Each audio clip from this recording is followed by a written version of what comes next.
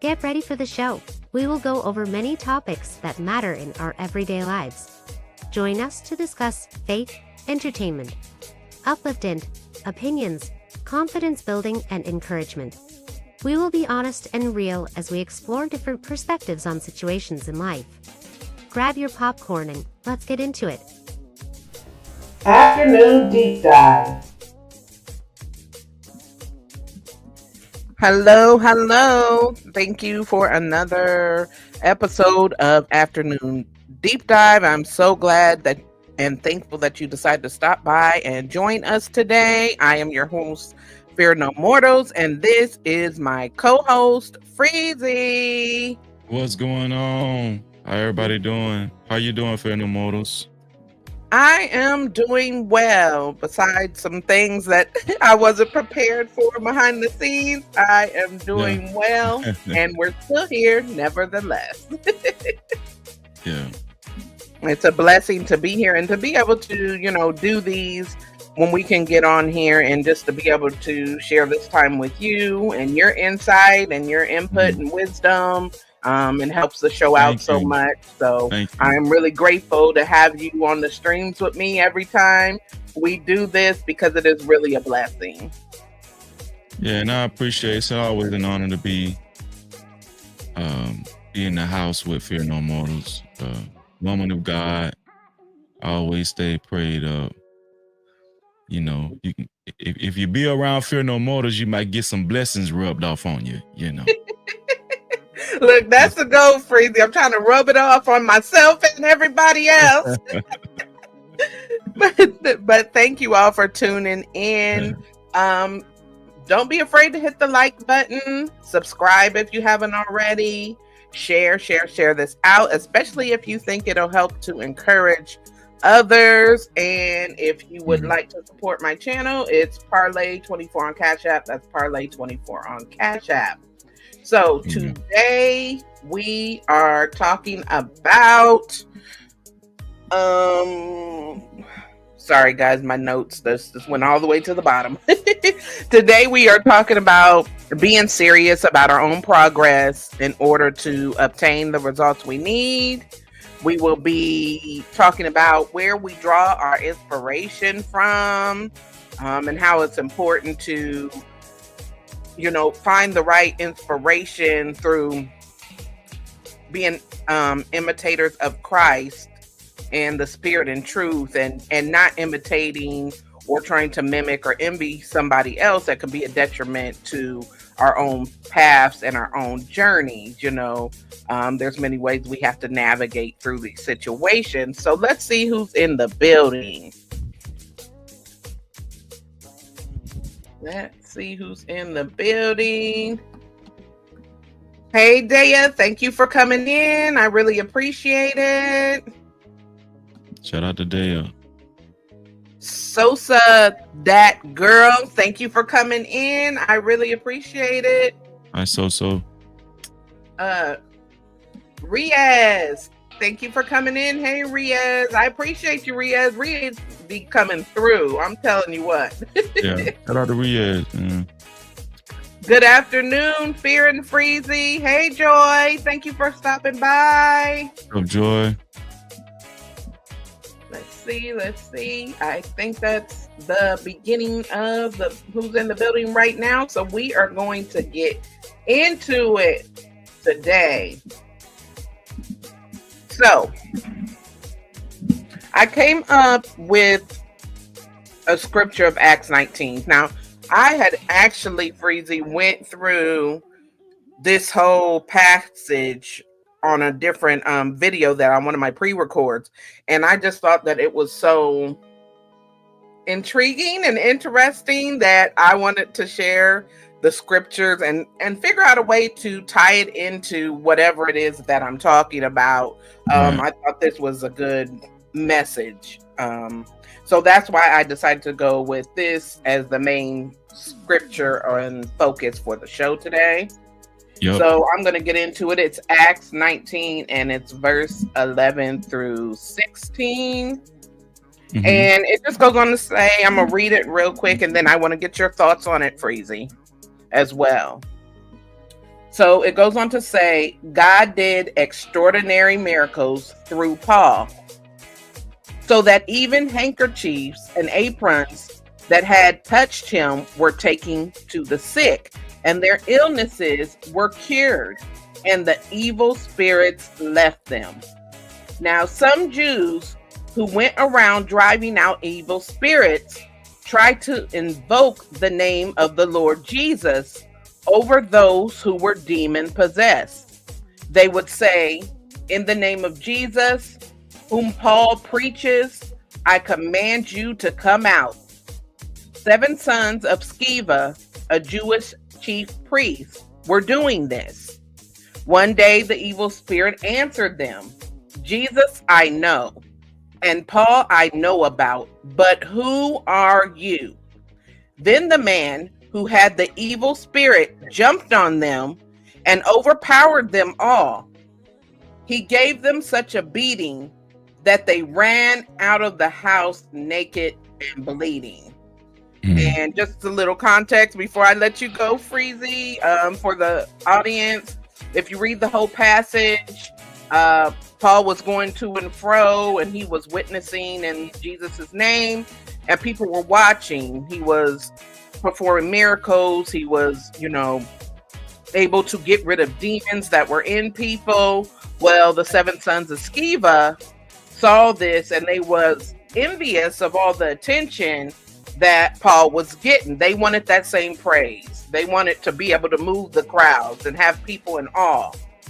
And they wanted to be regarded the way that Paul was received when he was witnessing for the Lord. So they were envious of Paul's anointing. So they decided that they was going to try to mimic Paul and put on a show to get the same praise. And it didn't turn out the way that they thought it was going to go. So that is a little context of those verses. And if you read the whole chapter of Acts 19, it really gets into the whole story, and it's a really good read, and it really, gives us some life lessons in there, and that's why I wanted to use it. So what do you think about that scripture, Freezy? Those scriptures. I think that the majority of people that's claims to be in ministry and claims to represent God, a lot of them are doing it for attention.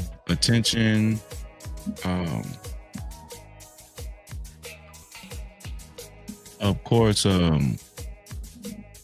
like money, right, material gain. But I think a lot of it is attention, though, because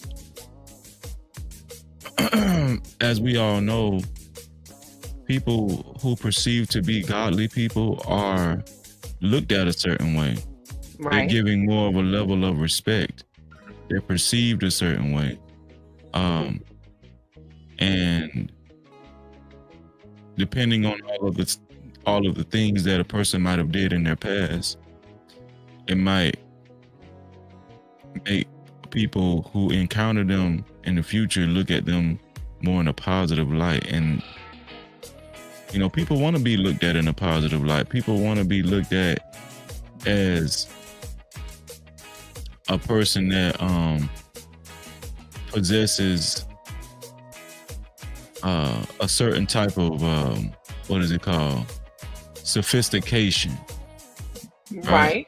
Mm-hmm. People want to be looked at a certain way.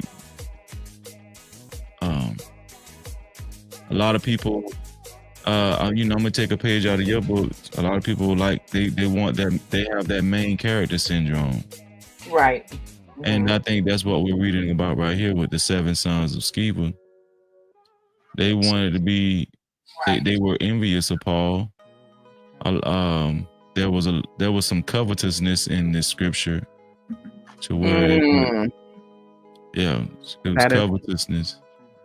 And so that, they wanted to be able to be revered the same way Paul was. They wanted that same respect. envy, jealousy, covetousness, all of that is, to me, that's what screams out in the scripture. And when we see a lot of people in these churches and everything, a lot of people, they are attracted to that status. Mm-hmm. You know, think about it though.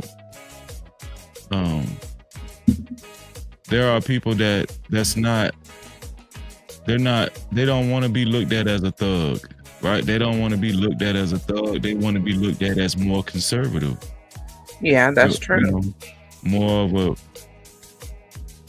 like I said, sophisticated person, on the sophisticated side. And they want to be looked at as a person with dignity.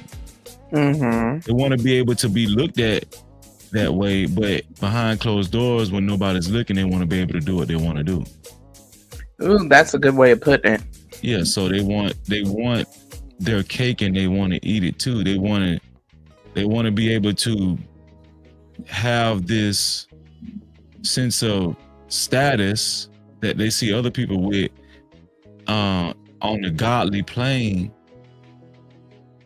but they still want that luxury of being able to do what their flesh desires when nobody sees them. That's so true. in their mind, it's like having the best of both worlds. Yeah. And maybe that's what R. Kelly meant by his R. Kelly and Jay-Z meant by maybe that the was best of both worlds. It makes you think, doesn't it? Yeah. But could be breathing. But a lot of people want the best of, but everybody, like, if we could just be honest, many human beings want, if they could have their wish, they would want the best of both worlds. I agree. They would want to be able to be looked at a certain way, but still do what they want to do. That is true. A lot of people, if they could have that wish, they would want to be able to do that, so yeah. You think that would be most people, just in general, if they were able to portray like a godly image and still be able to get into the kingdom, but they could yet still do everything they wanted to do without having to walk the walk? Oh yeah. Yeah. Who doesn't want to be able to get something for nothing? Yeah, you're right. Everybody wants something for nothing. Everybody wants something for free. Everybody want to be able to get things without if we could get things without putting the work in, without actually applying ourselves, I think a lot of people will sign up for that. Right. Yeah, you're right. Most people would. That's why the seven sons of Sceva, that's why they had a rude awakening. That's why those demons jumped on them and overpowered them, because there's a scripture that says, God is not mocked. Guess what this scripture shows us? Right. You can't fool demons either. No. And I would think in some ways, demons kind of prey on the mockery. You know what I mean? Yeah, they want you to think you fooling them. Right. That is true. That is true. And when I further went into it, and I just had these thoughts that, but even the evil, like you just said, they weren't fooled. And when they answered, Jesus I know and Paul I know, they knew the authority of the power of Jesus and Paul, and they would have obeyed that authority. But who are you supposed to be? Well, why would they obey Jesus and Paul's authority? Because, go ahead. Because they was really living like that. Right. Like they was really applying the instructions of God to their life. People don't understand, there's a certain spiritual resistance and power that you get that gets put and covering that gets put upon you when you choose to do the will of God. when you choose, the will of God covers you. It That's covers right. you. Right? That's Faith right. without works is dead. So what does that mean? Yeah, you can have all the faith in the world, but that don't mean you're gonna be covered. You got to do the work. Yeah, So you have to apply. you have to apply it. And so the 7 sons of Sceva, they just wanted a lot for a little bit, and so they probably wasn't even doing the work. They probably wasn't applying. They probably wasn't applying what Jesus and Paul applied to their life, and they just wanted that reputation of casting out demons and stuff, because Right. they seen certain status and power in that. But those Right. one thing you don't want to play with. You don't want to play with demonic forces. You don't want to play with these people because there's a scripture where this is why God told us he'd rather us be hot or cold, not lukewarm. Correct. Because demons are very, very cold. They cold-hearted. They are not. Demons are not in the middle. They are not lukewarm. Demons are for real about their thing. They are not playing around. Mm-hmm. So you can go over there playing. So what the 7 sons of Sceva did, they went over there playing. You can go over there playing if you want to. What they're saying is F around and find out. Yeah, exactly. That's what happened.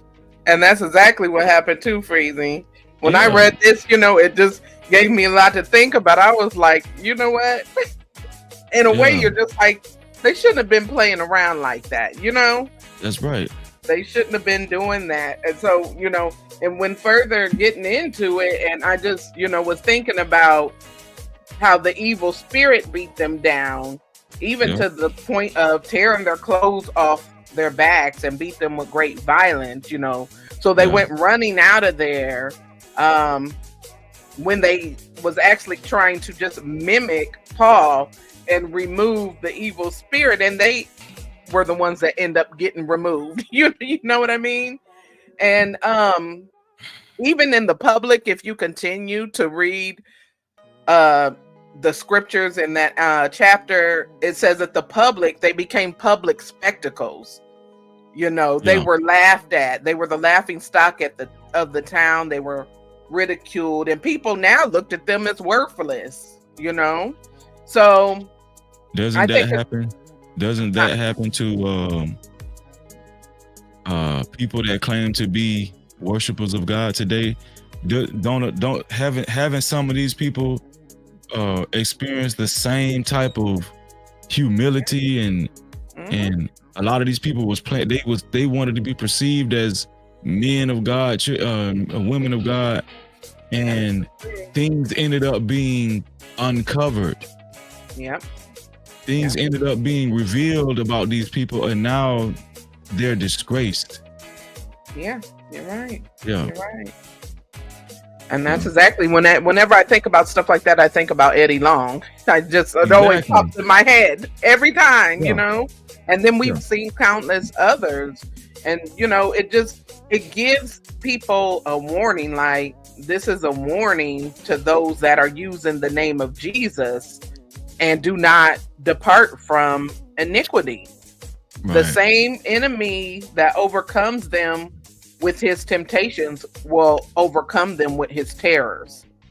And if we're not really in tune and really trying to walk it and really trying to live it, there is no, like you said, covering or security for us. You can't be out here just playing. If we resist the devil by living right with the truth and the real faith in Christ, he will flee from us. But if we think to resist him by just using the name of Christ, and we're not even in the word, we're not in tune, we're not applying it, we're not walking that way, and we try to use any part of the word, as a spell or a charm, or just professing religion, he will prevail against us.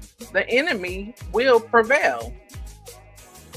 Yeah, there's a lot of sons of Sceva Yeah. Out here in society wanting to emulate Jesus and Paul and the prophets of the Bible. They want that same status. Yeah, Right? you're right. I've even heard I'm gonna tell you something. I've even heard YouTubers that we know that are on a larger scale, got hundreds of thousands of subscribers. Yeah. Have over 1,000 some odd people watching them. I've heard these people, black men say they are the next thing to God. They're like Really? Jesus Christ. Yeah. Wow. I heard these guys say that. And I'm gonna tell you something, man. There's nothing new up under the sun. And the same thing God told us a long time ago. He warned us that the same thing that happened to the sons of Sceva is going to happen to these people too in modern day. What happened to the sons of Sceva has not stopped happening to people in these modern days and times. It has not stopped happening. It's going to continue to happen, and God is going to continue to pull the curtains back on a lot of these people, one by one. Yeah. Right? Yeah. That is so true. That is so true. Let's see who came in. Let's learn something. She says, hi, Fear and Mr. Freezy. What's going on? Let's learn something. CJ, what's up? CJ, thank you for coming in. Let's see. Lord ADS, good afternoon, Lord ADS. Thank you for coming in. Let me scroll down. Wind Chime, thank you for coming in. She says, Fear no mortals, hey. I checked the name on the streams this time to make sure I wasn't just going by the pick with I mistook for Mo Love last time. It's okay. I'm glad you came in. And she says, Freezy. What's going on, Wind Chime? True Bleed, what's up? True Bleed, hey, how are you? What's good, Freezy says. Riaz, let me see who else we got in here. And V, hey sis, she said F&M, Freezy in chat. Thank you all for coming in. When I think about this also, Freezy, I got some of this before I start rambling. Hey, Joseph Gomez in the building. What's up, Joe? He said, New Mexico is always here, silently yet learning. Much love to F&M and Freezy. How you doing, Mrs. V?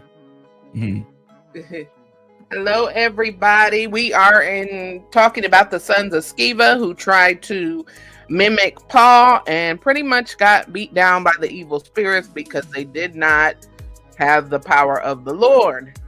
When we think about this, Freezy, I also thought how embarrassing that must have been to them that these men, they wanted the action and the praise that Paul received. Yeah. And because they wasn't tapped in with the Lord, it didn't go. The evil spirits saw right through them and let them know to get that fake mess out of here. I'm not afraid of you.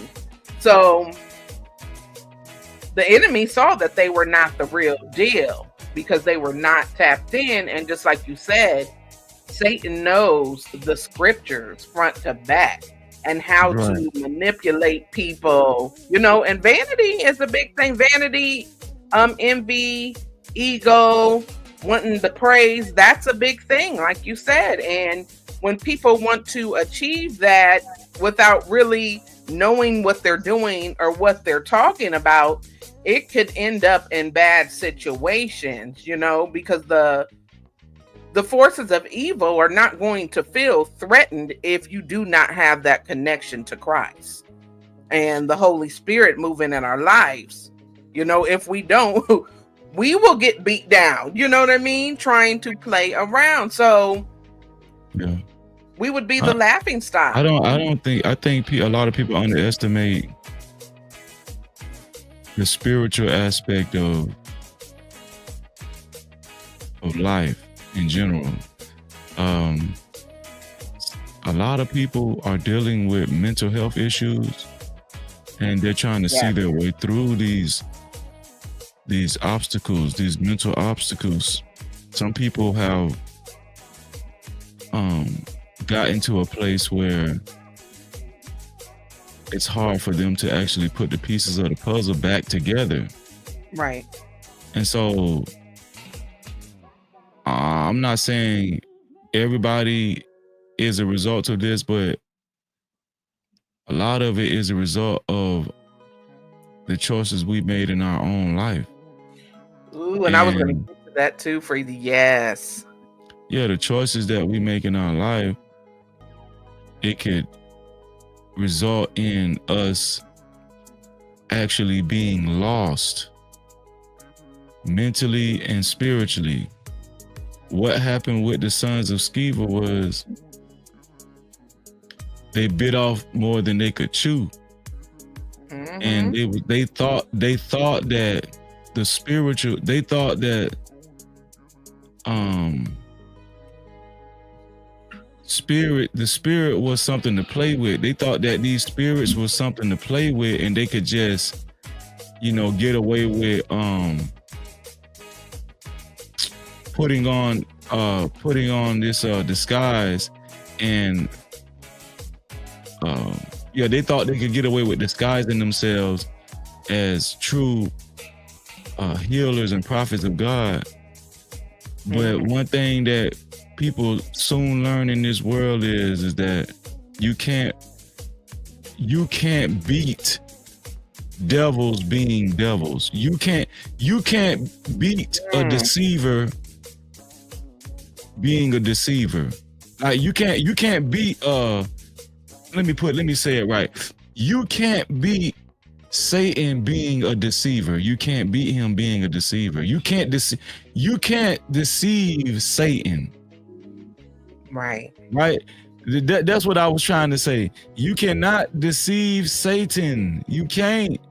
And a lot of these people be trying to, deceive Satan, and they soon find out that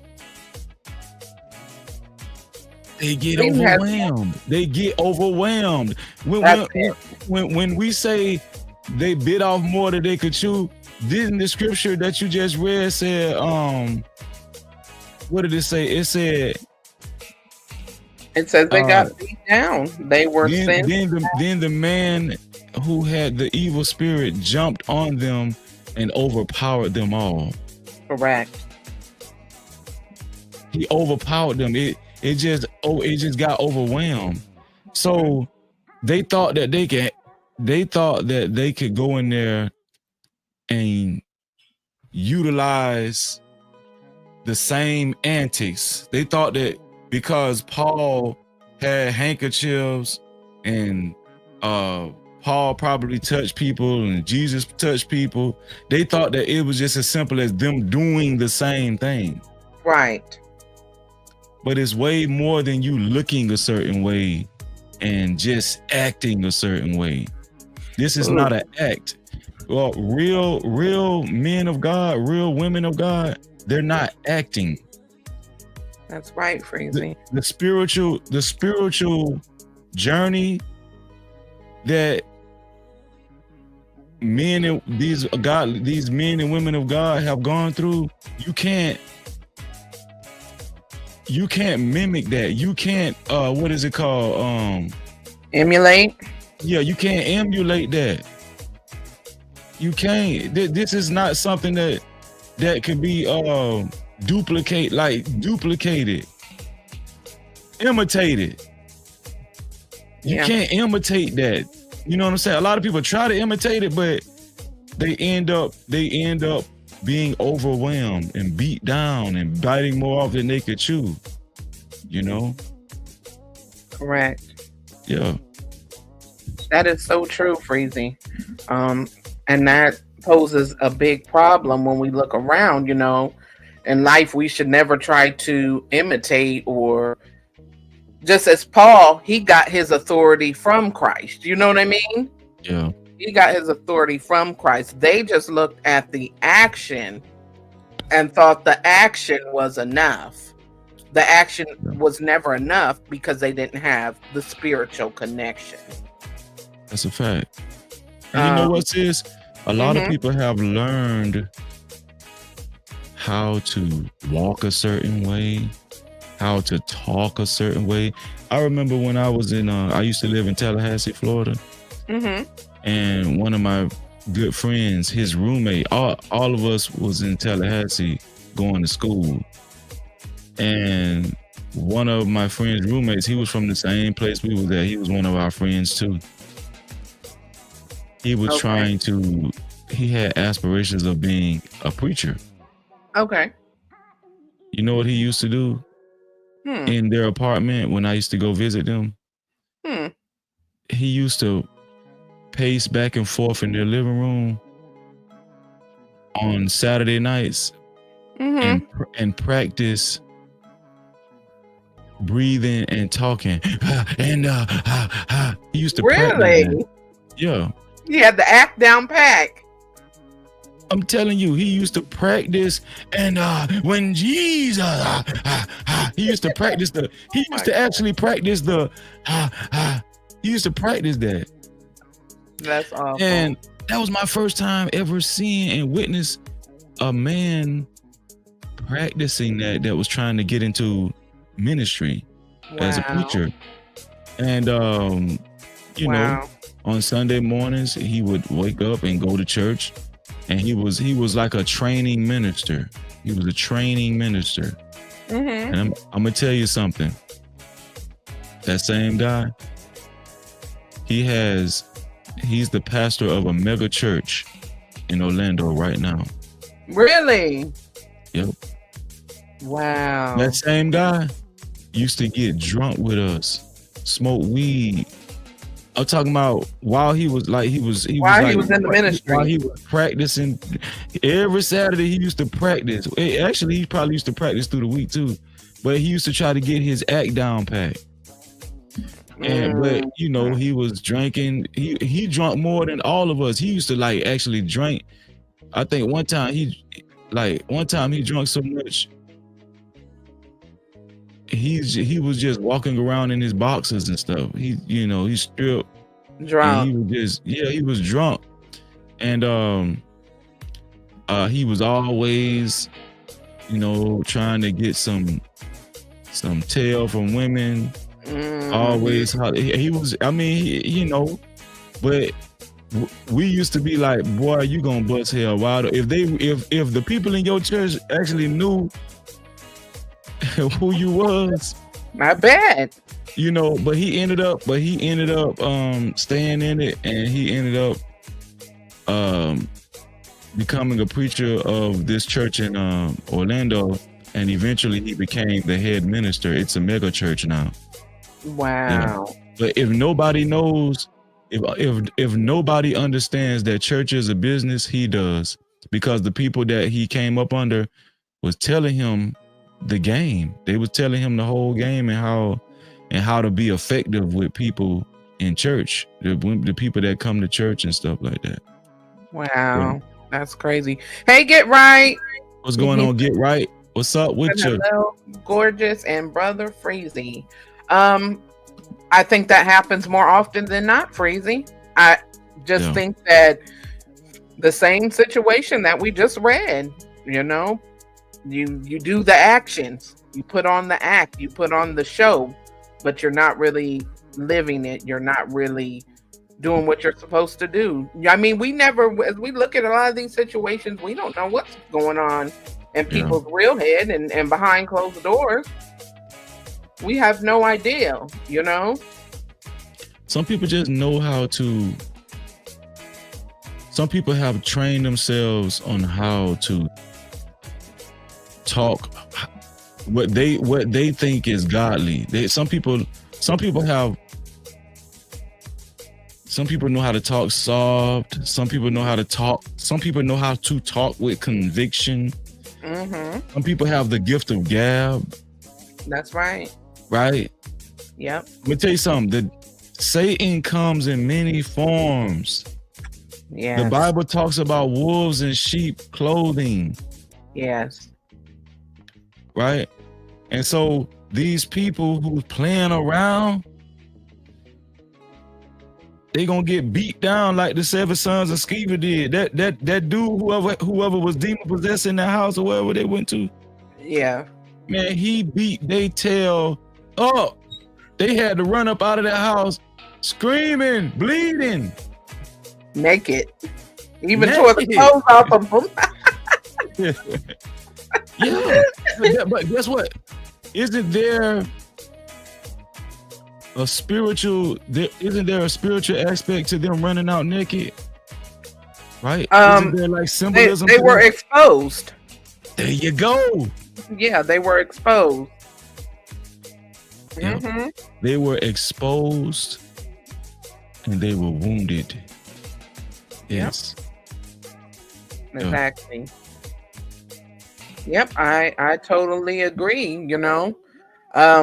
Because of this, and I always look at it like this, you know, and I think you mentioned something like this also in life, because they wanted the praise that Paul was getting. They wanted that that reverence and the way the people regarded him. That's you right. know, we should That's never be envious of somebody else's abilities. These men didn't know what Paul had to endure to get that point of anointing. You know, we don't know what people have to go through or sacrifice or leave behind or give up in order to serve God. Right. We don't know what people have to go through in order for God to use us. You know, no one knows everything that people have to go through. I could do you one better, friend. They don't know the losses that people probably have taken in their life to get to where they at. Amen. Right? This is no joke. This walk is no joke. It's not. You know? It's not meant. See, this walk is not meant for the faint. Right. You know. So, I mean, they can play with it if they want to. Right. But let's see how well you hold up when you actually start experiencing very traumatic things in your life. Let's see if you hold up. Let's see if you keep fighting the good fight.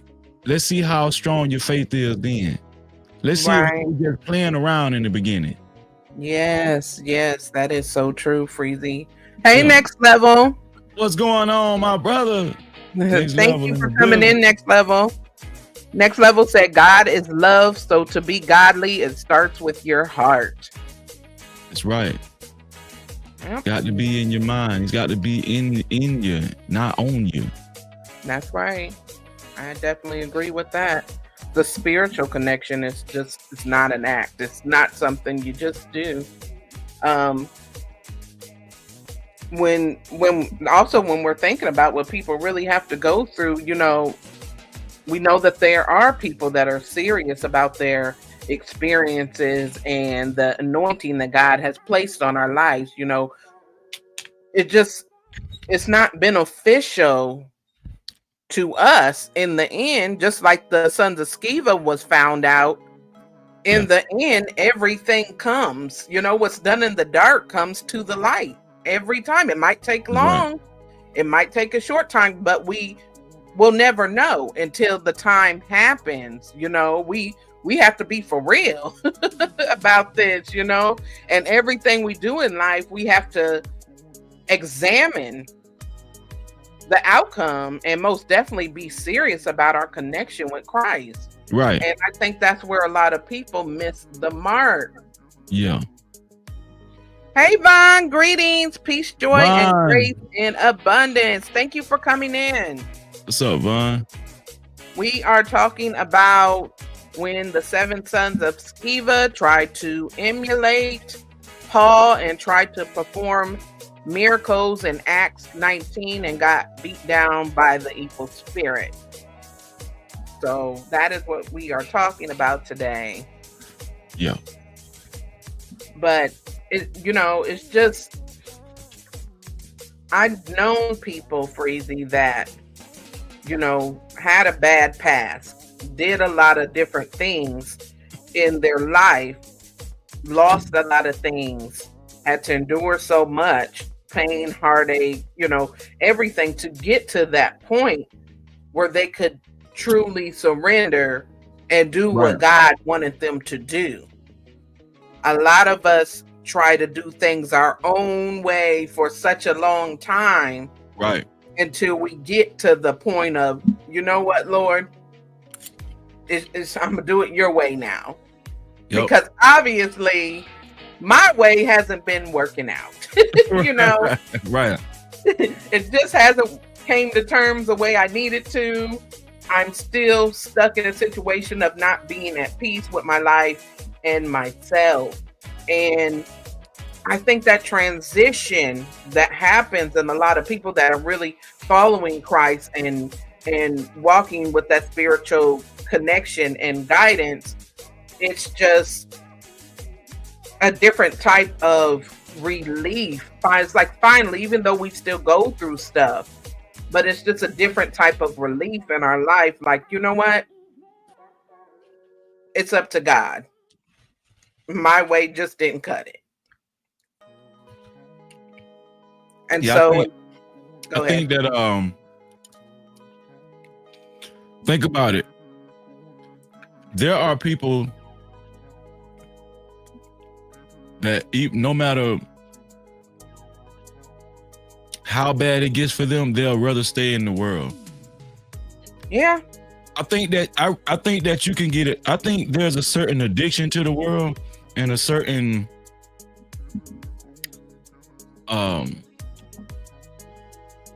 there's a certain I'm gonna just keep it on addiction. There's a certain addiction people accumulate while they're in the world, and they don't want to let these things go. That is so true. Like they could be living bad. They could be in bad conditions. Mm-hmm. But the things that they have picked up in the world, the things that they consume in the world, they don't want to let them go, because those moments of what is it called? Satisfaction. Those moments of satisfaction still outweighs them changing their life. Those little moments, Yeah, or just the comfort of being familiar to something, something that you already know. Right, that's good. Yeah, something you don't want to step out of that comfort zone because you're already there. You already recognize that everybody knows you in it, and so you don't want to step outside of that. Right, and then what you just said was powerful. Everybody already knows you in it. There's a big aspect of people they did in the world. They was able to gain a certain type of notoriety in the world. Right. That is very addicting, and it could serve as a stronghold on somebody. This like there's a scripture that says about the rich man, how hard it would be for a rich man to enter into the kingdom of heaven. Oh yeah, it's like a camel going through the eye of a needle. Yeah. But when they talk about rich, it's not just talking about money. Somebody could be rich with popularity in the world. Somebody could be rich with, a certain type of status. Right. Some people could be rich with material things. Yeah. And the way they get these material things is through worldly practices. It might be through selling dope. It might be through just scamming people or lying. It might be through like what I used to do. I used to be in the music business, right? Oh yeah, entertaining. Entertainment. Do you know everybody can't turn away from that. That's true. People underestimate what I did. When I turned away from the streets and I turned away from the entertainment aspect, the music world. Right. There was a certain notoriety and popularity that came with that, and money. Okay. So if I change my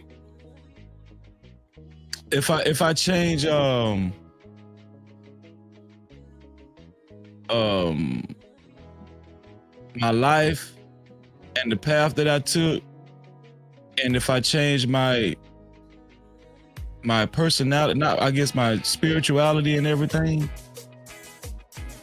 now I'm in fear of the people that accepted me in the world, the people that was giving me all of this notoriety, the people that looked at me a certain way because of what I was doing.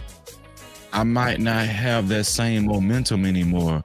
I might not be able to make the money that I used to make no more. Mm-hmm. You understand what I'm saying? People fear that. Satan will put that fear on you. Right? Yeah. Because the title of your show is being serious in growth. That's right. So how do you know when somebody's serious? You know when somebody is serious in growth when they're willing to let go of the things that made them who they were at one point. Yes. Right. Yes, they're willing to let go of those things that actually made them who they were at one point. Mm-hmm. Yes, like you said. Exactly. Right, and then they're willing to be reduced to nothing, almost. Man, everybody can't do that. You're right. It's not easy. It's not easy to do that. It's not easy to be reduced to, nobody checking for you no more. Ain't nobody thinking about you in that way no more. You're not popular no more. You're willing to let somebody else take your spot or get that momentum, because when you stop doing what you're doing, this is a competitive society. So if you don't keep your foot on the gas, somebody else will replace you. Oh yeah, you're gonna fall off. Somebody else gonna be making that money that you used to make. Yeah. On the level that you used to make it. A lot of people aren't willing to reevaluate their life and say, this is not good. This is not the right path. Yeah, I'm making money doing this, but is the money more important than what God wants? Is the money more important than the will of God? So whenever somebody comes to that fork in the road, I know in the blues genre, they call it the crossroads. There used to be a movie called Crossroads. You ever seen Crossroads before? I don't know. You should check out Crossroads. Okay. It's an old blues movie. You remember the boy that played in the first Karate Kid? Danielson. Okay, Ralph Macchio, I think. Yeah. Ralph Macchio. He played in Crossroads. He played a kid that was trying to get into the blues industry, and I think he played guitar and everything. Okay. And it kind of sounds familiar now that you say it was him. I think I might remember some of it. Yeah. Put a 1 in the chat if y'all see. Oh, Joseph said that's a good movie. Yeah. Oh, see, Joseph seen it. Yeah. So that's a symbolism of a lot of people gonna come to their crossroads in life, and you're gonna have to choose if you want to go good, or if you want to go righteous, or if you want to stay in the world. When you look back in the world, when you look back at that world and the things that you're leaving, all of that notoriety, all of that popularity. Mm-hmm. And then when you look forward and you see, don't nobody know you, Right. ain't nobody studying you. You're not on a pedestal. Right. Man, most people gonna turn back and say, man, I'm going back, man. Like they need me out here. They miss me. They need me in the world, man. I can't. Right. God got enough. He got enough soldiers over there, man. I'm finna go back in. Yeah. Yeah, you're right, Freezy. I mean, I can even say for myself, you know, it happened to me. I remember when I was doing a certain thing and living a certain way and was more popular. And then you even can look at it like there's certain respect that you get doing certain things. You know what I mean? Yes. If whatever you were doing or tied with or affiliated with or whatever, certain respect that you get in the world doing certain things, that when you leave it all behind and let it all go, you know, and like you said, you have to start from complete scratch, you know, and just be in tune with you and the Lord. And then once you're ready, build those type of connection. It's hard to just let it all go. It's very hard. True Bleed said he's seen the movie before. Yeah, True Bleed seen the movie before. Think about this though, sis. Think about this.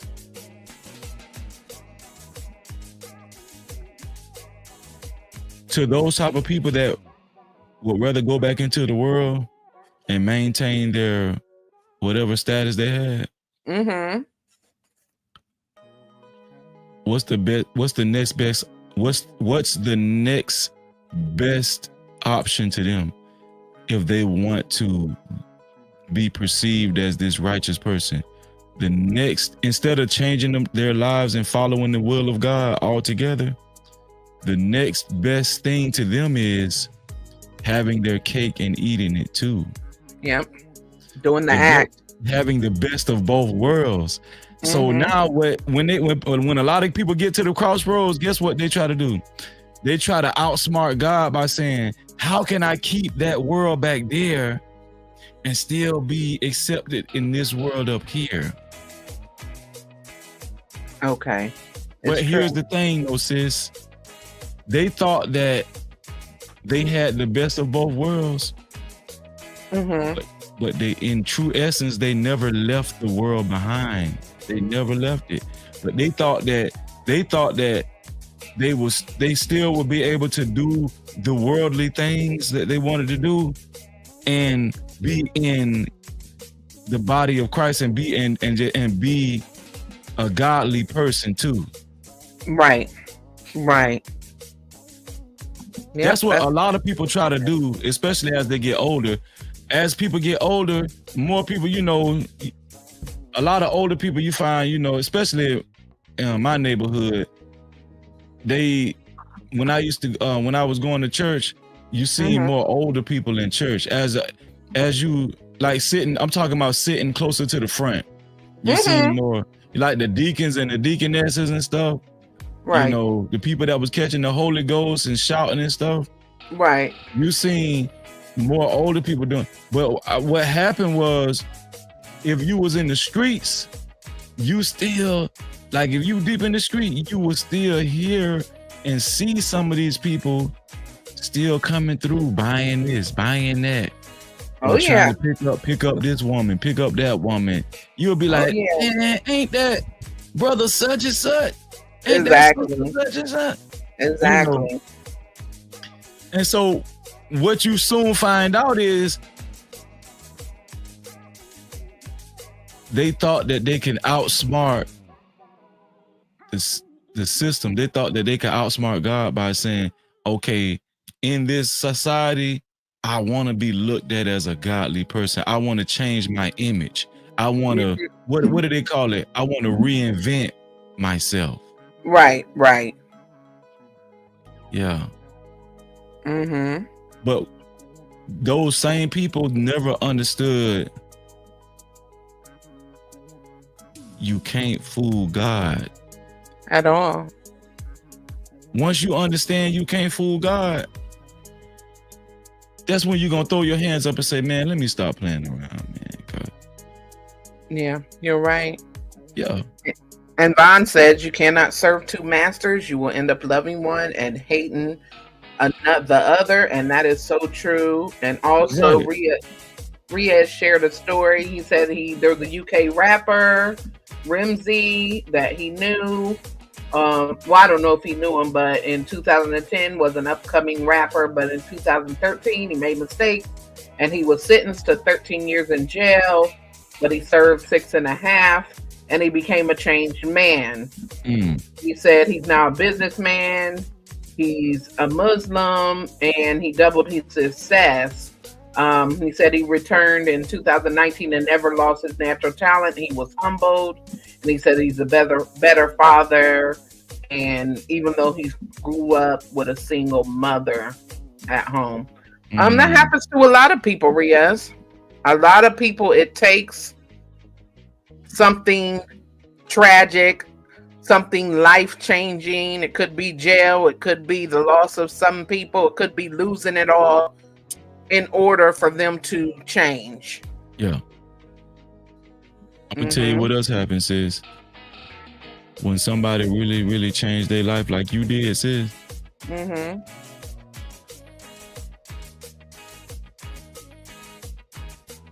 People that's in the world but still trying to keep up this godly image. Right. When you try to tell them, hey, I know what you're doing. You gotta change all you gotta change all the way. You can't play with this. Right, Freezy. They are hating you. Right, Freezy. That is so true, Freezy. That's when that devil come out. Yes. Oh, you think you better than me? Right. That is so true. I got something for you. Don't worry about it. That's what they're saying in their stuff. Right, in their mind. Because you know what, Freezy? This isn't a popular thing to do. It's not. It's not popular at all. You will lose plenty of people and plenty of friendships and situations just trying to live for God. People are going to look at you different. People are going to expect you to be like them. And when you say, hey, I'm not trying to be like that anymore, I'm really about to take this walk with God serious and change my life for the better and really let God lead my life, people start falling off. You know, they start disappearing, or they'll be mad at you because you're trying to tell them the right thing. Like, we're not supposed to be doing that. We shouldn't conduct ourselves in this manner. You know, let's try to keep it on straight together. But some people don't want that. So you're exactly right. That's right. That's right. Because it's a fight, you know, it's a fight. And it's not, nobody said it was gonna be easy to just convert your life to what's acceptable to God. Right? Discipline. Anytime somebody has to implement discipline in their life, a certain amount of discipline in their life, it's not necessarily an easy thing. It's not an easy thing. You're talking about growth, right? It's not an easy thing to go on a weight loss journey. Right. That's not if everybody people try to take easy routes, you know, instead of actually going to the gym and eating right. Some people would rather take Ozempic. Right. That is true. You know, some people would rather take Ozempic, or some people would rather just go to the doctor and get the surgery. Yeah, get surgery, you know. Mm-hmm. I know somebody that just did that. Mm-hmm. Oh, really? Yeah, I know. Yeah. Yeah. So, you know, just doing it the right way. And some people would say that's subjective, what's the right way. Some people would say, Freezy, you don't know what's the right way. Me getting surgery, that's my right way. It might not be for you. Okay, that's fine. That's fine, you know. But I do know there's less health complications when you just simply eat right and you go to the gym. Yeah. I know there's less. I know that way is less risky than taking Ozempic. Right. I know that. I know eating watermelons and fruits and vegetables and actually doing physical exercise, that's not gonna, that I don't see how in any way that could hurt you. That can only help you, you know. Not just how you look on the outside, but how you feel on the inside as well. Because it's the determination, it's the, you know, being disciplined. I mean, you know, sometimes, now Freezy, sometimes it might be easier to get that boost, to get that boost, you know? It might be easier than going to the gym all the time and you know, putting in the work. Yeah. But that's the whole thing. Everybody want that what is it called? That fast. Everybody want those fast results where they ain't got to really put in all that work and time and effort. Everybody wants, if everybody wants the shortcut, everybody wants the shortcut. With the way God is designed, there is no shortcuts with God. Yeah, you're right. When God evaluates you, when God interview you, he need to know that you the real deal. Right. He need to know that you done been through the gauntlet. I'm telling you what, Freezy. Right? Right? But guess what? This is serious growth. This is being serious in growth. Yeah. It's serious. This is what's serious. You know? Yeah. That's it. You know, it's like we just said, the road is not always the popular road, and many people just don't want to hear it. They don't want to change. And we know that there's a lot of broken people that might not even realize that they're broken. You know, how many people do you see that need validations from others to feel complete? How many people can't be alone and just simply love themselves? They're always constantly seeking someone else to entertain them. You know what I mean? Yeah. And they're not yet healed yet. How many people do we see that just put on a show and totally different in private? How many people rest in pride, arrogance, envy, or vanity? You know, these people out here as a whole, so many people are really broken these days, and they, you know, they don't realize what extent they are damaged. You know, Satan uses all kinds of different things to manipulate us and to trap people all the time. You know, there are people that have grown a certain amount of integrity. They're not going to break it for anybody. Yeah. Some people just have so much integrity from trial and error in life, and the things that they've gone through, the sacrifices that they've experienced.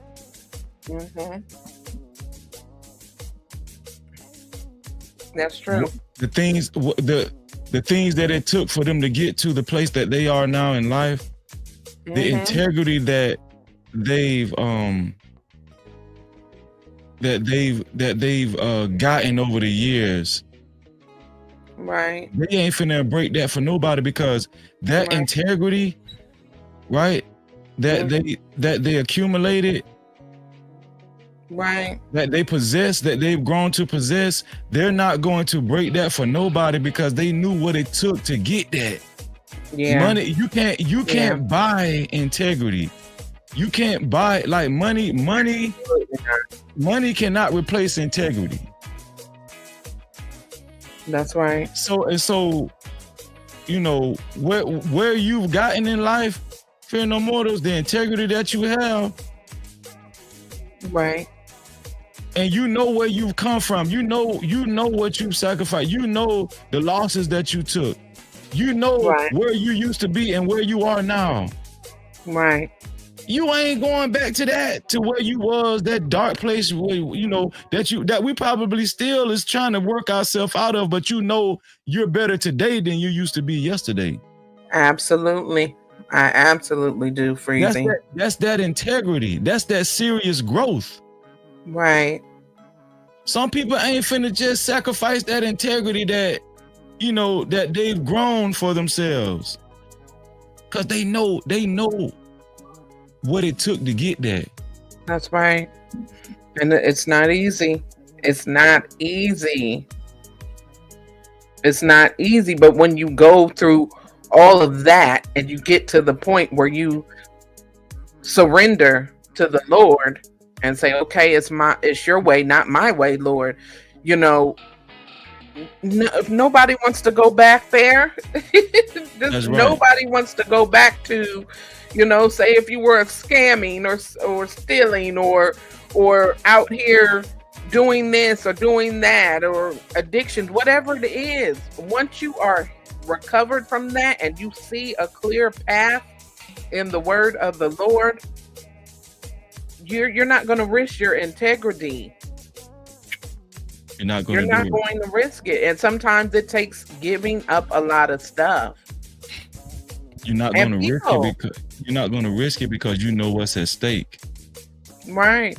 You got too much at stake, man. I can't. If I risk this integrity, I know what I'm going back to because I done already been there. I don't want to go. I don't want to experience that, no more. And then you know what else that is, sis? That's the true fear of God. Right. See, God done put that fear in you. God, the power of God. Now that God is not mocked. You can't fear you can't fool God. You already know some people done got to a place where I can't fool God, and I don't want to go back to that place that I used to be in. What's the point? What's the point, man? It's too much at stake, man. I can't do it, man. Yeah, that's the truth, Freezy. I mean, that is so true. And we think about it like, well, he sees me anyway, so I'm gonna try to sit here. I might can fool somebody else, but God already knows all this. So what is the point of even trying to think we're getting away with something? There's no point. That's right. There's no point. And when the spirit of that conviction comes on you and you're dead wrong, you're dead wrong, you're not going to be able to rest like that till you get it right. Think about P. Diddy. P. Diddy had so much popularity and status in his life. He's still popular, but for the wrong reason. But he's subject in the next coming days to lose his freedom for a long time. Who would have ever thought that? Very long time, yeah. Sean Puffy Combs would end up in this position that he's in right now. This man is fighting for his life. And he used to have this perception of an upstanding dude, very powerful man. Right. Whenever they won awards at award shows, I mean, what they say all the time. I'd like to thank God. And they say stuff like, if it wasn't for God, God bless me. If you want to be blessed like me, God bless me. They always throw God in there. And but you can't fool God. Absolutely not. Because look what's going on. Man fighting for his life. It always comes back around. It always comes back around. And I think at that point, he had tried to change his image to the public of brother love and all this. And he was saying more things about God. And I think he was hanging out with Jakes, being seen with TD Jakes and try to get this. I think somebody even said that, Jakes was his spiritual consultant or advisor. Yeah, he was. Yeah. So he tried to, try to change his image. Like he was all about the God and he was all about love and giving back now, but then all this stuff comes crashing down. You know what I mean? Yeah, because P. Diddy probably was sending big sums of donations to TD Jakes' church. Right. You know what I'm saying? So yeah, all of that stuff is connected. Like somehow, some ways, all of that stuff is connected with one another. And we're living in a season where it's gonna be a lot of men and women running out of these houses naked and bleeding. Yep, like the 7 Sundays. Right now, symbolistically, P. Diddy is being stripped naked right now. Every time somebody get on the witness stand, somebody is revealing something about him that we didn't know before. Yep, you're right. We seeing text messages and people are giving testimonies. P. Diddy is being stripped naked. Yeah, he is. He is bleeding. He's being wounded, and right now he's waiting on the verdict. Yep. Oh, it ain't just been P. Diddy. This is the season where God is. I think we're living in. This is like, almost like Revelations. It's like a lot of things are being revealed. Right. And the more you read, the more you realize that, Yeah, you're seeing the signs, The more you read, the more you realize it, Freezy. Yeah. It's not you want to play with. It's just you look and you see, well, this is pretty much the same thing that was being talked about from everything that's going to happen, everything that is coming to us, and you just see it. And even, with politically and just everything that's going on, it just raises an eyebrow, and you just like, I got to get right. I got to stay in the word. I can't, go back that way, because I don't know how much time we got left. Yeah, that's true. Being just having the fear of the Lord, not the fear of what other people think, you know what I mean? Or what the world is doing, or losing that popularity, or losing that clout that we get from the world, but really knowing that we have the fear of God, and that is the most important thing, to be connected to the word of the Lord, have that spiritual connection, and be moving in the way that God wants us to move. It's more important than everything else. That's right. Yeah. And that's the way that I always look at it. And I'm just like, well, I got to leave this behind and this behind. I have to, walk in the different manner. I just can't be conducting myself in a different way and being rude and being this, because God doesn't want us to do that. But he also doesn't want us to be foolish. We have to have confidence in the word of the Lord. And we don't get that unless we're studying to show ourselves approved.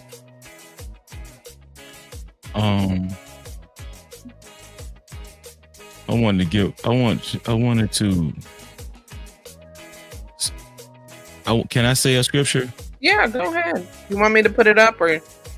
Let me see. Yeah, I can share it. Okay.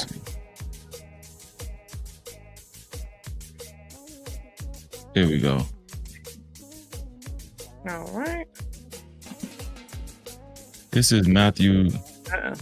Matthew 23, 11 and 12 says, "The greatest among you will be your servant. For those who exalt themselves will be humbled, and those who humble themselves will be exalted." That's a good one. That's what happened with the sons of Sceva. They tried to exalt themselves. That's a good one. Yeah, sure did. Yeah, they tried to exalt themselves and they was humbled. Yeah, they were. Real quick too. Yes, but real quick, shout out to Red Bull. What's up, Red Bull? Hey, Red Bull. Thank you so much for coming in. Make sure y'all are hitting the like. Share this out. If you think it'll help somebody else, subscribe to my channel if you haven't already. And if you'd like to support my channel, it is Parlay24 on Cash App. But yeah, that is a good example, Freezy, of that's exactly what happened to them, you know. But how do we truly be exalted? How do we truly be exalted? We humble ourselves first. Yeah. Yeah. That's how you receive true what is it? Exalt. Yeah. Exaltance, is it exaltance or something like that? I don't know. I think it I just be making up words, man. Exhaustion. Would we say it that way? I guess. I don't know. I'm gonna take your word for it. But I'm like Don King, man. I just be making up stuff. I'm like, wait a minute, was that right? Yeah. But that's how you receive, you know, the real that real exalting essence, the real true essence of exaltment, because a lot of people try to exalt themselves first. So they try to exalt themselves and in hopes of people reverencing them, in hopes of people actually showing them attention. So a lot of people will go out and buy designer clothes, probably go and live beyond their means, buy cars, for the gram, go on vacation, go to these countries, foreign countries or foreign places, and only just grandeur.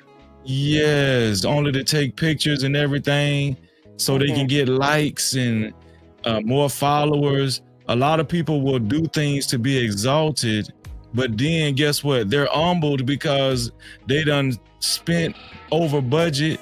Now they can't pay their bills. They having to borrow money now. It didn't work out like they thought it was going to work out. But the people that was not trying to keep up with the Joneses and humbled themselves and just kept their head down and just worked, saved their money, live for the Lord. Later on, they will reap the benefit.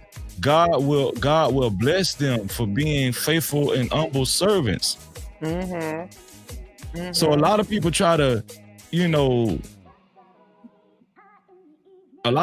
skip the humble part of life and just go straight to, exalting themselves so people can reverence them, so people can show them a certain level of respect, so they can gain popularity.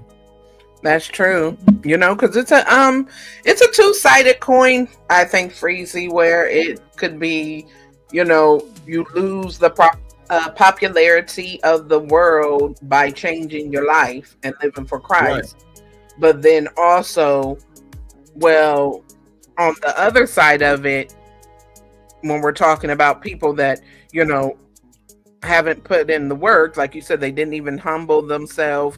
They haven't put in the work. They're, living, would you say, the best of both worlds type of deal. And then they want to receive the praise that, believers would give them for being a man or woman of God without actually going through the process that it takes to get to that righteous point.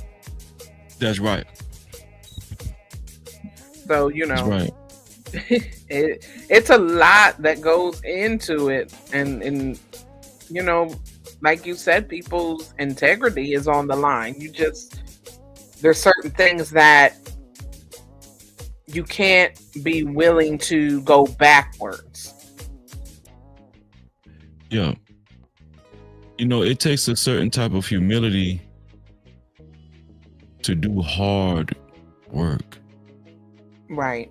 Right. When you doing hard work, it ain't pretty. Right. There's a level of humility that you're gonna have to go through and feel while you're doing this hard work to progress in life. That's right. A lot of people don't like hard work. A lot of people don't like to put in their work and do what it takes, do what's necessary to build, you know, and you know, especially in today's society, corporations are inventing newer and newer things to try to jump over the hard work stuff. You know, we got AI now. You know, we got the internet, we got social media, we got a lot of new things. Like things are being invented more and more to make life easier for people, to where they don't have to work as hard. So we're coming on a generation of people who are never going to experience what our forefathers experienced. Imagine how hard it was. I don't want to say hard. It was hard work, but imagine how challenging. That's the word I'm looking for.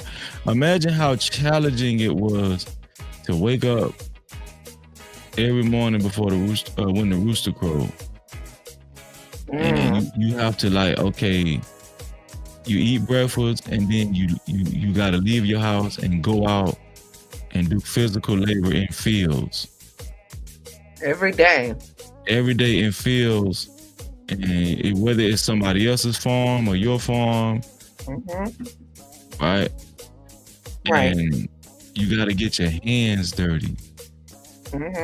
You know, you're gonna be stank. The sun beaming on you, or it might be cold. You know, you're gonna be musty. The deodorant wasn't as advanced as it is today, you know. And so, was there any deodorant? It might not have been no deodorant. That's what I'm saying. And so people was doing like 12 hours out there, and then they'll come home. What's up, Blaze? Hey, Blaze, how are you? Blaze says, are we serious about our own progress? Twin, I'm tired of you having these spot-on topics, and Freezy is enabling it. Seriously, though, nothing but love and respect for both of you. Love you, Blaze. Thank you for coming in. Yeah. So think about how, I mean, that was not a glamorous life for a lot of people back then. Now, guess what? We can just sit on the computer. People working from home. People got human resources jobs. People got what is it called? Corporate office jobs, administrative. Yeah. Some people, the machines does all the work for them. That's right. So things are being easy. Things are being made easier for people in this society. But you know what's still the same? Fear no mortals. What's that?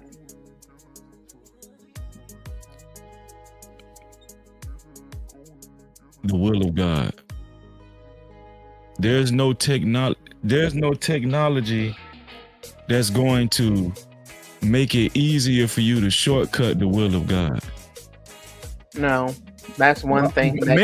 One thing man can't make is a machine. Right. There's a machine that's going to fast track you to the kingdom of God. You can't make no machine. Like, imagine that. Yeah.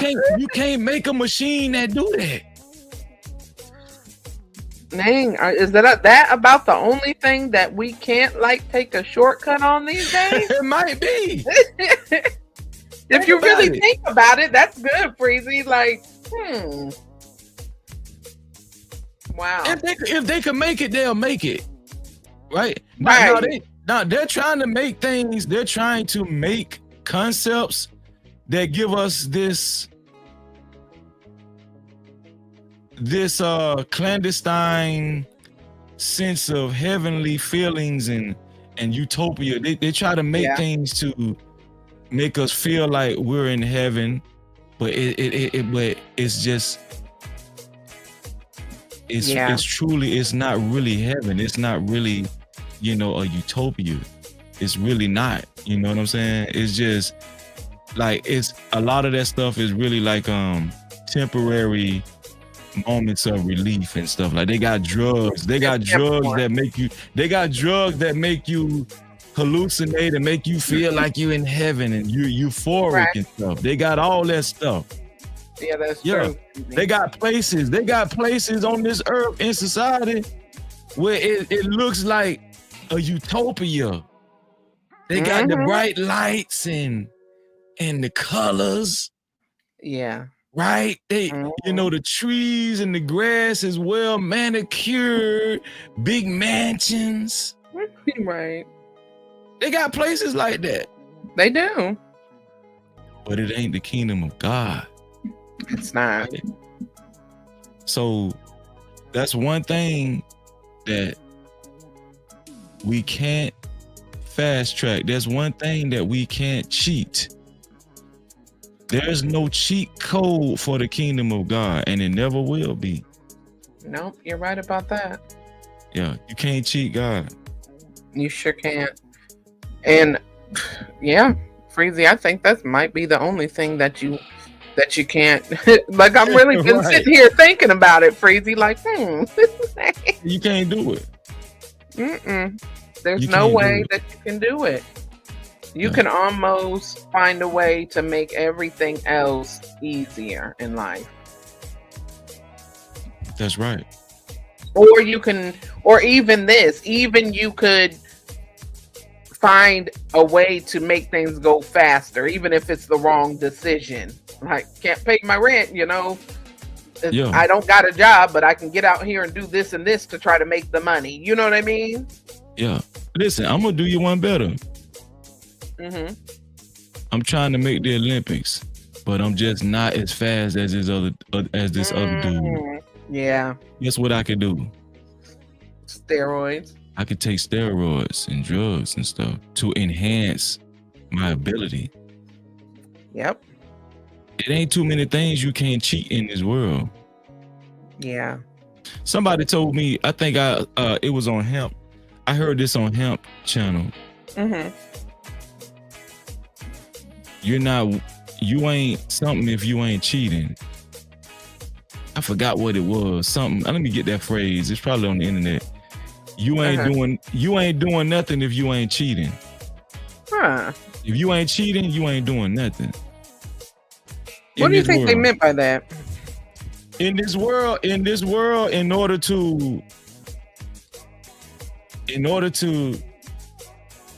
live at the pace that other people live in this world, successful people live, you got to be willing to cheat. That's what they're saying. Oh, to get ahead to the top. Yeah, they're saying if you trying to compete with other people in this society, and you trying to be successful, if you ain't cheating, you ain't doing nothing. Wow. Because those people, they finding ways to cheat. Yeah, they're gonna find a way to do it too. But key word, in this world. Yeah. Right. But we're not of the world. Right. Right. That's right. We got faith. We got faith. See, the man, the person that's going to take care of everything for us, is not the government. It's not corporations. It's not other people, men and women. It's not the internet. It's not social media. Talk about it. It's God. That's who take care of stuff for us. Yes. All we got to do is do what he telling us to do. Do things how he telling us to do it. And guess what? Everything gonna work out for the good. Yes. Yeah. That is so true, Freezy.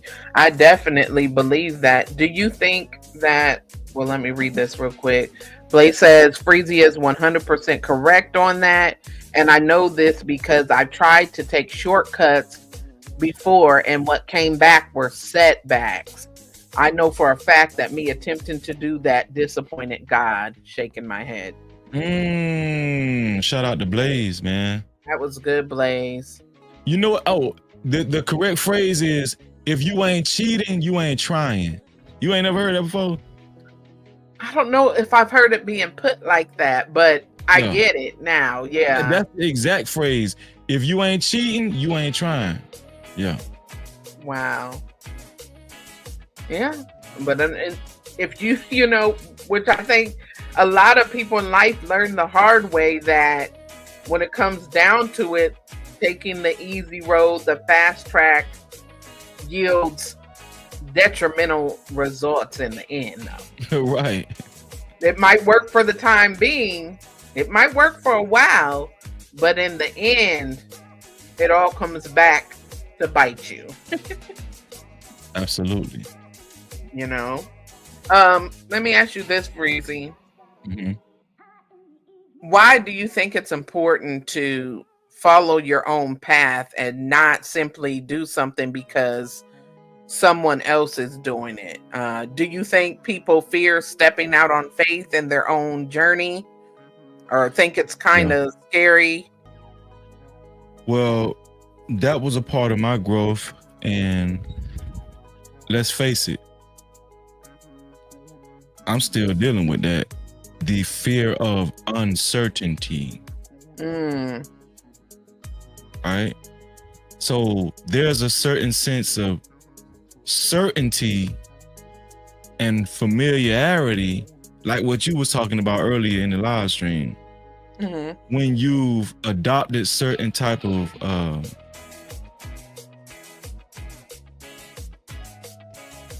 patterns in the world. Okay. When you've developed certain patterns in the world, that's what you're used to. So you're gonna stick with that. That's what you're gonna stick to. That's true. But a lot of the things that God calls us to do we're gonna be confronted with a lot of uncertainty. Things that, we just gotta. Faith, a lot of times you really can't see far into the future. You can't see what's going to happen. Yeah. You just gotta do it. You just gotta know that God has your best interest, and you gotta trust God. That's why the Bible says a lamp unto our feet. Right? So that light, that lamp might be just enough where you can make one step at a time. Yeah, you're right. Right? Yeah. You can't see a few yards away from you because it might be still dark. But that's that faith, because we still can make steps because we see right in front of us. We got a lamp unto our feet. Yeah. Right? Yeah. And God is illuminating our path. Right. Okay. Mm-hmm. Right. And as we're walking our path, that's that light. That's the light unto our path. Right. Yeah. But to your right and to your left, far down the road, when you look back, it's dark. You know what I'm saying? So we walking by faith. We walking by faith, not by sight. So that's a level of uncertainty that we as believers deal with. That's what make us special. A lot of people be like, damn, how Fear No Mortals can do that? How she know? Man, damn. How can she like keep going like that? I just put my trust in the Lord. That's right. We all have to do it. Right.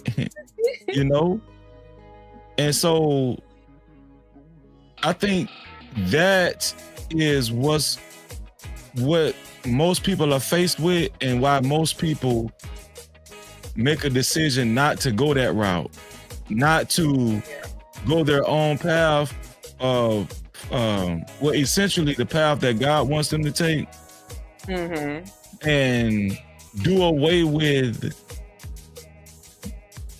that familiar path that they had been on the most of their life. Think about it.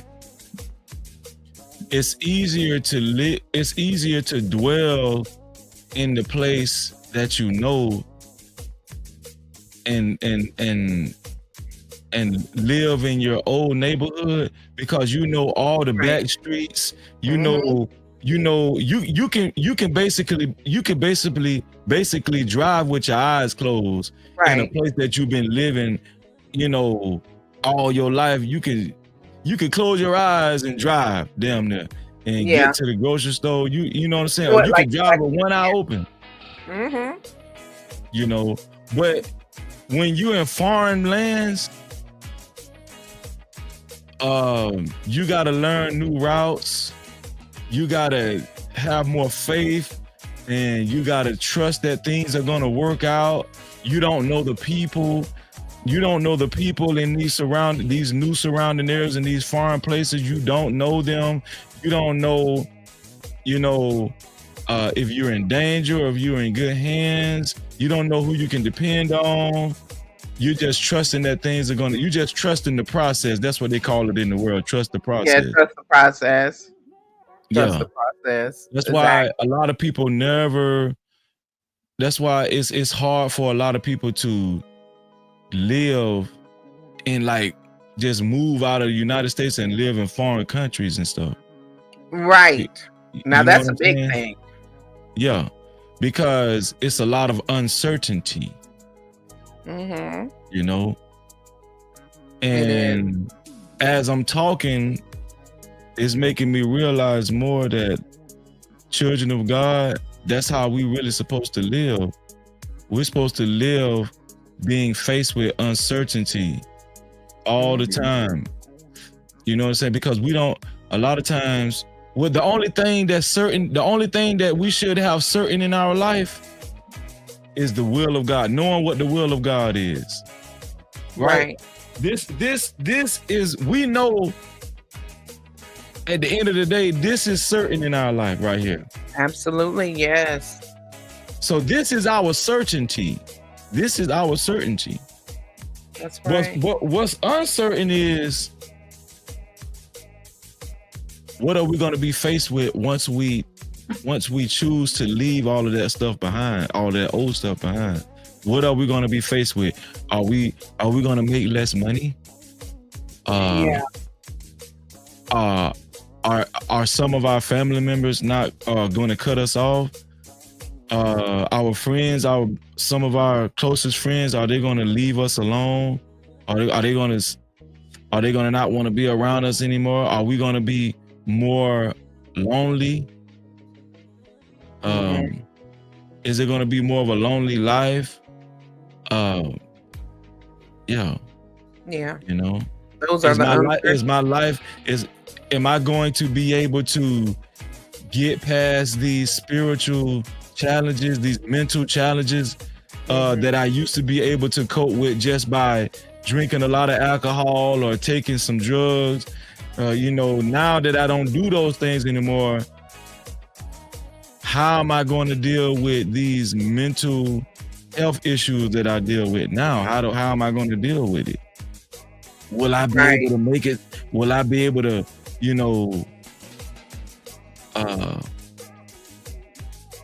avoid mental breakdowns without this Don Julio? Right. What was we talking about the last time? The Tangeray, the bumpy face, the blue top. Hey man, listen, it used to be a time where I couldn't wait to go to the liquor store. Yeah, me too. You know why? Because it just used to serve as even just thinking about it gave me a sense of relief. Okay, once I start sipping, I know that my mind is going to be more calm. Right. I'll be able to have a good time, relax a little bit, you Yeah, know. you can relax and stuff, you know. Right. And back then we used to be like, we used to call it like, I can be more of myself, but we wasn't being ourselves. We wasn't, Right. you know. Right. Blaze said, man, definitely no coincidence that right when I come through, the very things that I'm currently battling myself are the very things that are being spoken about. He's telling me something. Absolutely, Blaze. That's what's You up. know, God is working. God is in control, Blaze. Yes, he is. God is definitely in control. And we gotta humble ourselves. In order to make that decision in life to go down a different path, to go down the path of God, right? You have to humble yourself. You gotta take your ego out of it. You gotta take your ego out of it. You gotta take your pride out of it. You gotta take this concern of how you're going to be perceived out of it. You got to stop thinking about that. Right. That is an excellent point. Yeah, stop thinking about how people going to look at you. That was one of the things that I struggled with in the past. Dang, you know, I wonder how people going to look at me. You know, because, you know, in the hood, if you get too righteous, you know, people will start saying, they'll start making rumors and saying, man, you heard about Freezy? Man, Freezy done went crazy. Right. You know, they say that in the hood about real spiritual people. Right. Man, Freezy done went. Man, you ain't seen Freezy? Man, Freezy talking crazy, man. He's not what he used to be. I don't know what's wrong with that, brother. I don't know what's wrong with Freezy, man. Damn. Right. Joseph said, I remember that combo, Tangeray with cranberry in a highball glass. Yeah, for real. Right. I'm serious. And it does. It just, you know, people are just going to look at you different. So it's so excellent that you said that. That's not what we should be worried about. And even though it's hard, it can be hard at first. You know what I mean? Like, okay, I was just talking about this, so now let me, you know, I got to do what God wants me to do and what God is moving me to do, no matter what anybody thinks about me. It doesn't matter, you know, whether I lose friends, whether I lose this one or that one or anything in between. You know what I mean? I have to operate in what the Lord wants me to do. And if I don't do that, not only am I going to be disappointing God, I'm disappointing myself. And then my integrity goes. You know what I mean? Yeah. Do you think that a lot of people are challenged with that? You think a lot of people, that puts a lot of fear in people's hearts? Hey, Bolo. Thank you for coming in. Shout out to Bolo. Thinking about the possibility of how people are going to look at them. Yes. I think that is a big one, Freezy.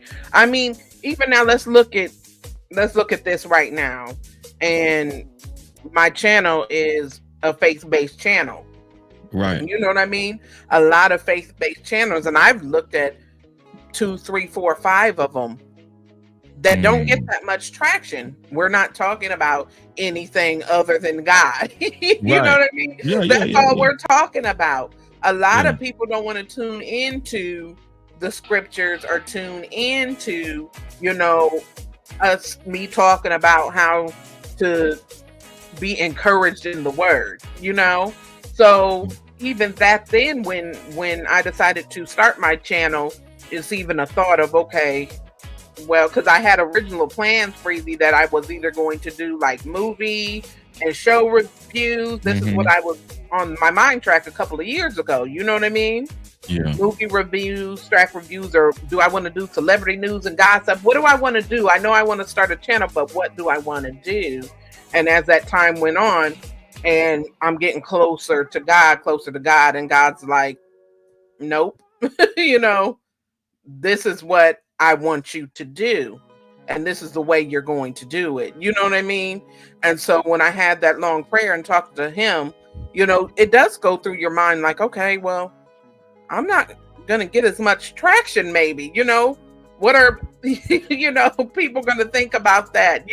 It's different things like that you think about when you decide that you are going to go full throttle in faith and step out on faith and do what God wants you to do. So yes, I definitely think a lot of people deal with that. And I can imagine you do too, because even on your channel, and you implement different aspects, that you're clear about your faith and you let people know. And whether they want to hear it or not, you go into whatever you want to talk about that has to deal with the word. You know what I mean? So have you thought about that also? Well, yeah, I have. Because when I first was starting my channel, people have mocked me. People mocked me just for giving Bible scriptures and stuff on my channel and stuff. Even at the end when I do the benediction, and like if I can have a moment of truth,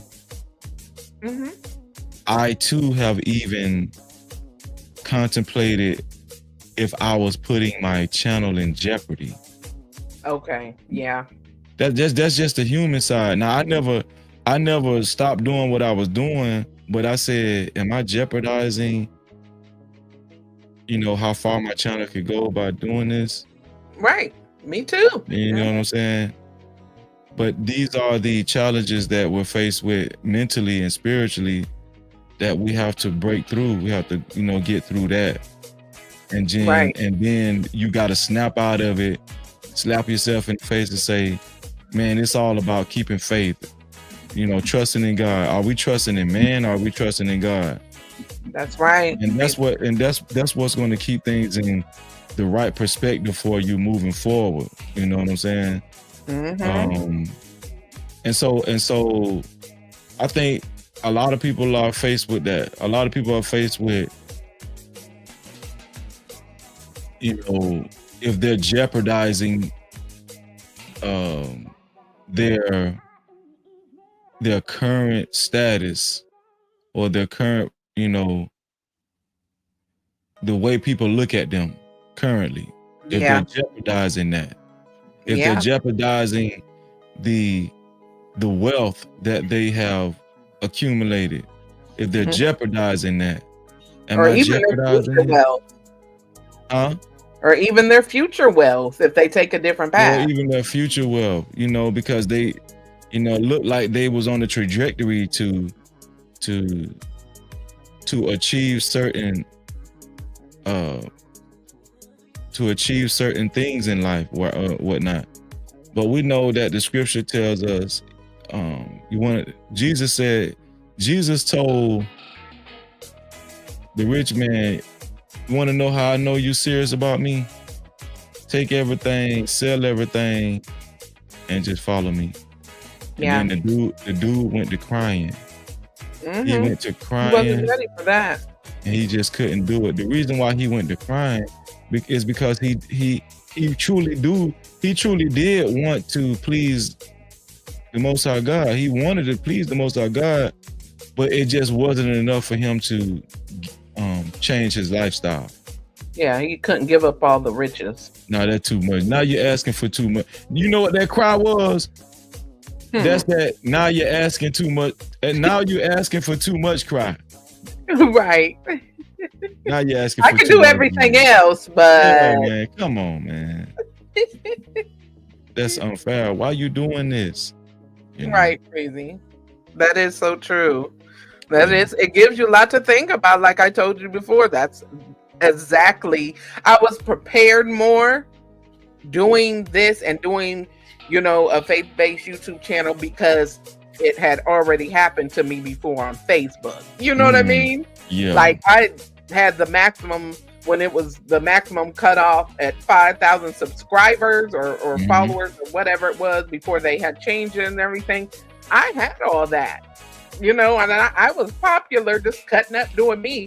And then you start walking with God, your content, the things you're posting and everything changed and just went completely down.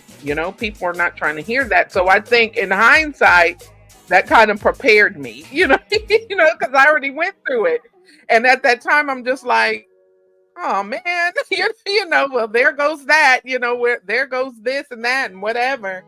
And, Yeah. Different people checking for me in that way and participating, on my page and all this. So it makes you think. And I think it's definitely a big thing that people go through, Yeah.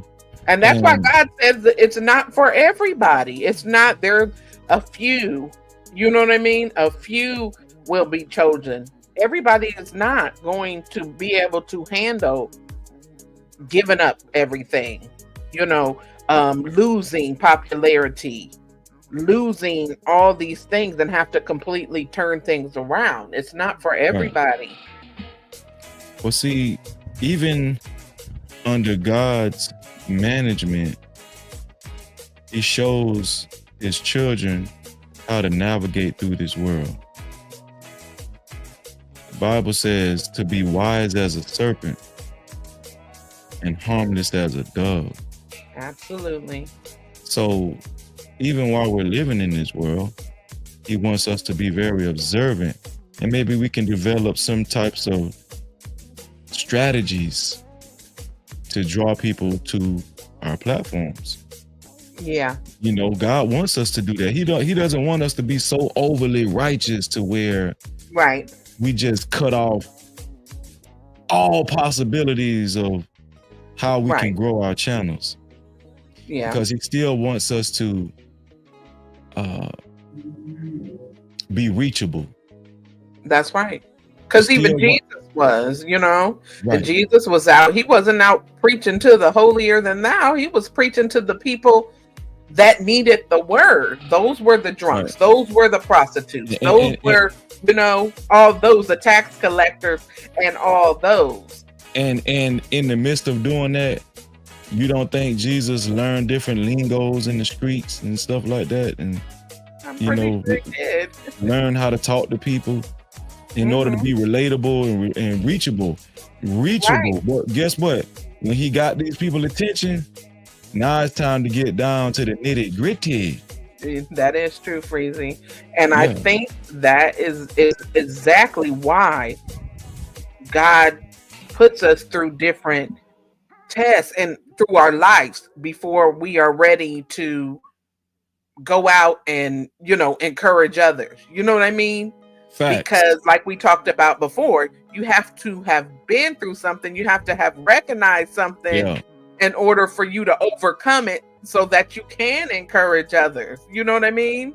Think about it, though. I think that's what goes on in a lot of our lives, because we have been through so much, and because we have been out there and witnessed this and experienced this, and we went through all these trials, Freezy, and all these tribulations, and we overcome slowly but surely. God puts us through these tests to see if we're strong enough to even handle what's going to come. You know what I mean? Are we even going to be strong enough to handle? If we can't handle this and these trials and these, things that come in, the monkey wrench in this plan and that plan, how then are we going to be strong enough to deliver the encouragement through the word of God if we're going to fall apart and crumble? Sis, I'm going to tell you something. You might as well just go and shut down the live stream because you just cooked them. You just cooked everything just then. I'm going to tell you why you just cooked just then. A lot of people go out there playing around like they're gonna be able to be in these certain environments and not be able to give in unto their temptation. When you say, shout out to World Class, what's up, Class? Hey, World Class, thank you for coming in. Sis, do you know what you just said? I hope I'm reaching, Freezy, I'm reaching. Listen, when we go through the test, we're tried. What is it? What's that terminology called? We're tested and tried and tested. Yep, tried and tested. Trials and tribulations. Guess what we had to do initially, though? We had to remove ourselves from them environments because our flesh was too weak and we would give in to our temptation, right? Amen. Yeah. But once we go into the gauntlet and we get tried and tested and our faith is strong now, we can go back into them same environments and not be tempted no more. But now we can dwell amongst these people and hold true to the word of God. You better say it, Freezy. That's what, listen, man, come on, man. You did this though. It's your fault.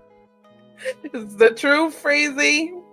That's why people don't understand, and we don't even understand why in the heck we're going through all this at the time. We don't even understand it until we do. That's right. You know what I mean? Until we get there and we notice this what God's doing. This was God's plan all along. Man, he needed me to endure this. He needed me to be strong in this. He needed me to be unbreakable and resilient. You know what I mean? That was so good, sis. Dang, that was good. Thank you, Freezy. And so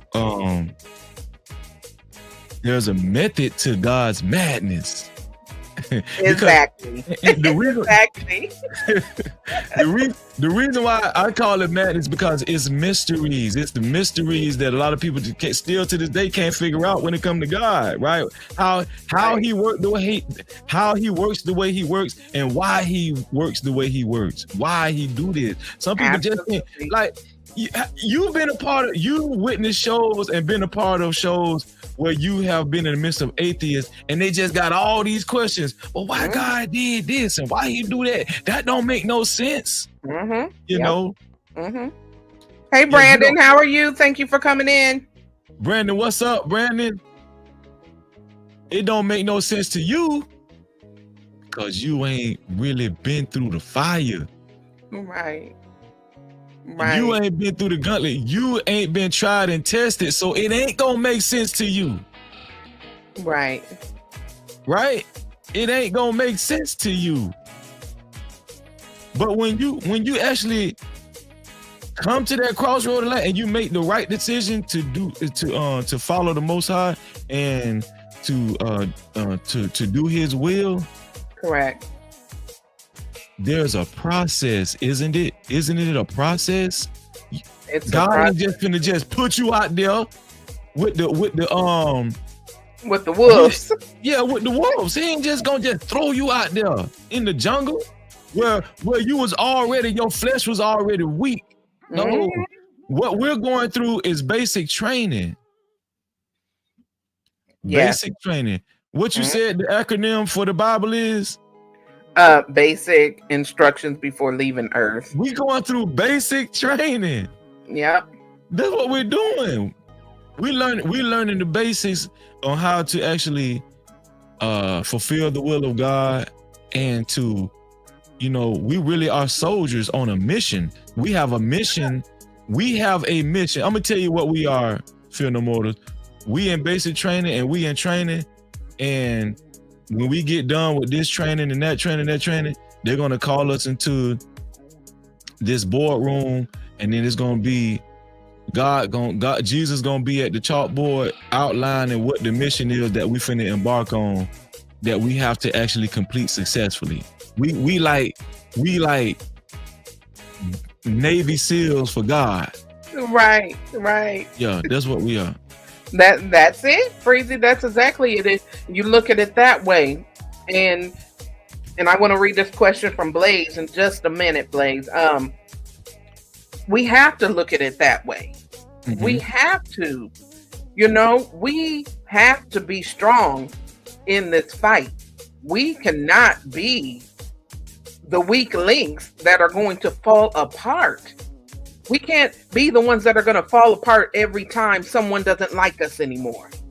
Every time someone leaves our channel. Every time somebody talks about us. You know what I mean? Every time somebody doesn't speak to us. Every time somebody tries to criticize our message. Every time somebody that doesn't believe says something. Or even just in life, every time we're short a couple of dollars. Or every time we have a different, job assignment or whatever with our kids, whatever it is, we cannot be the weak. We can't be out here delivering the word and be the type of person that is going to fall apart every time we get some rejection or injection. You know what I mean? Yeah. Or objection. We can't. Yeah. And that's right. why we have gone through so much that we have gone through in this life, because God was building us for tough. Sis, you know, when people see me on my channel, when I get, you know, when I start screaming and I get passionate and I get spirited, Right. you know what that really is, sis? Man, you feeling it, Freezy. I That's be the passion. fighting.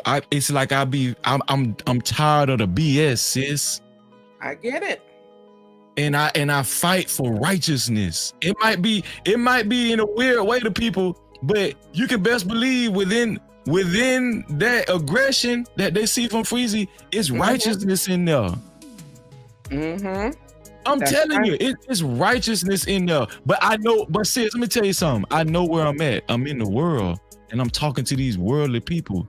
That's right. You know what I'm saying? Some of these people you can't handle with kid gloves.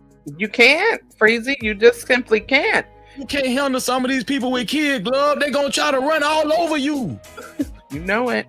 You know it. You know, especially when you see their manipulation tactics, Freezy. When you notice the manipulation, they think they was gonna come and get all over you. That God didn't call us to be fools, and that's what people don't realize. We're not supposed to be fools. That's a fact. We're not supposed to be easily tricked. Let me see. I'm looking at the comments in the chat. I'm about to read them. Blaze said, the more you grow in faith and the more work you put into becoming a living example, the more you'll be tested. Exactly. The journey is a continuous one, and the real rewards will come overnight. Amen. That's right, Blaze. The World Class said, an old man told me to have a firm resolve when I was little in the barbershop, and I never forgot it. World Class, that's why I just they blanks out. Lord have mercy. I mean, and see, World Class, he's so what is it? He's so reserved with the way he, you know. He is the way he comes across, and you know, and his speech and mannerisms and everything. He's very reserved. Ever since I've been knowing World Class for quite some time, he's very reserved. Even when he cussing your tail out, he's very reserved. And stuff. Sometimes I just be laughing to myself. I be like, do these people realize they getting cussed out by World Class right now? And Blaze asked us a question. It is, as content creators who have in God and are actively choosing to walk with him, do you ever feel like certain topics might disrupt your walk with him? You ever feel like you might disappoint him? Okay, let me read it again. Read it again, sis, one more time. Okay. As content creators who, I think he's trying to say, that are in the will of God and are actively choosing to walk with him, do you ever feel like certain topics might disrupt your walk with him? You ever feel like you might disappoint him? Yeah, I do. I think, like, when I cover topics like Diddy, right? We know Diddy had been involved in a bunch of salacious things, right? You know, it gets graphic, and so a lot of people could perceive it as gossip, right? Because everybody's covering Diddy. Yeah. Right? That was an excellent question by Blaze. It is. The way I what's the word I'm looking for? The way I navigate that and reconcile, right? Okay, yeah. The way I reconcile that is, if you watch my whole show, I tie it in to why we're supposed to live for God. Yeah. I tie it in. If you don't tie it in, if you don't tie it in, then the people that you're addressing, they won't see the direction you're going. They won't. There's a we have to have a direction on our platforms. We have to have a certain direction. Right. By this point, they know Freezy's direction. I think somebody said in the chat yesterday, "Ain't this a Christian channel?" Right? But they did. Yeah, but I took that as they know I'm a man of faith. They know that. Yeah, that's what it was. They see, but here's the thing: it's not a military secret no more. Everybody know that now. It's not. Yeah, everybody know that. But they be in for a rude awakening when they feel like, because I'm a man of God, they feel like they could come over and gaslight me or try my intelligence. Yeah, they expect you not to call it out or get so worked up, you know? Yes. I get it. Because they think that they the beast. Exactly. No, Freezy the beast. I'm the beast for God. Yeah, you in the wrong place. You done bit off more than you could chew. You know what I'm saying? So when the demons, that story of the 7 sons of Sceva, sis, it's reversed with me. The demons try to come in my house, in God's house, and they go running naked and bleeding. You know that's right. Yeah, because it can be reversed too now. Exactly. Demons can come in your house and they can end up running out naked and bleeding too. That's right. That is right. You know, because we got our foot on these serpents' necks out here. Yeah, we do. You like even as we speak, there, some people are not gonna like this. The people that are moving with those demons in them, they don't like when you're trying to uplift and encourage. They don't like when you're walking in truth and walking in the will of God. They don't like that, and we know that. Sis, that terminology, I don't give a damn. Right. If you really break it down, that's a righteous terminology. I'm gonna show you how. Okay. Some people are just want to be damned out here. Some people just want to live a damned life. That's right. But I don't give none of that. I don't give a care about none of that. Right. No. I care about God's business, kingdom business. That's what I care about. Business. Yeah. So when y'all hear Freezy say, I don't give a damn. That's right. That's righteous. Absolutely. I ain't finna say it too many times on my sister channel because she she ain't, that's my sister. Well, I say that too. I don't give a damn. Well, I be looking at you like, you my sister. I gotta protect my sisters and stuff. I can't. I know, Freezy. I say that much. I try to avoid the other side, and I'm doing better because I've had a walk too where I used to cuss all the time. Yeah. All the time. You know what I mean? I think I'm doing better too. I think I'm doing a little better. I think you're doing better too. Only time I see you, curse more is when you get worked up. But other than that, I've seen you the other day and you did a show and I'm like, okay, Freezy probably hasn't said not one cuss word, like maybe one or two, but barely. Like, you can tell when you're getting better. You know what I mean? Yeah. And even that is something we have to pray about. You know what I mean? I'm more conscientious of it. And here's the thing, even when we've had this is people don't understand. I try to be as humble as I can because even when I've been criticized about it in, on platforms and stuff, I try to look at it in a diplomatic way and say, can I be more effective? Yeah, I can. I can be more effective. Is there a way? Because one of my before I actually got serious about the faith I'm in right now, Right. one of my favorite social figures was Malcolm X. I still kind of like the way his demeanor was and just the way I he love carried Malcolm himself. X too. That is one of Yeah. my favorite movies too. And just knowing like what he, even though I'm not Muslim, but what he represented, you know, how he Yeah. had order, Yeah, yeah. how he was, And- he stood 10 toes down. Yes, in that's his a fact. principles. And not only that, he was very well spoken. Right. know? Mhm. And so, yeah, I try to take a page out of people like that. But you can learn from people who that's not even Christians or in the Bible believers. You can learn from.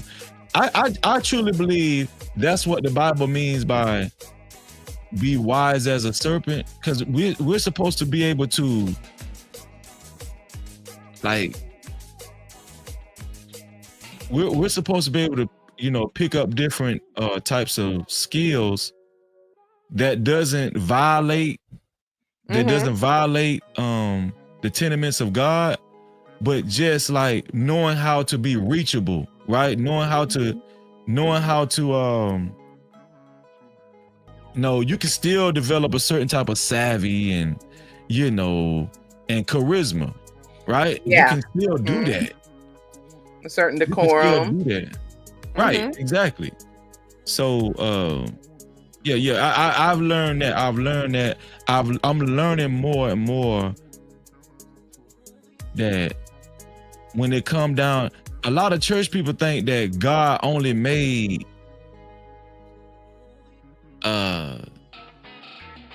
he only made like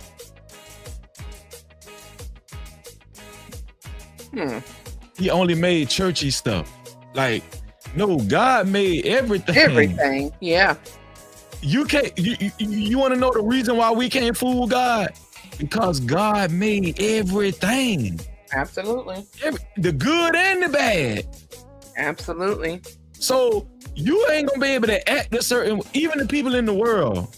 It ain't even a point where God done been there and done that. He made that. Absolutely. You feel what I'm saying? So the old people used to say, "Oh man, you can't fool me." We done probably told parents done told their kids several times. I know I have. I've been there already. Yeah, you cannot fool me. I done been there, done that. Okay, but God made that, so He know anything that we try to do. He made it. So God understands when His children develop certain skills that make them more effective in His kingdom. God understands that. As long as you're not violating His laws, statutes, and commandments, that's all God care about. You know what I'm saying? Like, it's not prohibited for us to drink wine. Like, it's okay for us to be at the table. If somebody is You mean like celebrating or something? Well, I was going to say if somebody is going through something, and like it's okay to go visit their home and sit at their dinner table in their dining room and have a glass of wine as they express themselves to you. Right. Well, the sin is drunkardness. The sin is being drunk. Right. But what I'm saying is, if you drink wine, why not have a glass of wine with this person? Yeah. You know what I'm saying? Be reachable, but don't get drunk. Right. Right. But some people are so overly righteous. They go, you drunk some wine. Oh, please. Right. When we know in the Bible says that Jesus was a wine bibber. He was a wine bibber. That's a scripture. Right. So that's what I'm saying. Like, the Bible shows us how to be reachable. But when I'm gonna tell you something, when red flags jump out at me. When people because we had this conversation about being perfect, right? Right. People's perception of being perfect is, oh, they don't do nothing. They just, it almost becomes like an image. Mm-hmm. You know what I'm saying? Yes. But with God, there's a method to all of this madness. Right. And it's in the scriptures. Right. Right? So this is why it's good to study. It's Correct. good to do this. Listen, I'm gonna tell you something, man. If David lived today, and sis, Uh-huh. I had said this before. I said, I don't know why nobody ain't came out with this movie. Okay. If somebody came out with this movie, it would be a blockbuster. Somebody needs the story of David. But it's got to be real. David got to be a black man like he was in the Bible, right? Mm-hmm. And he got to be a killer. Yeah. The reason why God said, hey, I can't have you build the temple, my holy temple. I can't have you do it. You know why? You know why God said, nah, I can't have you build a temple, man. Right. Because David had too much blood on his hands. This is scripture. Right. He killed too many people. God was like, you got too much blood on your hands, man. I love you, David, but you got too much blood on your hands. Right. Do you know how many people David killed? Quite a few. David was a master killer. This dude, listen, a lot of people would not be able to sleep after seeing the things that David seen and did the things David did. Mm-hmm. So when we wrap our head around that ain't gonna register with these modern day holier than thou perfect people. No. Absolutely. You know how much blood David seen and caused? David done actually cut off people's heads. Right. I'm just saying, when we read the Bible vividly for what it really is, that's when the real start hitting you. You feel what I'm saying? Right. So if they came out with that movie, if somebody actually wrote, I'm gonna tell you who need to direct that movie. You ever heard of the Hughes brothers? The Minister Society ones? Yeah. Yeah. And they also made the Book of Eli with Denzel Washington. That's a good. Those are both classics. So yeah. And they made Dead Presidents. Yeah. Yeah. Mm-hmm. If they need to do that movie about David, King David, but he got to be a black man and it got to be real, sis. Yeah. I'm gonna tell you something. You not only was David a killer, guess what David was? He was a lover. He had sex with a lot. It's gonna be a lot of sex in that movie. Yeah. David had sex. I'm just saying he had wives and stuff. And then, you know, it's gonna show the part where he set up his friend Uriah, and he put Uriah on the front line to go to war, and Uriah got killed. And he ended up, it's going to show when he was being a pervert and he was looking at Bathsheba, right? He was looking at Bathsheba from his balcony. Yep, that's true. Right? He was looking at her take showers and stuff like that. You know, David he was a peeping Tom at one time, you know, and but he got, so David was a lover. That's what let you know. That's one of the things David was dealing with. You know, sex. David was like he loved women. Yeah, David loved women, and I'm gonna tell you something. That's a lot of people. Yes, and his son developed. You ever notice his son developed them same traits? Solomon. Oh yeah. Solomon developed them same traits. They just needed women. They needed women around him at all times. Right. I had to look. I forgot how many wives they said Solomon had. Them guys loved women. So what I'm saying is, when we really read the Bible, right? Yeah. It ain't all. It's not all roses and everything, all good and Yes. everything. There's a lot in there. Just like we just read a scripture today. They said they got tore up, basically beat down. Like, Yes. and it tells you Yes. they went out bleeding and screaming and clothes torn off. You know, if you read in detail, you'll find out a lot of stuff. Yes. So this is what I'm saying. Like, it's not a sin to kill, it's a sin to murder, Murder, yeah. right? But Mhm. in the Bible, it says thou shalt not kill. But when you this is why we have to do extracurricular studying, because now we got to look up these words. You know, that's why I brought out the blue letters, strong concordance and all that kind of stuff. And Right. there are some sources where you can look up these words in Hebrew too and understand the true meaning of what it means, because we can get so overly righteous. We'll think it means we should never be in a position where we have to kill somebody. No, listen, I don't wish this on nobody, but let me tell you something. If you're married and you got a husband, your husband at any given time need to be ready to defend his family, and that might mean taking somebody else's life that try to take his wife or his children's life. Yeah. And not only that, Freezy, as a single person, somebody come in my house, I'm going all out too. Oh, I know you're gonna let them have it. You're gonna let them have it. I know what you made of, sis. They better not play with my sister. Shoot. I'm not going to play. So, you know, I get it. I get it. That's right.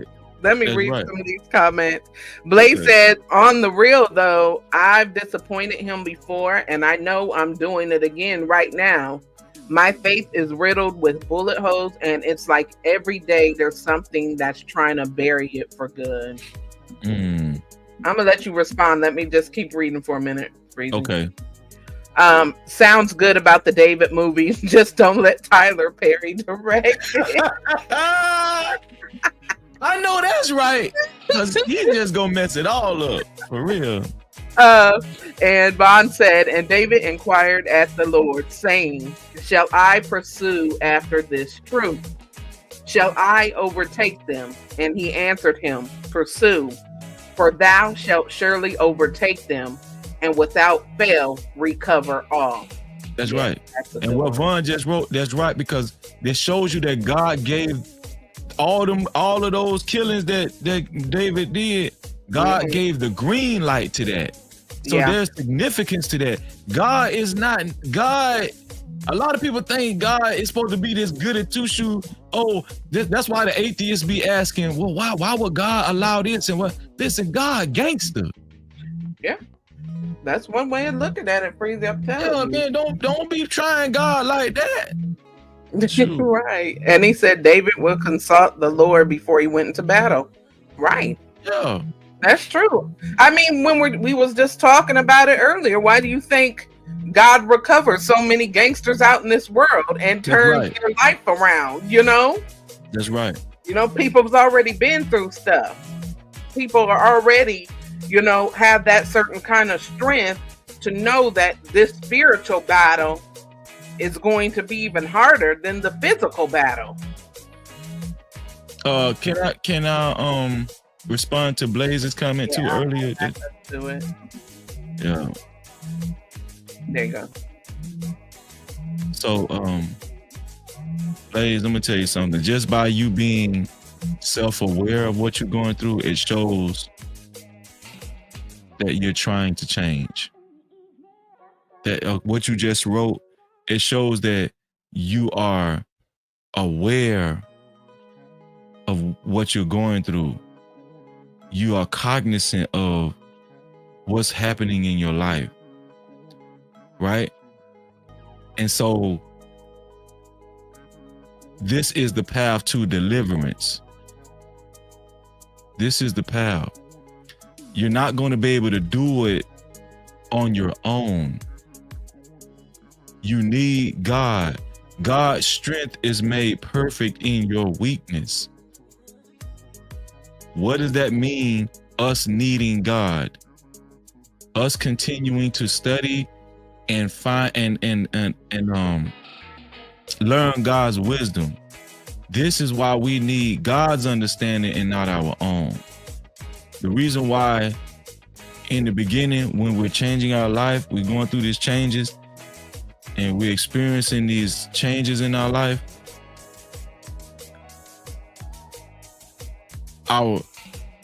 what does it say? The scripture says, our mind is willing, or our spirit is willing, but our flesh is weak. Mm-hmm. This is what anybody that's making that decision to please God and do the will of God, that is the process that everybody has to go through. Right? Yeah, your mind is willing, your spirit is willing, but your flesh is weak. But what's going on is that process that we're going through, our faith becomes stronger than our flesh. That's the process that we're going through, that process of deliverance. That's right. So don't feel bad. Like you said, when you say your faith is riddled with bullet holes, and it's like every day there's something that's trying to bury it for good. Yes, that's the human side of you. But I guarantee you, Blaze, and I'm telling you this, I guarantee you, if you keep the faith and you keep trusting in God, your breakthrough is very near, Blaze. Man. Your breakthrough is very near, Blaze. This why I don't speak that defeatist talk. Oh, we're always gonna be in this state. No. Yeah. No. Because that's how people end up rationalizing, going back in the world. Having one foot in and one foot out. No. No, God's showing you how to have a real breakthrough. Yeah, you just keep the faith, Blaze. I'm telling you. Because we already see your spirit, Blaze. You have a beautiful spirit. Absolutely. Yes, he does. You have a beautiful spirit, bro. And I'm telling you, you're a good person. And where you're at right now, I know I could truly identify with it. I know exactly what you mean, what you're saying, and I feel that comment. I feel your comment tenfold. I feel it. But thank God that his spirit is greater than your comment. Thank God that his spirit is greater than our struggle. It is. And I'm telling you right now that you're more than a conqueror. We're not just conquerors, we're more than conquerors.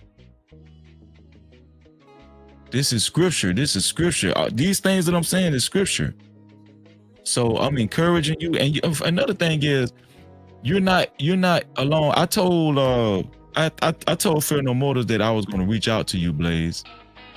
I'm gonna reach out to you and have a discussion with you because what you're going through, I was there. I understand it. Right? So yeah, just be expecting for me to reach out to you soon, man to man, because I just feel like Satan and the devil understands the man that you're becoming, and they don't like it. So they're using everything, they're throwing everything in your path to distract you or to pull or to make you or to stop your progress. What you just expressed in that comment, it makes me know that you're making progress, because that's what progression entails. It entails a lot of challenges and stuff. the only thing what that mean in your comment is you're experiencing challenges, but you're gonna be so good at defeating these challenges, you're gonna be able to train other people in the near future. Yeah, I just wanted to say that. Fear no more. Amen. That is so true, and I think that would be an excellent idea for you guys to have a real man-to-man conversation. I think that'll be excellent for you. Yeah. As Blade knows, it's different coming from another man. You know what I mean? A man having a man. He still need his sister too. Now he still need his sister. I'm just saying. Well, oh yeah, I know that. Trust me, I be me and Blaze talk, and he knows. But that is a great idea. Yeah, I'm going to reach out to Blaze, man. Thank you so much. I really appreciate that, and I know he will too. Because there's just certain things that as women, you know what I mean. We get it, but certain things men go through, women don't go through. And certain feelings that y'all have, we don't go through. Yeah. So I think, I just, Freezy, I think about a lot of the times being on here, and the believers and being able to worship, just like when we have Bible study, and being able to really talk and express and go through scriptures and just what we're going through in our everyday life. It's much needed. It definitely is much needed. That's why I'm so, just proud of you, the way you just keep on going, and you have Bible studies every weekend, and you really try to reach people, even in the live streams. The topic could be something, whatever's going on in the world and with the celebrities, but like you said, you try to incorporate a bigger picture as you go on. And that is much needed. It can give people something to think about. It can motivate others. You know what I mean? To maybe it's time for me to pick up the word. You know what I mean? Yeah. And I think what you're doing is so wonderful. And, I've told you before, I know that God has a hand on your life because, your presence is much needed in this space. And I just know you're a blessing, just even from the way you have helped me learn how to go live and try to just break out of the norm and having someone real. Like, when we get on here, we give scriptures, but we can also incorporate it into real life situations. Mm-hmm. And you can't do that with everybody. You don't have that same, conversation style or chemistry with everybody than somebody else that is kind of going through the same type of thing or has had a similar journey, that is really trying to walk for God and really wants to be able to express and encourage other people. And so I just thank God for you. I just want you to know that. I thank God for you too, sis. Right back at you. I put it right back on you. Yeah. I appreciate it. One thing that I learned, sis, this walk with God, and it ain't always gonna be pretty. Right. That's why I like to reference David. David is one of my favorite. He's one of my favorite prophets in the Bible, because it's not always gonna be pretty. Sis, some of the things that God's gonna have us do, we're gonna have to get dirty sometimes. That's right. Like a lot of people think this walk with God is all it is suits and church hats. That is far from the truth. No. And just knowing how to speak good and stuff like that. Speak proper. Mm-hmm. That's true, Freezy. So this walk with God, us being representatives of God, we're representing God in every way. Every way, because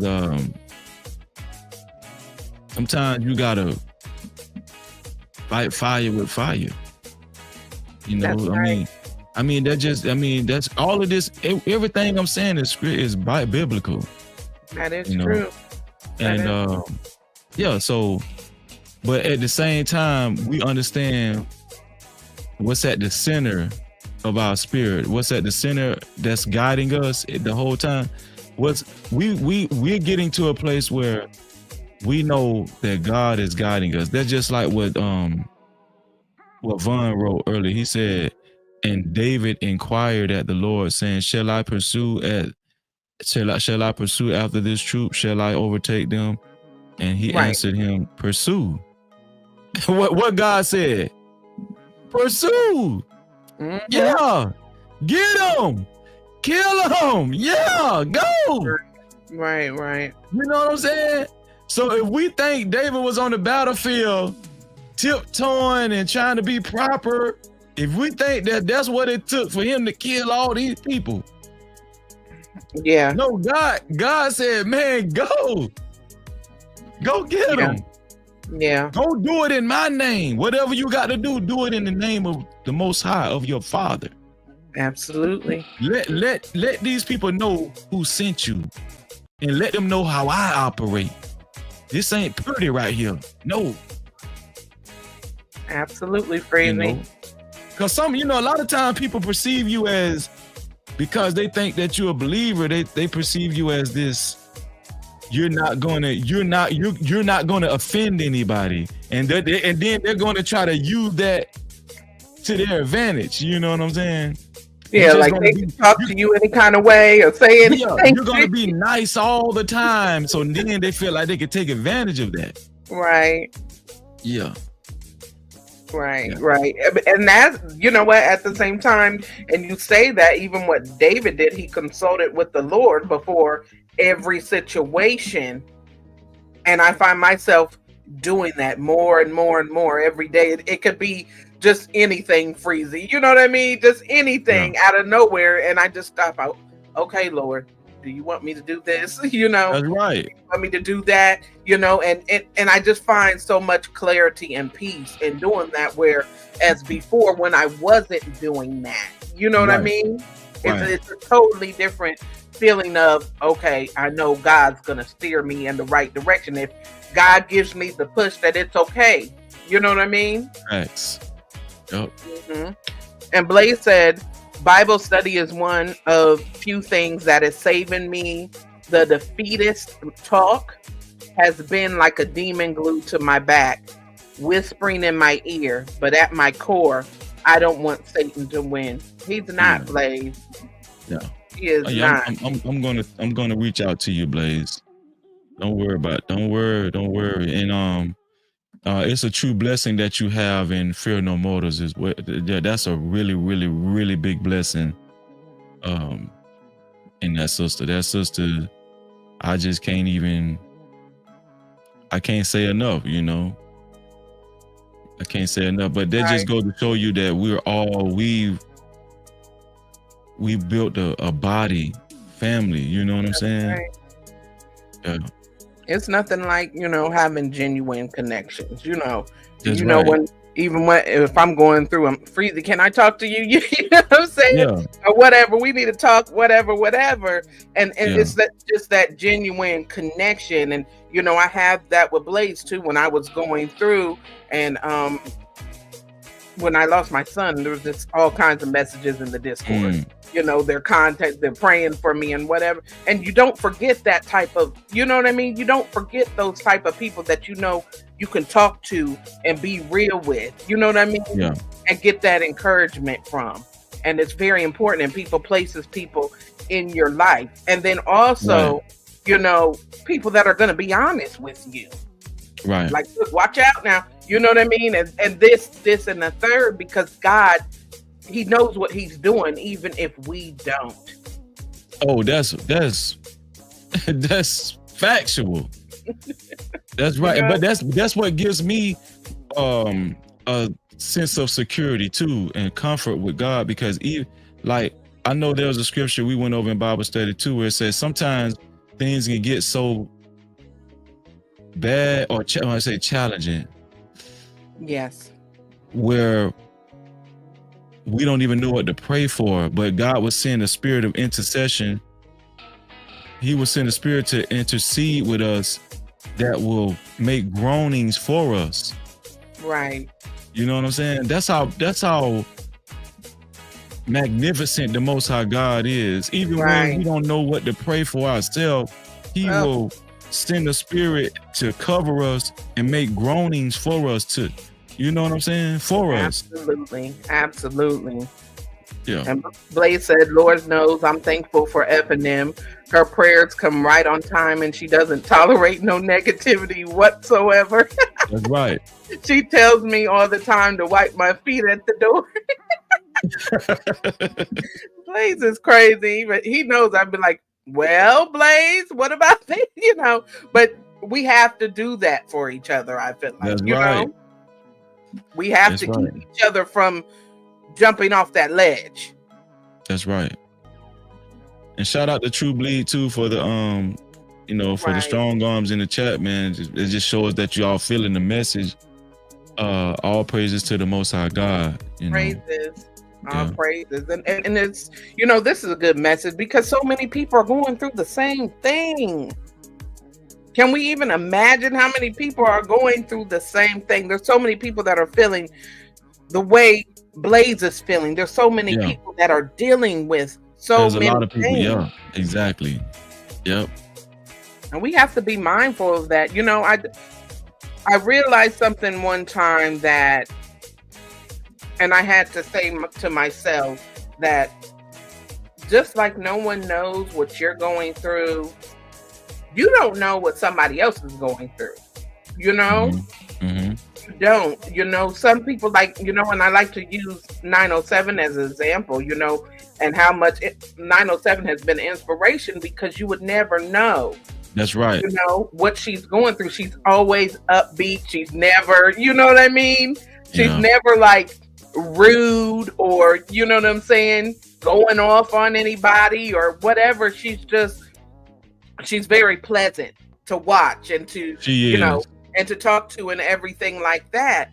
And you would never know her story. And that's why when I heard her story and you know, and I was on her live and stuff, and it was very touching and even motivated me some. Like, you know what? If 907s went through this and she can be pleasant, you know, maybe I need to step up my game and be more pleasant as well about certain things, because you never know what somebody else is through, you know? Because listen, that's why we got other brothers and sisters we can learn from too. Right. That's right. Why I say I'll never get so egotistical and prideful and what is it called? Self-centered, to where I feel like I can learn from other people and how they carry themselves. That's right. You know? Yeah. That's right. And even like we talked about earlier, there's people that are in the world now, you know, that God can use anybody to be an inspiration or give you something, as long as it's going to end up aligning what he wants for your life. And building his kingdom, right? Exactly. You know what I mean? Because I won't even lie to you. When I was young, and then, you know, there's this lady that she told me something that always stuck to me. And it's kind of off subject, but it's kind of funny, right? Because she gave me such a life lesson in a short time. And this lady was an addict. And she told me this, an older lady, and she told me this. She said, sweetie, never give it to them all at one time. And I was really? like, what? You know, she was an atheist too? I don't think she wasn't an atheist, but she's an addict. She was an addict. Oh, you said addict. Okay. And she, you know, just from an older woman, and I was young, and we was in conversations, you know what I'm saying, in a conversation, and she said, you know what I mean? She was like, sweetie, never give it to them all at one time. You know, like, you know, do the right thing out here, whatever. But, you know, that's always resonated with me. And I'll never forget those words. You know what I mean? That's right. And I was able to tell those same words to some other people that were young. You know what I mean? Like, look, you got to use your head out here. You know what I mean? Whatever. So, you know, it could be just anything, you know? Yeah, a drunk came up to me before, you know, a wino that was outside the store and just told me how much, you know, God loved me. And then, you know what I'm saying? And he wasn't even asking me for something. It just came all of a sudden. You know what I mean? That's awesome. And it's just different things like that. You never know. God can use anybody. Yeah, he can. That's right. And Blaze said, facts, 907 is a sweetheart, and her perseverance is beautiful. She's a living example of what a fighting spirit is. Yes. Now, if only a brother can get a plate. Right, because 907 be throwing down. She be throwing down. So let me ask you this, Breezy.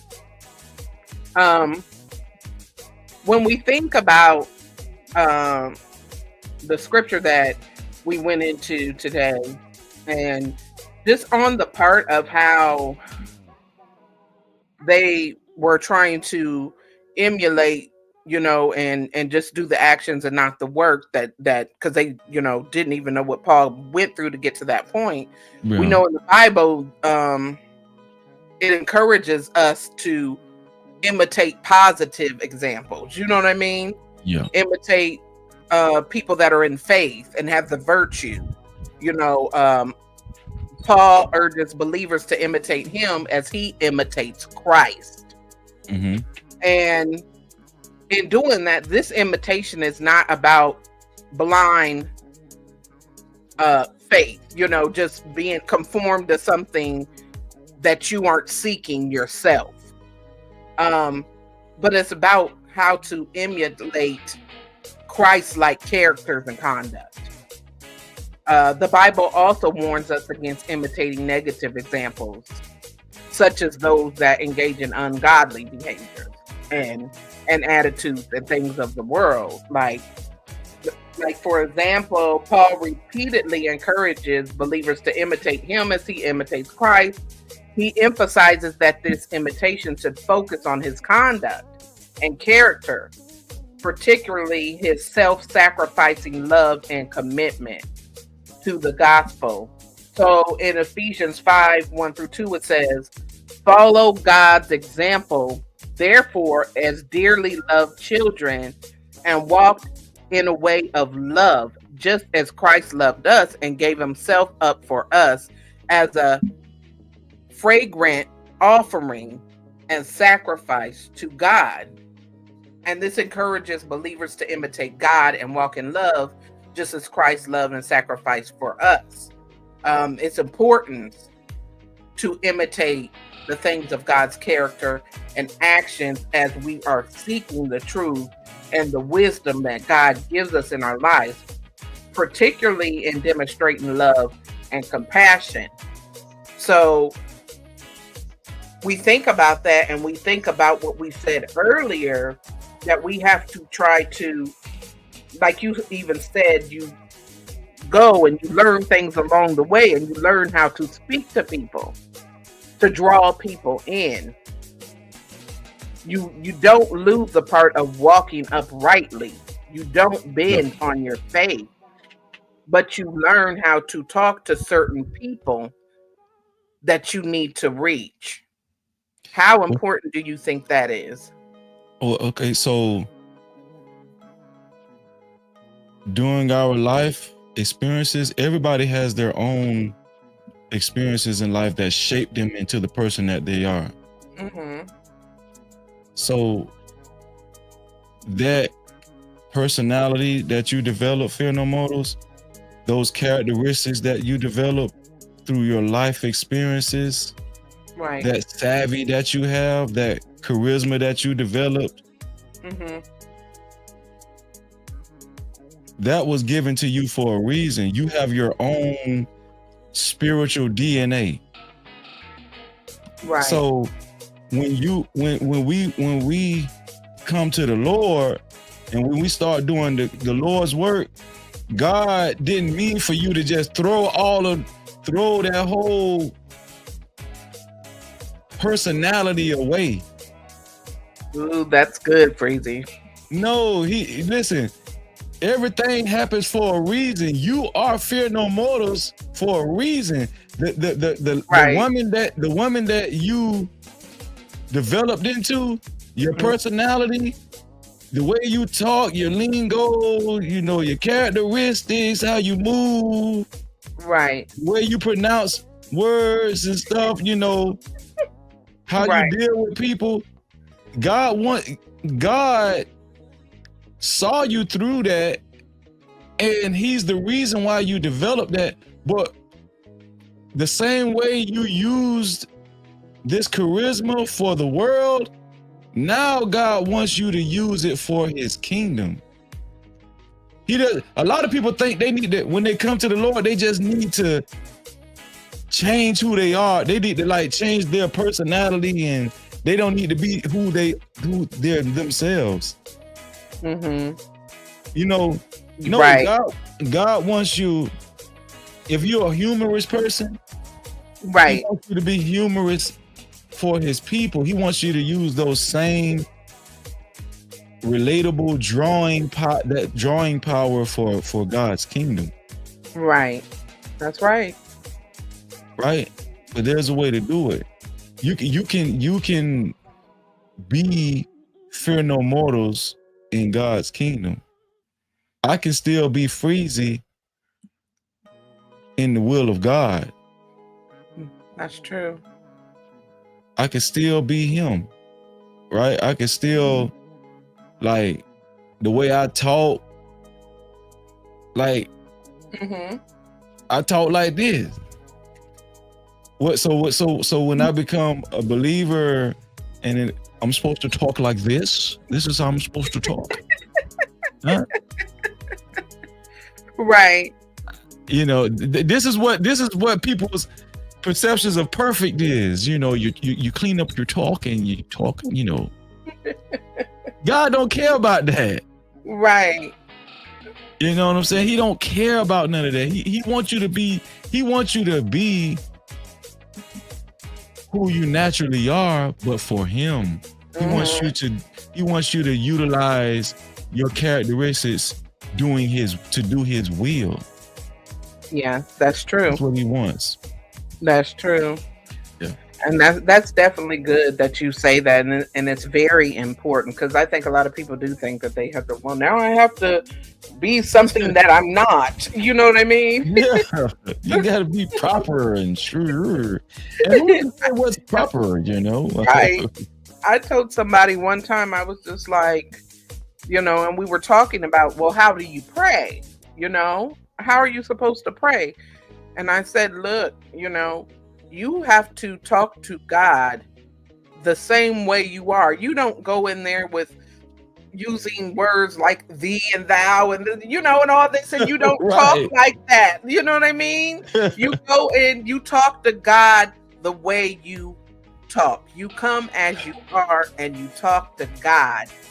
And that what he expects from us. He doesn't expect us to try to be something we're not. He expects us to clean up our act and be living righteously, but still be ourselves, not lose our whole personality, because everything that we went through shaped us to what we are now when we are walking in the Word of God. So Absolutely. I think I was glad you said that, because so many people get that confused, you know, and I think they just try to appear maybe to the public of something that they're not even being their true self. That's where we get into the appearance, that appearance, you know. Right. Now you're trying to con somebody. You being some, you know, you're being what Blaze said, not Freezy doing a Uncle Billy Ray impression. Yeah, but that's what ends up happening, you know. That's what denying the power thereof. Don't never forget that the person who you developed into, like I'm talking about your characteristics and your you know, how your soul is, the Right. soul, the type of soul that you have. God made you. He made you who you are. He just wants you to utilize these gifts that you have to do his will. That's what right. he wants. He doesn't want you to be fake and deny his power. He wants you to be you and utilize his power. That's right. That is so real. That is so real. And that's something that what you just said about, you know, the fakeness, that's something that irritates me. You know what I mean? Because it's just like, it irritates me when I can't be myself. Right. So that's why I choose to just, okay, I'm just going to be myself. It is what it is. You know what I mean? If they don't like it, oh well, but you have to be yourself. You cannot keep yourself bottled up. You can be yourself and live for the word of God, you know. And I think, you know, no, more people need to act like that instead of just trying to pretend to be something that they're not. Just be yourself. I think a lot of people have a hard time dealing with that. You ever had this family member that came to visit? It might be an auntie or a cut for or uncle or first cousin, where everybody always got the successful family members in their family where, you know, they talk proper and stuff. Every time my auntie used to come visit, because my auntie talk real like proper. Okay. Like this, like, you know how that speech that, you know, some people would deem professional, you know? Right. And I'm not saying there's something wrong with that, but my auntie is very bougie. Right. Yeah. And so for a while, when I was a child, I used to feel like when she came around with her family, because her kids are bougie too. Okay. And, you know, and her husband bougie. And so I felt like when she talked to me, I had to like be like put forth a certain type of persona for her.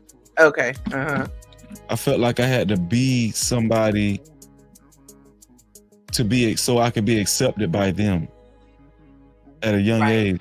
But as I grew older, I just got tired. I just got tired of just being fake. Like when they come around, I just got tired of that. Right. You know what I'm saying? And that taught me a big lesson.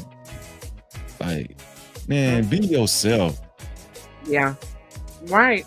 Be yourself. And that's what happened a lot of times in these church settings. People feel like they have to conform into a certain type of character or personality and talk a certain. They're just like my homeboy. What I was telling you earlier. Okay, he used to pace back and forth, and he felt like he had to get his act down packed for church. Yes. That's what they do. That's what a lot of people do. But that's not good though, man. That's not good. No. And it's amazing how this is the same thing you think we go over with children, you know. Yeah. But as adults, people are still doing and dealing with that same type of thing. And that's so true, you know. Yeah. And I think as you know, as you come to a certain place, you just realize, look, this is me. It's me. If they don't accept me, then they're not meant to be in my circle. And that's just it. And this is why I always give those scriptures where, no, we're not perfect. No, we're not. But the law is perfect. The law of God is perfect. Correct. Right? So we can be ourselves and still learn what God wants us to do. Right. As we be Freezy, as we be fear no mortals, as Blaze be Blaze. Right. I don't want to listen. If I talk to Blaze one day and Blaze don't sound like Blaze, I'm gonna be like, bro, what's going on? You okay? Exactly. You know what I'm saying? No, don't be. I don't know. I want Blaze back. We want Blaze. Right. You know? That is true. And Blaze says, my prayers have always been a one-on-one conversation with God. I've never tried to use big words or carried myself as if I understood something that I actually didn't. Just raw emotion and honesty. Right. And that's how it's supposed to be. Just come as you are and be yourself. And when you mention, you know, about your homeboy Freezy, and he's putting on that act or whatever, and it just makes me think that even with the 7 Sons of Sceva, they were trying to imitate something that they weren't, or imitate something that they didn't truly know about, you know, and that's why they got those results. but that's another form of trying to emulate and coveting. Mm-hmm. You're trying to coveting. You are not. You don't know what you're doing, and you're trying to emulate something, and you're trying to mimic something, and you're envious of the praise or the something that somebody else have. That's another form of coveting. Facts. And That's a fact. I read the scripture in Exodus 20:17. You shall not covet your neighbor's house. You shall not covet your neighbor's wife, or his male or female servant, his ox or donkey, or anything that belongs to your neighbor. Awesome. And that can go for anything. It doesn't have to be our physical neighbor that lives next door. You know what I mean? Right. It just means people in general. You shouldn't want what somebody else has. You have to go down your own path. Absolutely. You have to have your own walk, your own journey, your own testimony. You shouldn't try to mimic what somebody else is doing. Absolutely. Because that's just going to get you in a world of trouble. Because how long are you going to be able to put on the act? That's right. One thing, Yep. And when you start to try to mimic and try to perform the miracles like the 7 sons of Sceva, and end up getting beat down, end up getting exposed, Yep. And here's the thing. There's a scripture that says, love your own soul. Mm-hmm.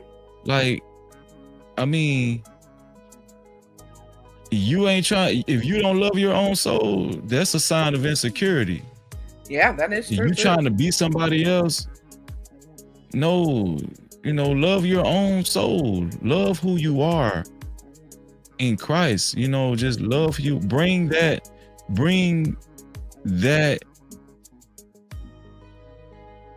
characteristic that you bring that nobody else can bring.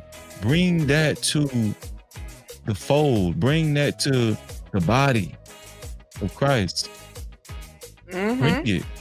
Yeah. Right. Yeah. And that speaks to the dangers of desiring what others have and the potential for it to end in sin or discontentment because you're not operating as yourself. Mm-hmm. And then, Exactly. that's the hard part about it. But people, I feel like, do you think it's one of those things that the more you get in tune with the word of God, the more that you're really, and you just, like, the veil is lifted, you know what I mean? Yes. Over your eyes, and you just realize certain things that you might not have realized before. You realize the things that are real important versus the things that aren't, like we talked about earlier, popularity or that kind of status you used to have in the world, or trying to be something you're not, trying to put on an act. Once you come to peace with who you are, because you know that you are designed by the Lord. Yeah, I think we definitely come to a realization, like, stuff start making sense. Stuff start making sense, and the more you walk with God, the more you fulfill the will of God, the more you do what God wants you to do. That's when it starts. This is what I was talking about earlier when we talk about, like, people that don't give God credit, or they don't like to give God credence, and they don't like to say God is real, and they don't give credence to the Bible, and they say, I don't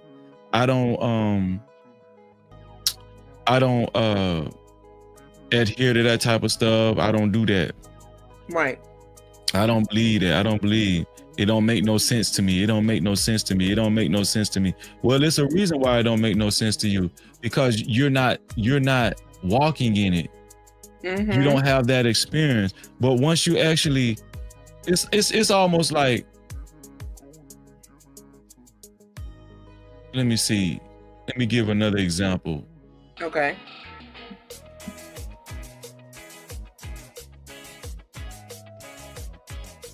If we have car trouble, it ain't gonna make sense to us why our car broke down at certain times, if we don't know, like if we can pay a mechanic to fix our car, and you know, they can try to tell us, oh yeah, this is why your car, the manifold such and such was connected to this pipe, and yeah, I had to fix this. But you don't know exactly why they had to fix it. You know, you don't know.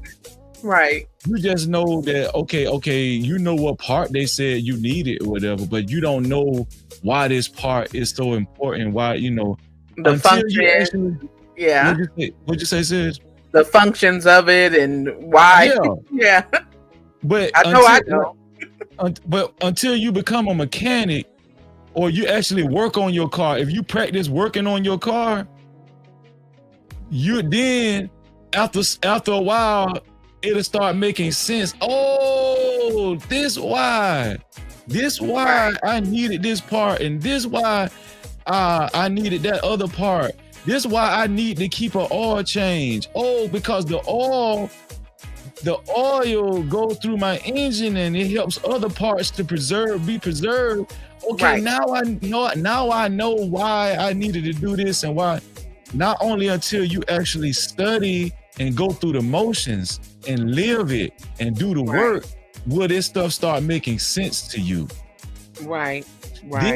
Then things will start, like what you said, it will start being revealed, and then you will realize why this needs to happen and that needs to happen, and why God got it set up the way God, you know, why he has the way he does. Exactly. I feel the exact same way. But a lot of people they don't really be putting in, they ain't trying to put in the work. They just want to be blessed. They just want the blessings. They don't, you know, they just they want God to bless them. They don't want to put in the work, and they don't understand, well, why am I living like this? Why my life like this? That's why I'm atheist. That's why I'm agnostic, because you can't give me a good enough reason why God, every time I turn around, the stuff just don't work out for me. But I thought God was, love. And so, it just never end up making sense to these people. You know what I'm saying? And you know what? I've grown to realize also, Freezy, that, like you said, it doesn't make sense to them. And there's some people it's never going to make sense to, because they're just not in tune. You know, it's never going to make sense. How is it going to make sense to a person that's never felt any conviction? Right, exactly. How is it going to make sense? You know? So I think we just have to, I've come to accept, did you ever feel like when you first came into the truth and you first came into the will of God that, ooh, I'm on fire, I got to try to save everybody? You know what I mean? I got to try to save this person and that person and this person and this person. And you realize, well, it's not meant for me to try for everybody to get. It's just, everybody is just not going to get it. We can try to encourage as many people as we can and lead them to Christ, but it's just, it's just not going to work for everybody, but it's not meant to. It's not meant, everybody has their own outcome, and God knows, you know what I mean? All we can do is do our parts, and move in the direction that God wants us. Like, we can be put on an assignment, we feel like God is moving us to do something, and let's say the assignment might feel incomplete to us. It could be being in a person's life. It could be being in a certain environment or situation. And God puts us through a series of lessons, strength building, wisdom building, patience building, to get us where we need to be. So we can't always blame the enemy if we are not learning the lesson along the way. It's not so, oh, the devil, you hear the people, oh, the devil's busy and stuff. Well, sometimes we're just not learning the lesson, definitely. And we have to be real with ourselves about that. So in these situations or encounters that shape us and prepare us, we might not always see the bigger picture, because God reveals things on his own time. It's not on our time. But We might be moved to be an associate or befriend somebody that we don't really have much in common with, but we were able to inspire them or help them or even get to know how they think and the way that they are. You know, God can move us out of that same situation that he put us in, and we could feel like, well, we didn't complete the assignment. But we can feel that God is moving us away from them. You know what I'm saying? Or moving us out of that situation. But to us, we feel like, well, we didn't complete the assignment yet. You know what I mean? Good. That's so good. You know, it's not done yet. And then we don't realize it. And we may not understand what the point was until there's another situation that comes later on. And then we get it. And we know how to handle the next situation or even present someone else from falling into certain traps. You know, God reveals things on his own time. And that's just the truth of the matter. We don't know anything, all the things. We don't know the reason why. God has a way of shaping different things that is going to strengthen us, that is going to give us insight about something, that is going to grow us in a way that we might not be able to see it then, but we'll see it later. Most definitely. You know, that was so good. Messages be cooking, boy. Thank you. That's good though. That was good. I receive all of that for real. And that's just the truth. You know, have you ever been there and you're just like, well, you know, I thought this is what you're asking God, I thought this is what you wanted me to do. But then God moves you in a different direction again, or moves you away from certain people or certain things that you thought that you were supposed to be there. Yeah. And you didn't realize, you know, you didn't understand why. You felt like you didn't accomplish anything or whatever. That's right. Yeah. Until you realize it later why you went through that, or why you was meant to deal with that person or situation or whatever it was. No, that was good, sis. Yeah. And it definitely I had put something in the back I wanted you to read too, in the back chat too. Okay. Yeah. Let me see.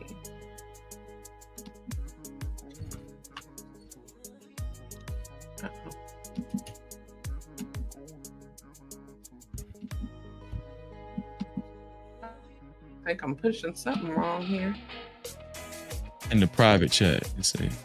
Okay. Oh yeah, I be pushing the wrong thing.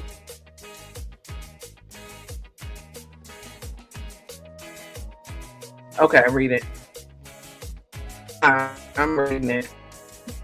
Yes, I am. Okay. Okay. But yeah, so that was so good. So I think I am going to put the link in the chat in case somebody wants to come up, Freezy. Because we have been up here cooking for a minute.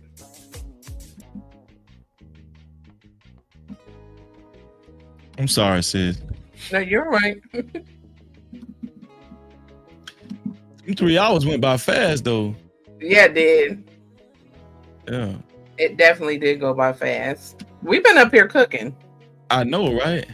Mm-hmm. Yeah, I'm definitely gonna watch this back. Yeah, I am too. I definitely am too. Because this was a good one. This was that's the good thing about these live streams. You can watch them back and just still get filled, you know, again. Exactly.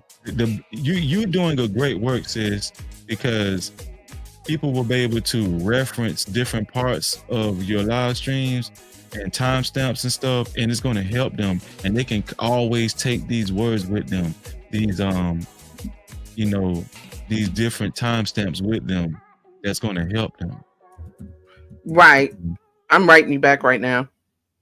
Okay.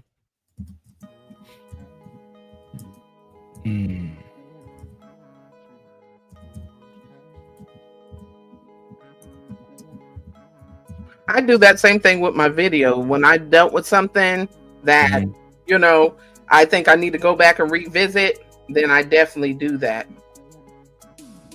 Yeah, I do too. I do too.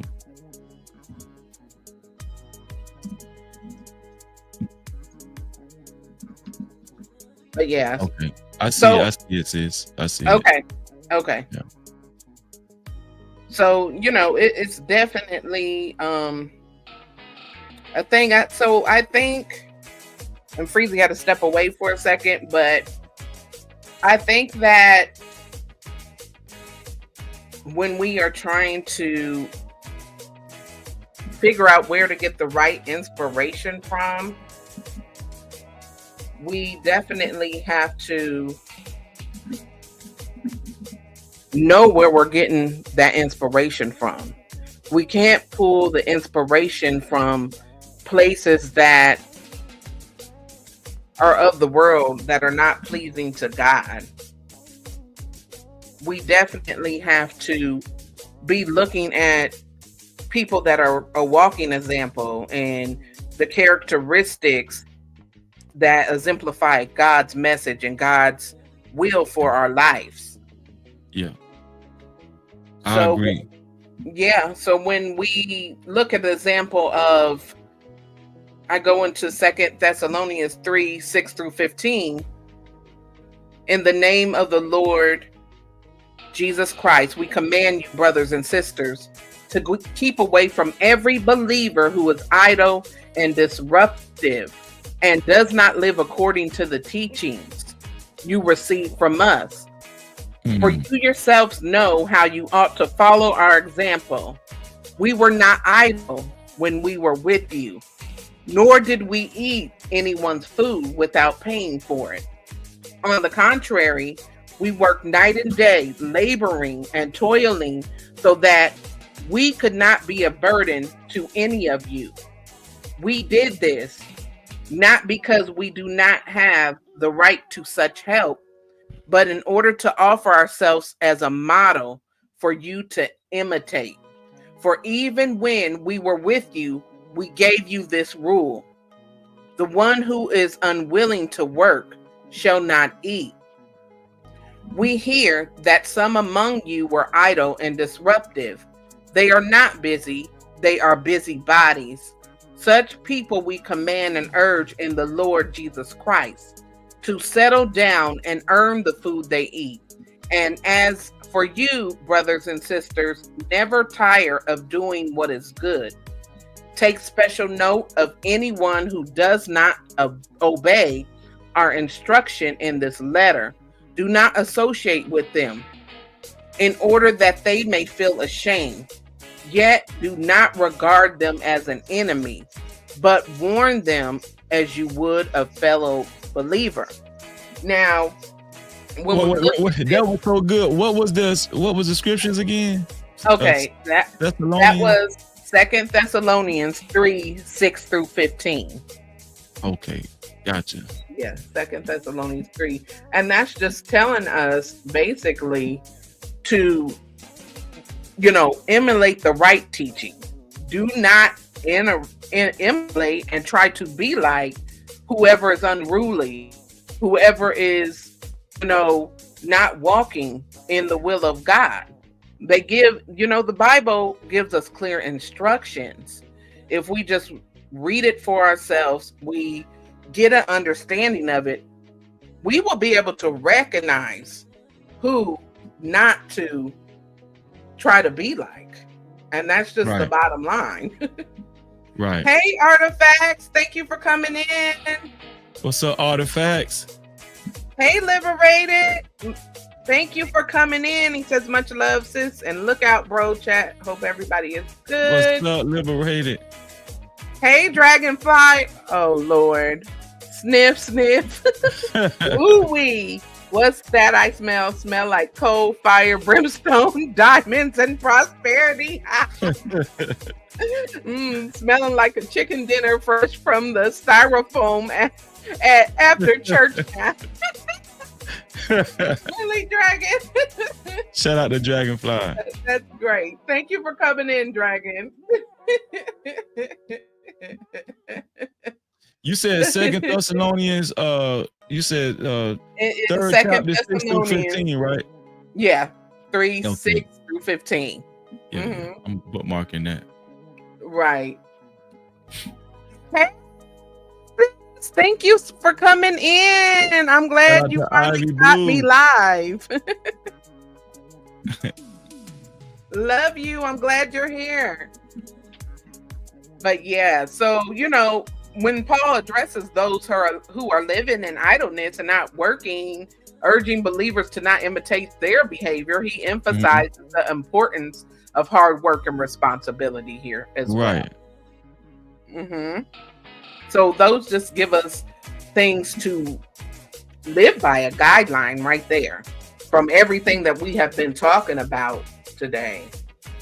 That's awesome. Emulating the right things and not the wrong things. Just like the sons of Sceva, and they tried to emulate something they knew nothing about. And for those of you who just came in, I'll give you a quick rundown. And I put the link in the chat. If any of y'all want to come up, you're more than welcome. But the sons of Sceva, to make a long story short, in Acts 19, what happened was Paul was out giving testimony. He was doing miracles. He was driving out the demons out of people and performing the Lord's work. He was out on missionary work. He was relaying the message to the people. Well, there were some imitators who did not work with the Spirit of God. They didn't have the Spirit of God moving in them. They just saw the praise and the revere that Paul got from the people. They wanted that same praise. They wanted that same applause that he got from the crowds. So they decided that they were going to put on an act. The 7 sons of Sceva, they was going to put on an act and go and try to drive some demons out of people. Well, the demon answered them back when they asked the demon hold on, let me go right back so I don't want to paraphrase. Okay, so the 7 sons of Sceva, I command you to come out. And they're talking to the evil spirits that are in the man. And one day the evil spirit answered them.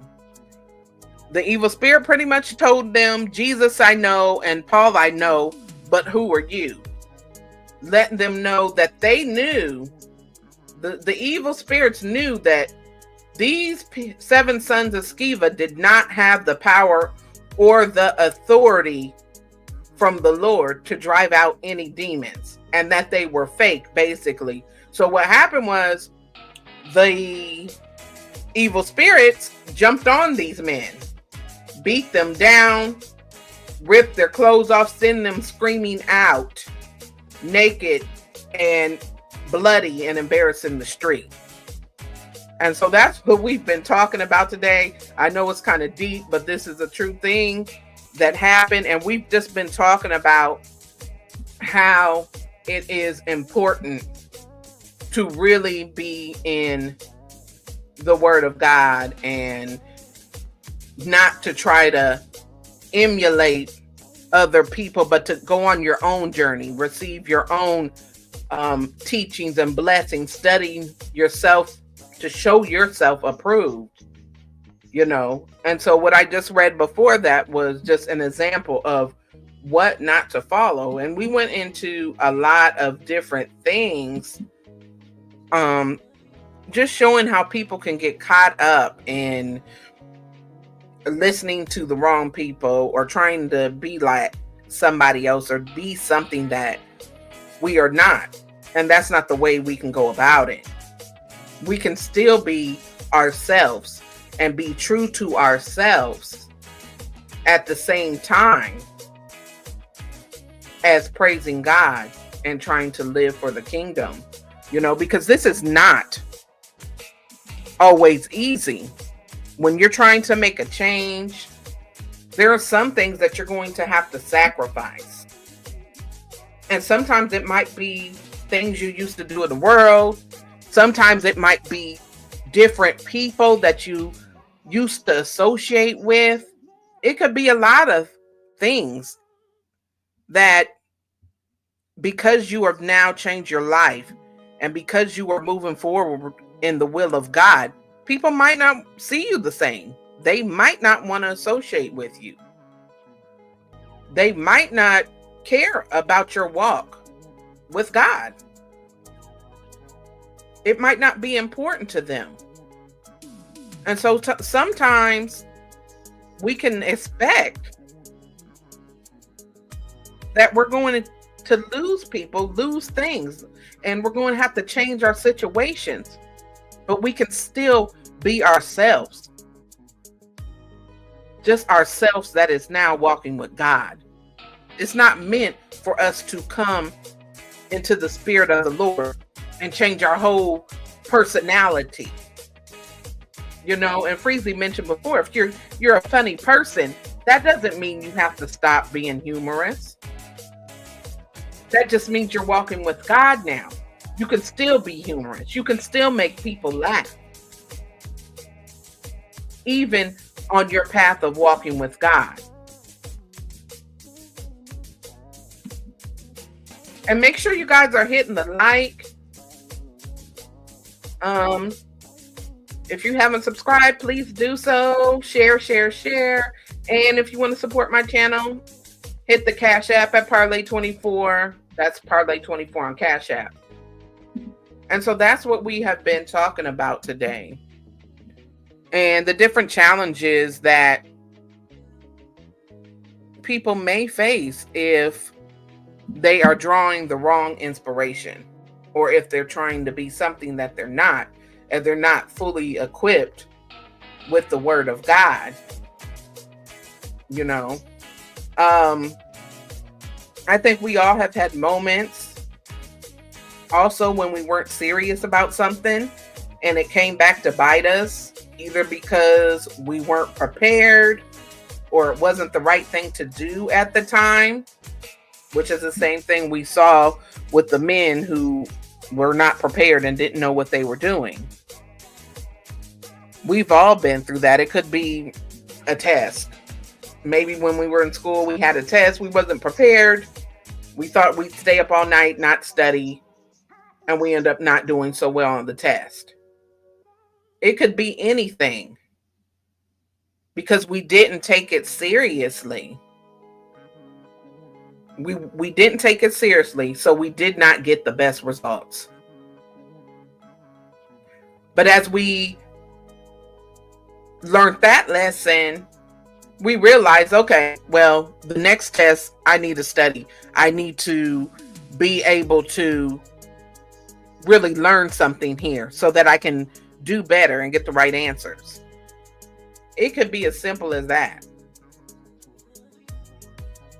But if we do not study ourselves, if we are not walking with God ourselves, if we're not in the Spirit ourselves, we can't expect for somebody else to give that to us. Because it's not for them to give. Our walk and our journey is personable. Our walk and journey with the Lord is our own walk. And, you know, sometimes it takes time for people to realize that, and that's okay. We just learn as we go. And that's the situation.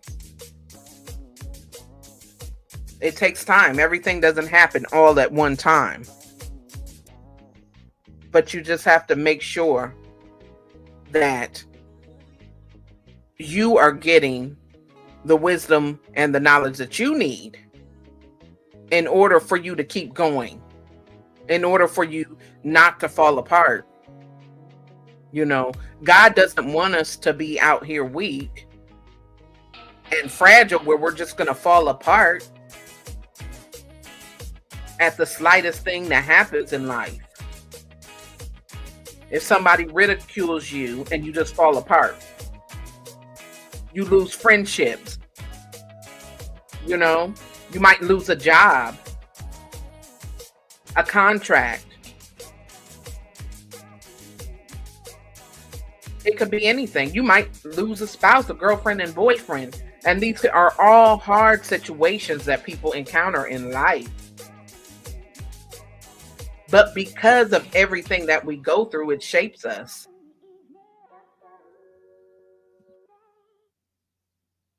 And when we go through these things that do shape who we are, that's what gives us the strength to keep going. That's what gives us the ability to be strong in the will of God. You know, it's not always the people that you see that you think are putting on an act like they're better than everyone and they're holier than thou and this and the third. God uses who he wants to use in any situation.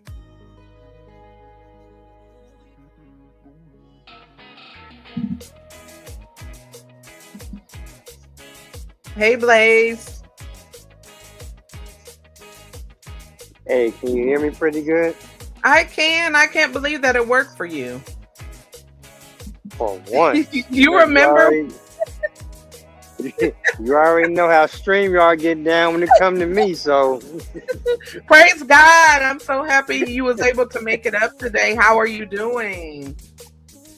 Taking it one day at a time, but I'm here and thankful to be here. You know, how you feeling? I am. That is good. Did you have a good day? The day was hectic, but, you know, I would just say, you know, still being above ground beats the alternative any day. So even on days where it might not go your way, things might go left a bit, it's still a good day. Thank you, Lord. That is so good, Blaze. I'm glad that you are feeling good. I'm glad you tuned in today because I think, you know, not only when we do these, we try to encourage other people, but, you know, these encourage me too. So I am always glad when somebody gets something out of it. Do you have something you want to add about anything that we were talking about today? I didn't hear all of it. Because I came in right where, again, what I'm going through, that's where I came in at. So I think, I'm not sure what was said prior to that. But okay. But I know what the topic was, but as far as like if you guys pull from scripture to align with the topic, that part I probably missed. Okay.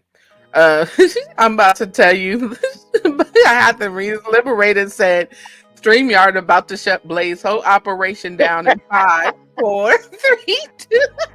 We rebuke that in the name of the Lord. Blaze is needed up here. Liberated is funny. But no, what we cool. Go ahead and respond, Blaze. Listen, I hope not. I hope not, because that it never fails. It never fails. So, hey, let's just, you know what? We ain't gonna speak on it. We rebuke it. We gonna keep rocking like it ain't gonna happen. Too funny. We were talking about the 7 sons of Sceva. That's what I was just telling y'all, that they pretty much was trying to be like Paul because they saw Paul driving out the demons. They saw Paul getting the praise from the crowd because he was out there performing miracles, and, you know, of course he was anointed by Christ and the Spirit of the Lord. And so they saw this and they were envious of Paul, and they wanted to be able to get that same praise and that same reverence that Paul got. So they decided that they were going to try and cleanse people of demons and try to perform miracles for the crowds. You know, they were putting on an act, basically. They were fake. So they went and tried to do that. And the demons pretty much said, well, we know Paul and we know Jesus. Who the heck are you? And what happened was the demons pretty much beat down. There were 7 of them, the 7 sons of Sceva. The demons pretty much beat them down. Uh-oh, we lost Blaze.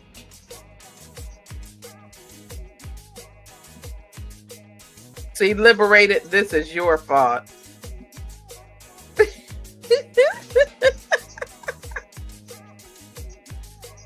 Okay, Blaze will be back. I might have to send it to your email, Blaze, like I did before.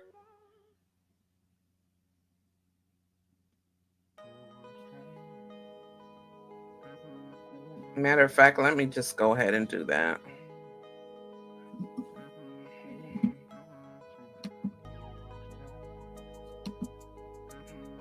Yeah.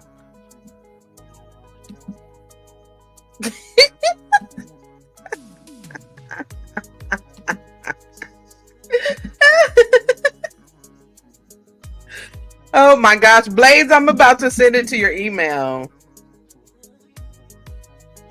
My goodness. I don't know why StreamYard does that to you. And it's every time, too. It's every time. Hey, Coach Ferg, how are you? Good to see you.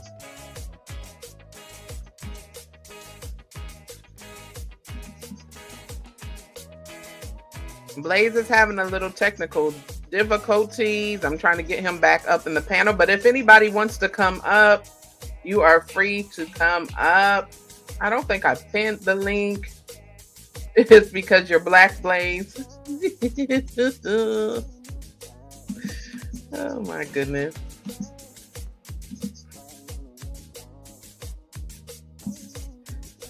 He says Freezy with the thinking cap. He stepped away real quick, Coach Ferg. He'll be back.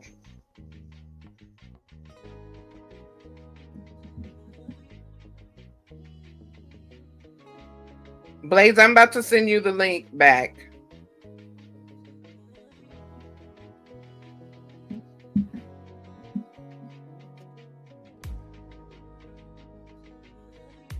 Hold on one moment. Sorry, guys. I'm trying to multitask real quick.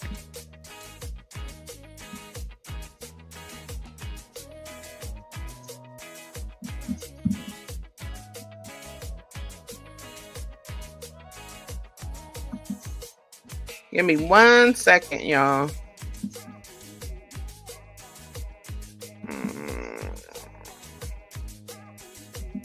Okay.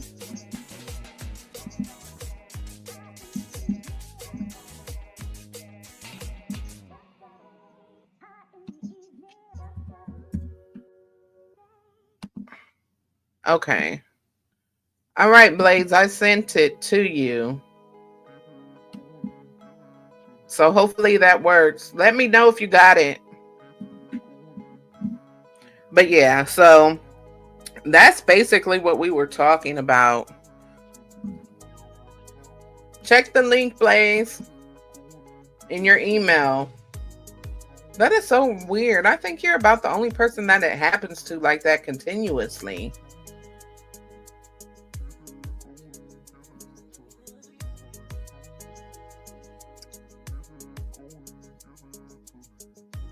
Okay, Blaze. All right. But yeah, so anyways, that's basically what I was talking about, Blaze, when you was up here, is that the demons end up beating them down and end up sending them away bloody, and there were 7 of them, and the demons jumped on all of them, the spirits, and beat them down and sent them packing because they were fake and they were putting on a show. So that's what that scripture was all about. So we have to think about every interaction, every reaction, every thought or outcome, and if it yields more positivity than negativity in our lives. So I'm going to segue, guys.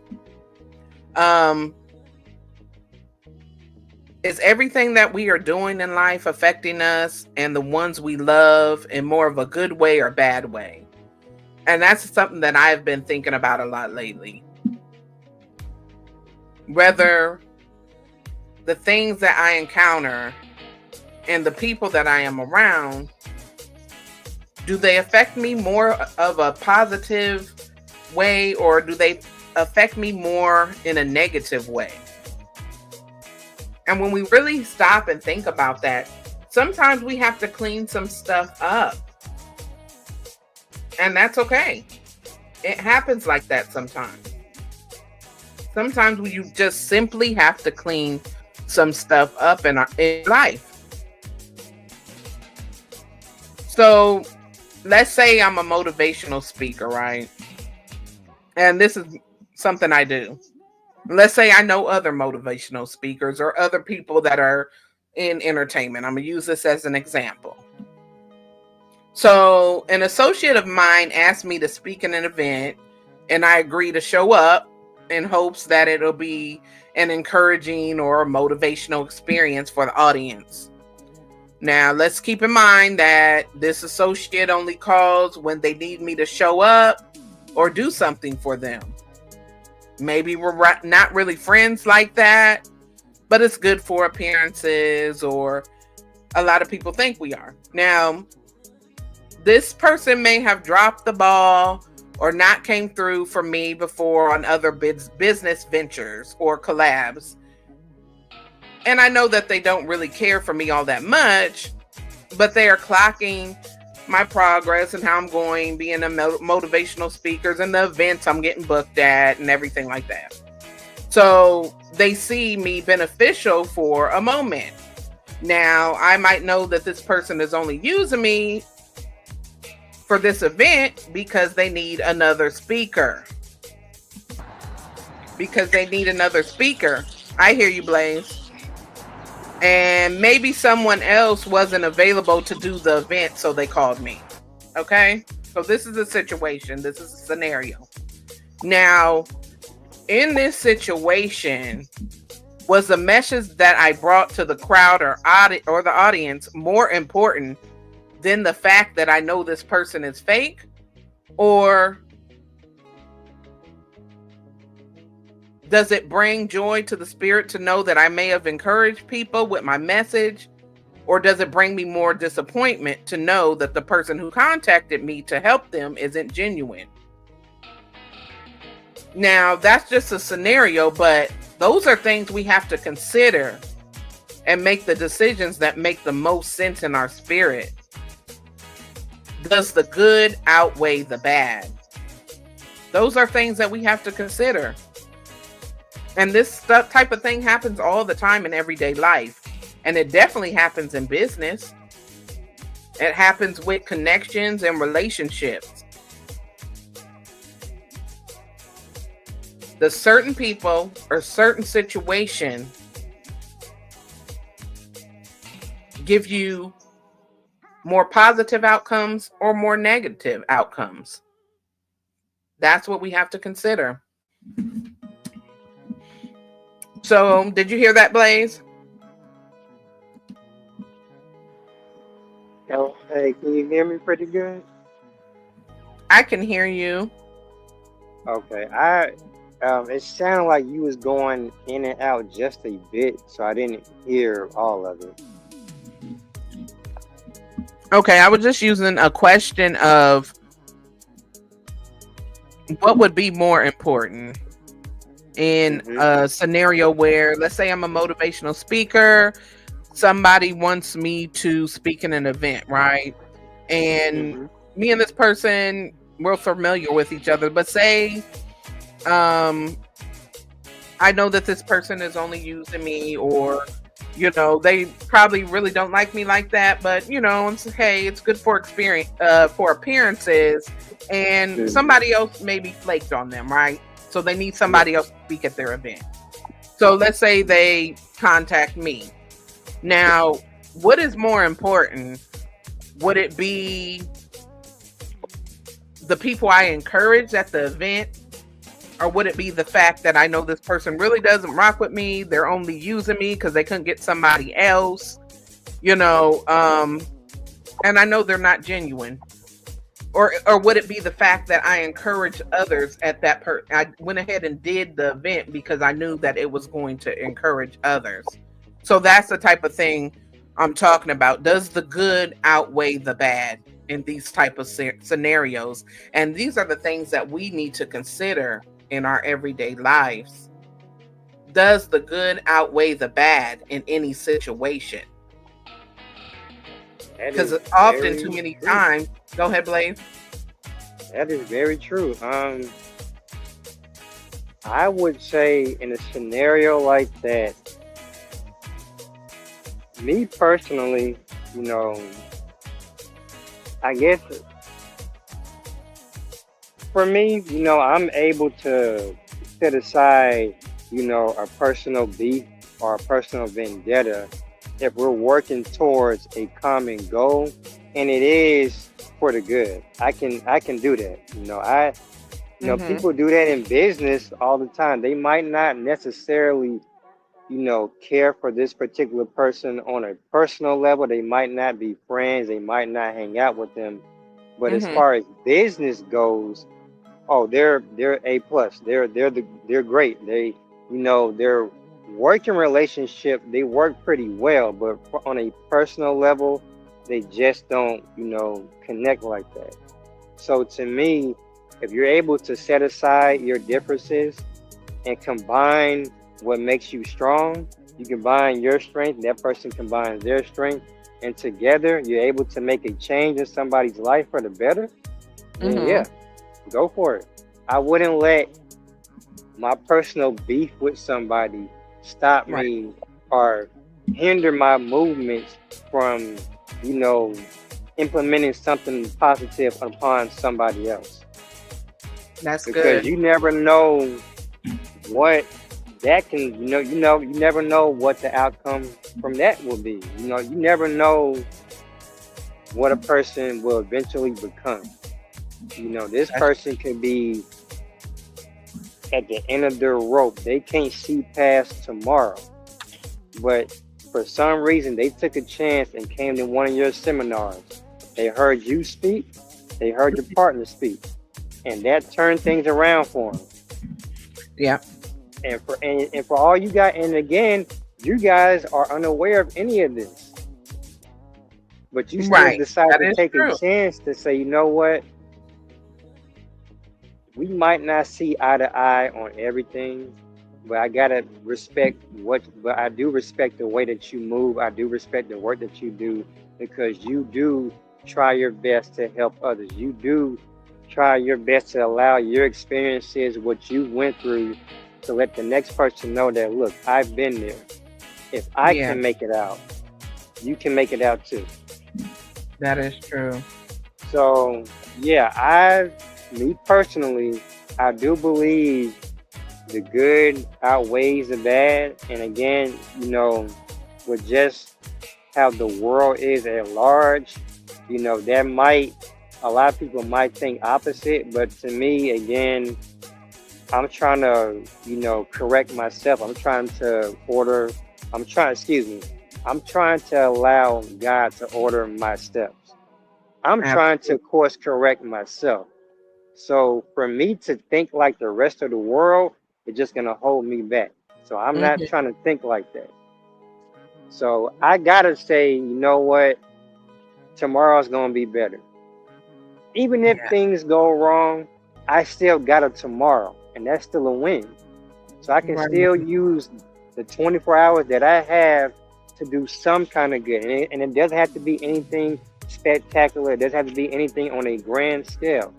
You just saying hello to somebody, asking how they're doing, that can turn their whole day around. Because for all you know, it might have been a long time since somebody actually asked them how they're doing. Oh, that's good, Blaze.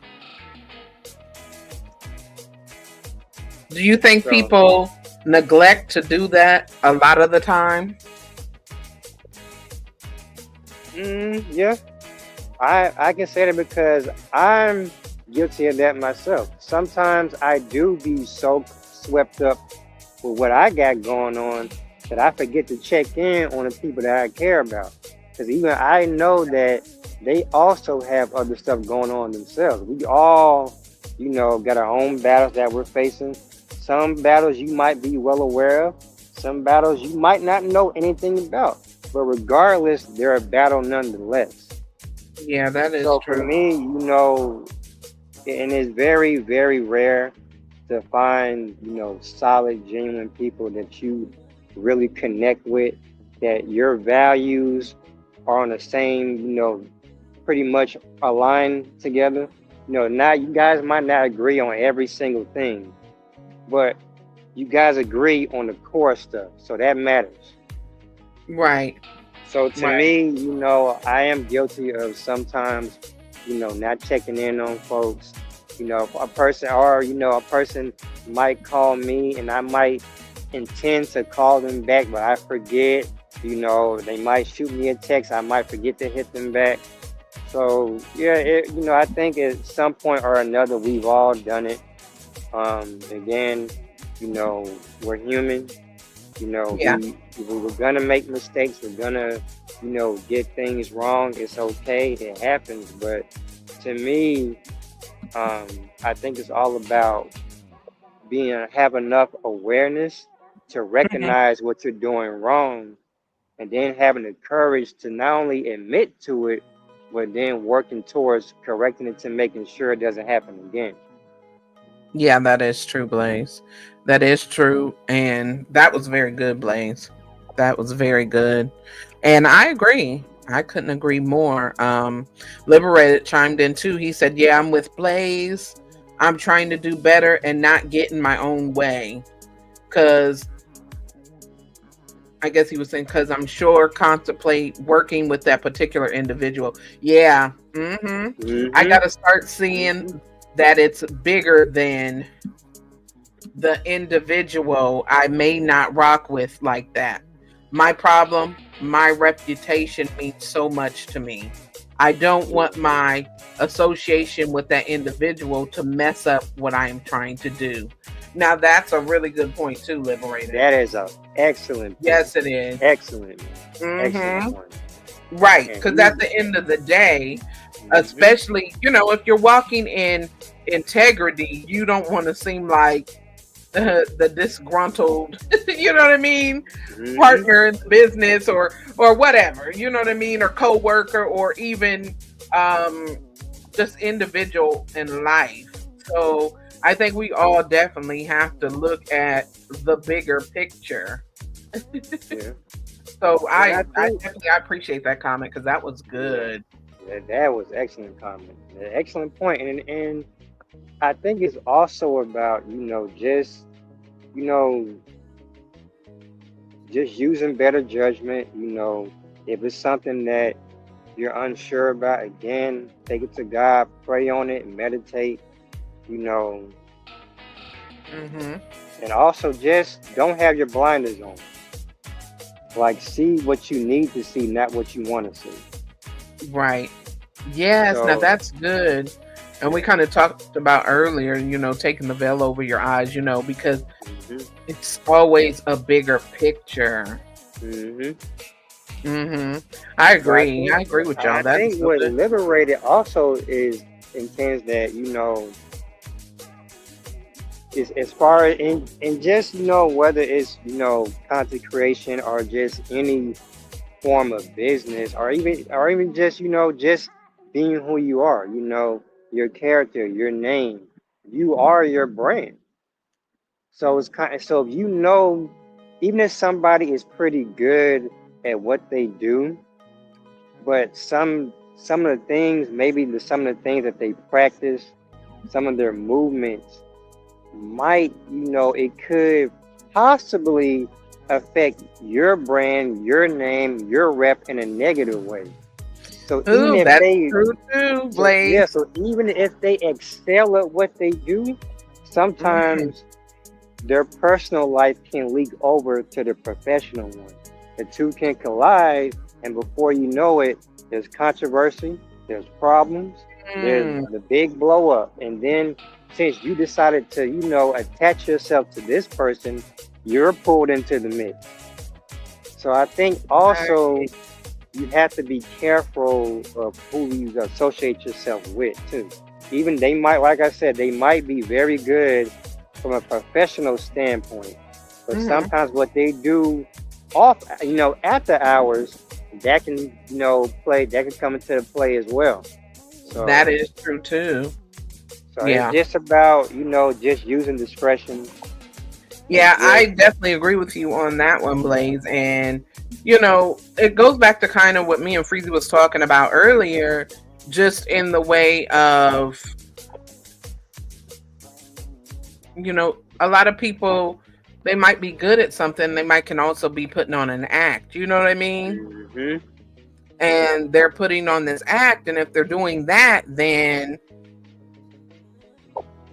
like you said, some of the stuff that they might be doing behind the scenes, or when they're not in character, or when they're not handling, business on a professional level or whatever, it could come back to,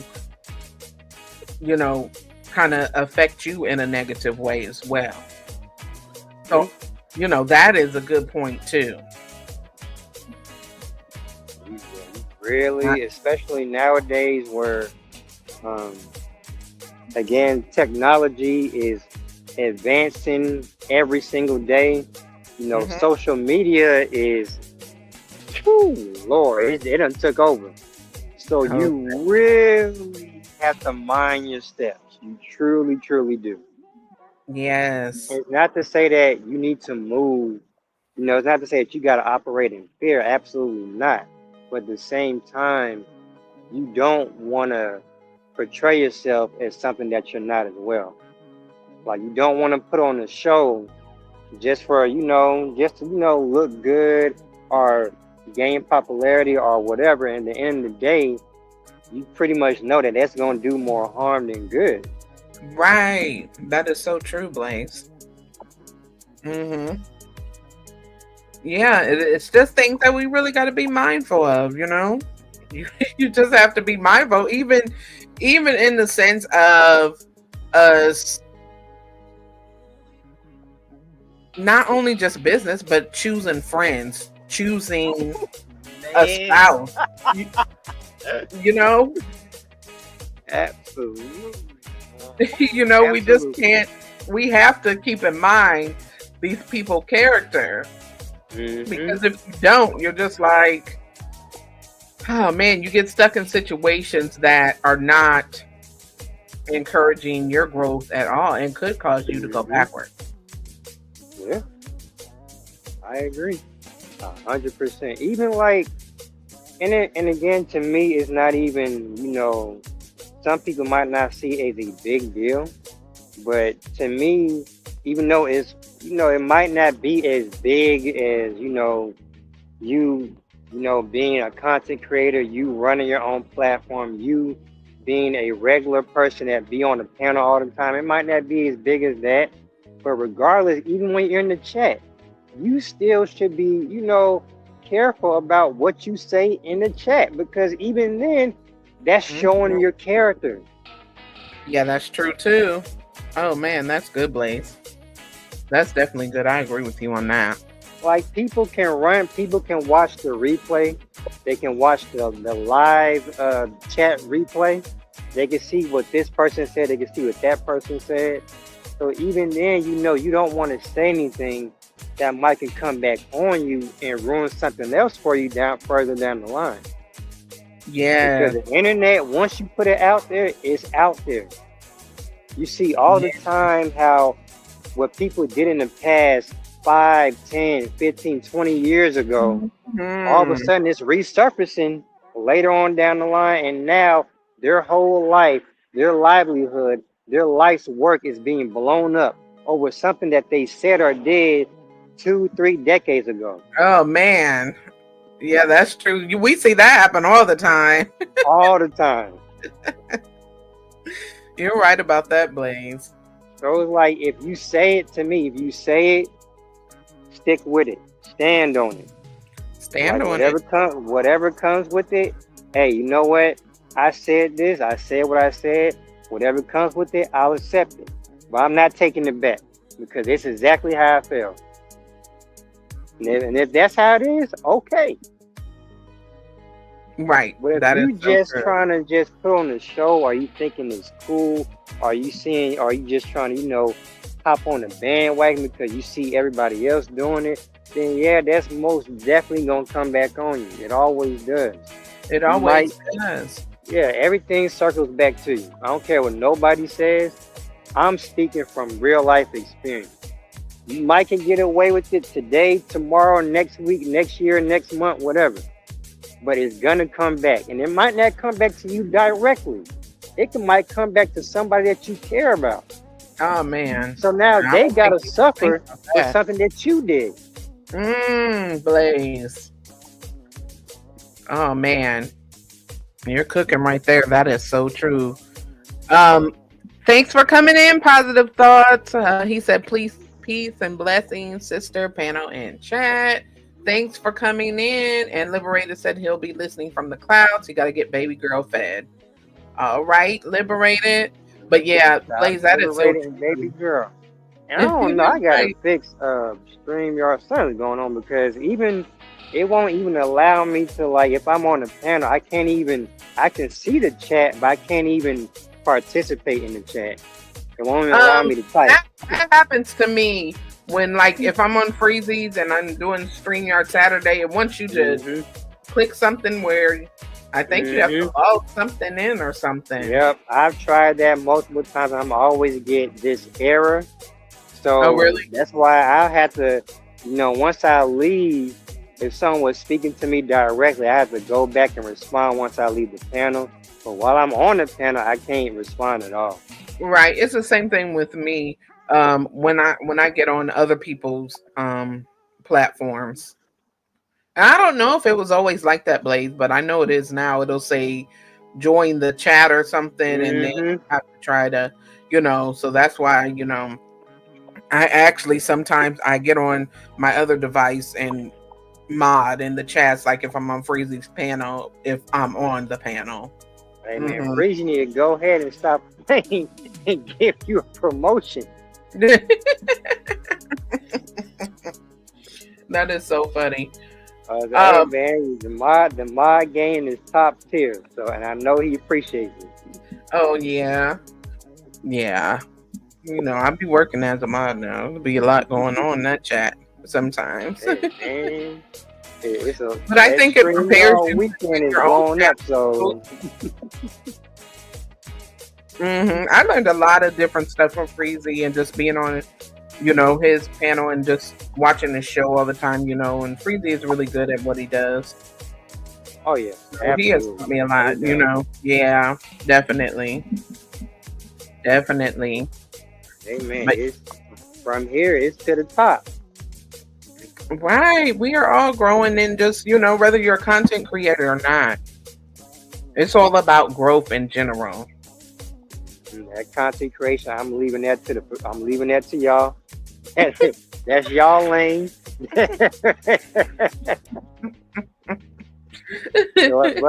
but I'm here for support in any way that I can.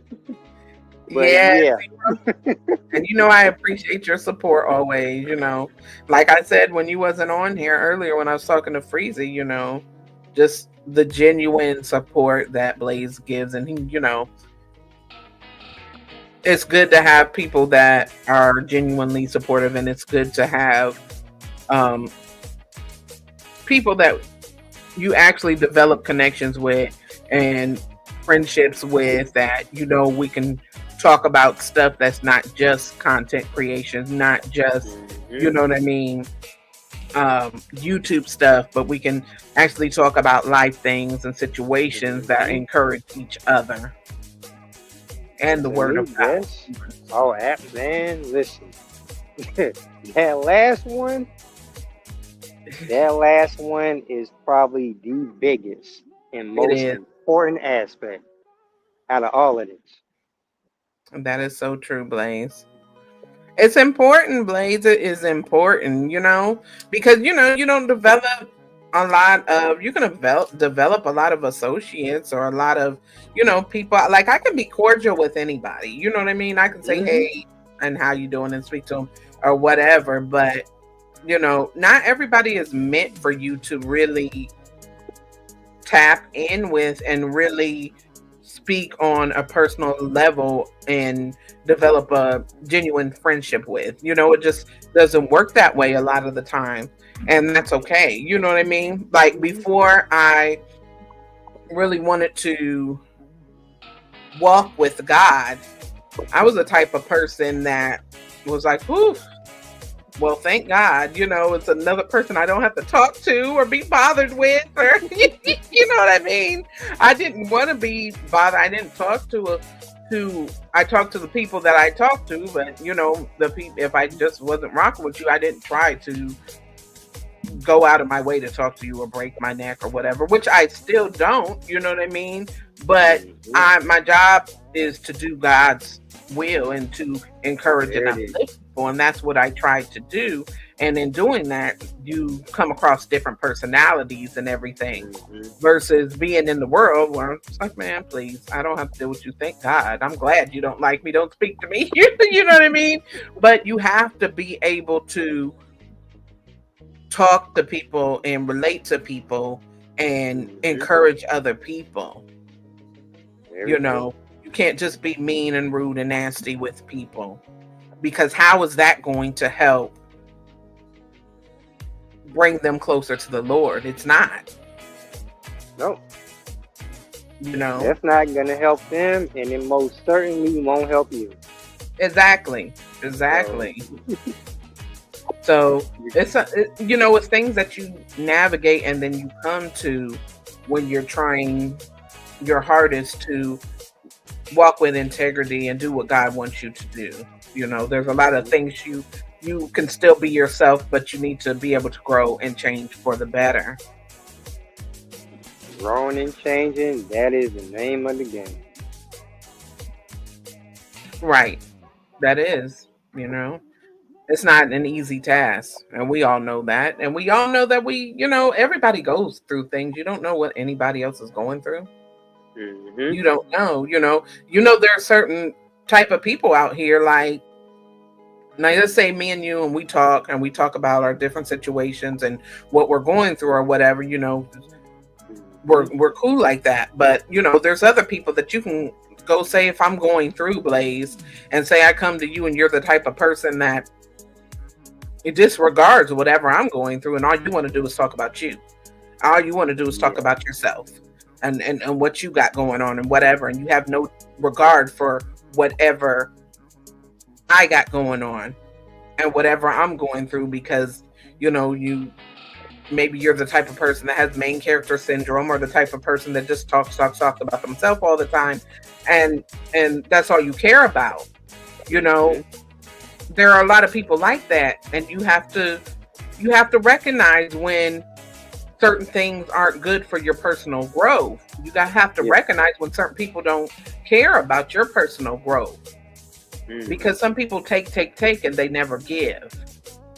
And that could be even emotionally, that could be, mentally, that could be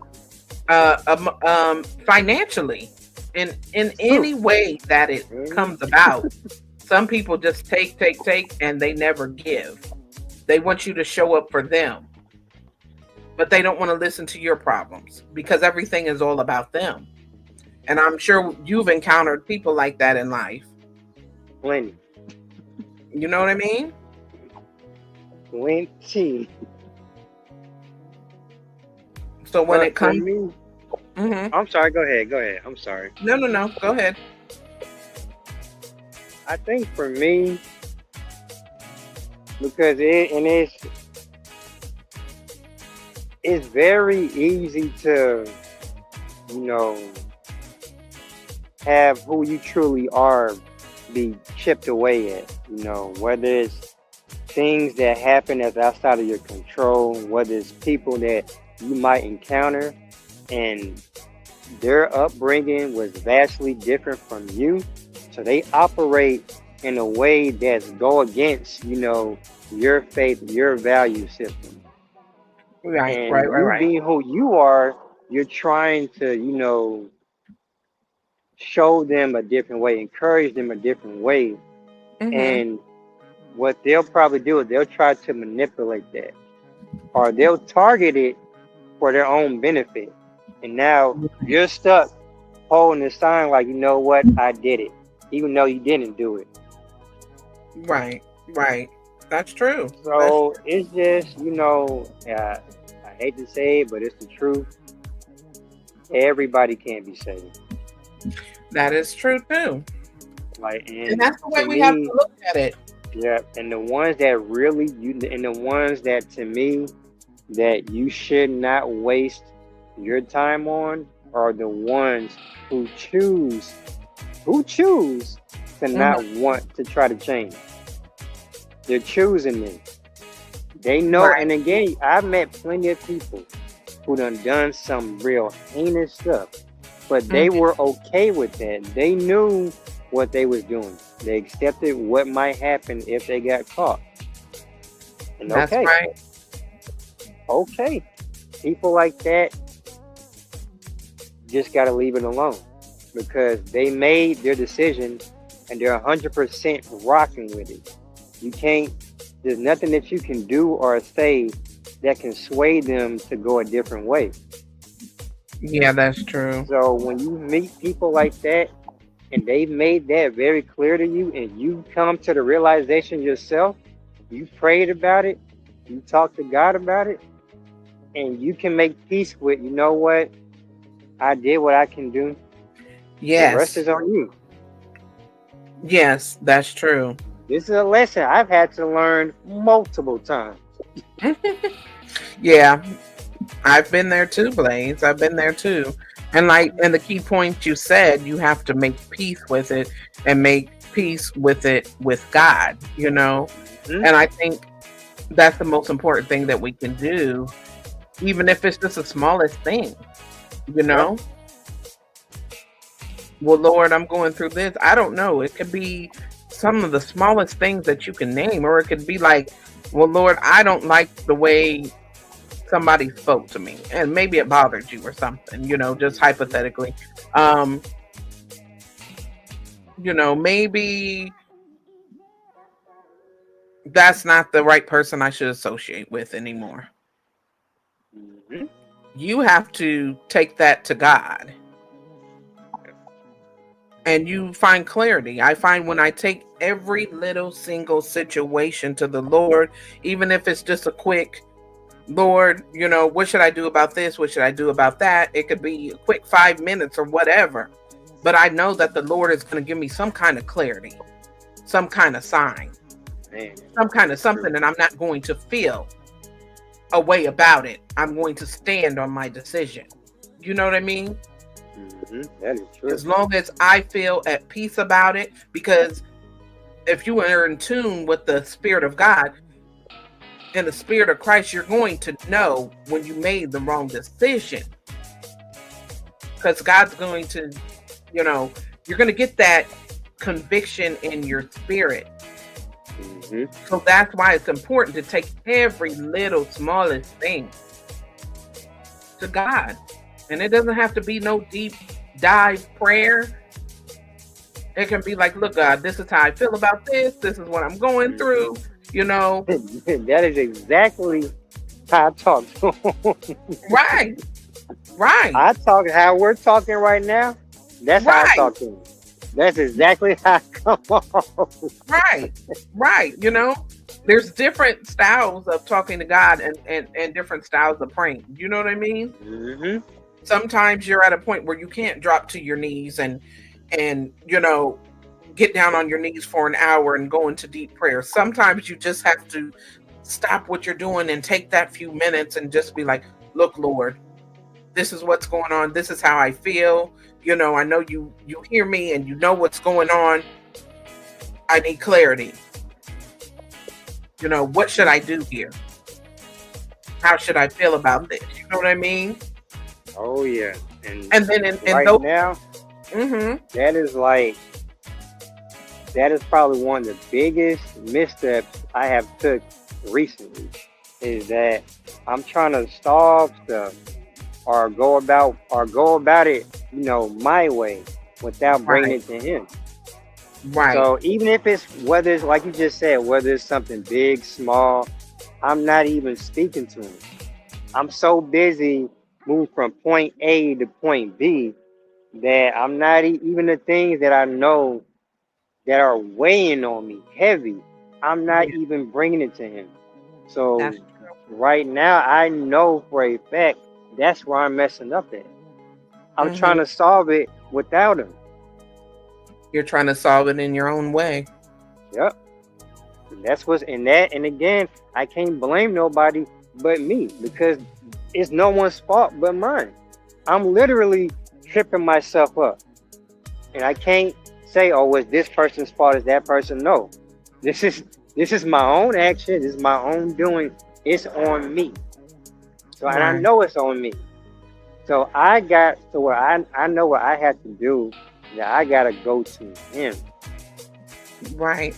I gotta stop looking within. I gotta look to him because that is my problem. And I know that's something that I really gotta work on. That's right. And it happens to all of us, Blaze. Like, it's definitely not just you because we are so used to trying to figure things out, especially if you are, the singular person in your life that's in charge of everything in your life. You know what I mean? Man. Or at least we feel like we are. We're the person in charge. We got this. We're going to figure this out. We're going to try to navigate it the way we see things, the way we want things to be, the way we want our outcome. And that's where we mess up all the time. That's where we mess up. And then sometimes our emotions, our different perspectives can get in the way of us thinking clearly. And we're just like, it gets to the point where we're like, okay, well, I have to talk to God about this. I have to go to the Lord because obviously I'm frustrated. Obviously I'm irritated. Obviously it's not working out my way. And if I'm going to be upset or frustrated or stressed out about something, well, I need to try talking to the Lord. I need to give this thing up to the Lord. Because whatever it is, that's where we find our peace. That's where we find our peace. We don't find our peace by doing things our way. And that's the problem that a lot of us have. Mm-hmm. God doesn't want us to go around being stressed and depressed and, you know what I'm saying, or angry or irritated or bitter or whatever the case may be, or even sad or heartbroken or whatever. You know how many times I've had to take different situations to God in prayer and just be able to shake it off. That's the only way you can shake it off. That's the only way you can find peace when you're going through these different things. And that's what we have to do. Because it's not our way, it's God's way, it's God's will. We'll mess it up every time if we're just going by what we want, If you're going by what you want, you be done cussed everybody out in the workplace, Man, this and the third, Boy, you know what I mean? If my way, I would have put so many folks through a wall by now. Right. And it's just the truth. That's the way we feel like we want to handle certain things. If we get worked up and we're angry enough, like I'll slap the crap out of you. Like, you know what I mean? But that's not how we have to conduct ourselves, how we need to conduct ourselves. We need to give it to God. Very true. Very true, Lord. And he knows that's something that I got. He knows that he can't fix that. That's something that I have to willingly do on my own. Like I had to say, you know what? I'm choosing him over this, over that. I gotta go with him. Right. Like he wants, like I said, it's not about using force because he can if he wanted to. He can if he wanted to. But it's not about behind bars or you know, might be even worse than that. Yeah. It's about you making the conscious choice to choose him over any and everybody else. Mm-hmm. You do that. Even yourself. Even yourself, exactly. Mm-hmm. That's right, Blaze. Like I said, I have so. Like I said, I tell folks all the time, I am a work in progress. I will always be a work in progress. There's so much that I still have yet to learn, and that's okay. Look. As long as I am living, I will do my best. I will do my best, and I will always be a student of something. Learning will never stop. Me trying to grow closer to him, that's never gonna stop. Yeah. Yeah. Even now, when I feel, even now, how I feel the way that I feel. At the end of the day, at my core, I know I don't want this. I want better. I want to strengthen my relationship with him. I want to be back on good terms with him. I want to please him. Ain't no shape, way, or form I want him to be disappointed in me. Right. Like I'm trying my best to be a good man with a good heart and abide by his will. Not mine, but his. Right. But you know, the first step is just recognizing that too, for all of us. You recognize that. And so that's the first step. When you live in denial or delusion, you don't even realize what's wrong with you. You know what I mean? Facts. You know? Some people are just stuck in delusion and they don't see anything wrong in the way that they do things or the way that they move or conduct themselves. And when you live in that delusion, then you don't get it. Man. You don't get it yet. Yes. And that's probably one of the hardest, most necessary things I had to do was look in the mirror and check myself. Right. Like, I know, okay, you know what? Blaze, you really on one. Like, you really out here tripping. You done lost your mind out here. Right. So, there's no way you're going to reconnect with him. There's no way things are going to get better because look at you.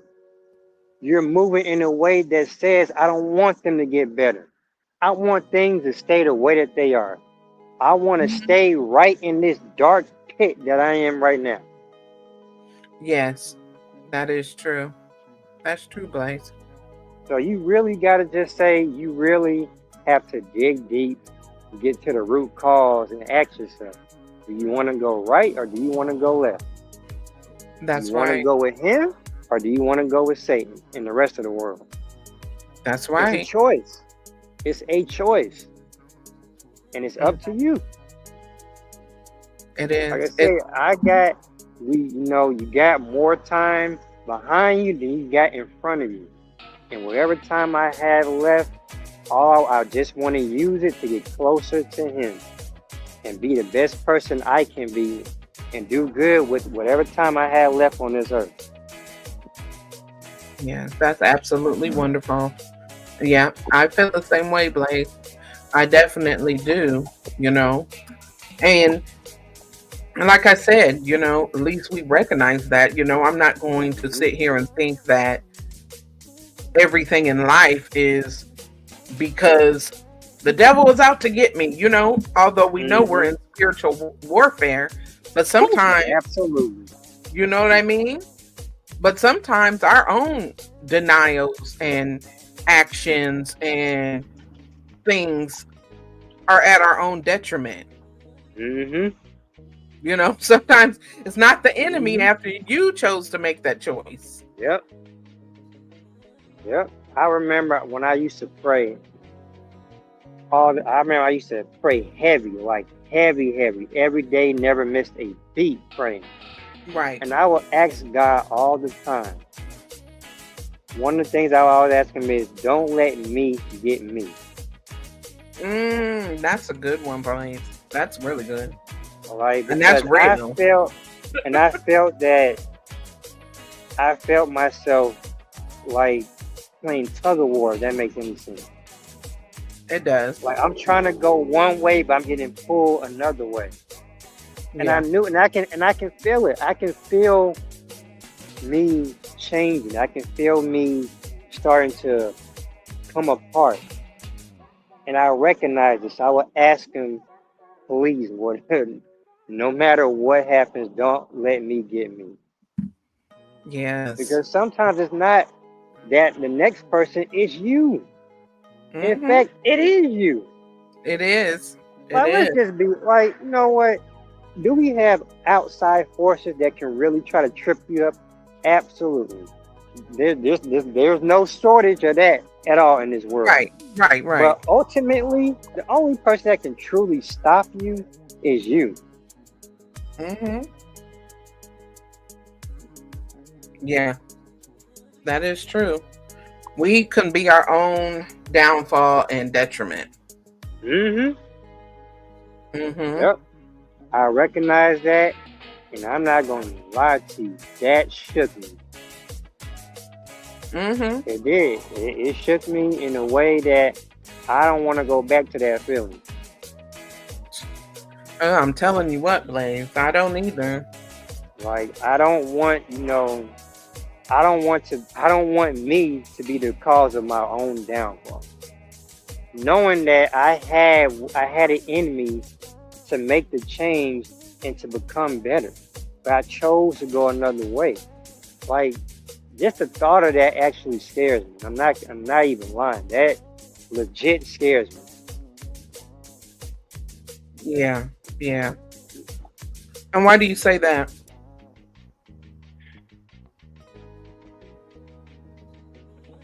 Because that would mean that I let myself down. That everything that I was taught, everything that I have done up in this point, it was all I threw it all away. I threw everything away for what? Because I was temporarily pissed at this, temporarily pissed at that. I allowed my emotions to guide me.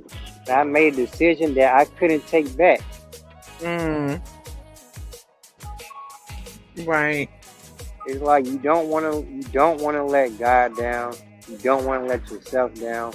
But if you choosing to still stay where you are, and where you are is pulling you away from Him and pulling you away from who you truly want to be, then what do you think is going to happen? Yeah, that is true. That's definitely true. Like to me, I don't like the feeling that gives me. That I know is like, I know that I can do better. I know this. I know what I'm capable of doing. But I can't get past my anger. I can't get past being frustrated. I'm just too stubborn to just say, you know what? I can't do this on my own. Mm-hmm. I got to take it to Him, and I got to be willing to receive it. I just can't stay in what? I would just say dark mode. Right. But again, it's a choice. And to me fully giving in to that darkness, that scares the daylights out of me. Yeah. I was so close to that on different occasions. And again, the only reason why I pulled back was because of Him.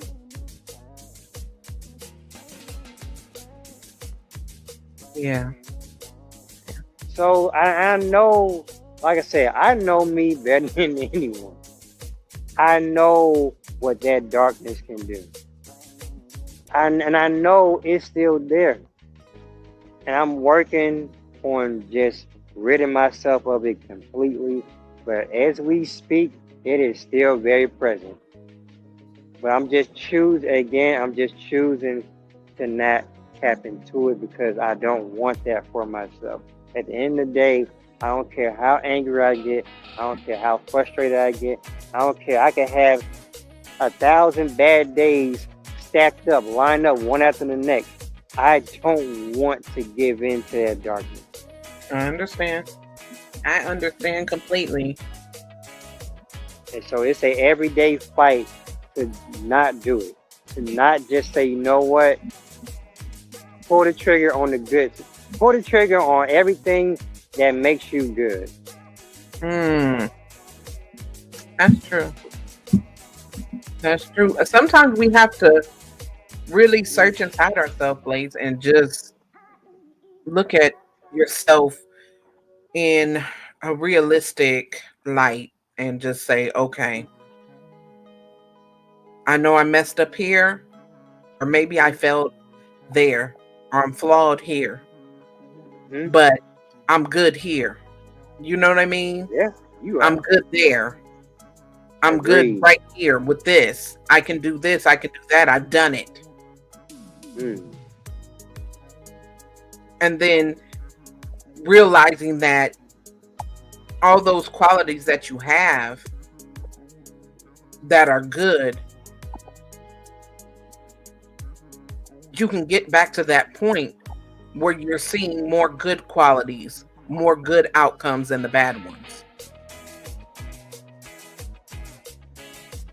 Because when we're going through this and we're fighting, you know, I always call it the fight between good and evil, where, you know, we've all seen those shows or cartoons where you got the devil on one shoulder, you got the angel on the other shoulder, or whatever, you know, and one part of you is looking over here to the right. Okay, I want to do the right thing. I want to do good.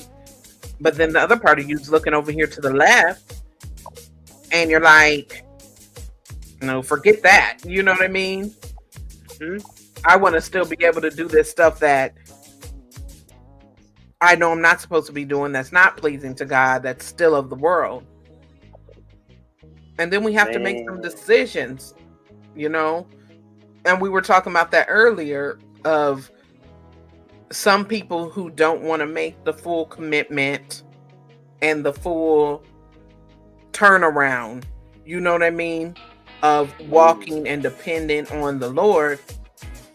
Those are the people got one foot in and one foot out, you know? They got one foot in, one foot out. They appear to be good and to be serving the Lord, but behind the scenes is something different. They put on appearance, like we've seen it with pastors. We've seen it with people in everyday life. We've seen it, you know, in the church. We've seen it in the workplace. We see it all around us. And I think Freezy called it earlier, the best of both worlds. Wow. So they're living the best of both worlds, where, you know, everybody, look at me, I'm doing good, I'm living righteous. But behind the scenes, not so much. You know what I mean? And I just had to, we've all, you know, we've not always been on fire for God. Like, there's been moments where I know that I'm not in tune, and I know that I've slacked off, and I know that I'm like, okay, Lord, you know, I can't be out here being a hypocrite. I have to really be walking the walk, not just talking the talk. But I, you know, and I made that decision for myself. Yes, do I still do some things that God's probably giving me a side eye? I'm pretty sure. You know what I'm saying? I'm pretty sure. But overall, the journey is getting closer and getting closer and getting closer to that mark. I don't want to be on here making videos every day about encouragement and getting closer to God and giving scriptures and stuff. And behind the scenes, I'm not even reading. I'm not even praying. You know what I'm saying? I'm out here talking crazy and promiscuous with all these men. You know what I'm saying? I'm behind the scenes, still doing the things I used to do in the world. No, that's fake. I can't do that. I can't do that.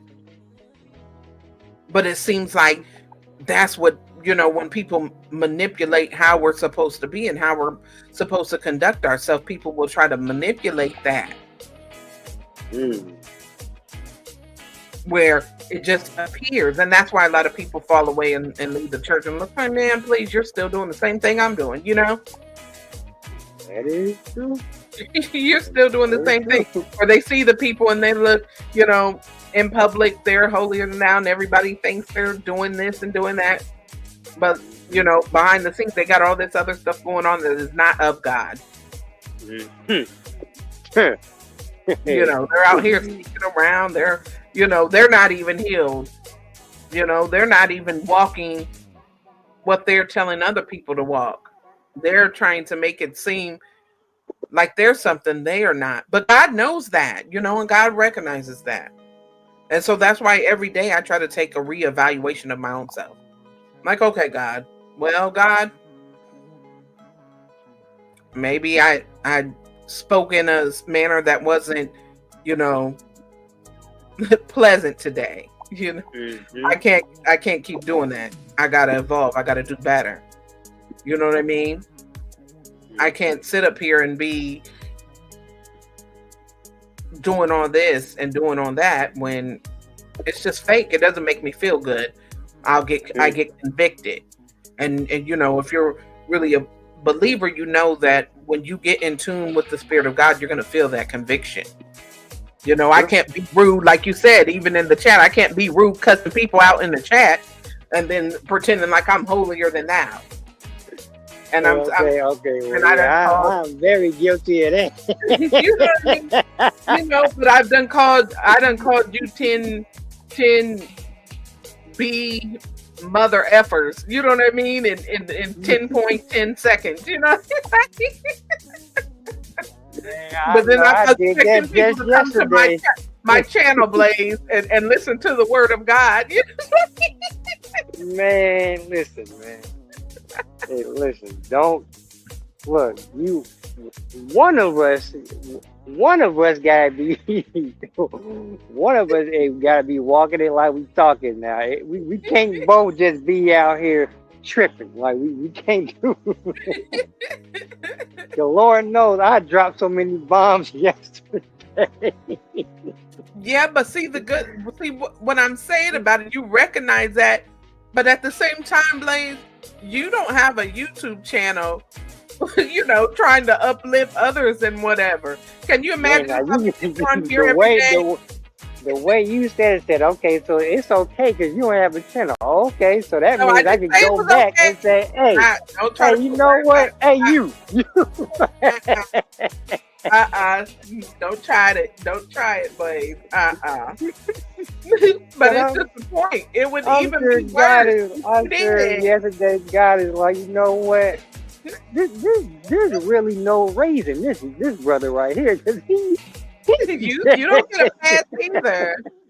You don't get a pass either. You don't get no pass either. But it's worse, Blaze. If you did have a channel that was a faith-based channel, and then you're like, come to my channel and get some inspiration. Come to my channel and get some inspiration. But you in the chat cussing people out. You in the chat, calling people all kinds of names and this, and this, and then people are looking like, what? Ain't that the guy that got the inspirational channel?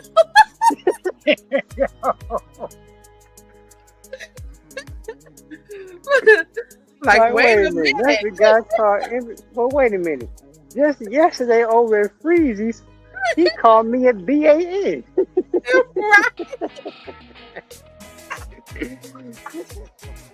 I'm serious. But you know what? At the end of the day, it takes a lot of power sometimes not to go off on people. So I know that and I recognize that. You know what I mean? That is true. But you know what? That is something that I'm probably gonna work on. No, Right. I take that back. That is something I'm definitely gonna work on. Right. Mm-hmm. But I know, you know what? Because and again, sometimes it's things that you know is not gonna change. It existed before you got here, and it's still gonna be here once you no longer come around. So it's like, Mm-hmm. you know what? You don't have to respond to that. You don't have to say anything. You can just say, you know, it is what it is. That's how this person thinks and decides to operate. That's fine. You know what? I used to say things in the past, but I'm trying to course correct. I'm trying to get back right with God. So let me not say anything now. Let me try something different and not respond to that. Let me not call this person that. Let me not say this. Let me not say that. Right. Let me not just respond. I don't even Mm-hmm. have to respond. I just you know what? Let it go. Whatever the topic is, I'll say something about the topic. But as far as, you know, anything other than that or just regular, you know, regular conversation, regular jokes and stuff, that's cool. But as far as, you know, going at it, you know, or saying something because a person, you know, might feel a certain way, I don't Mm-hmm. have to respond to that. But Right. I've done it before. Like I said, I did it just yesterday when they was on the panel crying. I said, I said it then, and I normally always say it. But again, you know, if I'm trying to do better, I gotta stop that. So yeah, you're right. That's something I gotta stop. Right. But it's not only that because we all have our days, but we can't stay there. Man, listen. You know what I Yeah, I mean? have my We that day. have Every our time I day. go there, that's a day. It can't you can't have those moments every day and expect, well, I'm doing just fine. You know what I mean? Because then if you feeling like that every day, then something's not right. If you feel like That every is very time true. somebody says something that disagrees with you or that you don't like, that you have to cuss them out or whatever, like, you know, you can't Yeah. use your wisdom or you know, your maturity and like let it go, then that's when it becomes a problem. You know what I mean? Now, to me, as far as you know, the cussing folks out part or attacking them all because they have a difference of opinion or they don't, you know, they might not share the same experience with you. Again, these are things that I don't necessarily see in real life anymore. Like these are things I would see as a child, you know, like bullies in school and stuff, that kind of thing. But as far as that now, present day in adulthood, I don't. The stuff that I see people attack each other for on YouTube, I don't see it in real life, like at all. I don't see people Yeah, that's true ready too. to take your head off because you think the New York Knicks is the best basketball team. I don't see that kind of, you know, I don't see folks ready to, you know, pull a burner out on you and put it to your dome because you think the New York Knicks is the best team there is. Right. Like these are, like I said, people come on here and they take it to the extreme and they do it all the time. So for me, again, I'm not used to that.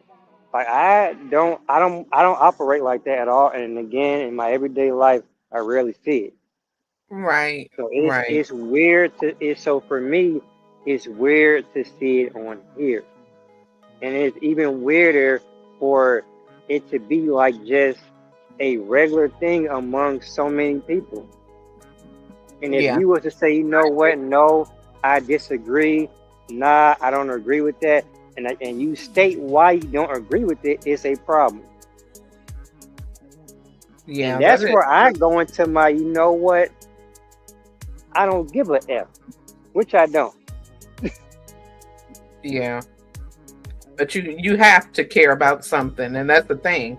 Like I said, we all get in those moments where, you know what, I don't care anymore. This is it. Like if somebody tries me today, this is it. You know what I mean? Yeah. I think we all have those days. Whether we are doing our best to walk in the Lord and walk with the Lord or not. We all have those days, but at some point, like you said, you don't see it in person. Like a lot of the times, like the things that people take so serious, like on YouTube, like, come on, like, I mean, it's just, I've gotten to the point, but I was here before I was ever a content creator. I was like, oh, okay, well, you don't speak to me, you don't like me, you have a difference of opinion, you don't like the way I talk, you don't like nothing about me, oh well. Like, oh, how is it, you got to look at it like this. These things, how does it affect your everyday life? Exactly. Are you going to be so emotional and so delusional that you're going to let it just ruin your life? You know what I mean? That makes no sense. That makes no sense. Yeah, now for me, when I say I don't care, is that as far as, we go, human beings, I don't seek the validation of nobody.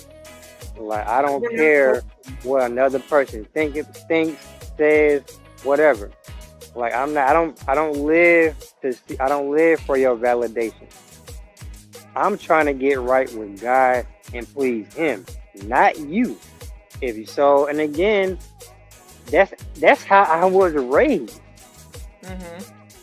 Like I was taught to never ever put another human being on a pedestal.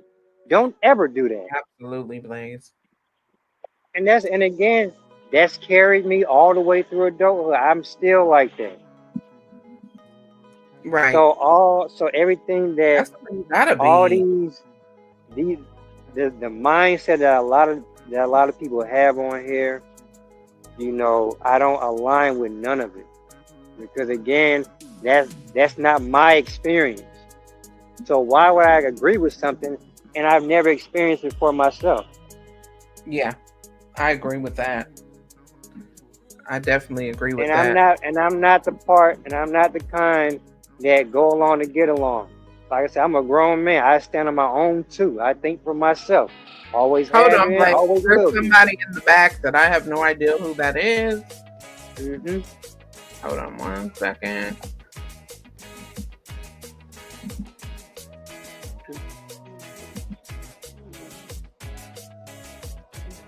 And they didn't say nothing in the chat.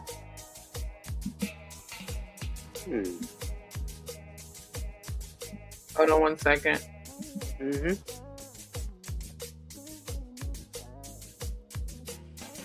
Can you wave in the back? No, they dropped. No, you are not about to mess up my channel, child, please.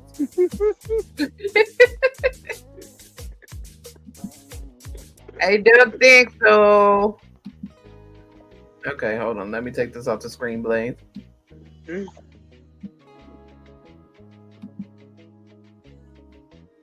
But yeah, I forgot what we was saying. But let me see. Positive Thought said we are a work in progress and it takes time. Facts, absolutely. Definitely, as far as making the changes that align with God's will, that is not going to happen overnight, at all. And like I said earlier, the journey is continuing. Yeah. But when something also, once we get back in tune, because I notice a difference, Blaze, between when I'm not in tune with God and how my emotions or my irritation or whatever can be all over the place, you know what I mean, and different stuff will bother me more than maybe it should, or I'll be angry about something. But once I am in tune with God, and I'm reading every day, I'm studying, I'm praying, you know what I'm saying? I'm really talking to God. I'm really in the word. It doesn't really bother me as much. It doesn't really bother me because in with that, if you're constantly praying for peace, you're constantly praying for wisdom, you're constantly praying for discernment, you know, things don't bother you as much because you have that peace through God. You have that peace in the Lord. And not only that, but I say this all the time on my platform. Like, I've always said that, and I be saying it in my prayers that I say on my platform, is that I pray this all the time for God to remove and reveal. So the way my mind is set right now, and the wisdom that, you know, I am steadily reaching for, and God is steadily granting me as I get stronger and stronger, my wisdom lets me know that if God removes, or if God shows me something, and if I don't take heed to it, but he's clearly showing, or he's clearly removing people from my life, or clearly, you know, doing certain things in my life, and he's giving me that discernment, and he's giving me that wisdom. If I don't follow through with that, if I don't open up my eyes, then I'm disturbing my own peace. Because he clearly lets us know. He lets us know when we're tuned in and tapped in. That I am moving this out of your way. I am changing the situation around. I am changing your circle or your environment.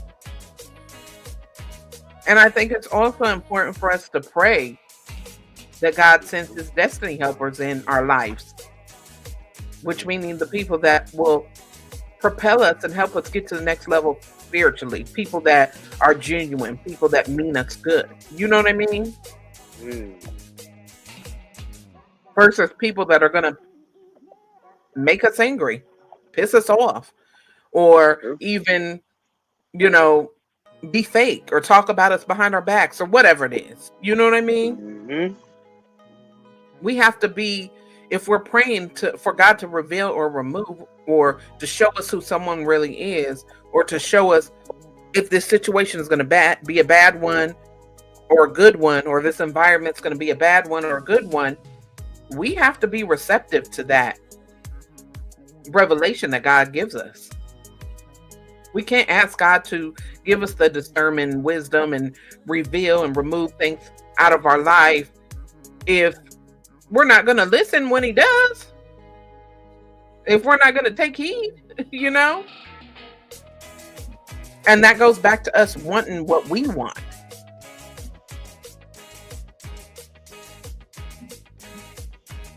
And that's the part that can trap us up, because we know that the enemy will use things that we want, or people that we want in our life. You know, it could be somebody you're dating, somebody you really think you really like, but you know, you're seeing all these things that are wrong. So you start praying about it, and you see that this is not the person you should align yourself with, but you like them. Or maybe they're beneficial to you in some way. You still keep dealing. Well, then that's on you if you don't take heed, you know? And I think people are so delusional that they'll blame everything on the enemy, when it's not always that. It's because we didn't take heed to what God was showing us.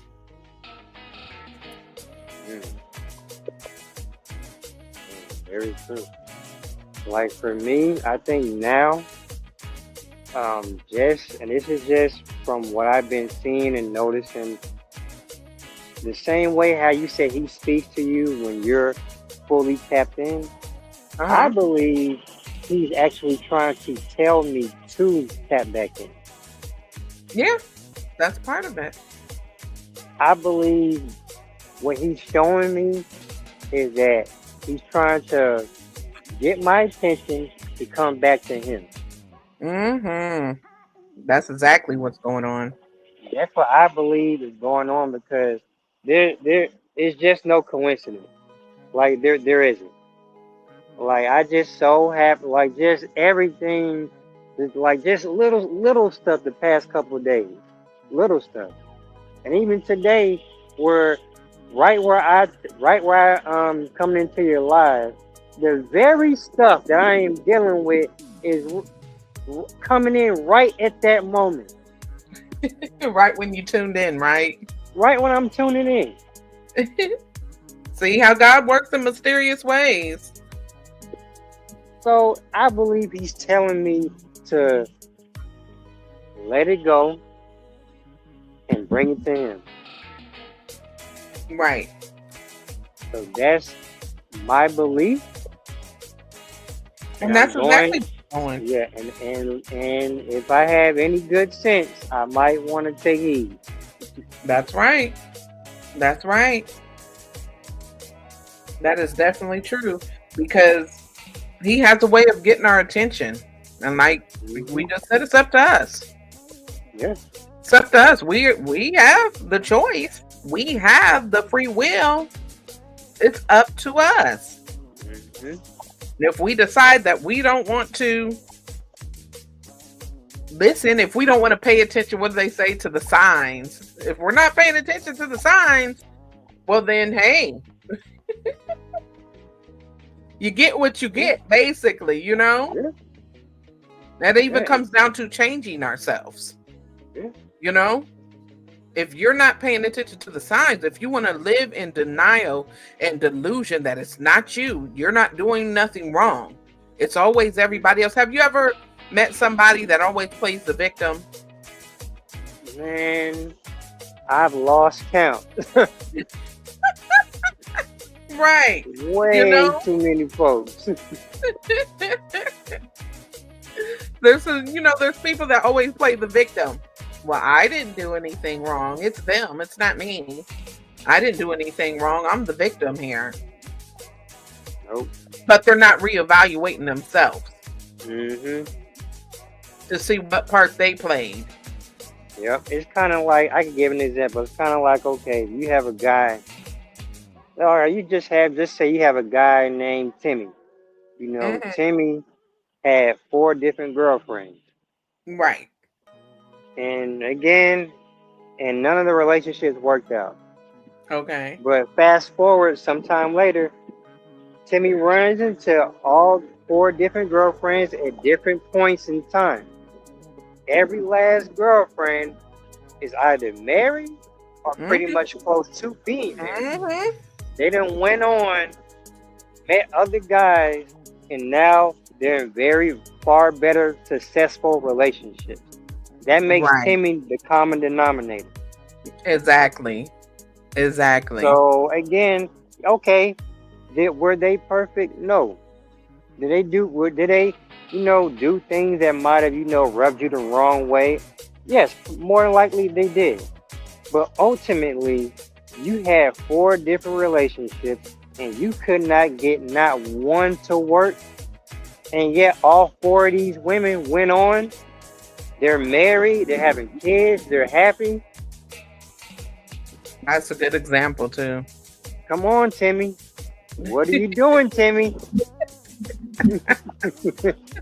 Maybe it be you at this point, It's like, pay attention to the signs. It's probably you. So, yeah, and at some point, like I said, there's going to be things that, that happen to us that, okay, it might have not been our fault. It was outside of our control. Right. And we just got dealt a bad hand. It happens, and it can happen. It has happened. Mm-hmm. But at some point in time, if every bad thing that comes your way is somebody else's fault, that is a problem. Right. And there's people that, we see it even on these panels every day. We see it, like people rest in that victimhood of everything else is everybody's fault but my own. Mm-hmm. I didn't do anything wrong. It's everybody else's fault. but they're not looking at that rock that they're throwing and hiding their hand. They're not looking at the part that they played, you know. And that's a problem. That's a major problem. So I think, you know, once we get the realization that, and we get out of denial and we realize that we have to take accountability and responsibility for the part we played in certain situations in our lives.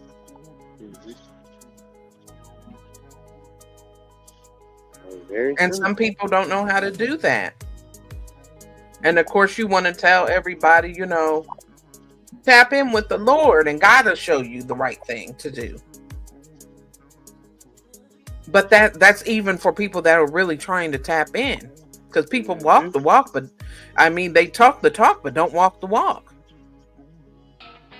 People are pretending every day. And even then, you know, God is expecting you to do the work too. That's right. Like you say, okay, you want to change, you want to become better, you want your situation to improve, okay. But are you willing to do what's necessary in order for that to happen? Are you willing to come to me and stop doing everything on your own? Mm-hmm. Are you willing to do that? You have to, I mean, and again, it's a choice. I asked myself the same question. Do I truly want to realign myself and get back on board with him? Do I want to do this? Right. Or do I just want to stay put and continue to let everything around me fall apart until I'm just pushed over the edge and I feel like, you know what, there is nothing left? Do I want to get to that point? Because that point, you can easily get to it now. So even I have to say, you know what, I got to check myself. I got to check myself and I have to work on myself. Yeah, that's true. We have to. But like we've been saying, you know, at least you came to that realization.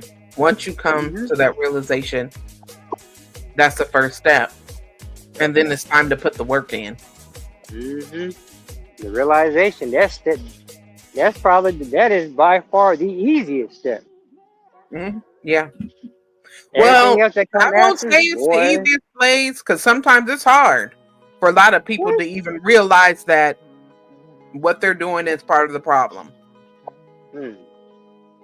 Depending solely on their self and not going to God is part of the problem. Sometimes that's a hard step for a lot of people. You know what I mean? It was hard for me, but I can't speak for nobody else, but for me, I know, stop doing the things I'm currently doing and start doing things the way he wants me to. That right there is going to be difficult because you're already accustomed to doing things your way. You haven't tried it his way. Yeah, that makes sense. So for me, that is going to be a huge adjustment for me. And I can be honest about that. I know that is going to be that's going to be a battle for the ages. I understand. I totally understand that. But I believe that the walk becomes easier once you have people around you that genuinely care about your outcome. You know. Yeah. Now that I agree with. I agree that everybody, whether it's a family member, a friend, a coworker, anybody that has your best interest at heart. Right. They don't want nothing. They're not out for themselves. They genuinely want to see you come up and win. Then those are the people you want around you. Right. Oh, that's when you need to start assembling your crew And Right. on the days where you feel that, you know what, something ain't right, I might need to, I might just need a little bit of an energy boost. That's when you turn to your crew. That's You true. call one of them, and you Right. again call up one of them. Right. Tell them Right. what's going on. And I'm telling you, It's good to they're have gonna that. come through. They will come through because they have your best interest. That's what they have. Right. And again, they're not trying. They're not trying to. And again, if they're the type of people that you need to have, they're not going to do anything that goes against God. Yeah, that is true. So Now, see, that's the thing. That is yeah. a thing too. Let me read these real quick. Positive Thought said, "We are a work in progress, and it takes time." And he also said, "I turned my life around after a family member betrayed me. God changed my life. I am Amen sorry to that. to hear that you were betrayed." Positive Thoughts, and whew, I think we've been through The a lot of betrayal that. definitely People. Sometimes your definitely family are the starts worst on that. ones. Yeah, but amen to him. Bouncing back from that and changing for the better. Yes. Because betrayal, it don't come from a stranger. It never does. Mm. So, trust Right. me, I understand. We all, at some point, I'm sure we all have been betrayed. So we understand Right. that. Right. And it's heavy because it always comes from somebody that you trusted. Yeah. That's right. So it's heavy, but I'm glad that he was able to overcome that and not be bound by it. Exactly. That was so good, Blaze. I'm glad you shared that Positive Thoughts, because just the fact that you were able to tap in with the Lord, and because sometimes God works in mysterious ways. That is true. Certain situations that are awful at the time can bring us closer to God. There it is. He said, "Yes, brother, it wasn't easy." Hey, Big Bad Bull, thank you for tuning in. I can imagine. Yeah, it's not easy. Because, and again, with matters like that,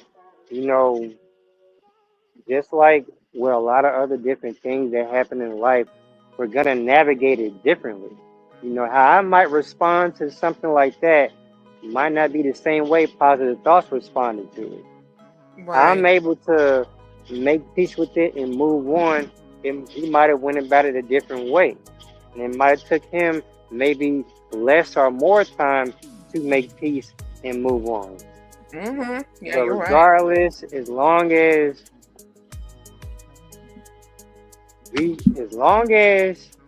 we don't harbor get back, we don't try to do anything to even the score, because trust me, right, revenge, man. I've took revenge before, and it didn't make me feel good. It was a very fleeting feeling, but afterwards, you still stuck with, dang, why I really didn't have to do that. Right. I really could have let it go and let God deal with him. But instead, I was seeing red, and I gave in to my emotions, and what do you know? Got my lick back. You could have did that. You could have made the same mistake I did. Right. But you know what, Blaze? But see, here's the thing, though. When you're not in tune with God, then we know if you're, of the world, I think we've all probably took some revenge back on people at some point in time. Well, a lot of people anyways, at that time, you probably don't care. Sometimes you do, sometimes you don't. It depends on what it is. You know what I mean? Because you're like, well, they did it to me. Mm-hmm. So now they're going to get theirs back. You know what I mean? Mm-hmm. And sometimes it's big stuff. Sometimes it's small stuff. You just never know. But at the end of the day, when we are getting closer to God and we get tuned in with God, we know that God will fight our battles for us. You're right. We know that God will handle our enemies. God is going to handle those that betray us. God is going to handle the people that are smiling in our face and talking about us behind our backs. God is going to handle those people that are really wishing for our downfalls. That are coming with the smiling face, but really agents of Satan. So we leave that to God to figure out. Right. When we come out and we try to seek our own revenge, then we're going to get karma back too. And that's what people don't realize. They're like, well, they did it to me. Well, you go ahead and do something back to them. Go ahead and seek your revenge. And when you do that, your karma is going to come back too. Because you didn't leave it in God's hands. That was my whole thought process. And I'm not going and to be perfectly honest with you, a part of me still thinks like that. And I say that because there's a lot that I can let go. I can walk away from. I can let that person have it. I can let that person have it. Things don't have to go any further than they already have. Right. But there's some things that I know if they were to happen, God is going to take an act of God to stop me. That's right. So that is something that I know, again, like a lot of other things, I have to take it to Him. And I'm going to pray that He corrects that for me and that He works on me, because I don't want to be that person. That's right. So I know that if certain things were to happen, get back mode is unplugged. It's coming. It's coming. And ain't no stopping that train.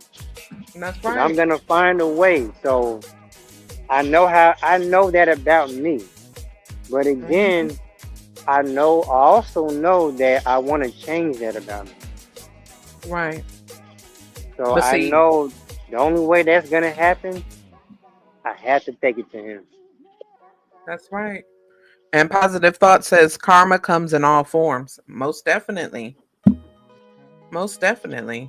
Oh man, absolutely, man. Absolutely. It definitely does, man. Absolutely. Yeah, it definitely does, because look, I used to be a person that wanted to seek out revenge too, but I have seen in real time when I pray about it and give it to God, and God already knows what's going on.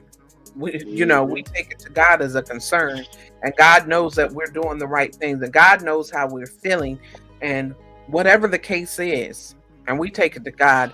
I have seen people get their karma back, in real time, more than something that I could ever do. You know what I mean? And that's why God said, vengeance is mine, saith the Lord. And we have to always remember that. Let God. Let go. Let God.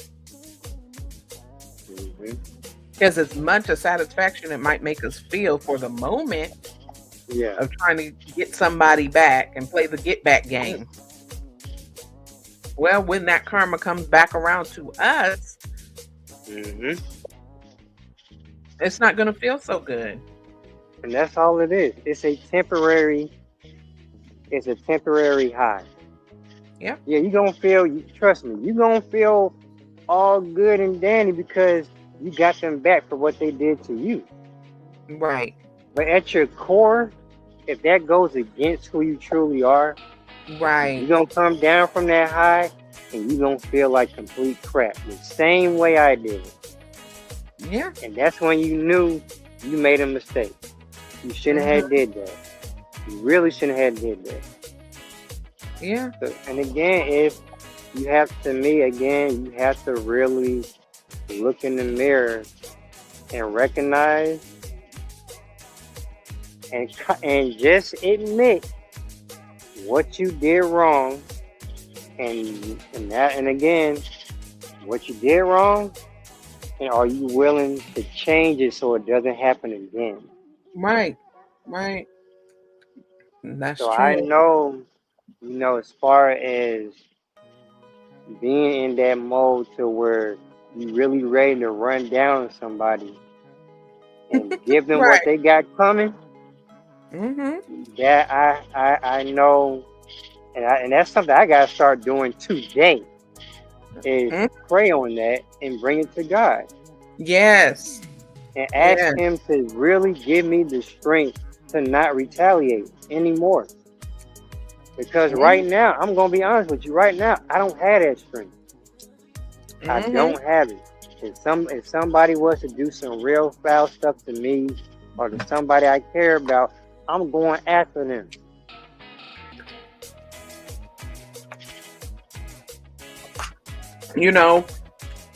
I think a lot of people in different situations, depending on what the situation was, then their emotions would take over. Like if somebody did something to someone's child, or you know what I mean? Yeah. Then their emotions would take over and they would want to seek that physical revenge instead of turning it over to the Lord. But some other people would not. They would turn it over to the Lord. I think it all depends on what it is at that time and where somebody's mindset would be. It happens to a lot of people. Yeah. Now I will say this. That way.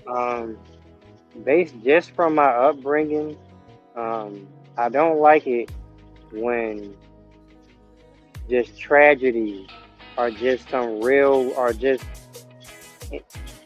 anything like that happens to children. That is probably the quickest way to get me to 0 to 100. Yeah, I don't like it too. I cannot stand that. Like that is something that really, I'm already in get back mode now. And because again, children are innocent. That's right. I agree with you, Blaze. A lot of people will. I don't like it. It just puts my stomach in knots when I hear stuff like that. And again, this is just from my upbringing. The crap I seen as a child, I can't tolerate that kind of stuff. Yeah. I totally understand that. It's a difficult situation. And a lot of people, when in situations like that, a lot of people can say, well, I would do this, or I wouldn't do this, or I would turn to God, or I would, go find them and hunt them down myself. I mean, in those situations, we don't know what we would do, but we just have to think that the Lord is going to lead us in the right direction. Big Bad Bull has a question he asked in the chat. He says, so should we pray for revenge? I usually pray for my adversaries that they seek God and become healed of whatever is obviously plaguing them. Now, that is a good question, Big Bad Bull. And myself, what I do is, if I feel like somebody has wronged me or whatever, I also do what you said you do. I pray that they get closer and in tune with God so that they could see the errors of their ways, so that God could heal them from whatever it is that's causing them to act in that manner and to operate in a manner which would harm others or make others feel bad or use or get abused or get over on others. I do that as well. Now, I also think that certain moments when we say, and it even says in the scripture, and I'm going to find one real quick, to let go and let God, that doesn't just mean our struggles or our burdens or what we feel like is going on. It also means anybody that has harmed us, anybody that we have seen as our enemy, anybody that has betrayed us, we have to take that to the Lord in prayer too. So whether it says pray for our enemy. We had a scripture earlier when we was talking about David and how he deleted a lot of people, basically, in battle and whatever. In those situations, before he went to battle, before he did anything, he consulted with God first. So even though he did a lot of things in his life, he consulted with God.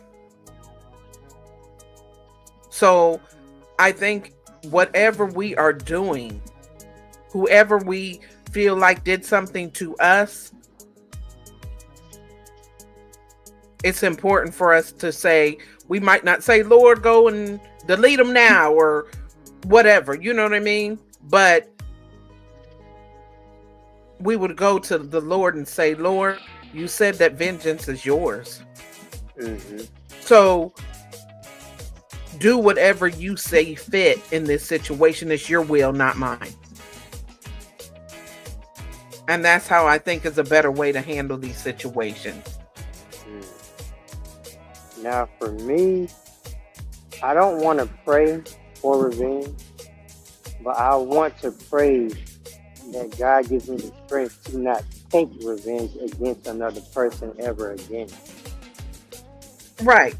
Now, I will say this, and actually it just dawned on me because of Big Bad Bull's comment. And again, it's something that I'm going to have to take to God, and it's something that I'm going to have to work on myself. It's because I don't recall me ever doing it before, which is praying for my enemy. I've never done that. Really? I'm honest. Truthfully speaking, I've never done that. Right. I have. I definitely have. I kid you not. Like I've never, outside of, being in revenge mode, I've never prayed for them, but at the same time, I've never wished harm came their way neither. Outside of revenge mode. Mm-hmm. But again, if my goal is to become a living example and to strengthen my relationship with him, walk with him, choose him over any and everything else, then that right there is something I have to work on. Like I gotta work on that because you don't know what can come your way just as a test of faith. Just to see if you actually working on what you said you're gonna work on. Right. So yeah, that the strength to not take revenge and the strength to pray for the people that get wronged by me. Right. Those are two things I myself will work on. In fact, I gotta work on it. Right. I have a scripture for you. Yeah, because I don't want to. I don't want to be back in a position to where I'm repaying evil. Yeah. Like that feeling. Yep. I'm Repaying telling evil you, for evil. That's that right. feeling is. I don't want that feeling again. I don't want that because, like I said, it's a temporary high. Once That's you right. come down from it, you're going to feel like crap. I'm telling you. It's not Yeah. even worth it. That's true. That's true. Hey, Rehearse, thank you for coming in. He says, hey, Fear No Mortals Parley, panel mods chat. Hey, came over from Freezy's post. Happy Monday. Blessed Monday to you as well. Thank you for stopping by.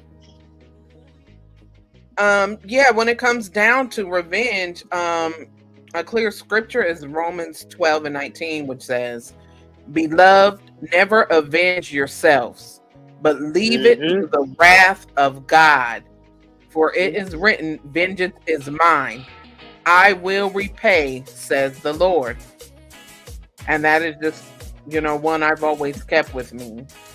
And when we talk about it and we talk about, we don't want that feeling, we don't want that karma coming back on us, Yeah. I mean, it's just clear right there. It's just clear right there. And But that is another something thing. that we don't want that back. Not only that, but I don't want that. I don't want my actions. Oh, I'm a girl. Did I call you a guy? I'm so sorry, sweetie. Oh, it's Genesis. Genesis. Oh, Yeah, that's hey. Genesis. How are you? Thanks for coming in. My bad. Okay, and Dragonfly says Oh man. he's talking to Liberated Blaze. Man, my fault, y'all. I had to step away and get some things taken care of, but best believe I left that dinner plate for y'all.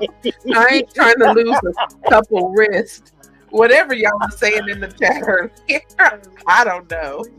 We was clowning earlier, man. My goodness. But yeah, y'all, we are just talking about revenge and not paying evil for evil, and what should we do? What I was saying. In the case of betrayal, if somebody has betrayed us, or if we have enemies, how would we pray to God about that? Should we be going out and trying to seek our own vengeance or whatever? That's what we're talking about.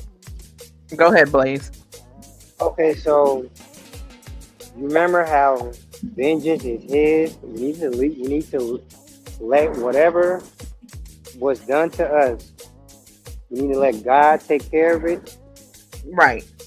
Now, just say, because this happened to me. I took care of it my way. I did things my way instead of doing things his way. It didn't come back on me, but it came back on somebody I cared about. And they got hurt, and they had to pay for what I did. So that's another reason why I said that I want him to give me the strength to not seek retaliation ever again. And to also give me the strength to start praying for those that have wronged me. Because not only do I not want it to happen to me, but I definitely don't want it to happen to somebody else. Especially if I care about this person and they had nothing to do with it. That's true. I could go out and just say, okay, Bobby snaked me and he did something foul. I decide to go after Bobby and get my lick back. But then come to find out, you got hurt. Yeah. Because got hurt. Like it's like you just it's just too unpredictable of a game to be playing, and you don't know what the outcome will be. So, and I think just from experience, that's why I said I don't ever want to have that spirit of revenge in me again. Yeah, that is so true.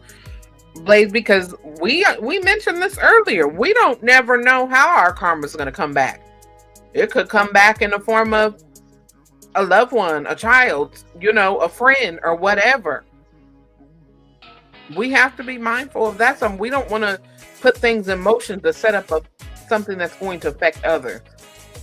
Mm-hmm. I know me and Freezy talked about this before, how, what do they call it? The sins of a father. Or if we look in the Bible and we know that generational curses were passed down because of stuff that our forefathers did, our ancestors did.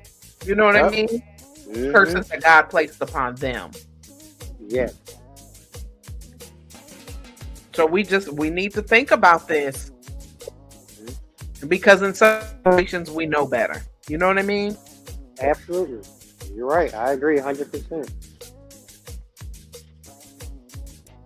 Like I said, and it also is all about also just thinking before you act. Think before you act. I cannot stress that enough. Yeah. That is so true.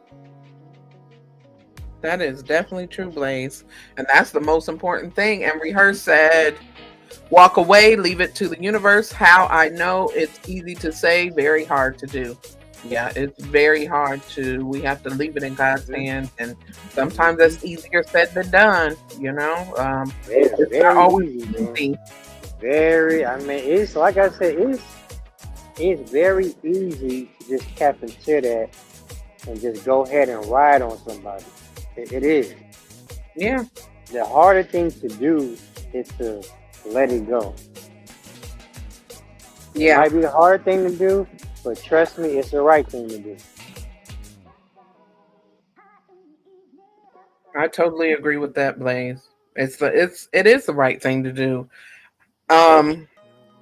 It's unfortunate that we will find ourselves in those certain situations, but we know that it's life, and life is not always going to be so simple. We wish everybody was great and everybody was, kind and loving and cared about other people and stuff, but that's just not the reality of it. True. In 2 Thessalonians 1:6, it says, God is just. He will pay back trouble to those who trouble you. So a lot of the time when we are going through things and we are feeling like we have, reached the boiling point, and we are feeling like, somebody deserves to get got or whatever it is. Mm-hmm. The best thing to do is not only talk to God, but go to the Word, go to the Scripture, because there is so much in there that can help us navigate through these situations. In Leviticus 19:18, it says, you shall not take revenge or bear a grudge against the sons of your own people, but you shall love your neighbor as yourself. I am the Lord. Yeah, that one I know. Yeah. And it's hard, man. We know it's hard. That right there, loving your neighbor as yourself, absolutely difficult. Absolutely difficult. However, it's not impossible. It's not impossible. And nothing's impossible when we have the Lord on our side. Like, nothing is impossible, even though it may seem. But we also know that God can make the impossible possible. Right. Absolutely. Because when we submit, it's not our will, it's His will. Then it's a different ball game. Because we're not operating as we would in the flesh. Yeah. That same person you want to go and slap, God has a way of changing things around to the point where whatever situation it is, you find peace in that situation, and you're no longer bothered. You're no longer holding that grudge. You're no longer holding on to that bitterness to that person. And that's the most important part. Rehearse said facts, Blaze. Karma doesn't always hit. The one we think.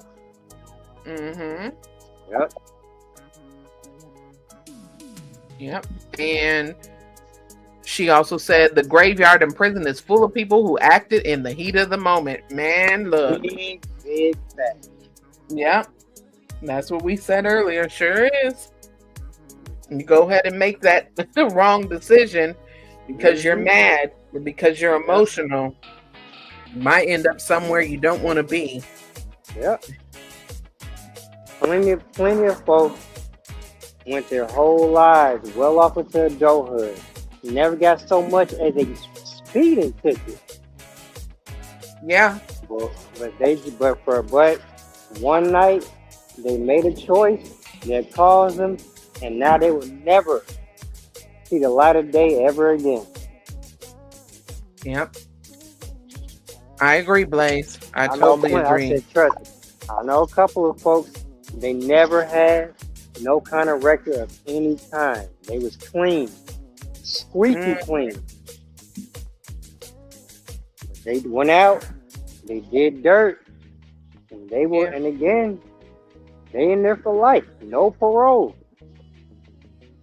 Yeah. Their first time ever being arrested, ever being charged, they got life. Yeah. Like I said, you just have to think. The same way you thinking about what, all right, just say you thinking about grabbing that, that peace be still and taking care of business. Okay. Wait a minute, what do you call it? Peace be still. That's good. The same way you thinking about grabbing that peace be still and taking care of a little business. You can do that. You can do that. But on the flip side, what about the choice of not grabbing it and just letting it go? Right. I I'm about to use that.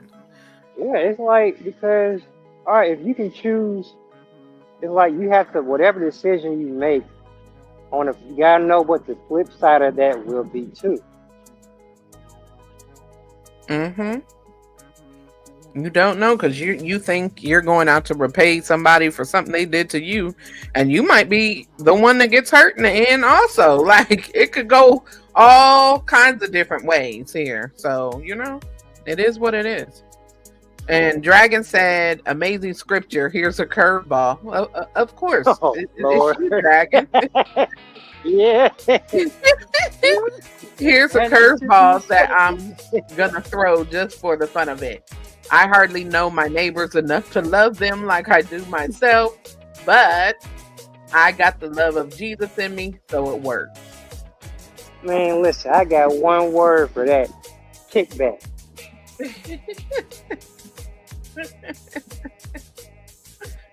I mean, that's have a rent party. Have a kickback place. Tell all your neighbors to kick in. You remember back in the day, everybody used to have a kickback.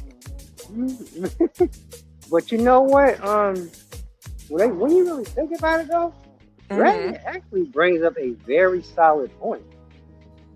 Like, and actually, you actually just added to his point. This isn't back in the day.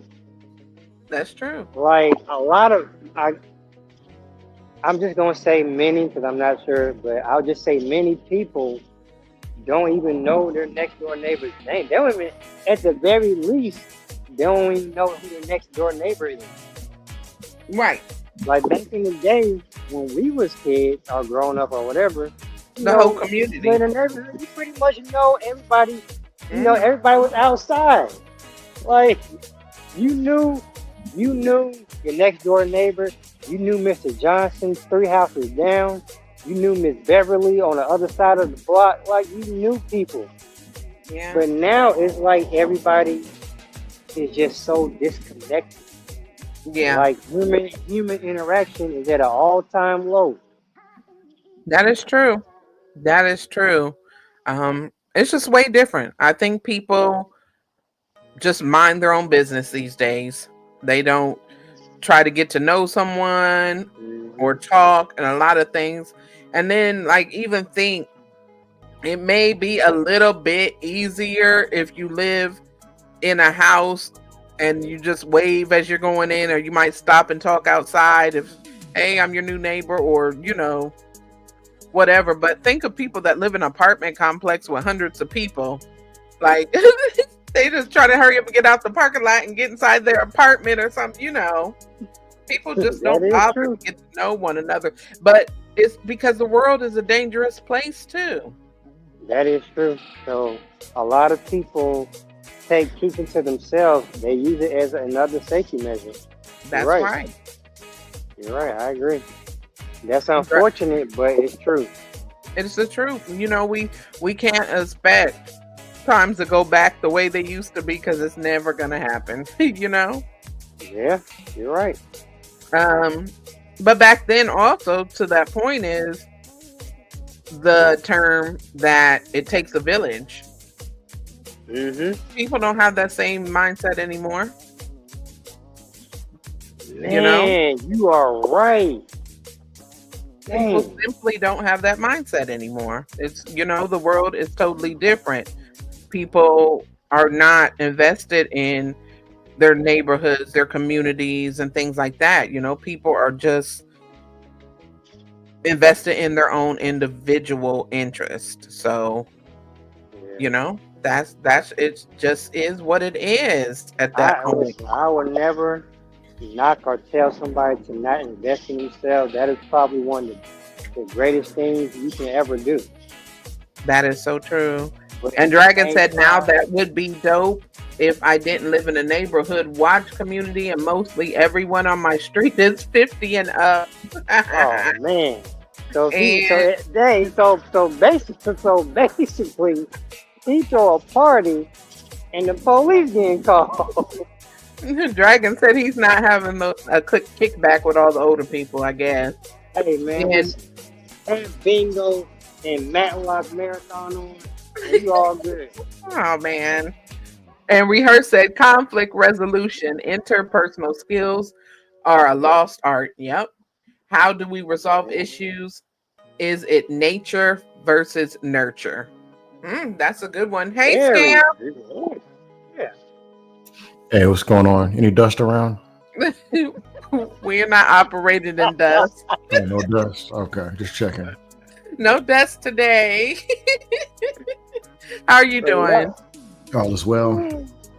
That is Oh, good. That is good. that is funny. Glad to see you, Scam. We just been up here talking about, well, the last point we was making about seeking revenge on people versus letting God handle it. So that's pretty much what we was talking about right now. But overall today, we just been talking about how important it is to have our own personal walk with the Lord versus trying to emulate or act as somebody else is acting, going on our own journey. I was talking about, I don't know if you've ever heard the scripture in Acts 19 about the 7 sons of Sceva, which pretty much were emulating Paul's miracles and ministry. They saw all the praise that he was getting and they envied him. They wanted the reverence from the crowd and they wanted the applause from the crowd. So they tried to mimic Paul and tried to go drive out the demons out of people. And the demon said, we know you're fake pretty much, and commenced to kick their butts down to the point where they ran out of there naked, screaming, and bloody. So we were just touching on the point of you have to be real about your walk and real about things in your life and your own journey versus trying to mimic somebody else and be something you're not. So kind of like the men's when they say the Asian community, the Mexicans is the Mexicans, they get cooperation for their women's because ours is black. Right. And then they run out there and get their ass Hey, kicked by them same black woman they was complaining about. Something Yeah. kind of like that. Kind of like that, yeah. listen, Oh, okay, I scam hit it right on nail, right on the head. You see, in the other countries is they got the laws and they women did. Okay, why don't you go over there? You'll be swimming on a daggone ship trying to get back. Oh, I said the same thing earlier. You'll be on a slave. You'll be volunteering. Excuse me. When's the next slave ship? Yeah. Put me in shackles and get me up out of here. Right. Yeah, go over there. Go to Yugoslavia. Go to Middle East. Your lazy fat lazy American ass. Yeah, I came over here to get some submissive women's. Man, get your ass up out of here. Do 3 days in one of their jails. Oh man, I'm telling you what, Man, I'm just saying. jails are not like over here. but That you is- know what, Eminem? That is the topic is something that, and even Scam just touched on it. You see a lot of that on these panels. Hell, pretty much on every panel on this page, just about. Yeah. It's like people, they're afraid to just have their own thoughts. They're just going along to get along. Even though what's being said amongst the crowd goes against their very own belief system. Yeah. Well, I mean, we know that people are good actors. And we was, They're not that good. Just being honest. They're not good at it.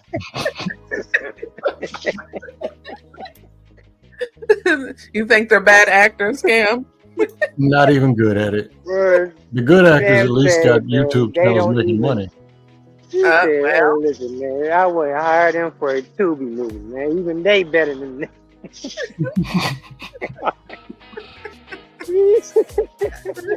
I mean, maybe a commercial. I don't know. Oh Lord, I ain't watching that.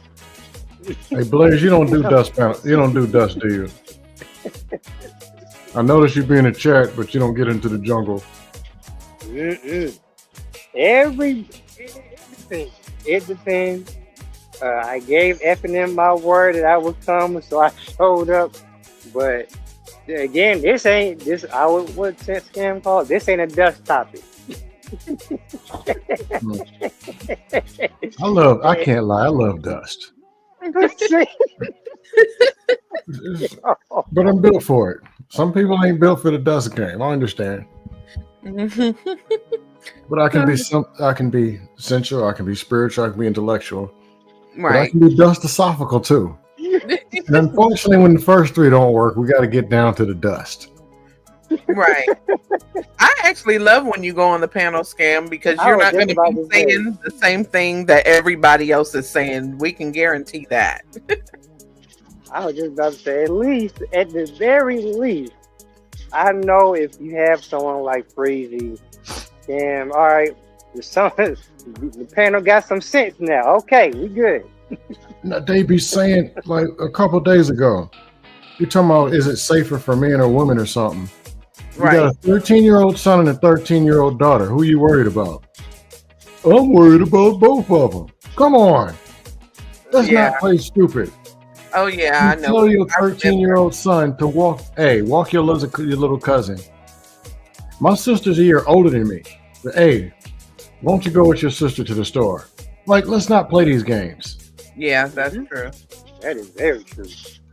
Yeah, I got the point of that. I get the point. We have to be worried about our sons and our daughters, but as boys being stronger than the girls, I understood where he was going with that. It's always the brother or the bigger cousin or whatever. Hey, look out for your girl cousins or your girl sister. Well, your sisters obviously. So I got the point.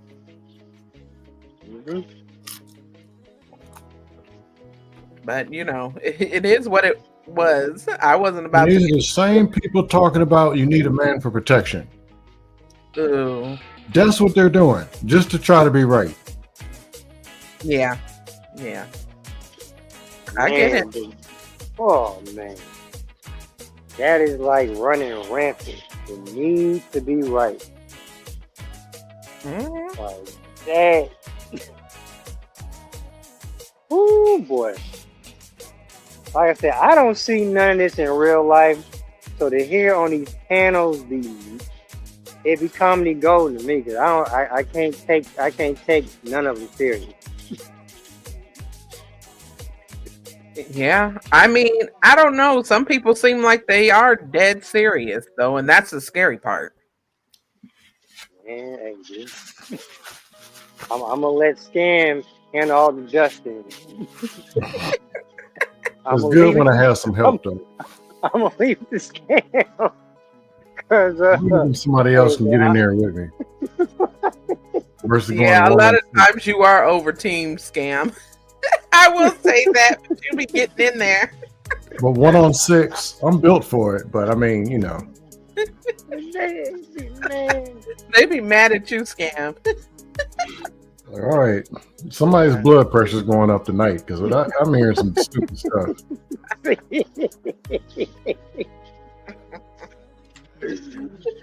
Yeah, because Oh, everybody man. wants everybody to disagree with them. If you agree with them, everything's okay. Mhm. Man, I can count on one hand how many people I've seen actually talk with some sense on a panel. Everybody else saying, "No, the sky is purple." And no, no. Let Scam say, "What? Nigga, the sky blue? What you talking?" Oh, what he say that for? Oh man, it just be like that. But if you're having a bad day, troll somebody. If your investments Yo. 20% in one day, troll somebody. Damn, Scam me. Girl you talking to Scam, don't return your calls, you get in an argument, troll somebody. Yo, I would tell Free to go ahead and go ahead and start up a second merch line with Scams. Put that on a t-shirt, yo. Having a bad day, troll somebody. Yep.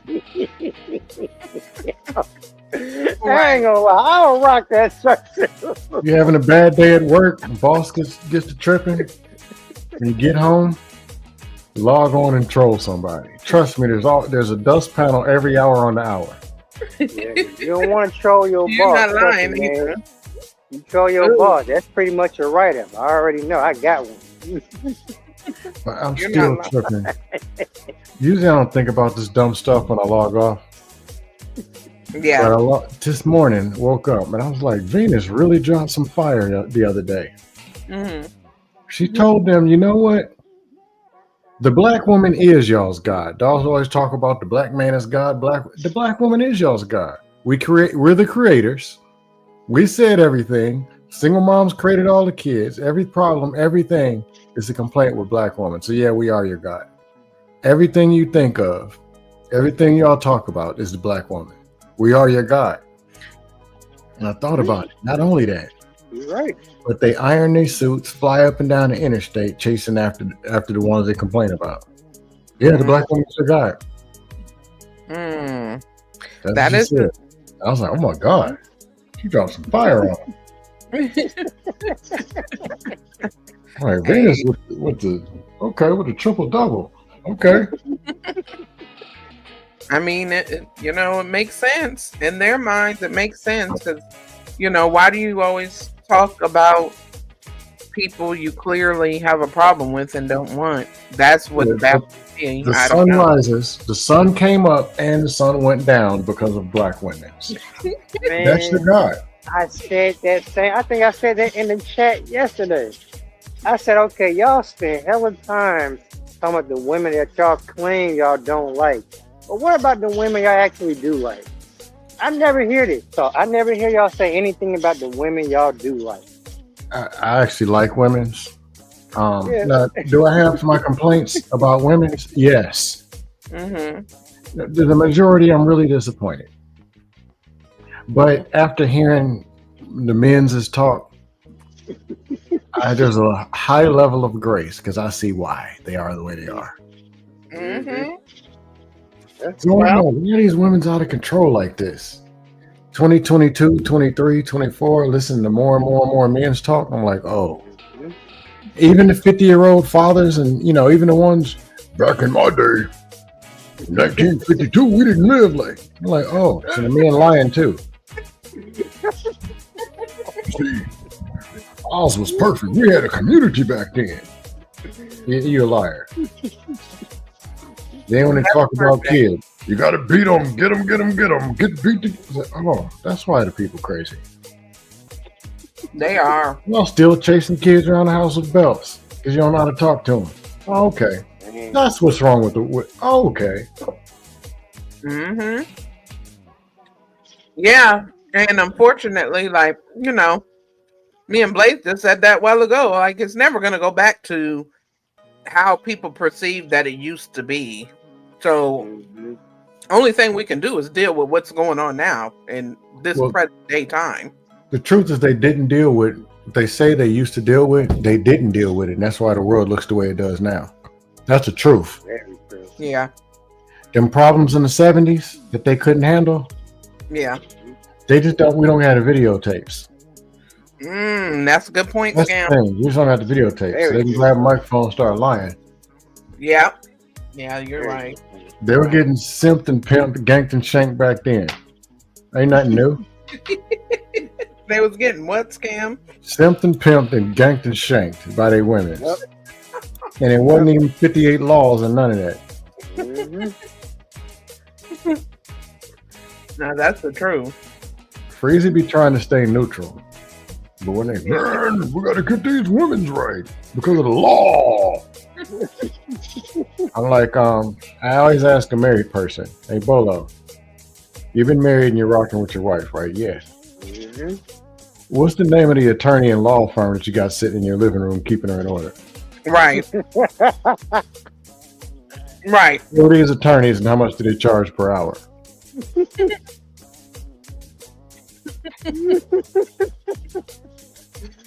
That's a good question. I would like to know. Well, you can't get married because they're going to take it all. Okay. So you're $54,000 an hour working at a warehouse. Your wife, who's probably making $45,000, she's going to pay $300 an hour attorney to get half of your $50,000. And y'all live in a 1-bedroom part. Y'all going to split it. That's to split a couch. This is what we're talking about. Make it make sense, right? Man, like I said, y'all arguing because only 3 of the tires, 3 tires on the car got air in them, and y'all gonna argue about who gets 2 and who gets 1. Yeah, I just think that's a tired argument, just for the simple fact that we know that most people don't even make that much money.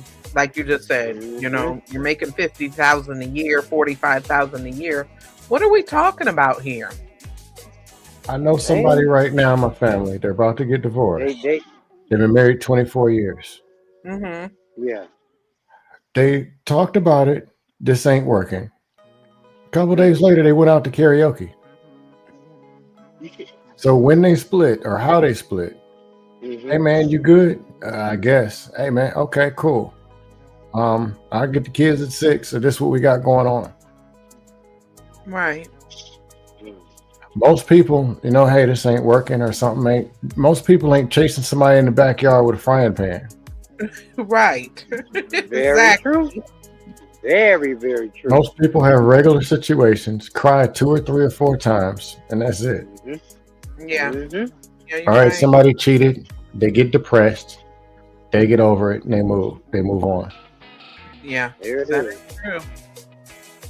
Most people that have children have some kind of agreement, and they don't even talk to the courts. I think it's a majority. They say over 50%, I think. Have some kind of agreement or no agreement. That's true. Man, I can count on one hand how many guys I know that are just catching pure hell with the mother of their children. This one is only a couple. The rest, like Scam just said, they have an agreement. They didn't go to no court. They're fine. Most of my friends either single with no kids. One of them has a kid, had a crappy baby mama, but that was his choice. He was crappy too. But even them had an agreement. They was cool when it came to the kid. Right. She's 21 now. Another friend, he went through hell, but he knows he signed up for it. Because he knew what he was getting into and did it anyway. And he'll tell you that. He said, man, I knew she wasn't shit. He just didn't know which toilet it came out of.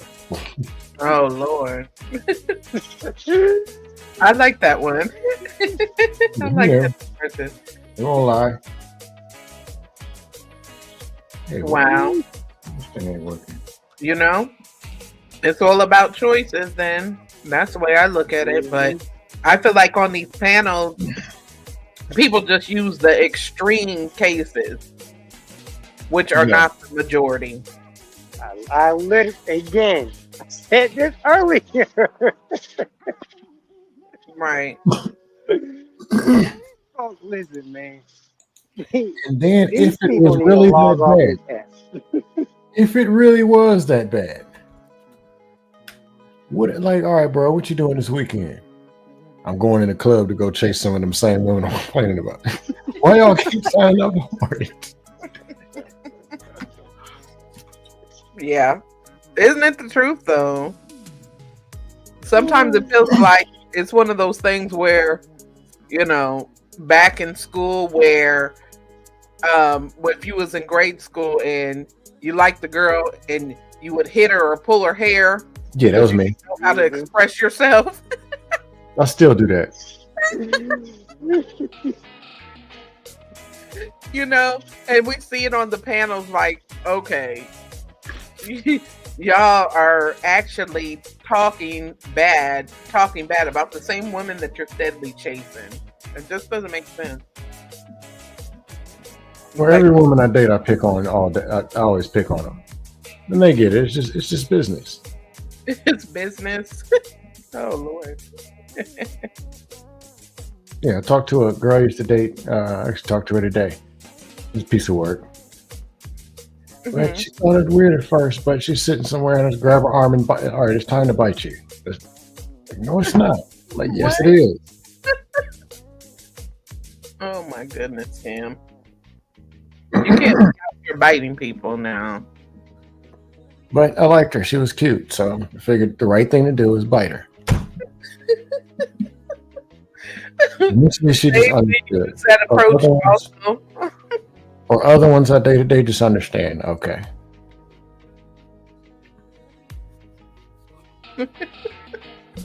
That is crazy. Yeah, I still pick on little kids too, like my nephews. Little cousin. My one cousin got 8 kids. I think he had 7 at the time. And there's a whole bunch of monsters walking around. And I was hungry as a cook. I was told him, I'm hungry, so I think I'm going to eat your little brother. No, don't eat the baby. Don't eat it. So they're climbing on my back, coming to get me. You can't eat my little brother. You can eat my big brother. You can eat him, but you can't eat this one. Well, that one's too big. That is so funny. Do you have a lot of nieces and nephews? But I got 4 nephews, 21, 20, 18, and 14. Okay. I got you. Because you don't have kids, right? There's a bunch of monsters. Let's go pick on them. That's so no, funny. I don't have any kids. Do you want kids one day? I don't know. That's a lot of work. Yeah. I like it. It's not for everybody, Scam. Do you think more and more people are opting out of having kids these days? Actually, yes. More people actually don't want to have children. And surprisingly, more women that really don't want to have children. Like, that stand on it. Right. Right. I see that more and more myself. Like, you know, I've talked to people and even younger people, like in their 20s and stuff. And they're just like, I don't think I really want to have kids. A 20-year-old nephew says he just doesn't see why people want it. Like it's just not there. It's like, why do people want to have children? It doesn't see it appealing at all. Right. 14-year-old, yeah, he wants family and stuff. He's 14, but 20-year-olds like, nah, not appealing. Yeah, a lot of younger people are opting out. I don't know. Oh, hey, Coffee, come through. Watch hours 100. You salute to the congregation. Hey, Coffee, you can come up if you want. No, he's just gonna sit and type 5 paragraphs talking about me all day in the chat. That's all he's gonna do. And don't even make sense. Talking points, scam, simp, talking point. That's all he's gonna do. Oh my goodness, damn. Knowing I'm anti-talking point, anti-manosphere. And when they talk about God, here's my thing. God and blackity don't go together, in my opinion. Worshipping black skin is idolatry. It's imagery. When everything is over black. Yeah. That's idolatry and it's imagery. Would you say it's supposed to be about love and your neighbor, your brother, your family, and good values, not how black are you? I'm blacker than you because of black. That ain't God. He didn't tell you to do that. Because you don't subscribe to like the whole like black power and stuff. I've noticed that with your conversation and yeah, because it's a lie. It's really not black power. It's let me go find some black people to go tear down, take shots at. And if you don't do what I say, you the white man. I'm like, there are plenty of which I'm not about going to get the white man. You mad at the white man and you coming to me? How much sense that make? Coffee says, don't you know where he lives? You definitely know what they look like. Coffee says, I'm proud to be black, but I never go around talking about just black issues. I actually don't know what he talks about. I wasn't talking about him. Oh, he was just talking in general, Coffee, I think. But I can make it about him and just for practice. Lord, we're not going to do talking that. Points are played out. I have original talking points and they're actually originated. It's actually the opposite of that very comment.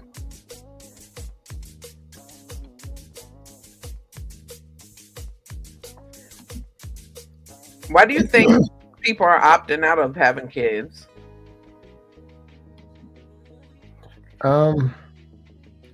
They don't see it as appealing. Like the image of the family dynamic was getting faker and faker. And it's now for display and people actually making their own decisions saying, hey, I want to do this. Yeah. So do you think it might be because, well, I get what you're saying. Do you think it also could be that maybe people are just looking at the world and they might just be like, it's not even worth it.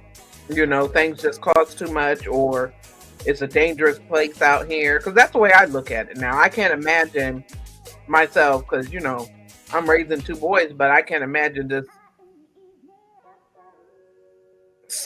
popping up pregnant today and be like, hey, I'm going to start all over. Let's do it again with a baby. You know? So I don't blame people that opt to not have children. My sister said this. When people ask how many kids they should have, it's like 1 if they have to ask. The number is 0. How many does she recommend people have it? She says 0. Meaning she understands why people don't want to do it. Yeah. I understand. And most people don't know what they're getting into when they have children. That's a point too. I still ask her because I'm like, you know, you're a good parent. I mean, she's married. And she's like,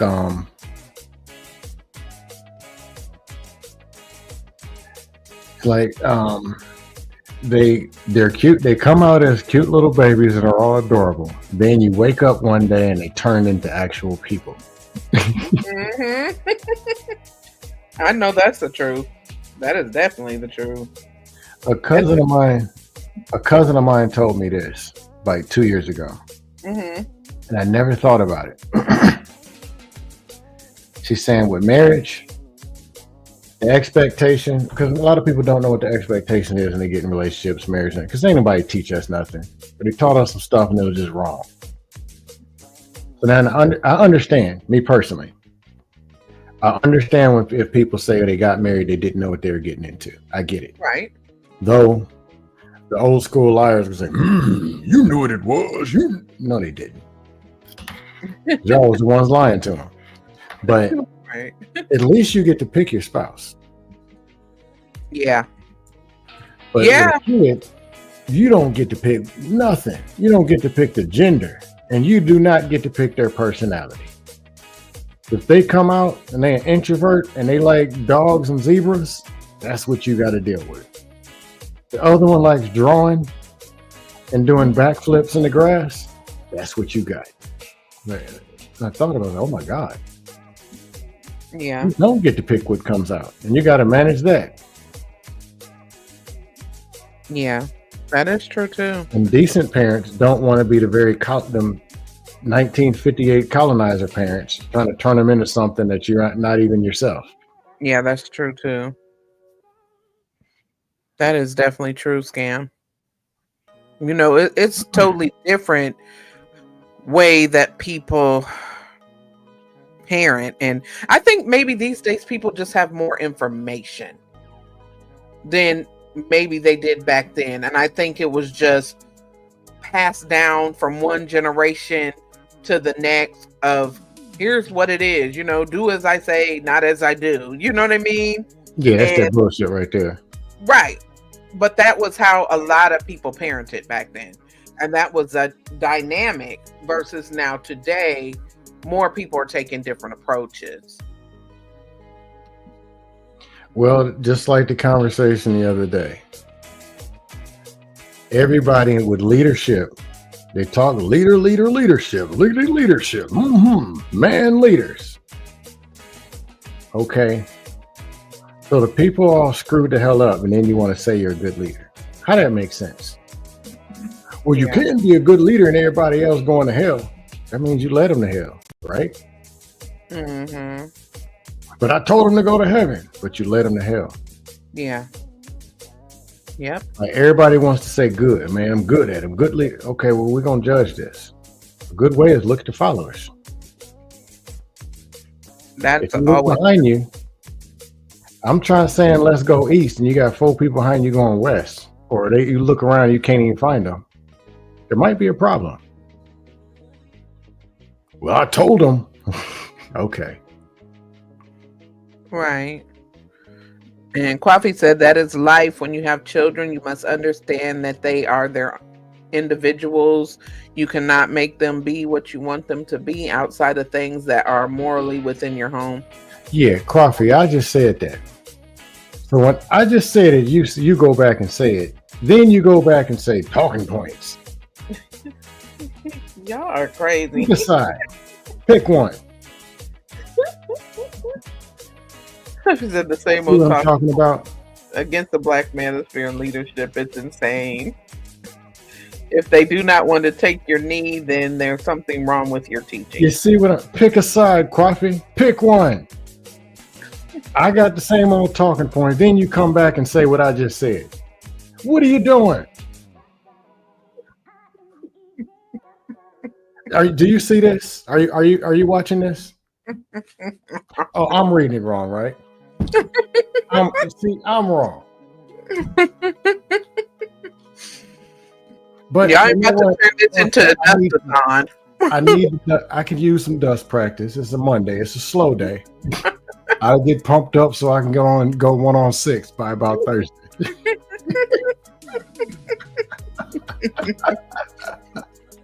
Oh my goodness. Gearing up for the dust. Oh my goodness. Well, Kwame said my 82-year-old aunt said that you are crazy. She was sitting there listening to you. You know what? At this point, I might just be. She I said that might man be. is crazy. Ask her this. Ask her what really was going on in the 50s, 60s, 70s. That's a good question. And she better not say that, oh, we had perfect families and we loved each other's and them kids out there now.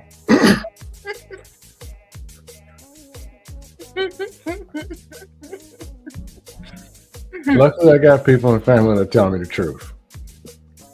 Yeah. So when you hear the stories of stuff and, and it ain't no,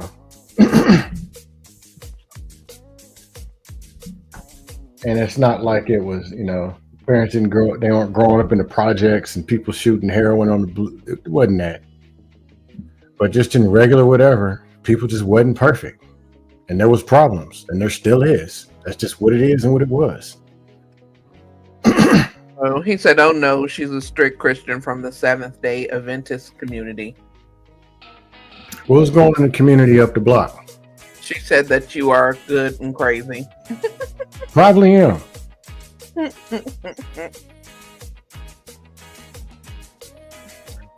Yeah, you know what I thought about, Scam? So Is one day I wanted to do something where I pick at least 3 different people that were at least in their 60s and interview them and ask them some hard questions. People that I know are going to keep it real.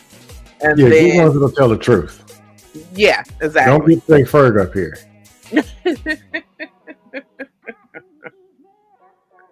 I don't think Ferg's in his 60s yet. I think he's in his 50s. Man, add 10 years to him. He automatically gets an extra 10. Oh, Lord. And then also I want to do like 3 people that are like in their early 20s. And just see like the differences, I'm in the middle. I see it all and I get it. Yeah. Like I get it. That's why I went and asked some questions. Mm-hmm. Like, what was this feminist? What was this feminist thing?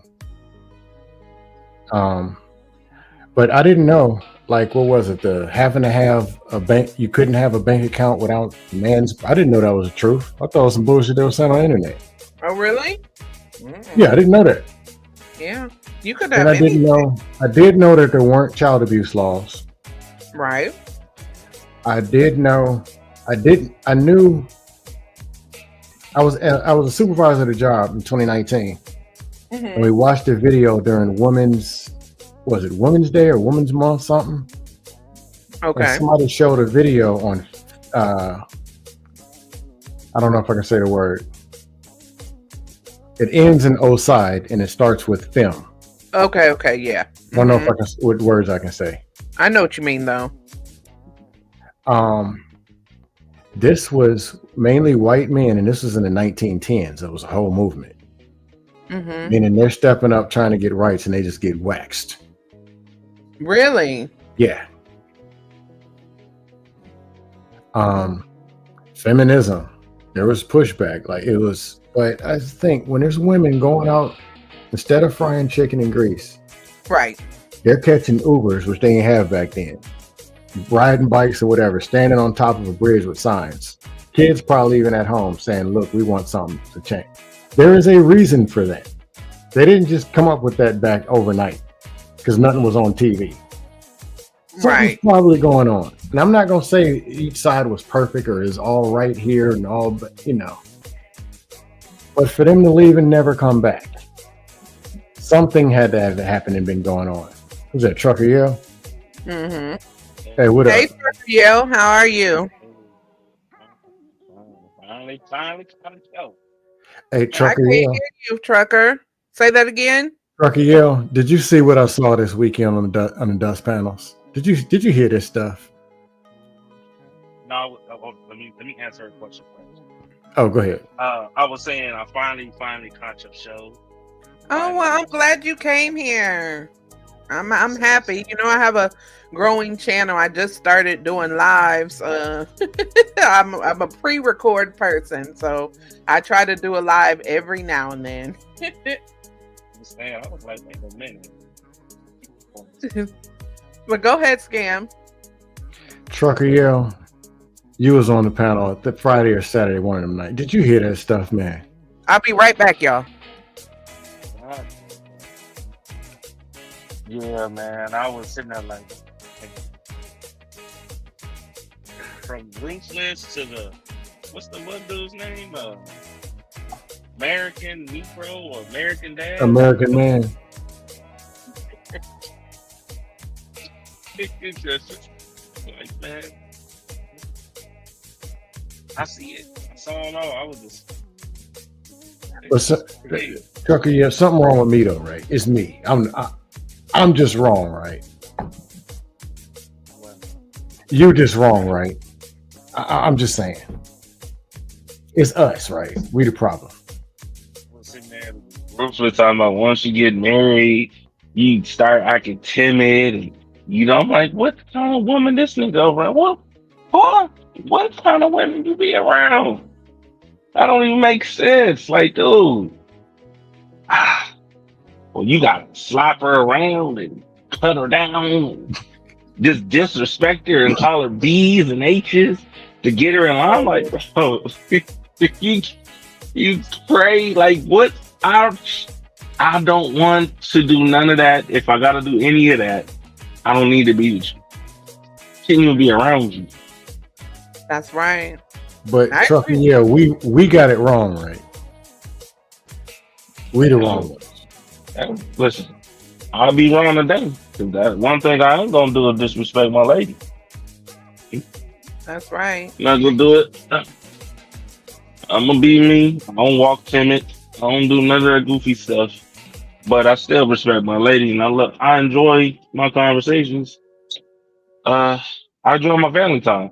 So then that's they wanna just call me a simp, or that's his favorite word, a feminist, then I'll take it.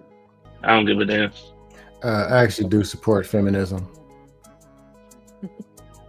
Liberated said the panel dusty as hell now. Yeah, I plead guilty of all charges.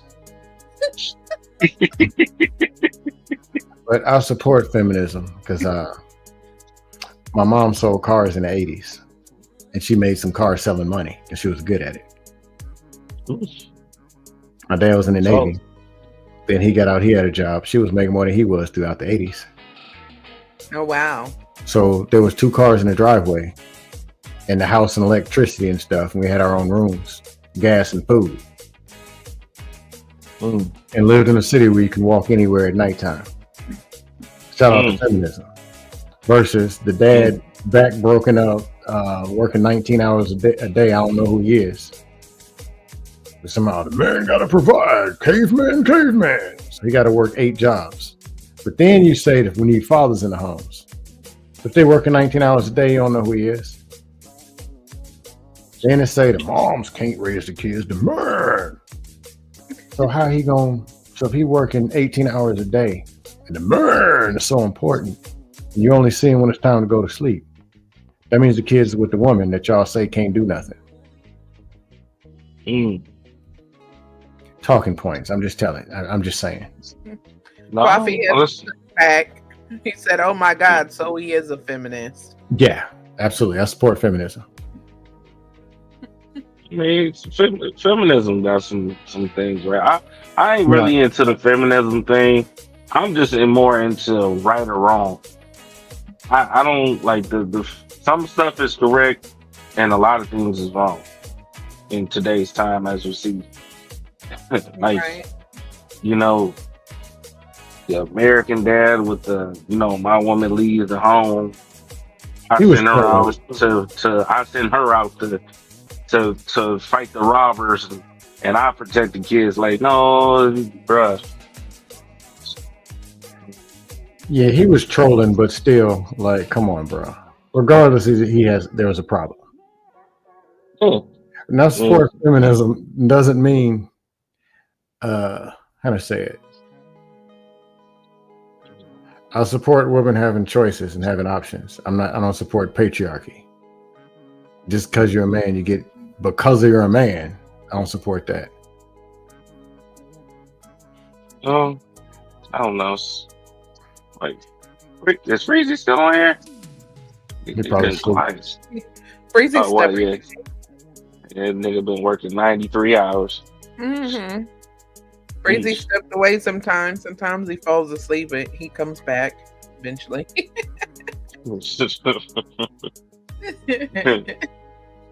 Narrative dialogue. Coffee said, "I would just say trucker to the trap," and then he said, that dust wore Freezy out. The dust. They argue with this man about pearly things. Oh yeah, that was crazy. Did y'all see that? I know you was on the panel for what? Of it. I always be sneaking pearly in there. Wait, what? If you talking about the manosphere, I like how y'all make a funny looking white woman the queen of the black manosphere. And then weeks later, she turned on them with some old slavery talk. Then they had to did all them super blackety blacks in it. Had to eat all their words and apologize. I'm not even surprised. I wouldn't. And then the song was still trying to defend it. Yeah, they was too. But I'm like, man, most of the space is a joke. Taking it serious is a felony. No, that's why I really don't go everywhere, man. Because once I realize you're on some BS, I never understood how they did or why they did that. But I mean, this is the same playbook that's been going on for a century, so I wasn't even surprised. Get in with good with the black folks, and then as soon as I get where I'm at, guess what? I'm out. I'm out. I'm switching it up. I'm bringing all the KKK city and all. I'm bringing all them Nicholas or whatever you want to call it. I'm bringing them all up. You know what I'm saying? Yeah. I don't be sleep all the time. Liberated. Thank you very much.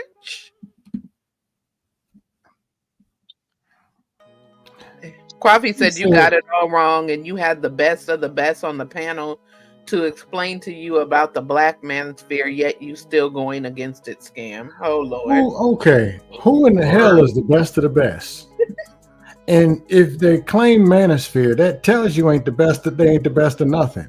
Because the very black manosphere had a white woman's face on it, who flipped it upside down, and then they keep getting their ass whooped by a queen maker. What are we talking about? The Queenmaker ain't no different either, though. She ain't. Listen, Queenmaker is the same thing. Pearly, whatever you want to call her name, Pearly. She the same way. I don't blame her, but she be whooping some ass. Oh, she don't. She be looking crazy. No, she crazy. She be looking crazy. She went on the peep and dusted the whole panel off and the guests. Dusted everybody on the panel. When? They had her on the peef one day. I guess, now she be on some bullshit, but she knows how to pick some bullshit. She's good at it. She dusted them all off one by one. Then guests came in, calling in. They all mad. We want to fight these black women. She dusted some of them off. Then said, look, man, I don't want to hear this bullshit no more. I'm going on my own channel. Took 700-800 people out of the chat and then had them over there on her channel right there when she went live. Really? Capital ass whooping. Yes. It was a straight up TKO. Ooh. Ooh. That was over the weekend with Dranger in general.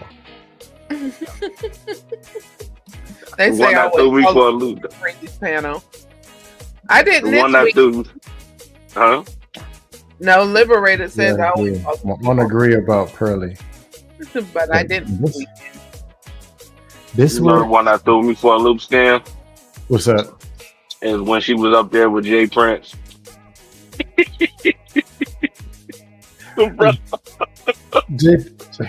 She told Jay Prince once, because he had been stalking her damn near. He told him, I don't want to talk to you. You've been following me around the internet trying to smell my pussy. Oh my God. Language.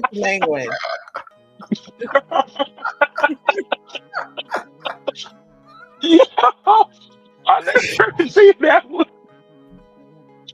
The one I see when she stood up, I forgot whose channel it was. I think it was Daryl's channel. She stood up, she like, you like that, huh? And JP was like, yeah, I like that. I'm like, you nigga, My goodness. what are you doing? Oh man. Before my time, apparently. Oh my God. That this shows a lot of hypocrisy. It shows a whole lot of Okay, a whole lot of hypocrisy. Uh-oh. Liberated said he had JP blushing and throwing his legs up. Yeah. That's so sad. Yeah, I disappeared for YouTube for like 5 months, and then I just came back. But I don't go on a lot of places. I don't blame you. I don't blame you at all. So like November, one blame you at day, all. I got on some panel, and I was like, you know what? This is stupid. I don't feel like doing it no more. And I disappeared till like April. Mm. Do y'all think it's important to take breaks? Yes, Like take YouTube breaks? Absolutely. I did it maybe 3 times. I just came back. Might take another one. Yeah. Absolutely. But I ain't gonna lie. See, the things, I'll be honest. I like dust. I do. I ain't gonna lie to you. I actually enjoy it. This Going nigga on is so stage, evil. flipping panels upside. I actually do enjoy it. I can't lie. Oh man. This is entertainment. It's not. 80% of this is not to be taken serious. Liberate said, I missed a lot, but I heard about it and I had to go see it. I want to see it too, Liberated. You need to send me the clip. Yeah, I was gone. It's a lot of stuff I didn't know was going on in the space when I left and came back. Mm-hmm. And I came back and it was just like, hold on, what happened? This happened? This person beat up this person? This person did what? What? Huh? Yeah, I wasn't around. I didn't know. Oh, wow. Yeah, it is not to a point, man. Even me, I'm just like, bro, I can't even be. I don't even want to be a part of it, man. Like, ain't even just a part of it. It's just like how I am on here is how I am out here. So I move differently. So Yeah. it's just the separation of just ignorant folks, willful ignorance. Yeah, I You know what I'm agree. saying? So I can't. You know what I'm saying? I get game. I can give game. You know what I'm saying? That's what I'm saying. Like, it's an opportunity for a lot of people to actually figure out things, learn new things, career-wise, business-wise, friend-wise, family-wise. You can get it. You know what I'm saying? But in this space, like Dustin's talking about, Mm-hmm. man, people are full of shit. Yeah, I agree. They full of shit. It be so much bullshit that you have no choice but to just be like, all right, I gotta get off of here. My head is hurting. When your head start hurting, getting to that point, it's time It's to take time a to break. go. Yeah, Yeah, it's it's time to time take to a go. break. It's- That is, I don't know. I really limit the places that I go to Mhm. because, like you said, when you start getting a headache, and then I just be irritated by some of the stuff I hear. Like, are you for real? It's just like Mhm. I'm not gonna keep on dealing. And like you said, it makes people limit the panels they even go on. I probably only panel I get on is probably Freezy's now, but because I'm cool with Freezy, but I used to go on a couple of other panels and I just really limited a lot of places I go and the panels I get on or the channels I even watch. because a Yeah, lot of it same. is repetitive. It's the same old thing. Hmm. You got to get creative. Got to use your imagination sometimes. But see, Scam, you like the dust. I don't like the dust. But purgatory. Well, I'm gonna start calling it nigga dust purgatory or purgatory dust. That's his hellhole. That's his university for real. Purgatory dust. New level, Super Saiyan level dust. Cause man, Right. oof, It's man. a lot. It's a lot. So why do you guys feel like, besides just, you get tired of hearing the same thing, why do you think it's important to take a break from YouTube? Um, honestly, Mm-hmm. sometimes it has an effect. You know, if you constantly hearing negative stuff, you start thinking negative. Mm-hmm. So You you think it just can gotta. alter your mood, you know what I mean? Or make you feel like, I don't know, because you see a lot of arguing and everything, a lot of dust, and you might feel like you want to start arguing with people and stuff. Do y'all go through that? Man, I ain't gonna lie. I'm gonna be perfectly honest. That's why I'm so bluntful. And I know I get into it with people because it be a lot of dumb shit they say. A lot of it's like it be a lot of like that ain't no. Mm-hmm. You get what I'm saying? Like what Ruthless was trying to push out, like, well, that ain't no. Yeah, it just be that, like, man, it's crazy. It's here, like I had a situation. I was on Izzy's panel, Mm-hmm. and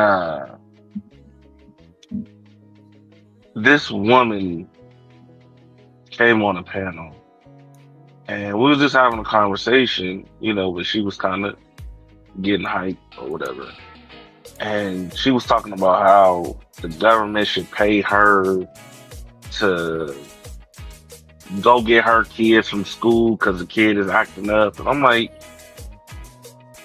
the government shouldn't pay you. You ain't got to do a damn thing. Why can't you make sure your kids got manners? Huh? Okay, wait a minute. Back it up real quick, Tricker. She said what now? Yeah.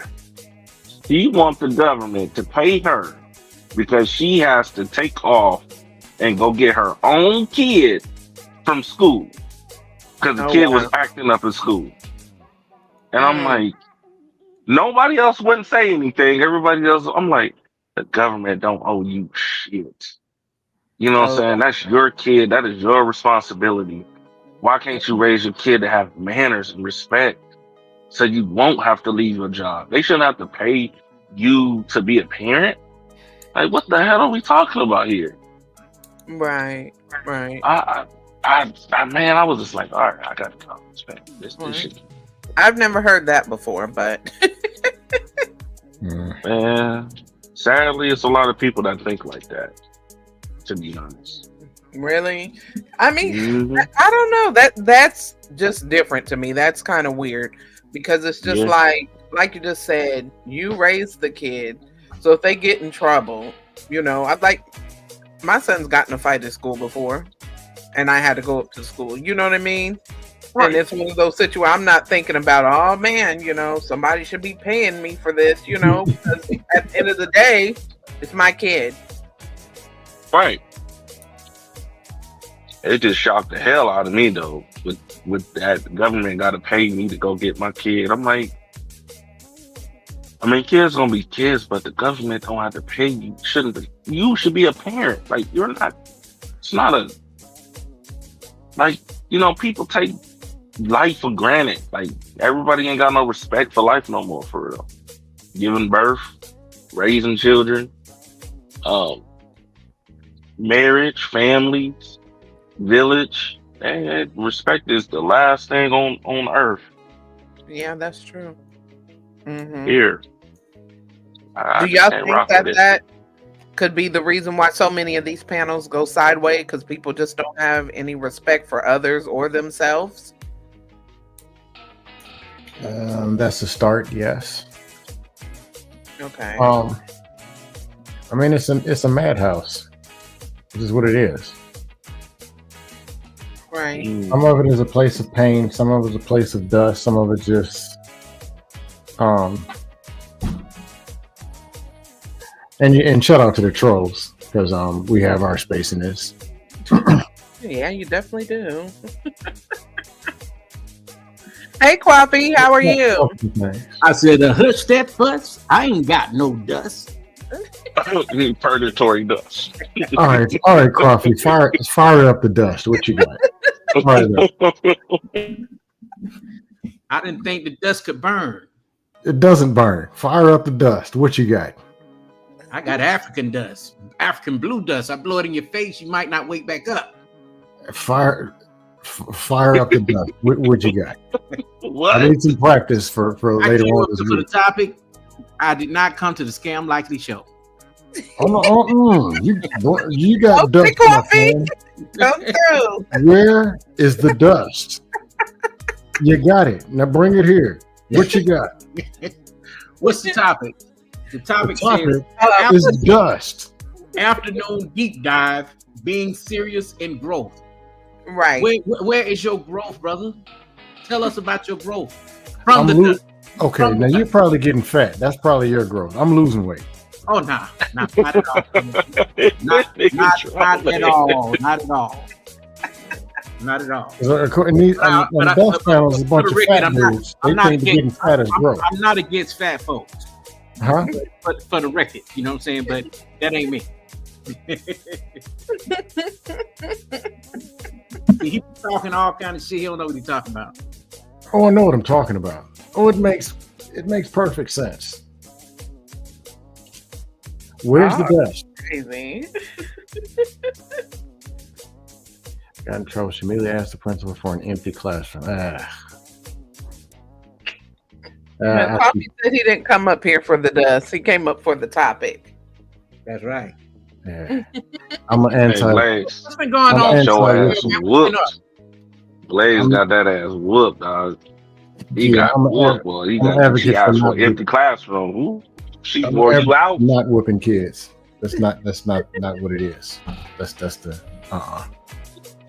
What she asked for in the classroom for? Huh? If your parent asked for an empty classroom. No, I'm saying that is what it is. I'm just saying I'm an advocate for not whooping children. Oh, gotcha. Well, I mean, it was yesterday. I ain't gonna hold you. I'm a ass whooper. I ain't gonna lie, I'm an ass whooper, but you know, like there's a good discipline and there's a bad discipline. People be taking it to the extreme, you know, with paddles and switches and extension cords and old school wooden spoons. Y'all remember them joints? Yes. Oof. Definitely. My mom was a teacher, so she did pop us with a paddle here and there. Oof. We didn't really get no crazy. I think we was real young. We got whippings, but not nothing crazy and outrageous. At boys, what age do your parents start? Like, if you guys have parents that discipline and whooped you, do you think it's a different age group that boys stop getting it and girls stop getting it? Start at 3 and finish at probably about 10. Yeah, I say don't start it, and don't even start it. It's not the way. Did you? Your parents didn't discipline, like as far as whoopings, Cam? I don't classify whooping as discipline because it's an undisciplined act. Okay. I mean, that's something I can't really bad because it's like the one thing that I see a lot of people do want to do with their kids' ass. They don't communicate why they whoop their ass. That's actually worse. Yeah, because your kids ain't supposed to be. You know what I'm saying? Which is crazy to me because it's, you know what I'm saying? They send them straight to the room and then, talk to them. So when I discipline, I make sure two things. One, I don't discipline you when I'm angry. That's one. Mm-hmm. And two, I gotta communicate with you. I've never seen a happy parent whooping a child. Never seen it before. Well, you know what I mean. Like I'm talking about, like not you gonna be mad, but I'm You talking take about like problems out on taking them. it. Yeah, taking like your full frustration. You get what I'm saying? Like just nah. There's a you just gotta know what like, and then on top of that, it really depends on the kid. Some kids you could talk to. Well, there's a lot of kids you can talk to, and then there's a lot of kids where you might have to hit a nigga in the neck once or twice so that you get it. But to Kwafi's, I guess I kind of agree with Kwafi on this one. Like the earlier, the better. Like by the time even 10, you shouldn't be really doing that at all. If that boy you shouldn't be doing it at get a all. little bit out of hand by when he's 13 years old, you be damn near putting your fist to his chest because he gonna stand up to you. Yeah, 10. Like I don't even. My son is 13. I stopped when he was about 11. I haven't whooped him for 3 years now. I really don't have to because you know what I'm saying, it's more of a respect thing. Now I'm on the younger ones and I don't really whoop them unless like, you know, they do like my girls, I pop them on the arm or pop them on the leg, you know, but my youngest son, I mean, I be on his ass too. Hey, sit, get your ass up. Stop that whining shit. What the hell you doing? My sister never whooped her daughter. And I think she needed a popping here and there. But you can just say something to her and she'll cry even right now at 25. Oh, well that's the one that you can my sister's like, you know, more like, you know, I think she messed around and called her a broad. She started crying. She's like, don't you know that most people's mothers call them bitchs? She's a soft. Yeah, a lot of mothers do. Like I would say that's the problem. Man, yeah. Oh my God. I be trying to make sure my wife. I'll be seeing parents, I ain't gonna say parents, people who will be talking to their kids like they street niggas. Yeah. Instead of and causing so much trauma with their words that the kids don't recover. People fail to see that a lot. Yeah. I agree with that. The three-headed monster is shame, neglect, and abuse. In Ephesians, in so many words, it says not to do those things. Right. Dusty Christians somehow twisted the words to say spoil the rod, spare the child. Spare, or whatever it is. Spare the rod, spoil the child. Which actually means not to whoop kids. But they turned it into a reason to whoop kids anyway. I think it more means don't spare your kids from correction. You know, and correction can mean a whole bunch of different things. It doesn't necessarily mean beating your kids. You know what I mean? Or beating them down or whatever. Correction can mean different things. It can mean just simply letting them know the errors of their way, talking to them, you know, making them understand certain things. You know, you don't want to be that parent that just goes through life letting your kids do whatever they want. Also, you cannot do that. Yeah, well, they make it as if that's the only two options. If you don't beat them half to death, then you're letting them do what they want. Like that's the only two things you can do. It's like, come on, man. Nah, not at all. I'll tell you this. I don't have kids, but when my nieces and nephews come over, they don't want to come back over. Hey, I made sure. That's not a good thing. They feel that your music is very loud in the background. Well, I don't know, Dusto, because I had an experience where my wife's cousin let her kid out. I ain't go front. Her kids is bad as hell, especially the oldest. Well, not the two youngest, but the oldest boy at the time. He was 10, and he was the one that was swinging on his mama. Perfect. Right, Swinging on his mother. he was swinging on his mother. He, she was out there. She was one of them type of mothers, and and I didn't mind having, because I'm a type of person where y'all drop the kids off, y'all gonna do what y'all gonna do. We saying we're gonna kick it, we gonna barbecue, things like that. So they was over at the house, and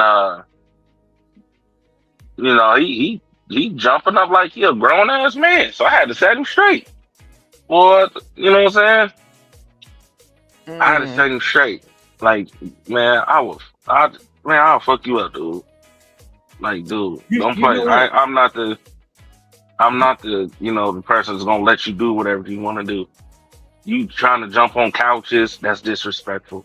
Yeah. You know what I'm saying? You trying to swing on my wife, that's absolutely a no. I had to drag that nigga outside. He tried to hit your wife? He a little bad motherfucker. At the time he was bad. He just switched up after that though. That was the last time he stayed at the crib though. He didn't want to come over after that.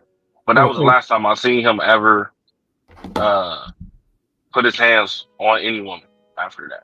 Hey, Trucker, That's the last time. Mm-hmm. Why was he putting hands on people? Because of this stuff that was going on over there. Over, the stuff that he's used to, whatever he was doing over his mama's house. Now I get. Now I'm saying, I'm not for corporal punishment, but of course, I'm for the punishment warranted by what the action is, and whatever it teaches the very lesson. So if a kid's swinging on somebody and you tackle them in the grass, that's just is what it is. Or they get lifted off their feet or get tossed. I mean, because that's connected to what it is that they're doing. Right. But if I was like long term, like they're staying here a week, a month, or they're constantly coming over, I would want to know why this behavior exists, because that would be the very thing I'm trying to correct. If I correct the why, the how, and understand why the behavior is happening, I'd want to redirect it, but in a way that they understand, not just survival. I don't flip couches over because he's going to punch me in the neck.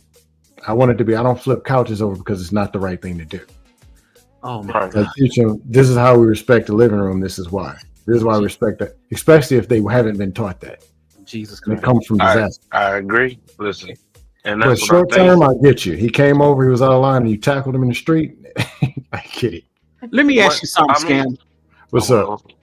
I mean, it just seems like every time somebody has a solution to something, I'll do it like this. I'll do it better. It's just a conversation. What part of the solution do you disagree with? But you do this all the time. Okay. What do you disagree with? I disagree with what you just said. This man just set up and told you how he disciplined his child. We weren't talking about his child. Yeah. Hold on. Trucker, do you have a problem with anything that I said? No, because I understood. I understand what he's saying. Trucker, brother, you on my side. I was actually agreeing with Trucker, but I was just going and asking him how and why it was happening, and talking because about you was looking for him to be wrong. Did I tell you were wrong? No, he didn't. He didn't. I was actually going to tell him one of the reasons what just me just seeing things and observing, right, is the fact that not only just the mama let him do things like that, but like the auntie, you get what I'm saying? Yeah, the was doing it on the sly, was letting them do things crazy like that too. So I ain't got to look at. I don't have kids. I ain't got to do nothing but look at them one time, man. They be like, "No, I can't play with Aunt. I can't do that over there." Straight up, they be standing up like soldiers, like they're in the army. They be listening. Oh yeah, I don't play. I am Samuel Jackson. Blair. Look, I am ex-military and I'm ex-law enforcement. Yes, sir. Oh, boy. So when it comes to me, you just want to argue, correct? No, I'm just saying, man. I just, I mean, I kind of peep your strategy. You do what you want to do. I just be bullshit with you, but I just I know 50% of it's bullshit. I got nothing personal with nobody. But I just noticed every time somebody says something, you turn. I have done that before, but at some point you gotta agree with something. You hear the shit they be saying, bro? You be going. Look, I said, watch this. Me and you know how bad I want to hear something that I can agree with. I said, look at this dude right here. He gonna find a way to change it to something different. Oh my goodness. Coffee. Do you hear the stuff that they be saying? I do. Can I agree with any of that dust? I be wishing I could take a lunch break and eat a sandwich and agree with something. Okay, so tell me what you disagreed with, because I was over there at Freezy's the other night, and some of the things that they were talking about did make sense. Such as? I'm gonna go back and review it, because I was like, I was gonna do a reaction to it, but I'm already doing one reaction to one of Freezy's things he already got going on, which is a really good one that will be coming out. I'm gonna credit him in it. But I think I will do one on Simps. I will do one on Simps. Okay. Oh, God. Featuring. What is it and what dust do you have to consider? Because dust we trust. Yeah. I'm likely. Okay. Dust we trust. Now, one of my alter egos is Simp Panderson. That's one of my alter egos. Well, we kind of pandered. We kind of pandered out. We pandered was last year. That was last season. So now we got to come up with something else. Okay. We no longer have panda bears, but we do have koala bears. Now, here's the deal. Do I agree with the women's as far as what they do in the behaviors and stuff? No. Oh, okay.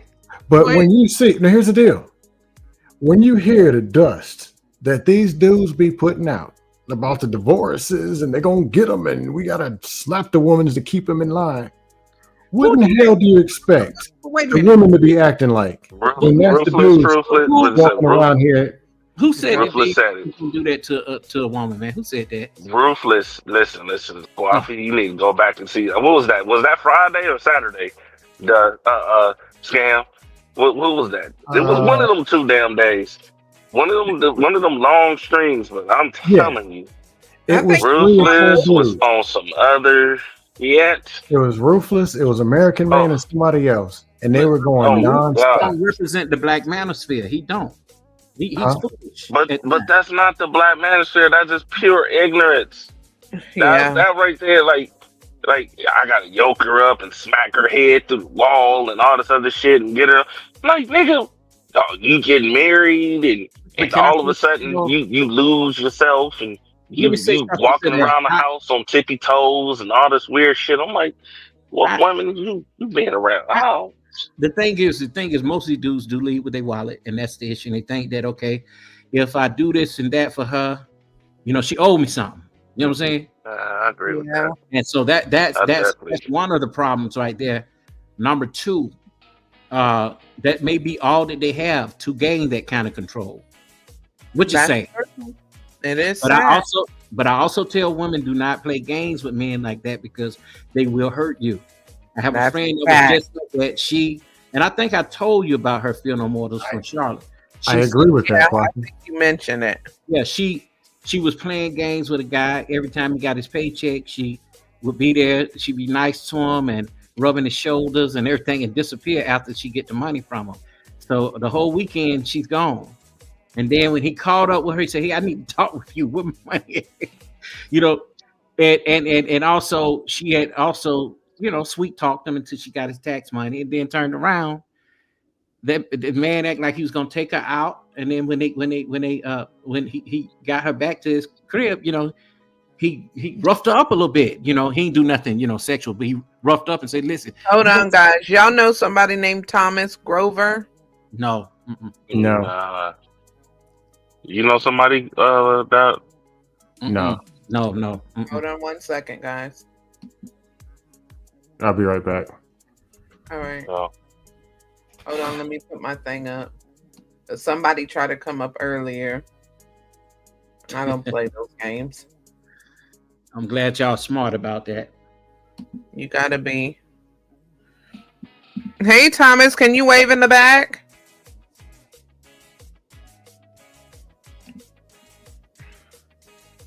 Yep, definitely not.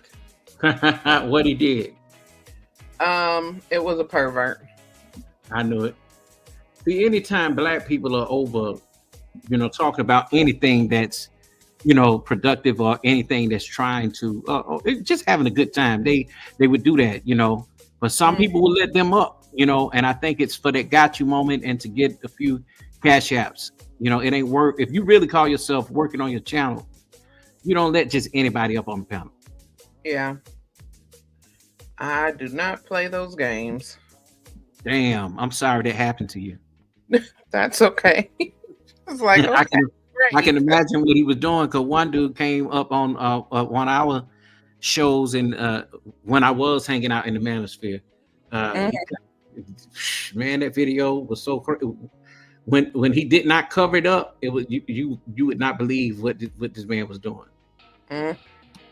Yep, it was some weird stuff, but okay. What did I miss? Somebody tried to bomb the channel just now. Oh, somebody tried to flash? Yeah. Oh, good thing you caught it.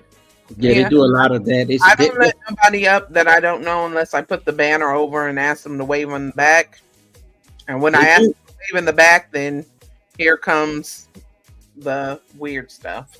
And then they do have virtual church shootings, drive-bys. Yeah, that's a good way of looking at it, right? Yeah, liberated. I'm not playing that. Hey, Coffee. Yes, sir. At the end of the day, I represent the Trolluminati. Even if it's something to agree, disagree, and I go extreme and all this extra, it's a show. Hey, I mean, I know some of the best trolls, but he get paid for it. Grandmaster, you know who Grandmaster Troll is? No. Oh, go look him up. Go look at his channel right now. If you do not want to play with him, he the one that's responsible for letting you know who everybody is that's been hiding behind these avatars. Oh, really? Oh, yeah. He ain't no joke. It just ain't that, For example, if me and you, today is for Monday. Might be Thursday or Friday. Me and you are going to get in some dust on one of these panels or in the chat. I want to do a real debate, not nothing that's...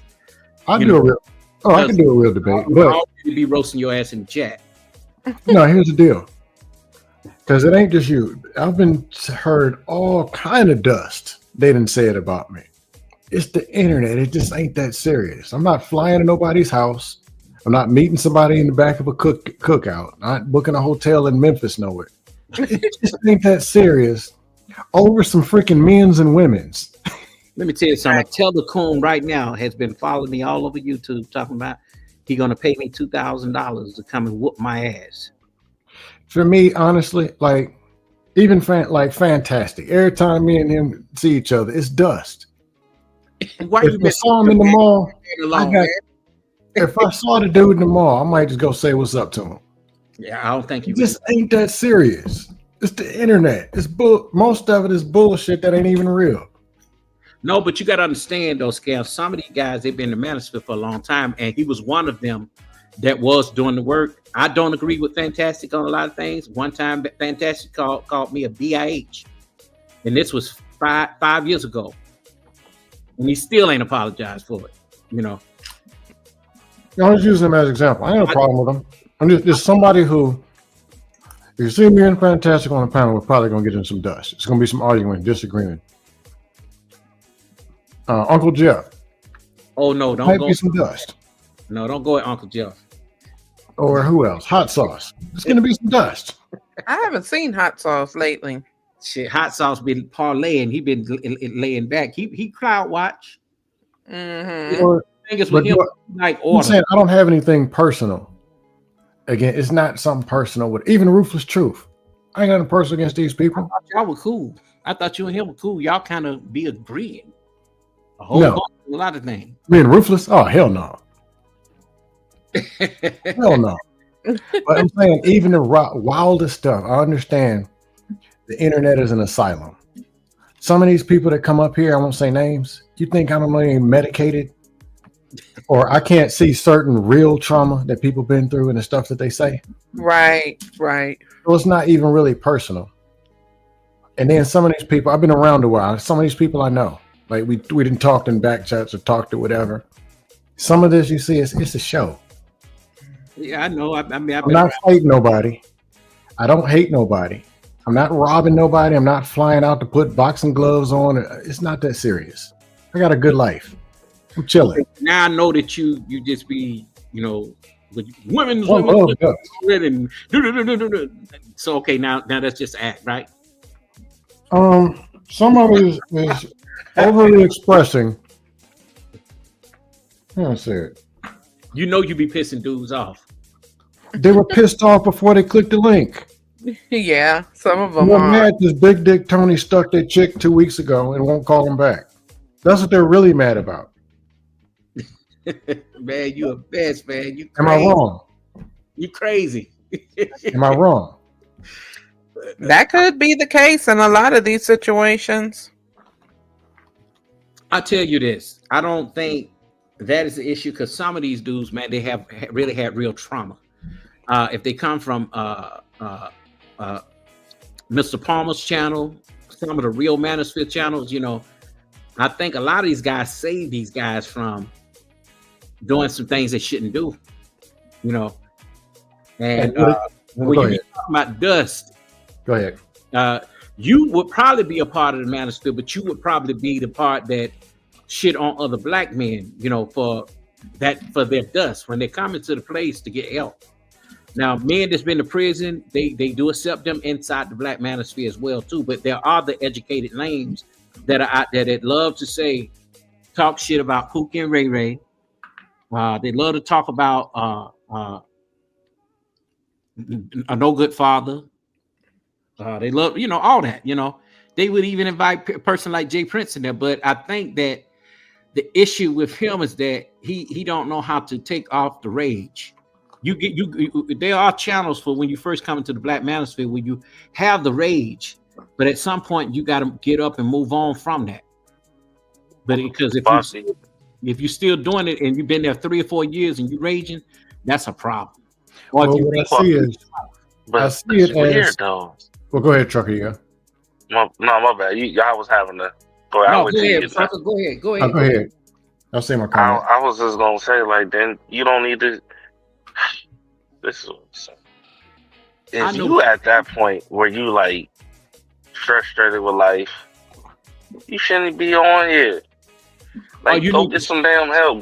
Go get a man circle, not these goofy ass Myron and Fresh and whatever you want to call them, and you know what I'm saying. Mm-hmm. Well, get around men. I think that this is what here's my pushback. Yeah, go ahead.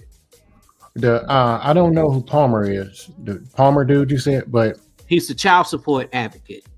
Yeah, here's the thing. People come in and I understand this because I always say this: relationship skills were not taught. To include me. I had a little rage fit in my 20s. Like, man, what the hell wrong with these damn women's? I didn't know relationship skills. I know how to get a job. I know how to do this. But I got the woman sitting right here. She interested. I don't know what the hell to do. And I'm trying to do what people told me, and it wasn't working. But I just didn't know. So I understand being there. What happens is these so-called gurus suck these people in. They're mad at women's and women are bad, women this. The only thing they hear and keep pushing, this is the space where you can come and blast women. Every clip, look at that black woman drop kicking a kid. Look at the woman twerking. There's no solution. There's no, hey, we need to get better at this. You need to be a better listener. You need to be more confident. All it is get your money up, make more money, and then go right back out there to the same bimbos and come back with the same damn problem. That's what they're doing to people.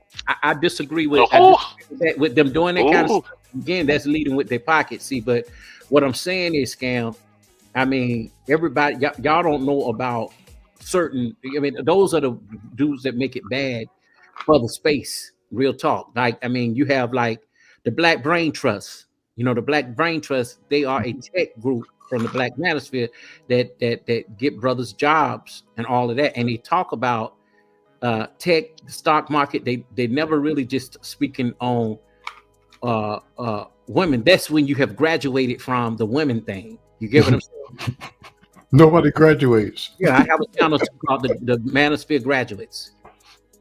Manosphere, bro. That's crazy though. I feel like, man, it's you growing it. It's either you gonna be a man or you're not gonna be a man. It's just, you know what I'm saying? Like a lot of them are men. I think that everybody don't come ready made. You get what I'm saying? You know, some dudes don't know how to. They're not emotionally intelligent. You see what I'm saying? So they be on the edge of wanting to do something to the woman. And I mean, and I know Pastor $40 probably wouldn't mind me mentioning this because I was in their group at one point. It's called the Buildersphere. We have had to keep him from jumping off the edge. Trust, we have. I know him personally. So when these guys come up with this talk, they are real about it. And we can't dismiss where they come from and what their feelings are, and we can't even police their situations. Look at Frank. I'm not dismissing it. I know. But look at Frank James, and Frank James wasn't listening to the wrong people. See, when you listen to avatars, that's a problem. You know what I'm saying? People you can't see. He went over there listening to BGS. I don't agree with some things BGS say, but BGS is a very smart guy. They call him the master teacher from the Manosphere. And some of the things he talk about are logical, you know, when it comes to relationships, women, marriage, you know, this black men problems. Let me ask you a question then. Go ahead. Since you said all that. My thing is this: it's okay to not be okay, but it's not okay to stay that way. You know, it's like some of these people, and I'm not going to exclude it just to men because it's women like this too. You know, they look to me, a lot of it is trauma bonding. Yeah. So they get into these certain situations and groups, or even YouTube channels and everything, and they just trauma bond, and then they never grow out of that. So my thing is, do y'all think that some of these so-called help gurus or places you can go and rage, as you call it, or whatever, is really helping if the people stay in that situation and never grow out of those situations? They still have that same messed up mindset. You know, yes, they haven't done anything to improve themselves. They're still bitter. They're still arguing and carrying on. They're actually getting worse. Can I say something? Yes. The ones that have stayed there, like Scam just said, they are actually worse. Those are the ones who have stayed in that same spot. And they never really tackled the real problem. The real problem, and I'm just going to say it, they ain't going to like me to say it. The real problem could be that they're chasing after the woman that don't want them. And they're going to try to alpha their way through a woman. You know what I'm saying? With their money, with how they look. And, you know, it's like, hey, you're supposed to like me. Look at me. I'm this man. I'm this high value man. I got this. I got that. And, oh, she want Pookie. You know what I'm saying? And even them, they don't understand. You cannot police what a woman want. You know what I'm saying? If she decides how you going to make her wrong for what she want? You just don't deal with that type of woman. You know that you're saying? There's things that I think really need to be said. Part of what you're saying is something that needs to be said. Oh, but I understand that. Understand, men are coming because they're in pain. A woman whooped that ass. So they come into the manosphere. So now you're here. I ain't gonna say all that now. Well, I'm being extra. But ass. The foundation of the manosphere is the majority of the audience and participants have failed with women. These are the failures. Failures get microphones. I can't say and that. Loud voices. But where is the number 1, 2, 3, 4, and 5 most important things you need to know about relationships? Number 1, relationship skills, active listening, communication, attraction, problem solving, be disciplined, focused. Where's the, hey, you need to go watch some of these people who've been married 10, 15 years. Some of them are going to lie to you. But let me tell you something, those Where is that versus just saying how bad women are or adding fuel to the fire and getting the men more pumped up to go run out there? Let me say this. There are men who have been married that are in the black manosphere, but they're not helping the younger men. You know, they got married. They've been married 35, 40 years and got a loving wife, but they get on the internet and they tell these men, you know, hey, twist the arm. You know, I'm talking like you. That is true. You know, just locked in the room. That's what I was saying. You know, I'm being funny. Right. Take her allowance away. Cut up her wigs. You know, all kind of stuff. You know, I've heard all kind of stuff. I will go at the married men if I'm on the panel here and talking at. Oh yeah. I'll shift from the dude struggling and go straight at the dude talking that bullshit. If I hear call out one right now. He's a certified public accountant, very successful, ran for the Senate, everything out in Chicago. He got a loving wife and his two loving daughters can't do no wrong. But he talked bad about black women all day long. His name is Black Uru from the Black Manosphere. Almost 60 years old and talking all that shit. I disagree with him. Bring him over and I'll dust him off. Hot Sauce know who he is too. I've been knowing Hot Sauce for 6 years. We were all in the Manosphere over at, you know, at the Roger Report. We were part of 3.0. So we know, well, I've been around a while, just all of them, you know. But it's just, you know, at some point you have to graduate. And I'm not trying to dismiss the problems that some of these men have just because I didn't have them, because I had a halfway successful marriage, had a decent wife. You know, I didn't have those same problems that they had, but I did not shit on what they had going on. I don't know what it's like to have a child and be on child support. So I sometimes just cut back and just, you know, listen. But then again, if I try to tell some of the men what they need to do and give some kind of advice, you know, then I'm catching the flack from the women, you know, because if you're dealing with a certain type of woman, you know, and you're trying to, you know, regulate your child support, the woman get mad at me, say, hey, why are you telling them about the itemized list? Those are just gifts. You know, I said, no, because those same shoes that boy put on his feet, and his feet is growing every year, $300-$400 pair of Jordans, you expect for him to buy, and that's the same amount as the check that you get every month. You know what I'm saying? For child support. That ain't even enough. But it can be done right if you do it right. But instead, she do take that money and go buy wigs, you know, get her hair done, nails, spend it on the other man. And the other children, fathers are not even paying child support. Well, question. Hey, hold on 1 second, Scam. Go ahead. Hold on. I just want to say, hey, Coach Ferg, thanks for coming up. What up, Frat? What's up? How y'all doing now? What's up, 06? Trey Ferg is alpha? Yes. I didn't know that. Yeah, you ain't supposed to know, boy. You sneak up on you. How you doing, Ferg? You don't see that in his shirt? How you doing, FNL? No, I never knew it was alpha. You know what's crazy, real quick? Even with that, man, my favorite colors have always been black and gold since I was a kid. I was 12 years old right there. I was probably you now, right? Purple and red, but I'm always rocking the black and gold.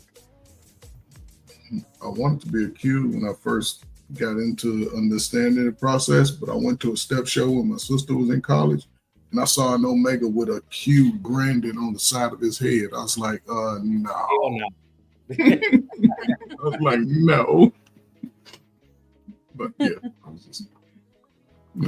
I was having an interesting conversation about men, and right? You know, really. I think. Go ahead, Trey. Go ahead. I'm just saying the default from all my experience in working with young men and young women See, that's why when I come up on the panels, let me start. When I come up on the panels, right, I realize I'm talking to grown folk, right? We all have a life story that we've been through. But the default mechanism to all of this, and y'all was just touching into it, even with the child support, I think by default, both should be held accountable. Because when you just put the man on child support, he doesn't have to be accountable for the growth and maturity and the, I guess, the emotional capacity of the child. Just, you know what I'm saying? But he's responsible. And I've always told guys, if you have a child and you avoid paying child support, they're going to come after your Social Security.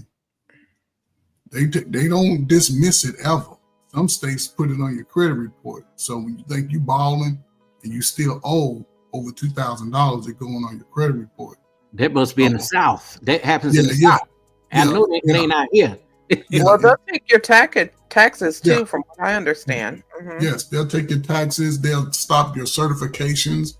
If you was a realtor and you didn't pay it, they'll stop all that. You can't even, a welder, anything that requires you to get certifications on a federal level, they'll stop it if you owe a certain amount. Usually it's about $2,000. Anything in your name, they itemize your credit cards, all that.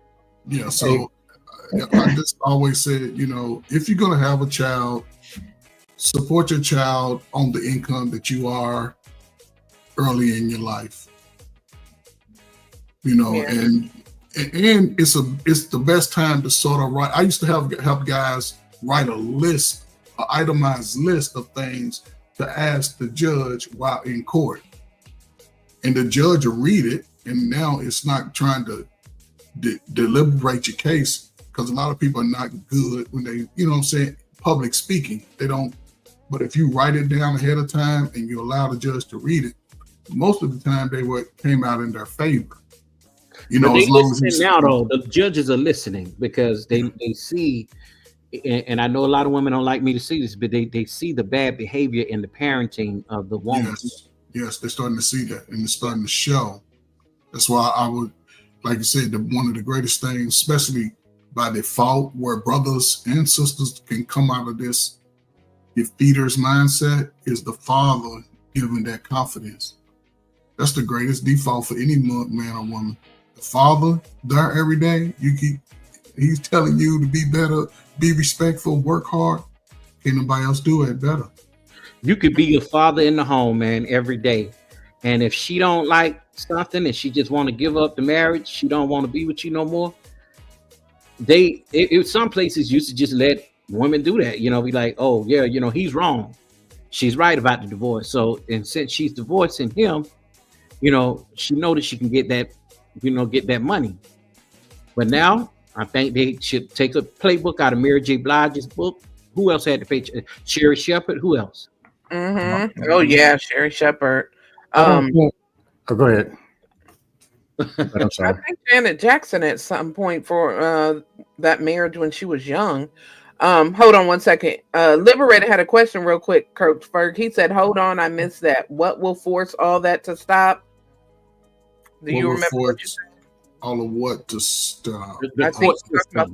The courts. I think it's the itemized list. That's what we're talking about. Yeah, I think what will force the court systems to start really looking at adjusting its laws and like that, it's going to take a collective effort.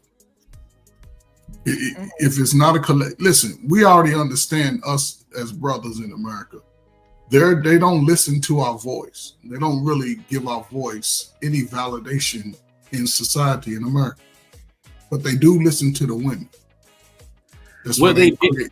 But I'm just gonna say this. They just if we were, it's gonna take a collective effort. Is all I'm saying. Women are gonna have to fight for that too. I got a bigger disagreement. Here's my deal. And I'll say this. There are people I talk to offline, some of them even from YouTube, but then real people in real life who have problems. And they talk to me about the real situation that goes on versus the collective of women's, men's, whatever. The bigger problem is this, is what I don't like that the manosphere or the women's sphere, any of it is doing. There is a fight. There's a man and woman in a bad relationship. It works or it doesn't. And now there's a fight. Big Dick Tony was banging a chick now and child support, whatever. Or the dude left and Ubered her back to the streets and got a white woman, whatever it is. The thing is, we got to stop the fight. That's both parties. Look, man, either this happened, try to salvage what you can from whatever was left of the relationship and put it as in better space. If two people hate each other, the ex-husband, ex-wife hate each other, gassing them up about what they can do in court, that's giving him a hammer. Then she goes to the other side where you can do this. Now she got a baseball bat. The fight still continues and the kids get caught up in the middle. Versus, hey, look, this marriage didn't work. This relationship didn't work. What can be savaged? So versus them wanting to smack each other, can he get it to at least where they can shake hands and just say hi? All right, look, I don't like you, but you know what? Tuesday, Thursdays is your days, Friday through Monday. You know what? You take it for the summer if you stop this part. But the fight got to stop first. Okay, let me interject on that. And you're right about that. I mean, me growing up, I never saw my mom and dad fight. I think when my mom, I saw it one time, just one time. She ran into the bathroom and she was trying to get in the door. Because that was the only time I saw it, you know. But I did see my aunt. She had a issue with the fact that her husband cheated. She found the lady's license in her couch and a pair of panties. Now, she wanted to turn her son against his father. Now, that man was still a good father, regardless to what he had done. He was just a cheater. You know, and I love my uncle still, you know, but we were younger. We did not know why she was hurt. And I'm talking about this went on from him being 5 years old all the way up until he graduated high school and turned 23 and got killed. You see what I'm saying? Oh, wow. And what brought them together was when Quincy died, my cousin. What brought them together, you know, and here it was. He was with a new wife and, you know, new sons and, you know, and all that, you know, and they all came over and embraced her because she, for so many years, man, I've seen this woman throw darts at this man, knives, plates. As soon as he come in the house, he's like, baby, don't do that to me, baby. Baby, don't do that, baby. Hey, Oh, wow. Coffee. Yeah. In that story, here's the thing, and y'all might not like it, and I don't fully agree. I'm not just picking a side. The thing that I understand is this. If a woman was rocking with this man and he cheated in the driver's license under the bed and the panties, the thing that has to be acknowledged is he broke this woman. So therefore, her response, don't agree with keeping the child, but a fight is a fight. That woman that man broke that woman and sent her to that place. Therefore, she's going to act like it. No, she was always a hell raiser. Oh, well, then there's that. but to see, that's what I'm saying is this. Wait, give me 1 second, Coach Ferg. I just wanted to make sure you guys like and subscribe if you haven't already. Share this if you think this will help somebody else out. And if you'd like to support my channel, it's Parlay24 on Cash App, Parlay24 on Cash App. That was my public service announcement. Proceed, gentlemen.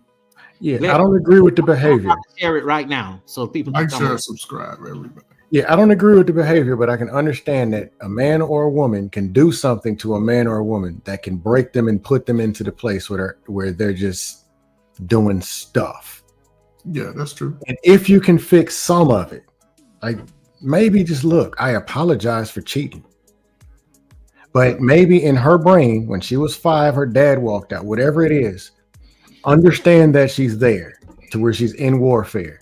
And something, if it can be done, try to get her out of warfare versus continuing the fight.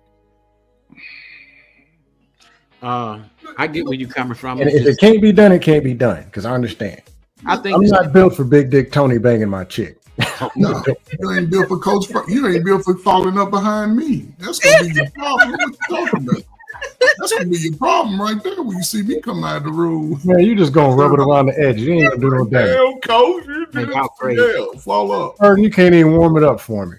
Yeah, all right. Well, I just say this. Burn it up. Let me give you another example of alpha in your way through a woman. I say this: if you know you have certain problems within your life, whether they're health problems, don't you think it's fair that, you just say, hey, look, babe, we love each other, our feelings are there, but I can't give you what you want and what you need. You know what I'm saying? So should she suffer? You know what I'm saying? A lot of these guys are upset, because of their medical issues. ED is one of them. Having a micro penis. I'm just being honest. This is men. We're men. But wouldn't y'all be mad? Yes. I mean, just being honest. But the problem is this, though, right? Okay, let's say a man has those things already when he meets her, right? She'll find out if they lay down. Most people are having sex before marriage. That's the truth of it, right? Right. So if that is the case, because of the money. But see, again, dudes ain't got no damn money. Most dudes ain't got no money. But hold up. If this is YouTube world, everybody's 100,000 or more. So yeah, everybody got money. However, and she gonna get tired at some point of you. But that's the thing. People already know who. If you going, listen, we the smartest. Well, y'all the smartest generation on the history, right? So, a person is going to show you who they are prior to, right? You're going to see signs. You just, she's so fine, I'm just going to ignore it. Nobody has gone through clean. They're going to show signs, how they treat. Some people only look at it how they treat me. No, I looked at how women treat other women and other people. If they talk shitty to other people, then, they could talk shitty to me. If they always talking about they friends and the people that they call close to them ain't shit, she gonna eventually say that. And a lot of people so caught up in, a lot of brothers are new to the cake. Let's be real. A lot of brothers wasn't moving like that in high school. They got a little money, got their job, avoided having no kids. Now they so now they gonna move a little different and they new to the space and they still haven't been taught how to court a woman. You got to hustle a woman now. Listen. Walk with me to the park. Let's go over and sit on this swing. You know what I'm saying? Let's have a conversation. A lot of dudes is new to the space. And coming into the space at 35 and 40, like you got it going on, you gonna fight everybody. Hold up. I'm the man. Why? Because I work for it. But still, part of being that man is, I learned this some years ago, respect for womanhood. That's big to me. A woman respects womanhood, and I'm going to respect a woman because, one, I don't have to call you a B just because you don't like light-skinned, ugly niggas like me. Sorry, you're lost now. Let me tell you something. Sticks and stones I ain't got to call her no B. I ain't got to call her no B, but she ain't going to sit up and talk to me any kind of way either. No, that's why I'm going to dismiss her. Thank you. Thanks for stopping by. Okay, go ahead, fella. Yeah, my woman or not, you know what I'm saying? I'm just not, and the problem is you let simps get in the way of you correcting that. That is a issue. They think, I say this and I've said this plenty of times, women are not children. No. You're not laying down with a child. If you laying down with a child, what that make you? So she know what she's doing. So my thing is, if I'm not your man, don't disrespect me, because I'm definitely not going to disrespect you. But Kwafi, I see what I've been seeing. Again, it's a lot of guys that ain't used to having consistent conversations with a female. Just outside of a relationship. A lot of dudes can't even have a friendship outside of relationship with every woman. Like, you know what I'm saying? If I know 10 women, I know 8 of them ain't even gonna be worth me trying to, hey, what's up? Can I come through? No. And I see it now because, listen, to me, between 25 and 45, that's probably the strongest time in your life right there. But you see it on both ends. They are the group that's struggling the most to have anything outside of sex. But who giving them the wrong information though? And some of these guys who grew up without fathers, they're coming to the internet and they're getting the information from the guys I'm telling you about. One dude had a girl that he was getting ready to marry. He was a pretty decent brother. And he got in the manosphere and the dude told him, say, hey man, go home and let her know. Put your foot down. Oh no. And guess what? The wedding was called off. Wow. No. We'll have two women, and if she can't get on the program, have her and another wife. That's a problem. Ain't all the person can do that is a truck year. Let me just say this though, and here's what I think is the problem with a lot of these conversations, that we see on these panels and stuff. Respect goes both ways. Yes. It has to be respect on both ends. And a lot of the people, like we just said, they experience these problems with the opposite sex. Somebody might have did them dirty, betrayed them or whatever. And they never heal from that. They never get better from that. And it's okay to be hurt. It's okay to be angry. But when does the growth start? When do we start to move on from that pain? I feel like some people just want to rest in that pain and rest in that confusion. And that's the problem. I don't think some people want to heal from that. Yes. Well, a lot of men were told in the space too, hey, black men don't need therapy. You are a leader. And I've heard them call dudes that are leaders that were not able to lead, that were not capable of leading. That's the stuff I be saying right there. You agree? But the greatest default Go ahead. therapist, the greatest default therapist is a term that I learned years ago. Most adults suffer from the daddy wound. The people that you love the most could cure a lot of this. The people that we expect to love us for who we are by default, our family members, mother, father, brother, sister, cousin. Thanks. Inside. Yeah, but see, that's where a lot of the damage starts. And then when people grow out of that and get on the other side, guess what? Y'all ain't shit. It's y'all fault. It's everybody else's fault. I look at it from y'all ain't shit. Y'all ain't know because they know people. You do have family members that instead of them communicating, I think that if you're a father and you got 5 boys and you only communicate with 3 out of the 5 and you treat them better than the other 2, they go out and they seek other, validations, Yeah. You get what I'm saying? So, and it's like that 1 or 2 of the sons gonna be a little bit different. That's why we got the gangs. That's why we got gangs on males and females, because if and it's just y'all like agreeing with everything that I be pitching. These are the very things that I pitch all the time. But you see it a different way, brother. Oh yeah. You put everybody in the same category. Hey, Coffee, if it's a fight and I'm going 1-on-6, you can't Right. expect me to throw perfect jabs and articulate. And when they hogging the mic, yelling and slobbering, veins popping out their neck, yeah, it's the dust of time. He talking about Reese. But my real points, these are the very things. The person has a problem with women's.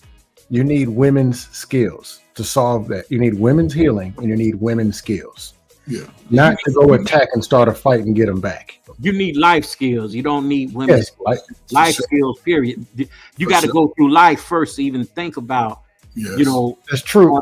Well, what I'm saying is this. You can be a great chef or a great entrepreneur or a great freaking data analyst at your job. You can lift a lot of weight in the gym. But if you can't communicate with a woman, people a lot of times think that their degrees and their accomplishments, or are they good with their homeboys and can drink and play and go watch sports, that it all translate when it comes to this woman. Relationship skills are different, and each woman needs something different. And you can't fake alpha your way into it. Not alpha phi alpha, fake alpha as an alpha. Don't speak on 19%. Right. Because a lot of people saying that just fake alpha as an alpha beta, that alpha. Right. But a lot of men also think that all women want the same thing or need the same thing, and that's not true. Some women want you to sit down and listen. They need attention, they need affection. They need to know they can count on you when they don't really tripping about your money. They just need you to be there. Guys don't know what women, they don't know what women want, because a lot of them, you got to think about, man, most of us, let's just be real. most of us come from a family of women, right? And we correlate a lot of women that we don't know to the women that are closest to us. You know what? I did come from a family where, you know, my mom had 13 sisters and brothers. And most of them were women, you know, and we had a tight-knit family. But when I did come to the internet and I was listening to some of the things that these brothers were saying, I went home and evaluated all the women in my family, and some of the women did participate in feminism. Mm-hmm. They did, you know, because I'm like, now the silent generation, like my grandmother, you know, who was born in 1910, you know, my aunt that I was telling Scam about is 82, who still looks 60. She's in one of my documentaries on my page. You can go watch it. Yeah. And the thing is with her, you know, she even told me, she said she don't agree with the feminism. I agree with it. Right. Because they was before that movement. The women, I guess the boomers, they were growing up in the feminist movement. Right. I'm for feminism. And they pushed that. Listen, I'm gonna say this and I'm gonna shut up. It ain't nothing my wife can't do but a few things. One, for Evan, you know, you heard me say it. She can't wear no weed. She can't wear no makeup. And she definitely can't sleep with none of you greasy ass niggas out here running. Everything else my wife can do, whatever the hell she want. I don't want to smell no other niggas musty cologne. If that's the only thing, other than that, shit, she can run around outside butt naked if she want. She gonna come home one day, you're gonna start sniffling your nose up like, no, that ain't my cologne. No, because my dog will bite any nigga that try to run up through here first. My dog gonna get you first, and I'm gonna say sick him. He gonna bite her because she got a different smell on her.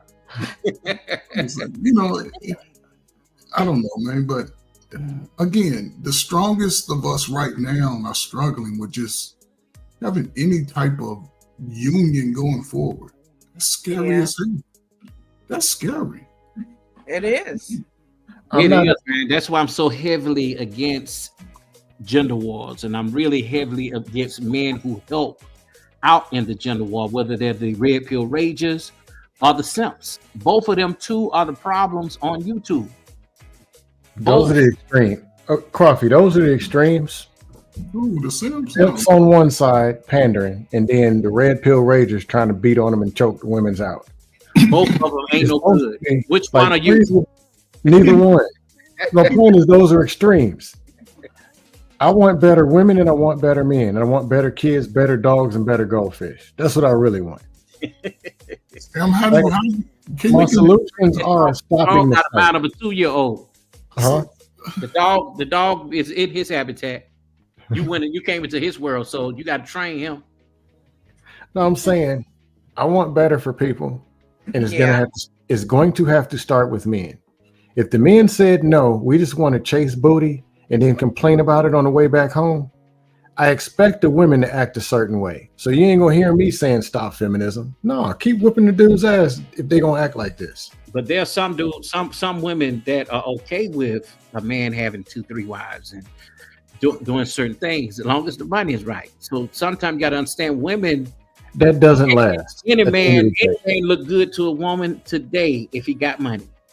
Most of these dudes don't got the money. Coffee.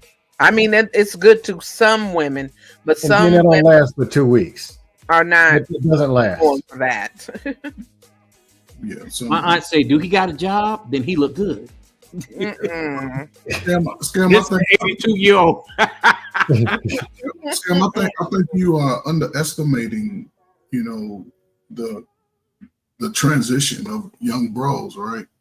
I think you underestimated them. Which ones? Listen, let's just say all of us are in a gray area when it comes to, I guess, making a generational transition to be better. All of us here, not just on the panel, but all of us in this living world right now, especially us Black people, right? Because now we have more information readily available in real time from coast to coast. You don't have to really go to the depths of research because all of it's starting to be revealed, right? And I think over time, and it may take 5, 6, 10 years to where you're going to see a lot of younger brothers. I ain't talking about you 40 and over. All you niggas is old too. Y'all one spring ankle away from being injured for the rest of y'all life. But for the younger guys, they are seeing, and they're seeing it real time, and they having discussions on how to move different with these females. And you're seeing the females starting to recognize, because now they're saying, hey, I'll be by myself. I'll live out this life, and I'll move similar to what men are going to do, because those women still get horny. They still get horny. I'm not talking about the women who have been intentional, and been in a space, and now things have happened. I'm talking about the one that say, I'm free, I'm going to remain free, I'm going into my mid-30s, 40s, and I'm going to continue to be free, because every time I hear a woman in a 35 or 42, what's the youngest you'll date? 30, 28. So it's still a convoluted game, because they messing it up for the younger women. And it goes vice versa. Even a dude going 50 talking about I'm gonna date somebody 25. Nigga, you messing with the 25-year-old dude's woman. Straight for they lying. But here's the thing. The very thing you said is that the younger dudes are changing their ways because of women. That's not leadership, that's following. No, that's leadership, because they moving different than what the 70s and 80s. Put that woman first, and where you end up in the back of the line. No, this is what I'm saying. It sells first. The fact that they're reacting and swipping and everything they're really doing is negative. It's not improving the way they communicate with women. It's not that. It's ducking and dodging, complaining, and they're still sticking their meat in there. Yeah. They're really not doing half of what they're saying. And they're coming with pain, frustration. And the almighty vagina controls how they move, which means they're following the woman. Okay, but what about women, though, Scam, and their issues? The bad behavior. I mean, I've never heard you say anything about their bad behavior. No, I say it. I talk about the nation of Wigglom. I talk about them being fat, bloated, and swole. I ain't talking about that. I'm talking about in general. No, here's my point. There is women with bad behavior. You won't hear me correct much of it in these spaces. Wait, hold on. Say that again. Wait, say it again. You admitted it. You admitted Hey, look at that. Finally. Yeah. I say it all the time. On that one. I say it all the time. I've trolled women. Women need to be laughing. I don't get into it when, but my point is this. Usually when I come around in here. The thing is, though, Scam, hold up. You got before the woman even wake up out of bed. You got the awful hyenas thinking that they are right when you get up on the panel and perform for these folks. No, here's the deal. If 5 dudes come up here, veins popping out their neck, yelling and slobbering, the women ain't even woke up yet. And they wear them black women said, right. If I see them dancing like the Thriller and the women ain't even here, they ain't got nothing to say about good woman or regular woman that's just going to They respect more love and they respect Fear No Mortals. Fear No Mortals, more love. Have y'all ever been blasted by these doofuses? Yes or no? I've had some guys that try to crossfire me. Yes. Yeah, I've seen it. See what I'm talking about? What I'm saying is they come over here like that, bring the hyenas on and let them hyenas drag these fools. There you go. There you go. If they gonna act like baboons, let the hyenas spank these fools. There you go. And I'm eating popcorn. Because it's better now. I don't gotta go 1-on-6. It's me and a hyena. Now it's 2-on-6. I'm gonna bring you to the thing though. But no, if they're attacking Freezy or attacking regular married men trying to have a regular conversation, that's different. Yeah, that's awful. Now I don't agree with that because he doing his part. He got a wife. No, I'm saying is the women's don't come up here attacking Freezy or blasting dudes who's just chilling. No, I don't. The dudes who swimming first. I'm talking about the dudes that say, "Okay, well, man, you're a simp because you got a wife." That be the dudes that really got problems. You know what I'm saying? Let the hyenas get them. Let the hyenas drag them fools all across the internet. So we said leave them out on the island. And let the men, women don't deep jump in that. Let the men hash it out. But see, okay, I'm glad you said that, Coffee, because here's the thing then. If Men, back to what Scam said, that he really doesn't get into it with women like that, only a few times. Shouldn't the men be correcting the men? Yeah, that's what I'm saying. But you got men. Huh? Yeah, but you got men that will bring a woman up on the panel to start an argument with other men when they both are having a argument or a debate. You don't need to bring no woman in that when both of y'all are arguing, even if you are arguing about women or fighting. The topic is women. Okay. Right. And the topic is women's. But there happens to be some that can hold their own and get you a man, so you need I'm sorry, go ahead. Go ahead. No, I was going to say a lot of the times that's not the case, though.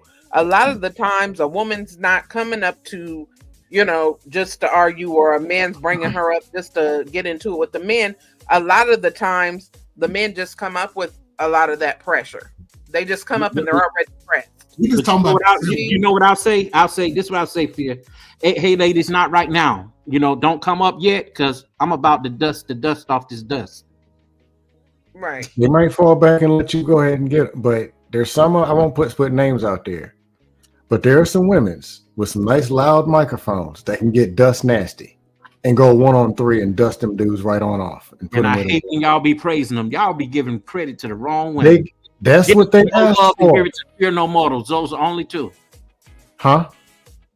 Y'all be praising the wrong women on these families. Kwafi, at the end of the day also, it's a show. Yeah, but see, that's the problem with YouTube, right? Because you say solutions, half the YouTube is saying fight, fight, fight. When you start talking about solutions and making some problems I can't solve, your numbers drop, and people are driven by those numbers on YouTube. That is true. They are.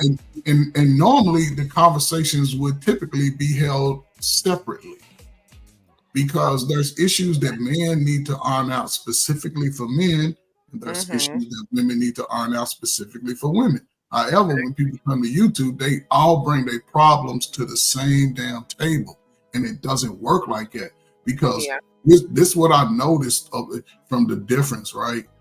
Like sometimes, man, we try to hold each other accountable, right? And a lot of women can't handle that smoke in correcting other women.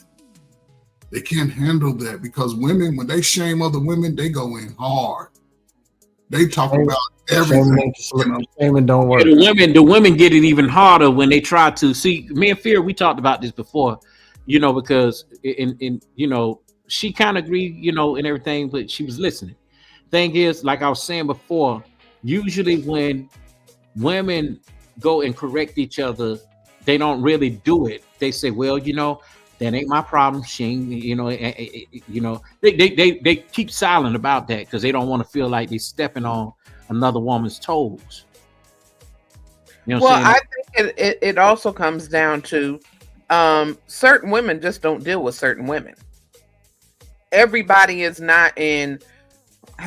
We all aren't like-minded the way that some men think we are. You know what I mean? And some women just don't deal with certain women. If we see, I can't speak for everybody. I can speak for me. If I see a woman that's not, is not like-minded with me, she's, as whatever you guys would call it, is a hyena, which I still don't understand the exact meaning of that. I guess it means bad behavior, out here yelling, out of order, loud, just disrespectful. I understand there's some men, but they get to the point to where they're disrespectful even to the wrong men. And I said, hey, hold up now, I'm not that nigga that done it to you, but if you bring it to me, I'm gonna curse your ass out. Right, and I get what you're saying, but what I'm saying is, to your point, is certain women don't align with every woman. Every woman is not part of what World Class just said, a sister hoodlum or Nation whatever. of Wigglum. You know what I'm saying? Nation of Wigglum. We have to Everybody's not aligned like that. So it's just like, well, I don't even deal with those types of people. I'm not out here being disrespectful. Me personally, I'm not a, what would they call a sister hoodlum or a mammy or pick me or whatever. You know what I mean? Yeah. I'm just me. I try to. I realize there's problems with men. I realize there's problems with women too. Mm-hmm. You know, I try to be non-biased as far as, you know, it is what it is.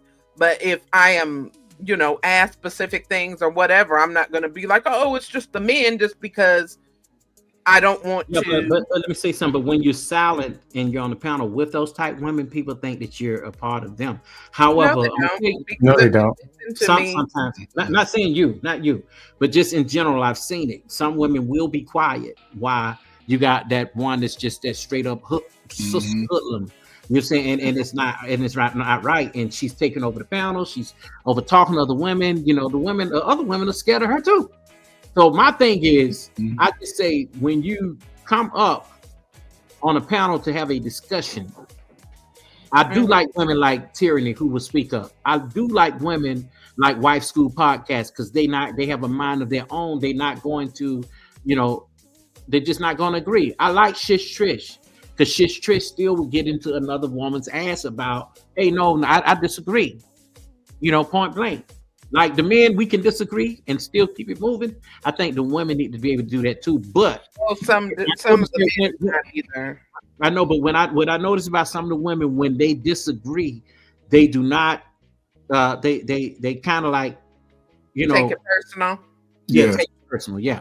Take it personal. Man, hell with that. Bring the out of control women on. Get the hyenas up here. Fire up the dust. You can't, when you bring two people together, two types of people, men and women per se, who've already had some, I would, you know, when we discover new words, we run it through the mill. But when two people come to one space and there has been some form of trauma, whether it's family, friends, whatever, loss of a loved one, it can never be hashed out because everybody's trying to release that personal energy. Yeah, but nobody. People are not children, and people are not right. But yes, the reality of it, people are not children. But in their reality, it wasn't their fault.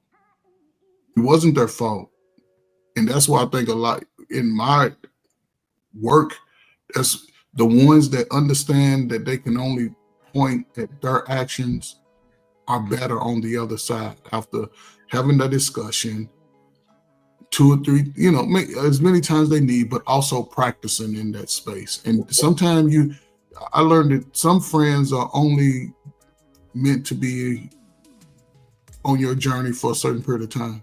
I don't expect none of y'all to move the way I move when it comes to how I'm going to run my house, how I'm going to pay my bills, how I'm going to treat people. That's all of me. Let me tell you this now, and I'm going to say it. I was on Ezra Mills' panel a year ago. Now, the problem was nobody would call out a certain thing, and I called that thing that was a thing out. And I just laughed about it, you know. And ever since I laughed about it, I've been having this telecoon, you know, just following me from chat to chat, you know. Oh, yeah, you PUSSY, nigga. Listen, you know, they didn't go hard on the person that said it. You know what I'm saying? But they went hard on me for laughing about it. Hey, Coffee, your expectations are actually like that people are actually going to do something that they're supposed to do or be actual humans. And I don't have those. This is a jungle. This is a zoo with the cages wide open. That's what it's been since about 2020. I'm gonna make an example out of that. I'm gonna make an example out of that. You don't give me threats. No, that's the whole situation. I ain't gonna speak on that, but I'm just talking in general. The expectation, like I can't get why grown men can't even manage a microphone. Me neither. Why somebody can say, "Hey man, I'm gonna let you get in, then I'm gonna let you get in." Scam, I never had a voice before YouTube, so what do you expect me to do? I know nobody listened to me, man. I paid $500 for this microphone. Some people $500 for this microphone. But no, let me talk. But let me No, The man, only time I can understand it. this I microphone. can be So heard. I got to turn it all the way up. And I can bust be it. heard now. Nobody listened to me before StreamYard and YouTube. You're correct, Trey In my Ferg. own little bubble. Right. You're correct. So hell with all of y'all. It's y'all fault that I ain't got no woman. It's Right. y'all fault that I'm broke. What you talking about? It's my mama and them fault. You're Mhm. correct, They Trey fed me. Ferg. They bought me Jordans instead of teaching me.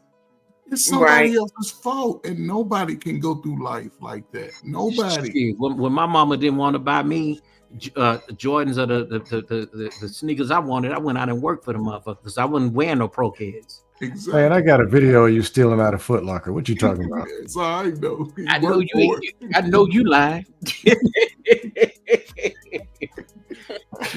Shit, I was too busy to be getting in trouble. See what I'm saying? It's a different mindset. He went out and got it. He asked mom.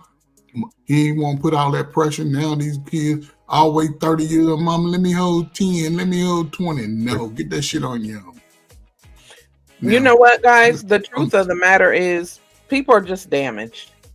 And it's some people don't even realize that they are damaged. You know, so when, like Trey Ferg said, when they come on here and they have that microphone, it's a place for them to come and be damaged because there's a lot of other damaged people that are right along with them. So it sounds good to people that are damaged. And when you just look around and you hear the things that people are saying, you realize, well, there's a whole big slew of those damaged people that either they don't realize that they're damaged or they don't care and they don't want to change. And that's the problem. We can get up here and we can say, well, so we're all grown adults. We should all be able to have panel etiquette and decorum and be able to address our points without, you know, taking it personal, have difference of opinions. But it's not like that. It's more of a high school cafeteria instead of adult panel where everybody can be honest and have different opinions and still have a decent conversation. But you know what though? When you check it, can I say this? When you check that shit at the door, when you're a content creator, it makes for a better show. Number one, everybody don't need a voice on your panel.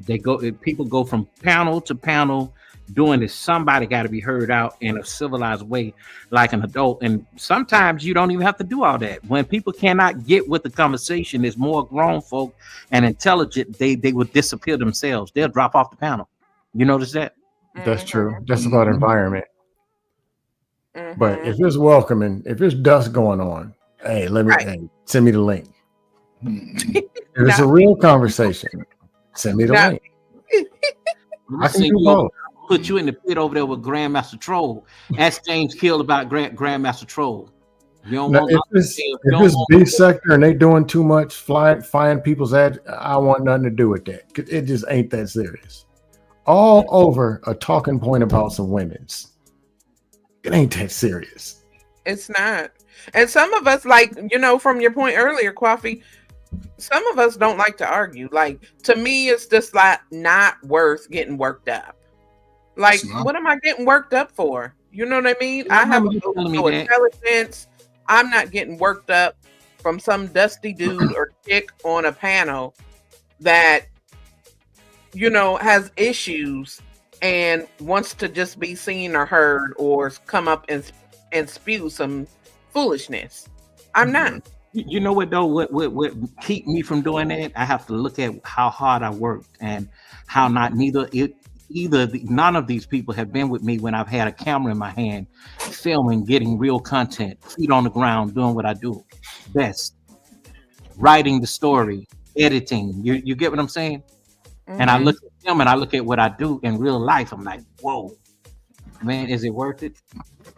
And people will argue with you, especially when they know you got a pretty decent channel. Your channel and subscribers don't mean nothing, but you know, I got them, you know, and they be ready for me to do a whole movie on their ass, and I'm not doing it. Nobody would ever get anything free out of me again like that unless they have something really good for me to talk about. Listen, man, thank God for COVID.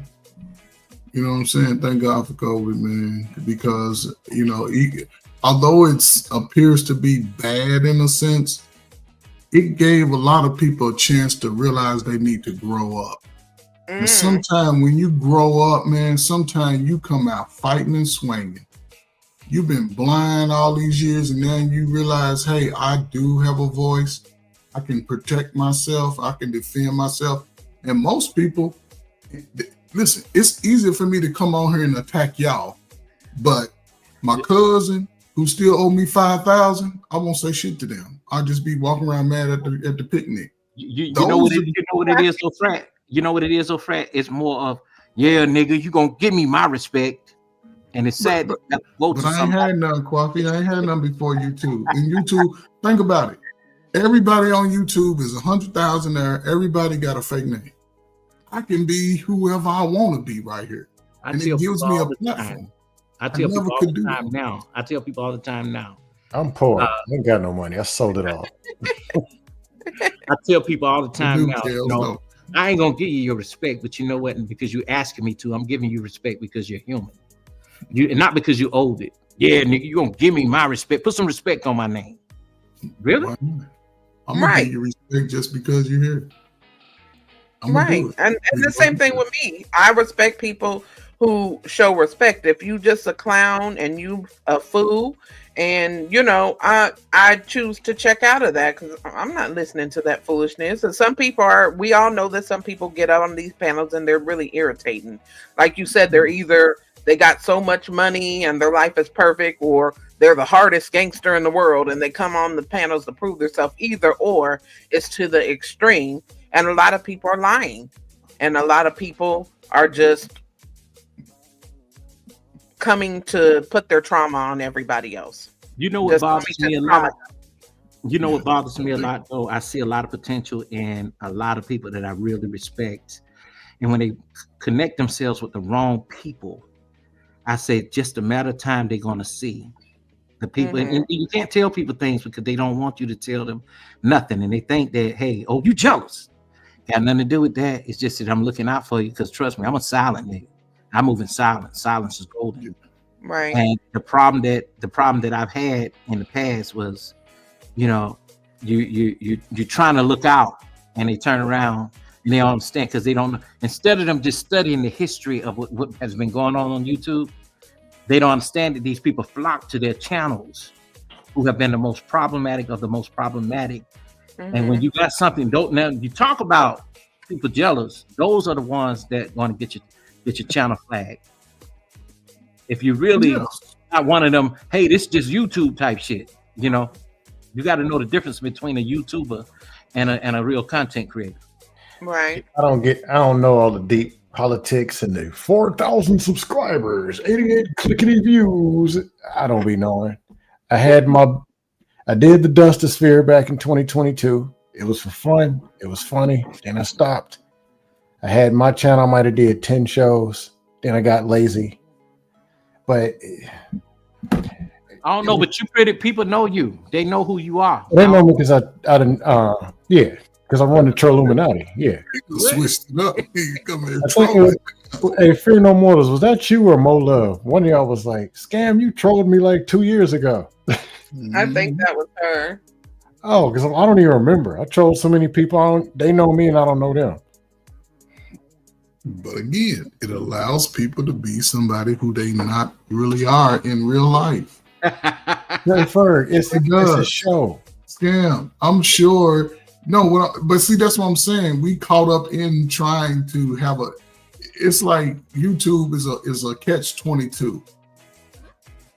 Everybody to have a panel. At some point, what are the solutions? We need some solutions. And everybody's trying the solution. Then at some point, it's gonna be a little dust in there. It's gonna be a little controversy. A little bit. But what I'm saying is that's gonna bring the eyes. Those are the ones who every channel I love that mixture though, fellas. Let me say this, because even I like what Freezy do. You know, like in the beginning, he get his serious shit out the way and get his stories out the way. And then he opened it up for people to come up and do the crazy shit. You know what I'm saying? We need a little bit of that here and there.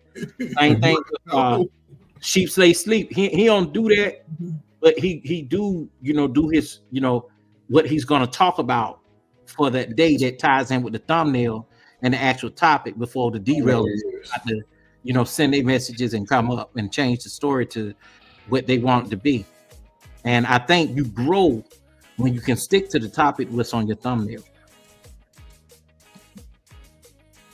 I agree, CJ. If you ain't got no trolls, then I mean, it just ain't what it is. Trolls come first. Man, Sorry. I don't care what y'all say. I'm new to this money. I'm new to getting some chicks.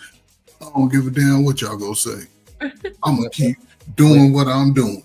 Big Bad Bull and Emperor Kojak got my first vote to zap anybody that comes in and come over to think that my channel is a play toy. I have too many people at the university watching me. Oh yeah. You mean when you go live? Yeah, and I do dust panels. I don't do dirt panels. Beef sector, I ain't going over there. No, you do mud panels. Mud pie. That nigga throwing mud pies everywhere he go. Nah, I got a limit. When they get serious and spitballs, social security numbers, I ain't going over there. Spitballs and everything. Everything. I can dust 4 people off. High school. The little, remember the little clothespin gun we used to make? See, the slow kids can't make a clothespin gun today. Like, what's that? Okay. Innovative. I don't even know what that is for. Well, but most boys made it.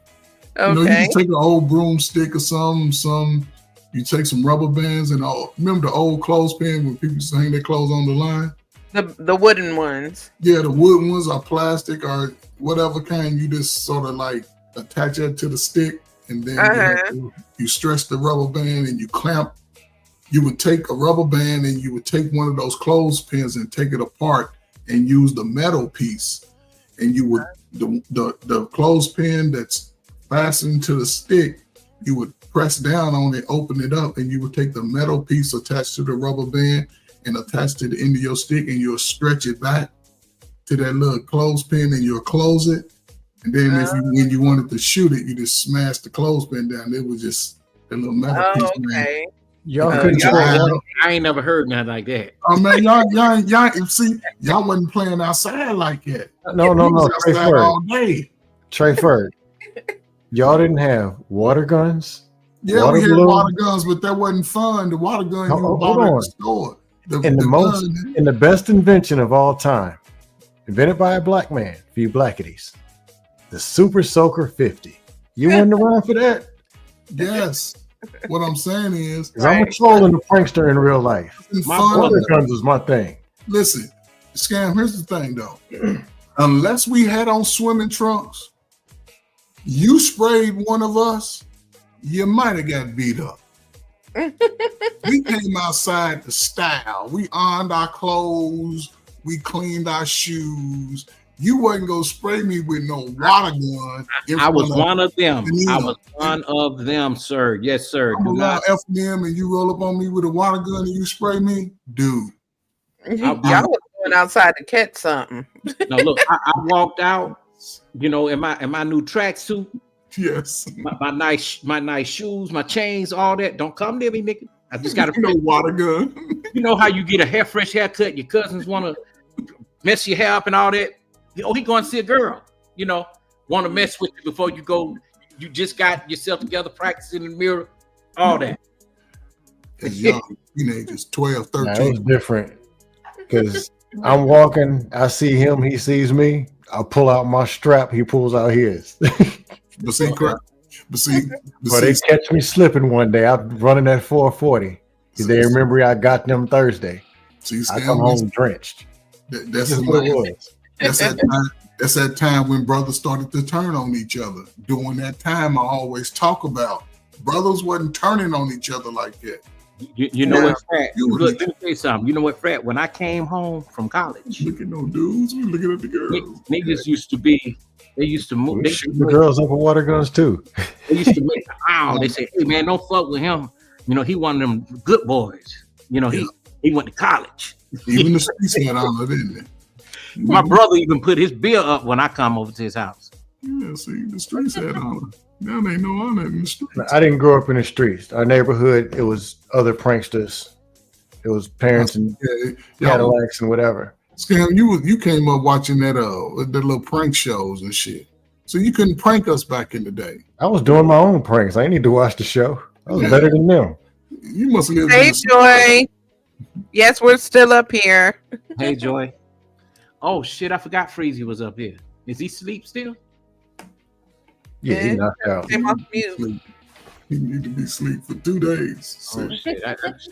With the work he do, Man, the dust he had this weekend, he got to be wore out. He put an IV in his arm. You know what? Oh my God! Because I'm gonna tell you, when I first talked to Freezy, we went over my video, Pearly Things, how I finesse the Black Manosphere. That stuck with him.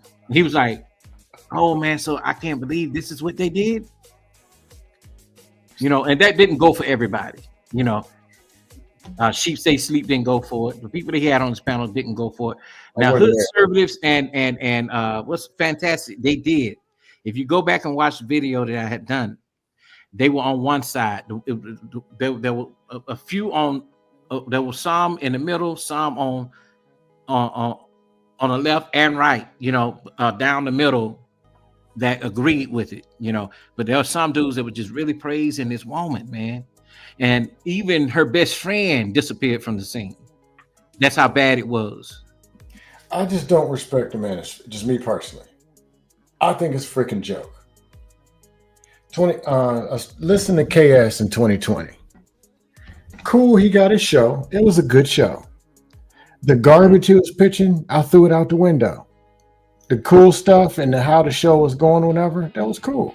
Who show? Kevin Samuels. But I didn't make this dude some kind of god that everything he said, man, that ain't right, dog. Because Kevin Samuels said. Do you think he was wrong for the average at best video when the lady asked her to rate herself? No. And all the women turned around and tried to sue him because she came to him. No, I don't think average at best. Okay, average at best. She came to his show. Okay. She came on the wrong day and then said, well, I wanted to, he was like, look, that's kind of selfish. I'm running a show. Mm-hmm. Then she asked to rate, and he did. And she's sitting there playing on the phone, but even intentionally, she's saying, I want a man six figure, because I just want one. I got nothing against it. Has Kevin Samuels pitched some straight up bullshit? Yes. He's not God. Has he had some good points? Yes. But he also has some good points that people are supposed to get parts of and not turn it into Kevin Samuels' talking points are freaking Bible. Yeah, that's You're not walking up to a woman in the grocery store and I'm high value. I'm on my purpose. I'm gonna go over it. We do. Well, they at the time, they do have a manosphere bylaws and a manosphere glossary. Oh nah. Yeah, the word manosphere is a freaking joke. You know who came up with that? Who? Angry Man. Angry Man came. Oh hell no. Yeah, he did. Hell no. But listen. See, this. They done got into it plenty of times. But we gotta look at it right. Again, it goes back to what I said earlier. This is the first time that information can be spread, and but most of it's bad information. It's bad on both sides though, because yes, men, a lot of men who never had a voice, who never got the pretty girl, never was the number one guy in school, never was that guy that people could come to just to, hey man, hang out with. Some dudes was chosen last on the court. Now they're still bitter. Yes, but now I'm getting to a space. Here's the thing: it's like therapy, and all therapy ain't good therapy. I've never heard no man say, "Hey, love yourself first." I've never heard nobody say, "Hey, don't let women do this. Don't let people do this." Now I can hear people who have similar stories. And now I can gain confidence in that. The problem is listen, I got a 22-year-old son. He ain't having none of the problems you nigga having out there. Why? Because I try to give him the best unbiased advice. It's not about how I feel about a woman and all this. It's about, is she willing to work with me? But you know what though, they range in the manosphere from 18 all the way to 60 and 70. So it be the boys that didn't grow up with a father, and they're listening to Daddy Wound. It'd be 2-parent household dudes be having they dusty too. Daddy Wound. My daddy didn't talk to me enough. It's the daddy wound. The dads be dusty. And then when these guys go off and do this stuff, they tell them, like Obsidian talk, look, man, you know, this is just a space. I didn't put no gun to your head and tell you to go and do this and do that. You know, like Frank James. You know who he is, I Frank? don't. Okay, Frank James was the dude. He's from the manosphere. He went over to the New York subway and tried to shoot up the subway, but he didn't. He missed a lot of people and also blew it up. It was some woman that did something to him. He went over there listening to a couple of the shows on and this was a working man, that man that had money, you know, had a job, everything. Another man, you know, just took himself out. So it's pretty crazy. Those are the ones that I have a problem with. Yeah. Yeah. So don't y'all know misery loves company though, right? Oh yeah. Y'all know this. So if I'm down here in the pits about a woman, y'all niggas gonna stay here with me too. Y'all can't leave me here. Yeah, I understand. That's what a lot of the mindset is. I'm just saying that ain't I think I don't know. I had women problems in my 20s. Like, I don't know something. I had female friends and I had other people, and I called them and was like, look, I want to know the truth. And I remember being depressed because a woman told me the truth and I was wrong. And I had to deal with it. So, okay, but at least now I know next time. But you know, in this space, they telling you perfect, and it's always blame the women. She didn't meet your criteria. She was supposed to submit and all this other junk. She didn't like your ugly ass. The thing is, what sounds good to everybody is what feels good, even if it's a lie. You know what I'm saying? You find that just in both black men and black women. You have a girl circle that goes into, you're beautiful, you're a queen, you know. And I don't do that. I don't do that. No. You know, you find that, you know, and yeah, don't let nobody tell you ain't. Hey, sometimes you need somebody to tell you the truth. That way you can straighten it up. Mm-hmm. Positive Thought said it's kind of outrageous that men need another man to think for them. This is a pathetic lost cause. It's not so bad if there are people who, men or whatever, who don't know, and it's a good space of dudes guiding them and getting them information. I'm 44 and I still have people that I seek for guidance or ask something or see a different picture, different opinion. Yeah. Nothing wrong with that. I'm still trying to learn something. The same thing though, Scam. But like, it's one thing to get advice and get guidance and get information, right? But it's a different thing to just praise another man and follow everything that man says as law. You can't think for yourself. Only thing you can say absolutely. Or do is what come out of his mouth verbatim. You know what I mean? Yeah, it shows weakness. They're talking about leadership, and really they're following other weak leaders. Or really not weak leaders. They're following other weak followers. Because those pitching it don't even believe it anyway, and they're following money. Right, but to this comment though, Positive, this is why I say the one default person that can give you the confidence, the courage, and competence that for the last 40 years most have not gotten that information from is the father. The fathers ain't perfect, bro. But listen, even though I'm a shitty boyfriend, I could still be a good father. Could. With my daughter, I could possibly keep my daughter off the pole. Because I can say, don't hang out with niggas like Scam because he like to scam you. I can give her that information early and often, not when they get 30 and 35 after they done dealt with 18 scams. That's the thing. We don't get that information early enough. And it's not just on the women to be able to get that information because we hear it. Use what you got to get what you want. All men ain't shit because your daddy ain't shit. I told you your daddy wasn't shit. All women ain't shit because the women that cheated on me in the 12th grade, she slept with Coffee. Now women ain't shit. We all go have those experiences at least once. And nobody's gonna be scot free. Do you know how many scared I can daddies hold every woman accountable for some shit that happened to me in the 10th grade? That's how many crazy. scared daddies they got out here on the manosphere? Scared daddies. They talk about the man is perfect. Follow a man. You got good uncles positive. You have a good uncle. No, hold on, hear me out. Big cousin. They say all that. They say follow these men. The men can't do no wrong. Then their daughter's 12, 13 and got some titties. Damn. Now all of a sudden, oh no, he got to be God. You ain't dating till you 26. Hide under the bed. What do you think she does when she go to college? Away.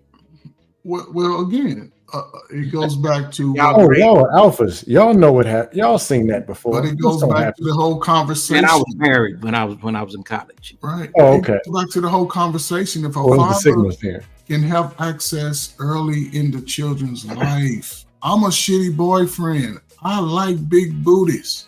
My girl do that. That's why she was shaking it in my face for 2 years. She know what I like, but we ain't work out.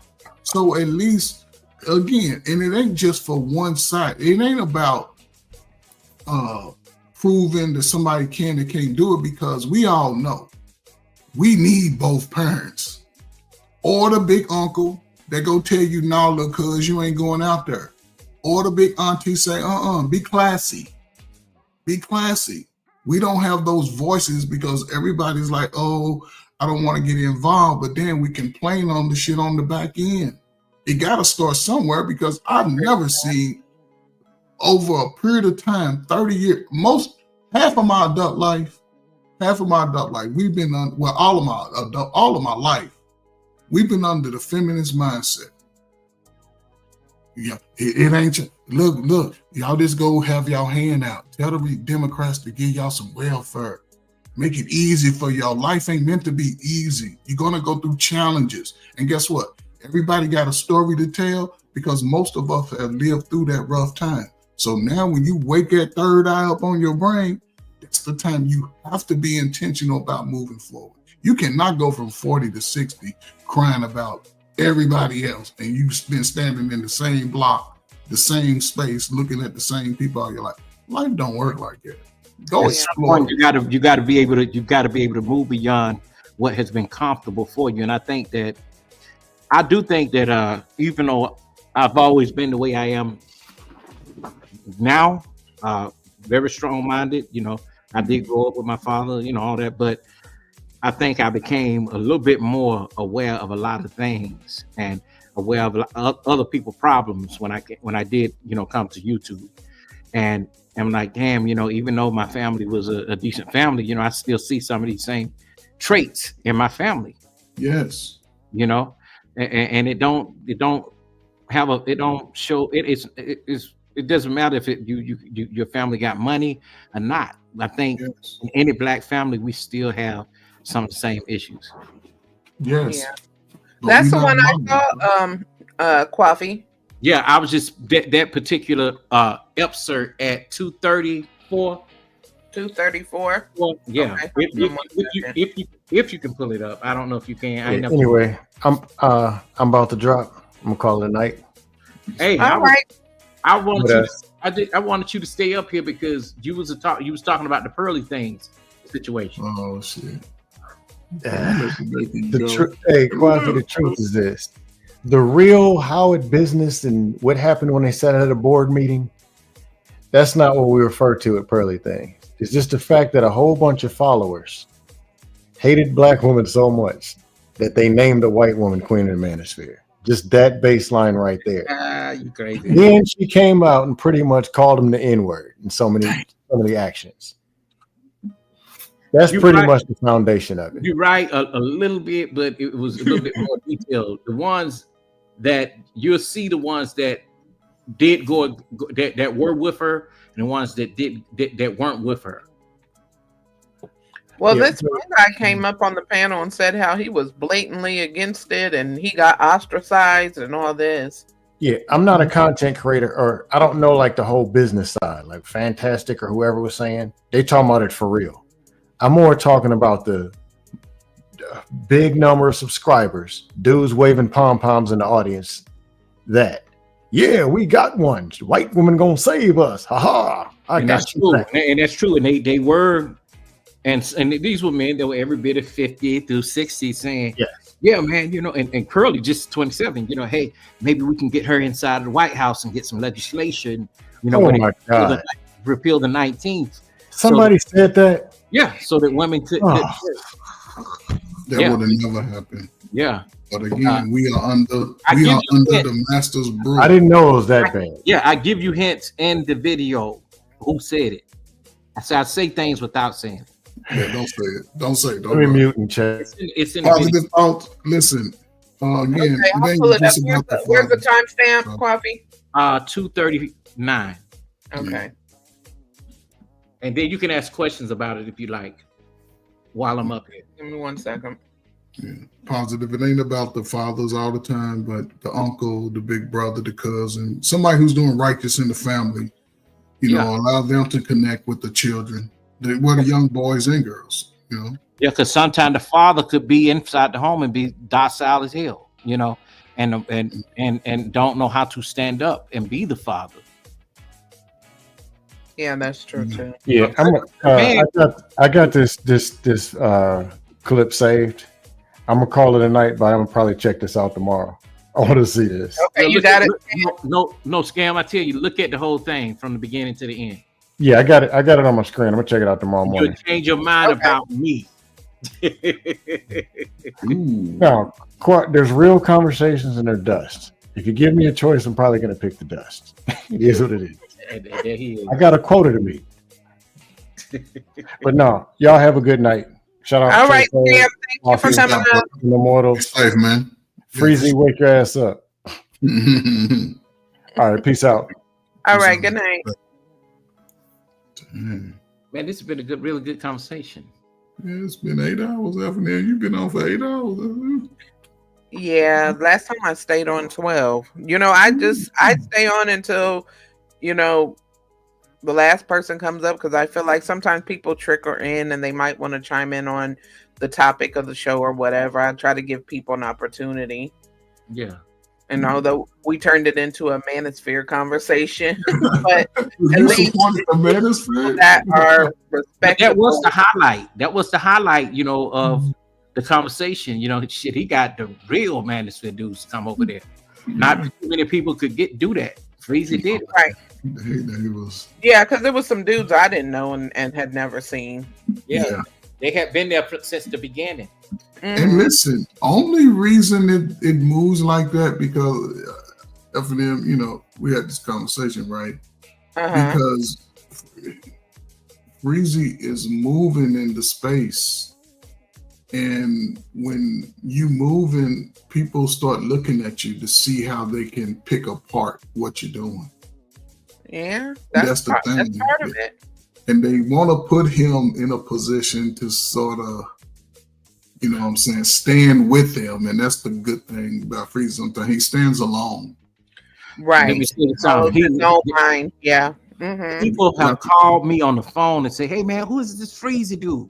See what I'm saying? I said, yeah, I know. I said, yeah, that's the bro. I know him, you know, and everything.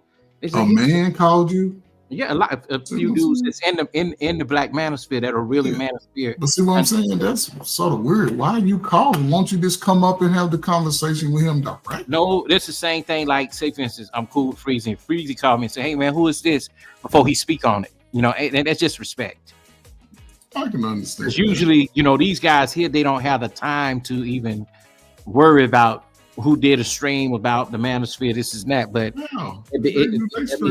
this last video he did got over 3,000 and something, and everybody been viewing it.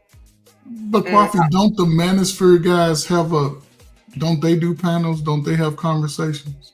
Yeah, they do, but they don't do panels about outside of the manosphere panels. Yeah. Right, that's what I'm saying. For them to even move against, you know, move away from that, to come and see Freezy's channel, and you know what I'm saying, that says a lot about what he's doing. Oh yeah, you know, most of the dudes that were able to speak on it were the ones that somewhat moved away. I moved away from it. Well, I was basically kicked out because I did a video on the Pookies and the Ray Rays, and when I did the pearly things, they were done with me. Yeah, it was over. It was over. I'm glad I so moved. I don't have no connection to no manosphere with no bunch of dudes. Outside of playing basketball, football, I wasn't trying to be around a whole bunch of dudes at all. They do not speak to me when I go in their chats. I'm telling you, it's 3 of them. Really? Oh yeah, they don't. And I got wrenches over there, and they still don't speak. Oh wow. He's probably just over here so that he could find something to talk about. Nah, not really. I mean, when you do things and it's supposed to be an organization that's supposed to be for the betterment of black men and black women, and you decide that you're going to make the face of the manosphere someone such as Pearly Things, I had a problem with that. Mm-hmm. Joy said, "Coffee, what is this manosphere y'all talking about?" If you can pull up the clip a little bit, you know, you're welcome to let her see some of it, you know. Okay. Let me pull up. Hold on, y'all. No, I'm good. I'm new to this. Oh, okay. That's cool. Okay, share screen. And although I own the rights to this, I give Fear No Mortals the fair use. Okay, to do I need to put that in the chat? You can put that on there too, yeah. Okay, hold on. Let me do that before I even pull it up. And I think in order for us to hear it, you probably have to turn down the background music. Okay.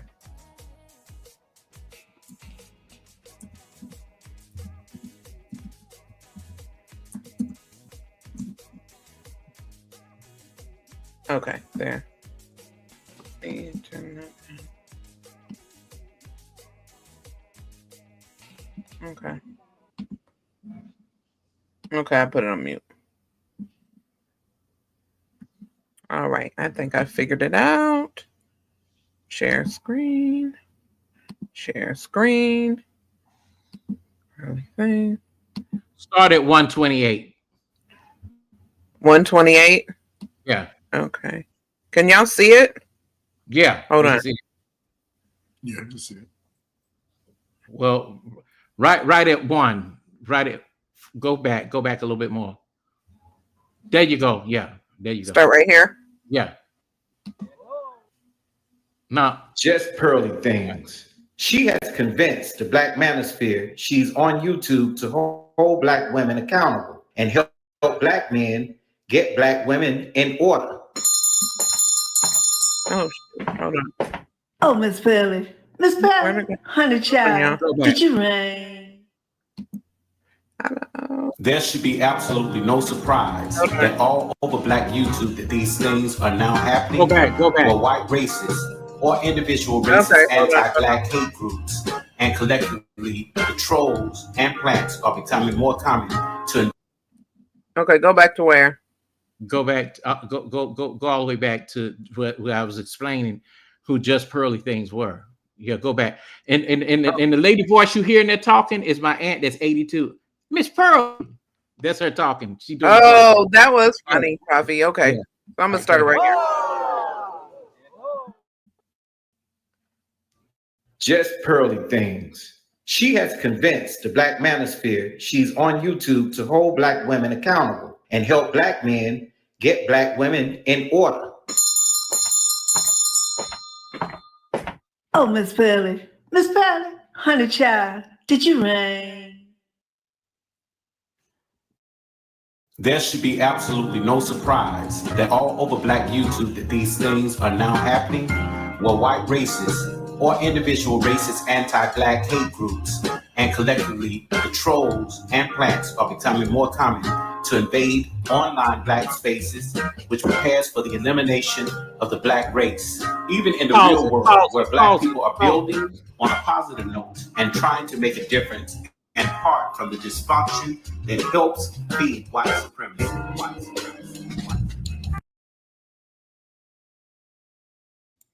I was telling you to pause it because I wanted you to see everybody that was in there that was caping for pearly things, those were content creators that you saw those avatars. Did you see that? I did. Oh, okay. Yeah. And see who you saw. They were on Freezy panel the other night. Oh, okay. Okay. I got you. All right, I go think ahead. Joy is following it. Okay. All right.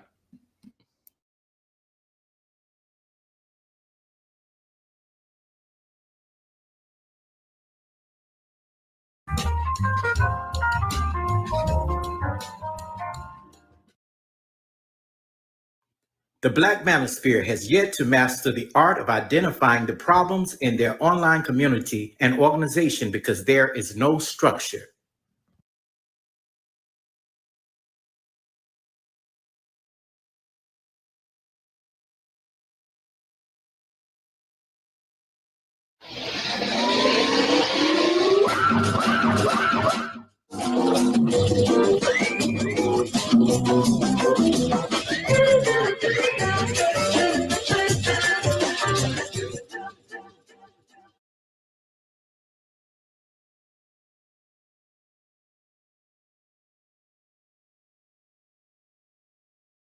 Ladies and gentlemen, what you're looking at on the screen is the YouTube streets. There's been a lot of talk on the YouTube streets around pearly things or just pearly things, whatever the hell we call it. You see, a lot of Negroes on YouTube have decided to jump out the window and defend this Karen. This is a YouTube Karen. She got caught on there with Nick Fuentes, who's a known white supremacist, and then she wants to act like, oh gosh, oh me, I didn't know what I was doing. And we got Negroes all over YouTube making excuses because why are you making excuses for her? I'll tell you why you're making excuses for her, because she's white and she says so. You're making excuses because she's a white woman. If this was a black woman that was doing ratchet stuff on YouTube on each other more than we'll jump on our enemies because we don't like each other. That was a stream like yesterday, and I'm gonna call that out. And they're doing interference for her. Every Negro was polite over there on our, I'm calling it out. I know you're out there, Arsenio. You was running interference for this Karen, and you had Negroes on the panel that was running interference for her, making excuses for your white mama. You're looking at a woman who is 27 or 26 years old. Why are we taking advice? Why are black men who said that Kevin Samuels was their leader, and then you go from a Kevin Samuels, the high value man, to now you're following the words of a 27-year-old or 26-year-old white woman from middle America, volleyball scholarship, came from the white, has nothing to do with our culture, nothing to do with our people, has no true understanding, has had no struggle in her life, and we're following suit with her. And then we get all surprised because she gets up there and says, black people have just exaggerated our history when it comes to slavery. White supremacist. Then later on, found out that she's a lot of reparations. People playing when you have standing on people, and you think, oh, I'm not for reparations. Then when she got up on the panel yesterday on our Sitting show, she was acting naive when there were black men who had the courage amongst the ones that were raccooning over there, the ones that did have the courage to kind of like give her pushback. Let me say shout out to my man, Super Sly 75. He came up there and gave poignant statements. Why are we following a white woman who has had no experience? This woman hasn't been married, has no kids, has no background record of marriage, and she's giving black people on her podcast advice on relationships. And that's the only way she can make her podcast pop. Because you know, anytime you put black people in something, it's gonna pop. Black men, black women out there that supported this woman, y'all fell in line with this white woman as your spokesperson about your relationship. We're always putting people who don't look like us in our community in our damn business. That's a damn shame.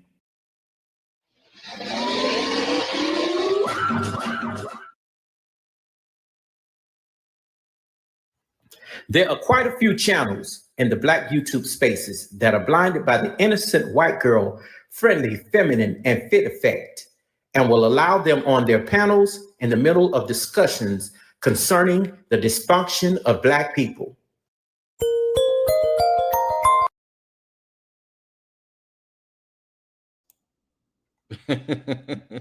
Okay, I'm gonna stop her right there. Joy said she had enough.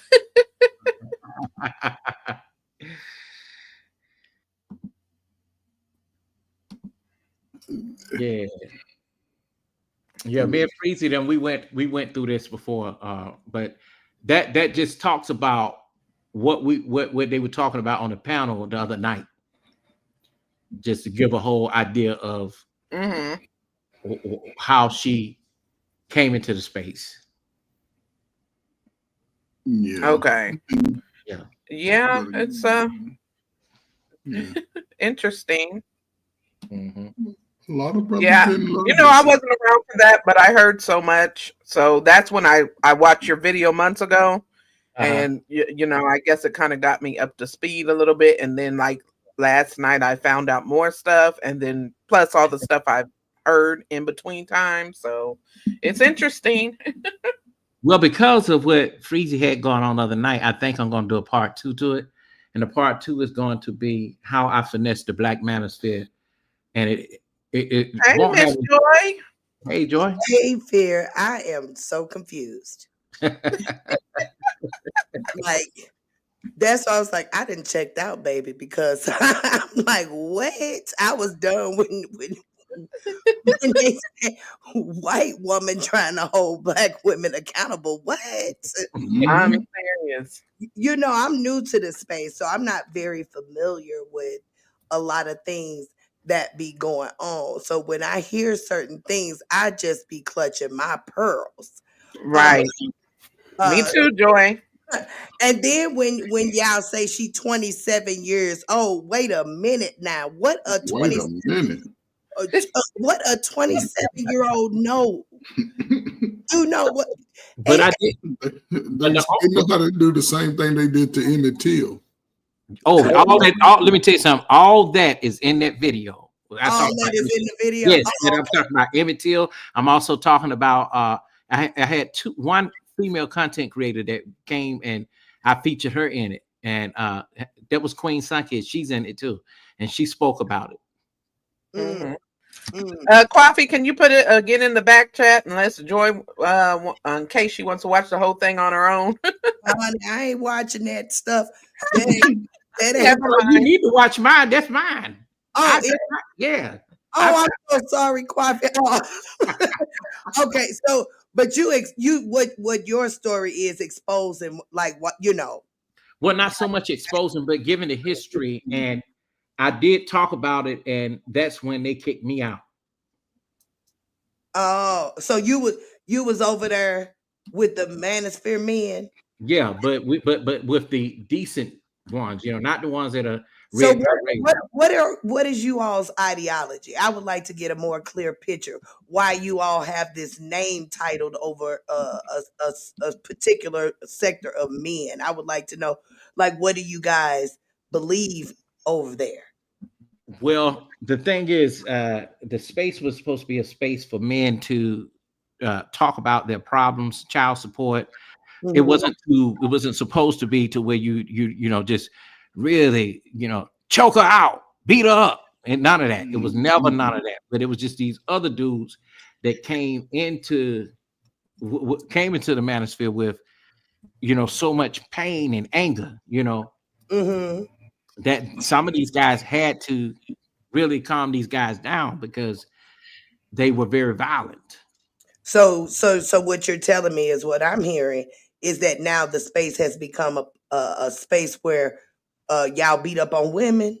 They separated themselves away from them men. The sector and where I come from was about education, the betterment of Black men, Black boys, and to promote the nuclear family and to promote marriage. Not to not get a wife, not to hate women, any of that. Right. So their place is to speak against women, basically. Oh yeah, it's some hardcore manosphere channels now. That I give you one of them, Edward Anderson. I'm not following none of these people because I didn't found out a lot of these people is crazy.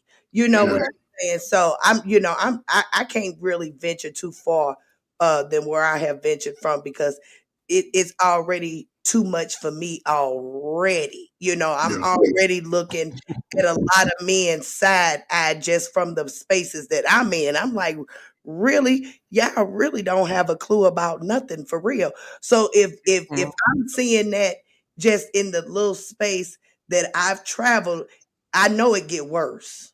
Well, let's say this: the gender war sector and the love connection sector, which would be Lapeef, Ham, all them guys that's into those kind of panels.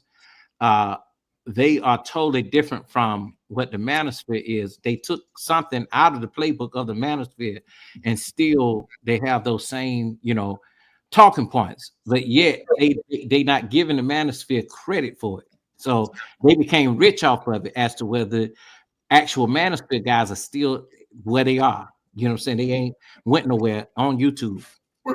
What I don't see, listen again, man. You just made my head swim with that, all of that. My head swimming so bad. I'm like, what? Miss Joy. And the only women that don't get attacked are the ones like Crimson and Cure, Danica Marie.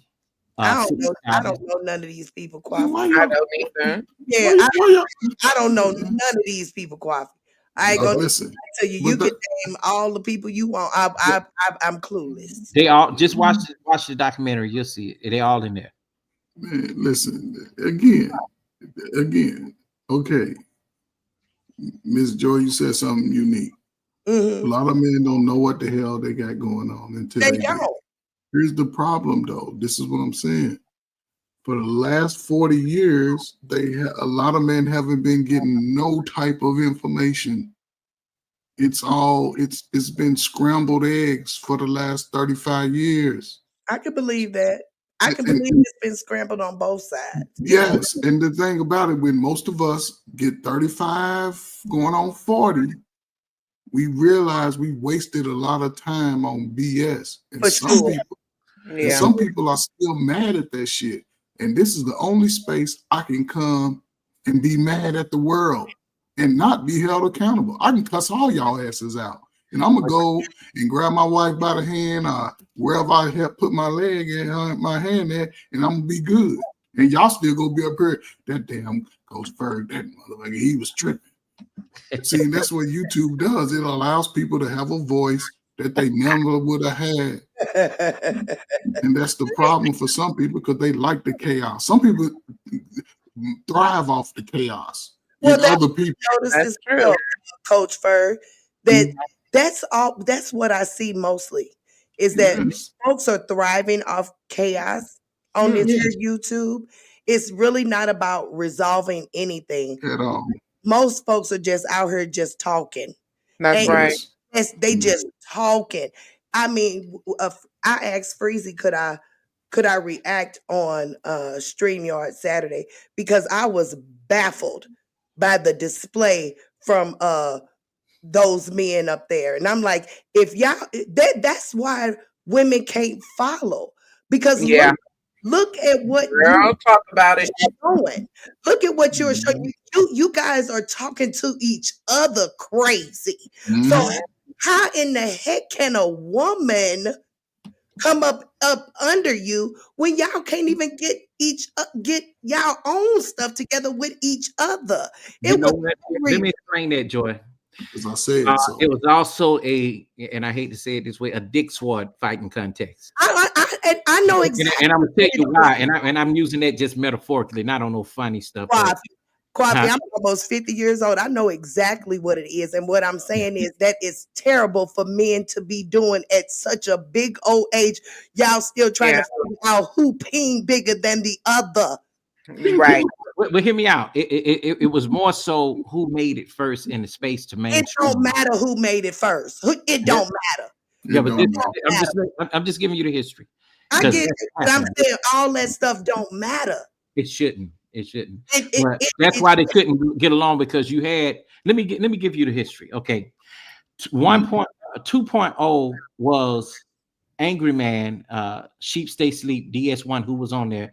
He was with Angry Man and Crimson and Cure. They had one woman in the manosphere, and that's Crimson and Cure. She has a channel. She's a Muslim.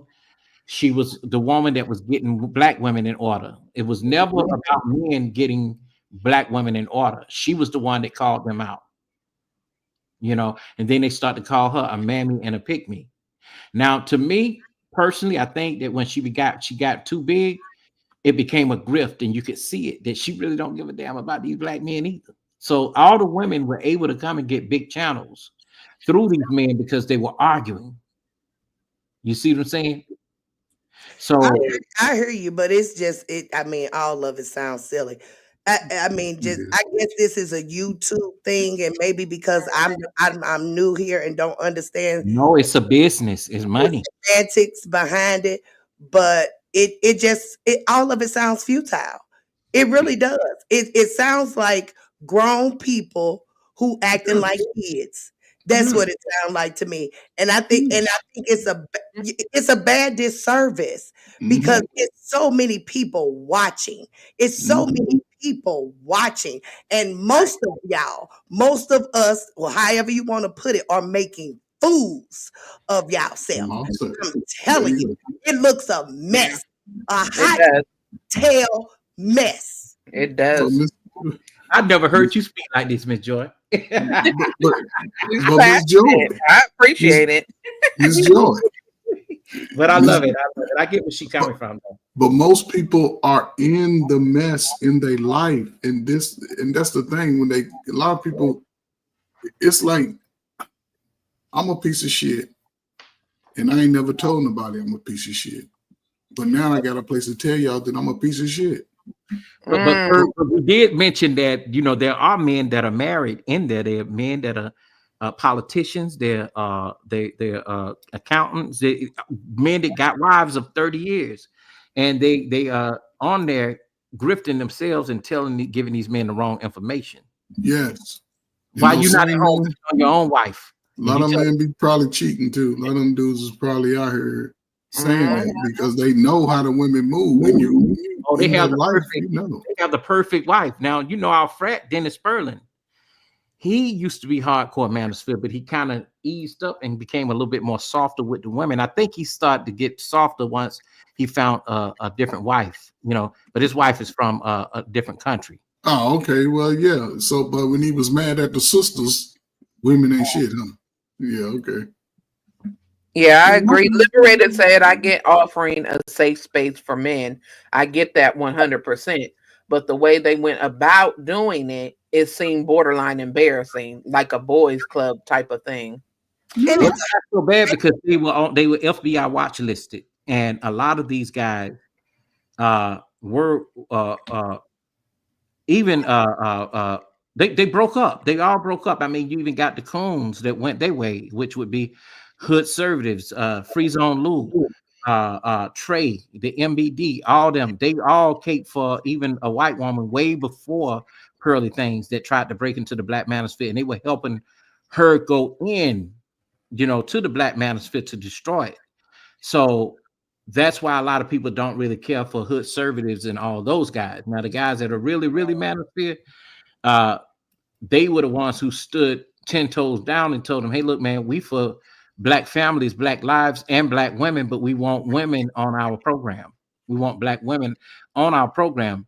And the SYSBMs, the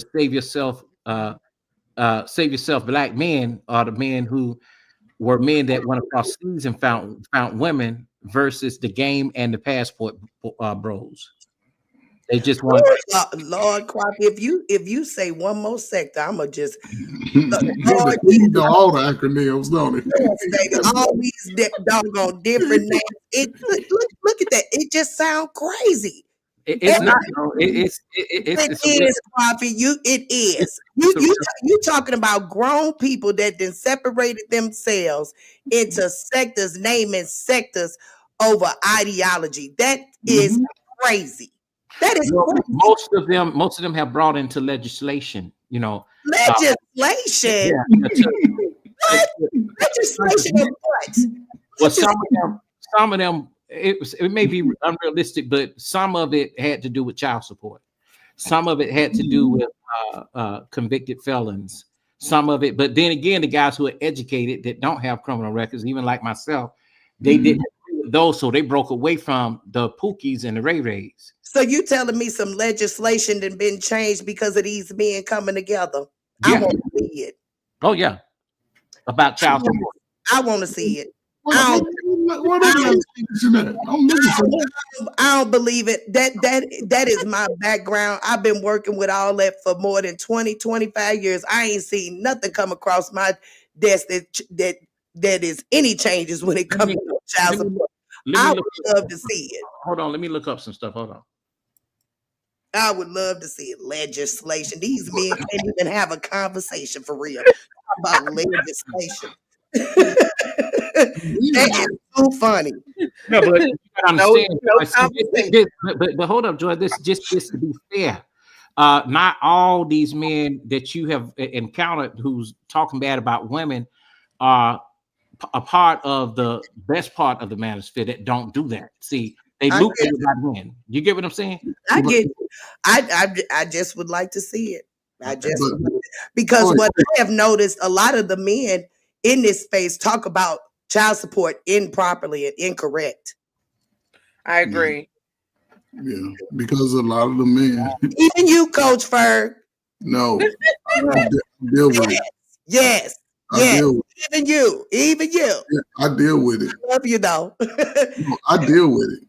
I get you that you deal that you've dealt with it, but you package it a little bit improperly. I mean, I may not have the specific words to adults. They can do their own fucking homework. But when it comes to the young people, I'm going step by step based off what the law says. That's it. These adults. Everybody on YouTube is 100,000 there. Everybody know everything. So I'm not explaining shit in detail to a whole bunch of grown ass people. No, do your own homework. I went to college. You go to college and study for yourself. That's just my take on it, right? Hey, Mr. Joy, it's a lot that they've done for the ones that got it together that did help out. These other niggas that be up on here screaming and cussing, them ain't the ones. Yeah, I get you. They ain't the ones. I get you. I just, I just be shaking my head though. Yeah, me too. There's never been so when a time in your life where Black people who had similar experiences can communicate those experiences across state line. And it's crazy, Ferg, because even some of the guys that I interview just on the streets, they don't know nothing about no Black manosphere. And when I look at the problems that the guys have in the Black manosphere and on YouTube, whether they Black manosphere or not, just Black men, they have the same issues, and those issues can become very red pill raging, But again, you don't have to understand the Joy, but you have to understand. You got to know the history behind it. It sounds foreign. It's just like a lot of things that are foreign to me. Yeah, math is foreign, but I go into the history. To understand where these men are coming from, you got to know the 101s of where it came from. I get it.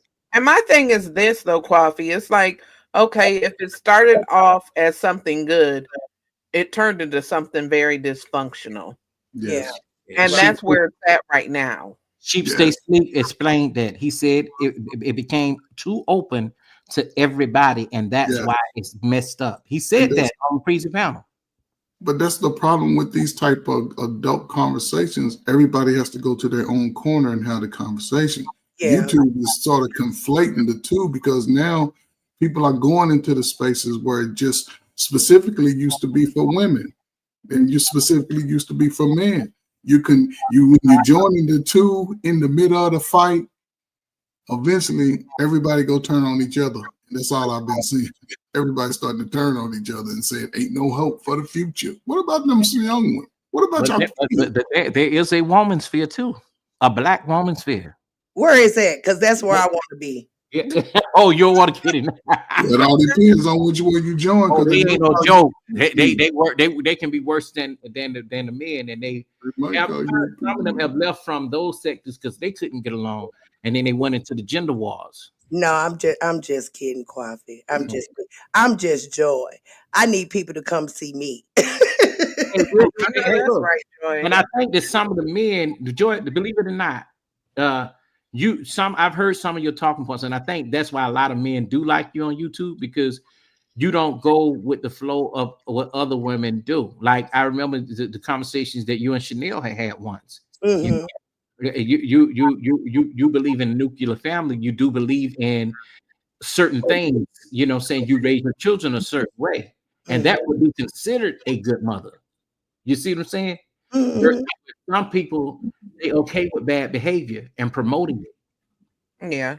Joy makes a lot of good points. Like when I see her in the chat and stuff. And I went to your stream the other day too, Joy. I don't know if you saw me, but yeah, I was in there. Thank you for coming. Thank you. No problem. I said hey, but I was cloud watching. Hey, long as you coming over and giving me a view, baby. I know that's right. That's how I be feeling, girl. Yes, hit that like button and that share button. Right. I appreciate you stopping by my channel too. I really appreciate everybody who comes. I'm trying to support, as much as possible, for sure. Right. I But yeah, appreciate everybody. Like she said, like and subscribe and share. And if you guys want to hit my Cash App, it's Parlay24 on Cash App, Parlay24 on Cash App. But yeah, I would like to take a look to see these woman sphere type of ladies, because my intention when I came into this space is to, just show women that you can be feminine and it's okay. I like that. Oh, they ain't gonna like you doing that now. Miss Joy, you sound like a pick-me. That's what they gonna call her. Hey, I don't care what they say. I'm just saying though, if you can bear that, then you'll be okay. Oh, hey, if that's what it's called, pick me or whatever, pick I'm me, a pick baby. me too. Because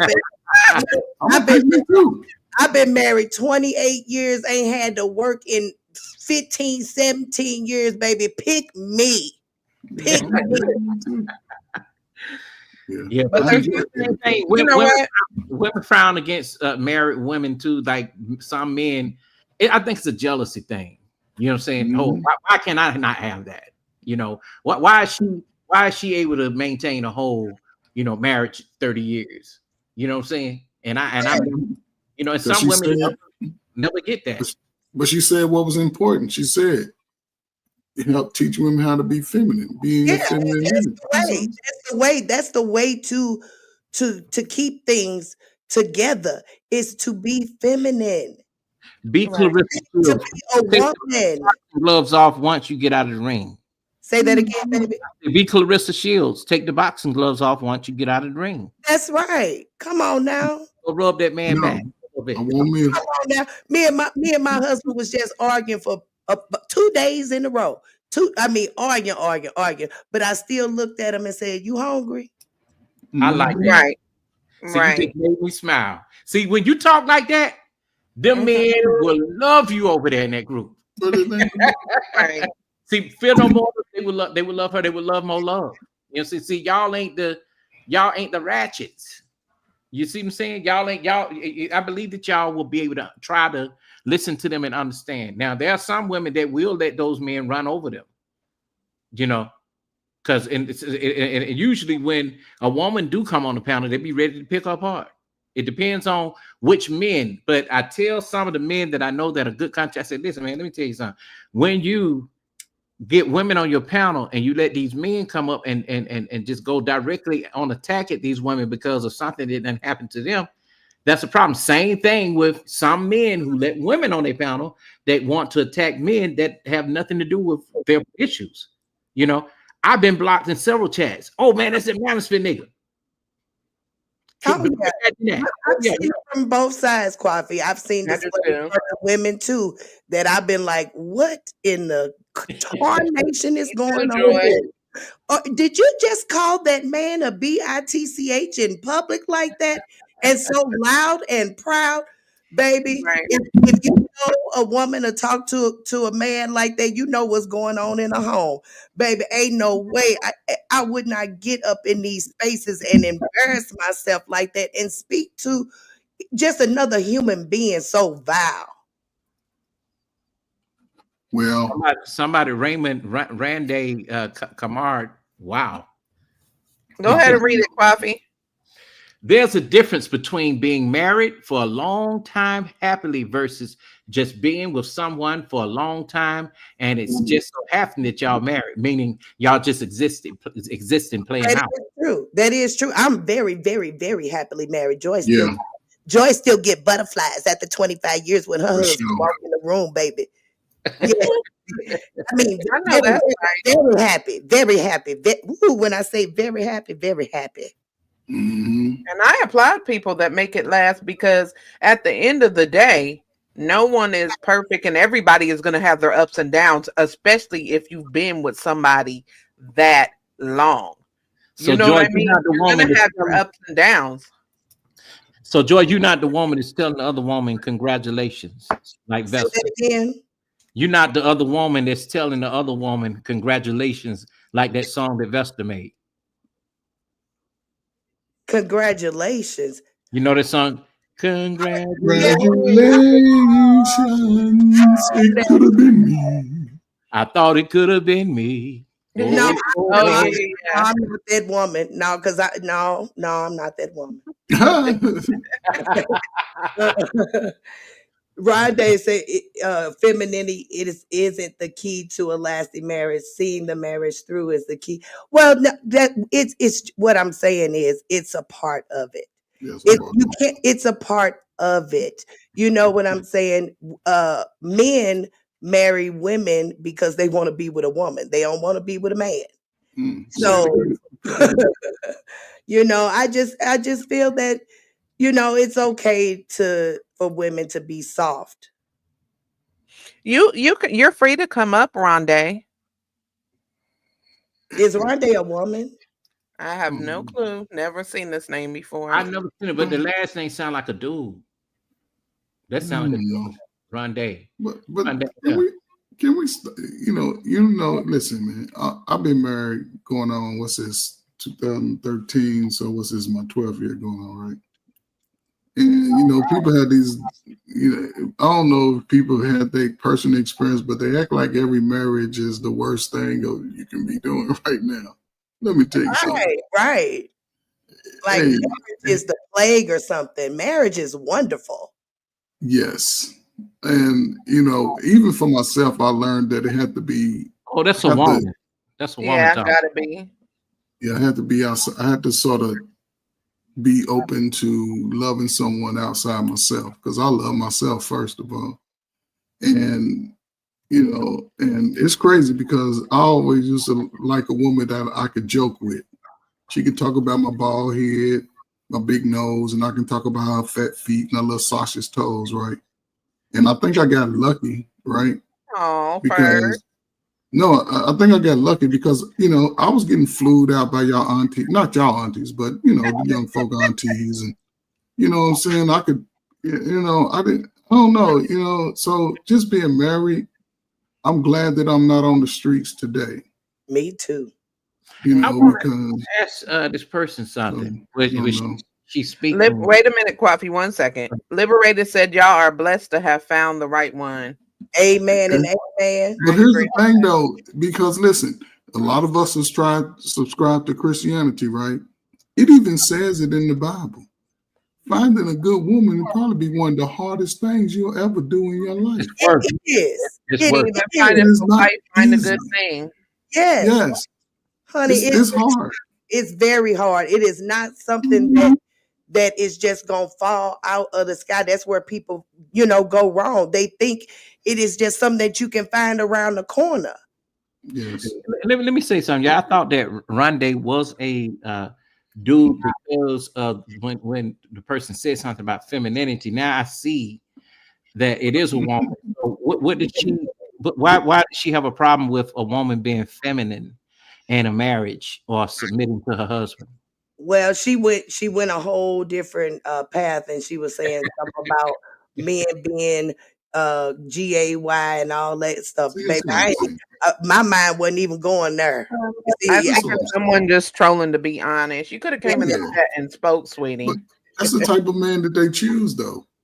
No, She I'm knows talking she saw about. him smacking his lips at the It dinner. sounds like more like some of the women they say, "Oh, I'm not gonna be feminine to no husband, even if I'm married to him. He better get in there cook himself." please. Hey, El Cheapo, how are you? Thanks for stopping by. Please, Salute to El Cheapo. honey. With my husband was me and my husband, we were living in separate states for about 18 months, and I was having to fly to Mississippi like every 6 weeks. Every time he would tell me he was cooking, I would get afraid, and I would book me a plane ticket. Every time, baby, I didn't eat some pork chops. You did. I'm on my way. Right. Don't you cook not a damn meal. Don't you figure out not another thing to cook, sir. I like that, Joy. I like that. Don't you do it. Don't you do it. I mean, every time he would say it for I look, I gotta book me. Wow. My husband is down there cooking, y'all. He down there cooking. Cheapo, you could have stopped on up. Man, Cheapo, the real one. She gave us a live report during the ISIS at the height of the crisis in LA. Man, she was out there with the people out there protesting. Oh wow! Oh, I would love to see I gotta go see that. Hey, El Cheapo. He was on 907's channel, 907 Good East channel. Man, she was out there actually walking, and she held up a sign. They gave her water. It was real. Oh. It was real. I think Cheapo is so cute. Yeah, that's on the ground, baby. Liberator said, "Dang Skippy, I done hung it up. It's a wrap. About to get me some acres, a pond, lake, and some horses and live my best life alone." Hey, there's still hope for you now. Liberated soul. Don't be looking at them horses' hind quarters talking about, hey, horse. No. They find you a good man or woman. I don't know if you're a man or a woman. Listen, you don't want to be out on no farmland by yourself with no horses. Don't. Yeah, you don't want to be out there by yourself. No, when them horses kick you in the head, it's over. It ain't over though. As long as you're breathing, you still got an opportunity. Yeah, Child Cheapo, I think Freezy been asleep for hours, honey. Yeah. He working so hard, honey. When it get dark in the country, it get dark. It does. It does, because there's not a lot of light out there. Yeah. You got the moonlight, and you better not have no good fried chicken smelling off in them woods at night either. So big brother bear. All kind of animals come out here out of the woods and say, "You gonna be dating a bear? You gonna be dating a bear over talking about, hey bear." I woke up one morning, look, a whole family of deer was out there. I'm talking like it looked like 100 of them. Oh wow! Yeah. Couldn't even walk, couldn't even drive past to get to work. Wow! Oh wow! It was 2 coyotes in my neighborhood this morning. I said I ain't going out there, and they talking about coyotes outside. Right? Ain't no so they come out when it's really hot. They look for something to eat, and they want water. This is all mating season. They mate in the spring and summer, so by fall everybody can find their own little spot. So they out there. Okay. That's out there busting I the didn't know wide that. Yeah, everything. That's why you can't really do nothing to them until the fall, because right now they getting their little broods together. Everybody nurturing their little babies to be independent. So by those winter time, everybody break off, and the kids can, unlike us, the kids get to leave the house by the winter. Okay, all right. See, you learn something new every day. I didn't know that. You hear the people calling from a distance, yeah, but you better hit that bear, because that bear coming. Smelling your sweet perfume, Liberated. She got on that Chanel 5. Come on over here. Are there bear in Mississippi? I don't know. Let's check it out. I think it's a bear. They like more so when it turn winter where they can hibernate Ain't too much of that in the South. It's sort of, it'll be back and forth. Out here. You know what I'm saying? Because it can be 70 degrees in December. It sure is. We have You know, so- bobcats, we have lynx, we have Yeah. they got more lynx and bobcats down there by Death Valley. Yeah. Yeah, all that stuff over here, Kwafi. I got to get away from here. You in Mississippi? No, I'm in Vegas now, but I'm Oh, okay. going to Mississippi. Oh, okay. What part? What part of Mississippi you going to? A little small town between. Well, it's about an hour outside of Jackson. So between Jackson and Hattiesburg, it's called New Hebron. Oh, okay. Yeah. Shout out to Mississippi State. If you're familiar with like Prentice, McGee, Yeah, they're McGee. like the bigger towns that are around it. Let me find The out bigger towns. you moving to Yazoo. Yazoo is I do have family that's in Yazoo, but Yazoo is like the top of Mississippi. What But about Tupelo and all that? yeah. But now I'm going like closer to New Orleans. Yeah. If you want to go to Mississippi and you want to try to have a good time, the best place to go is on the Gulf Coast. Just go on down to the Gulf Coast and ride up and down Gulfport all the way to Mobile. Yeah, everybody. Mississippi bring back bad memories for me. Not for me. I love Mississippi. It definitely is like going back in I'm gonna time. give you a secret. I don't tell my business. I had a woman to move all the way from Mississippi. I thought I was gonna marry her, and I put her out within a week. Why, Kwafi? I don't like to argue. I'm sorry, never ain't no. Oh, I don't like to argue. I ain't got time. Yeah, come on. No, I'm sorry. Kwafi say he sent the home in a week. See, Kwafi, you flew a woman out there. She was crying when she was leaving. She was crying. Now she's married to a damn preacher. Blaze. They got 3 kids. Yeah, I have been around the world. I'm But going you know, back that's what the again. card played. You know, I got who I had. She had who she had. Yeah, Mhm. I feel you on that. Everybody's not for everybody, I'll tell you that. That's But what's I do true. applaud people that find love, and stick it out with that person. I think that is great. I'm all for it, especially black love. Yeah. I'm rooting for my black people. Like, come on, y'all, we got to get it together. Yeah, it would be boring to travel through life by yourself. Yes, it would be. I'm glad somebody chose my no good ass. Yeah. Baby, mess. True. Love it. Hot It mess. depends on if you get married very young. Like you get married 19 years old. Yeah. Yeah. Hey, man. Things happen. Life change up. You know what I'm saying? Like me, I got married when I was 19. Later on, you did. You feel like going back to your second childhood. Yeah, I get it. Not saying that I would not get. Excuse me, that I would not get married again. Just that ain't what the cards play right now. I understand. I mean, I'm starting to explore, different types of women now, not just black women. Kwafi say I got a buffet. No, I don't. I really don't. No, I don't. No, I don't. Because I don't need a headache. The women I get be like 25 to down 28, and I'm I'm looking for 35 and 40. How old are you, Kwafi? If you don't mind me asking. Do the math. 1983. Oh, I'm older than you. Y'all some young pups. So you know what? I'm finding out y'all young around here. Y'all don't be having the business to be telling none of these people nothing. But you know what though? I used to always want to be like my oldest brother. My oldest brother is what? How old is he? I think he's 55 or 56. Mm-hmm. And he looked like he's about 30 years old. You young, Kwafi. I really thought you was like probably in your 50s for real. Yeah, but the thing is, it's because of the way I sound. But I come from that family. Good shit.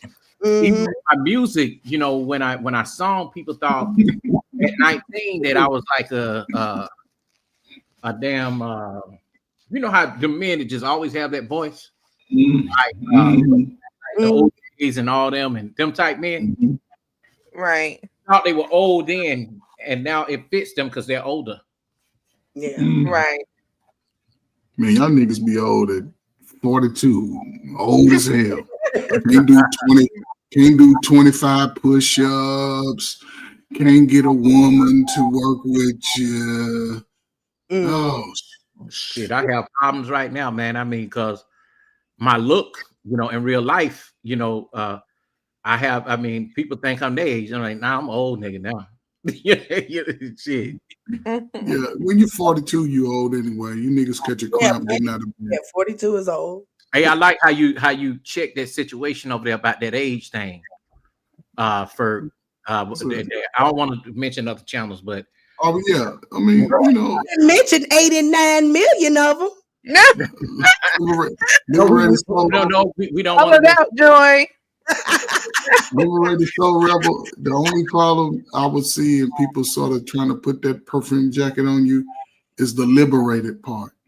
That would be it. Soul Rebel sounds good too, but liberated, that's probably why. Oh, you think that's more fit for like a woman's name, Ferg? Is that what you mean? More women adopt that. They become liberated. I'm a liberated woman. I'm a liberated woman. Oh, I'm just saying that's. He said people try to put a female jacket on him. I don't assume anything. Put the picture up there. And you're a man. We ain't got to worry about that. Then. Oh shit! See what I'm saying? And liberated got a really deep voice too. The soul rebel. I'm a soul rebel out there. Like Vic, listen to Vic voice. Vic sound like an old man with Vic was in his 52, in his 50s. I'm older than him too. I'm like, I think they come from your upbringing. You know what I'm saying? Like, if you come from family members that speak a certain way, you grew up around your grandparents, and you know what I'm saying? All that. Blaze said 42 is old since when? Yeah, that's old. I mean, it's definitely old to a 20-year-old for sure. If you talk to a 20-year-old, they definitely gonna say you old.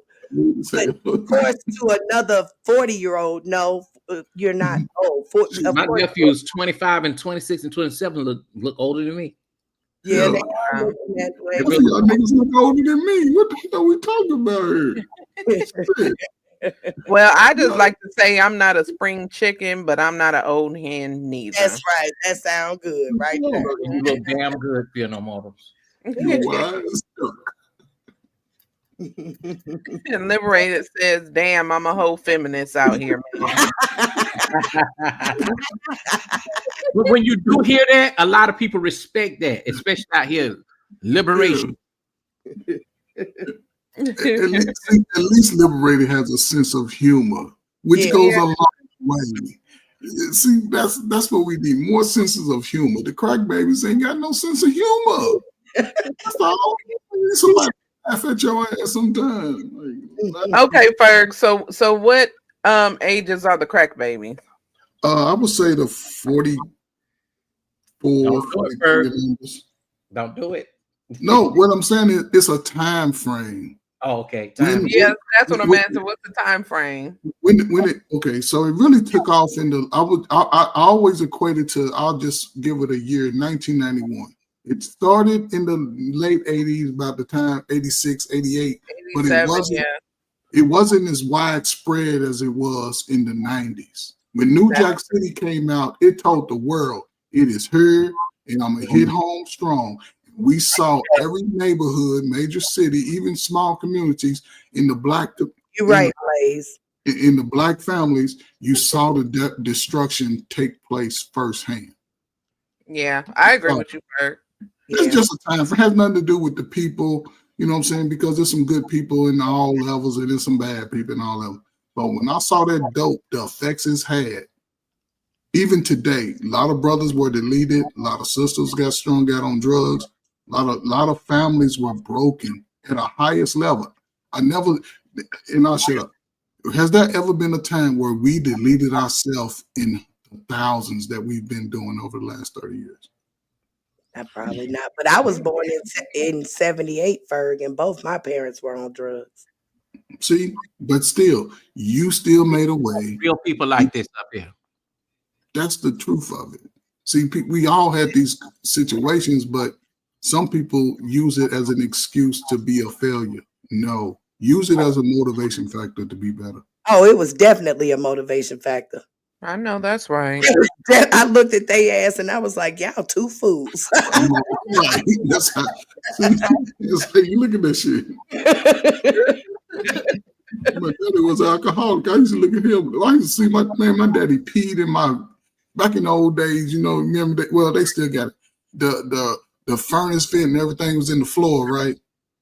Mm-hmm. My daddy was so drunk one night, that nigga just said, I gotta go to the bathroom. That nigga turned around in the corner and just peed all in my little vent. And he laid down next to my bed and cried himself to sleep. Have mercy. Damn. I used to look at that like, man, I'm not gonna be an alcoholic. But he gave me so much though. Just him being in the house, it was always calm. I didn't know my father had did the stuff that he did. He invented, like if y'all know Louisville Slugger, he invented machines at Louisville Slugger, but he never told me about that shit. He would drink all weekend. I would see him drunk. I used to look at him like, dude, you drunk. That was when I got older, I started speaking up to him. But I never carried that with me out into the world. Right. Because he still gave me little nuggets to say, be respectful. Yeah. Respect people, respect yourself, do the right thing, go out, you know what I'm saying? So I appreciated that. But you know what, though, for men back in those days were still men, even though they would take a drink or two, Yes. They still had skills. Some of these men out here, they just want to drink and they don't want to work. They don't want to do nothing. Well, salute to the crack era, because now you got this where children of that time had to start fending for themselves early. Shit, and my nephews right now, my sister's like told one of my nephews, you're gonna have to go to college, you're gonna have to do something, go to the military, or we got somebody that can give you a job paying you right at $20 an hour starting. Guess what he said? Oh, I don't want to do that kind of work. Yeah, that's what they'll tell you these days. I don't know what's up with these kids. Maybe we fucked them up. Oh, sorry, Fear. But maybe we messed them up because my son is 19, and even with all my sternness, and y'all can hear that I do not play, because when I say I do not play, I do not play. Right. He has responded in that same way too. And I looked at him and said, "What did you say? Mm-hmm. You don't want that type of work when you ain't got not nan skill." Yeah, they don't want that kind of work. Don't want the food that you cook because they want to order on Uber Eats every day. DoorDash.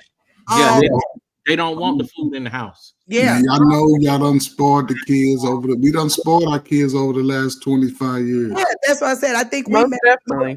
Yeah, we messed, and I've told my kids, I probably shouldn't have given y'all some of the things that I gave y'all just because. I dealt with a lot of mom guilt. When they were little, I was working, so I was out of the home a lot. So I just, I thought I was making up by giving. Baby, that messed them up, baby. But you know what, Joy? The thing is, even with that, I think just not you. A lot of parents, even your time, my time, they got to the point to where they were like, well, my mama did this to me, so I'm not gonna I'm gonna make sure that my kid have polo. Every Jordan that come out, and that's because because the thing is, people used to shame you if you look better than your kids. But again, though, listen, it's always been single mamas in our community. However, when I go back and remember all my friends that lived in the projects, when I went to their house, their mom was always dressed respectful. She always spoke to you. She always told you what you can and can't do around her. They laid the law out and they had a high expectation. And I'll say this and I'll shut up. Ain't none of y'all on here seeing y'all mama's booty cheeks at age 16, 17, 15, 14. Y'all ain't see that. Hell no. Wanda G was a classy school. I know that's right. My mama was classy. When I tell you, walked out with her fur coat on and her brim hat and her purse and high heels, that's my mama.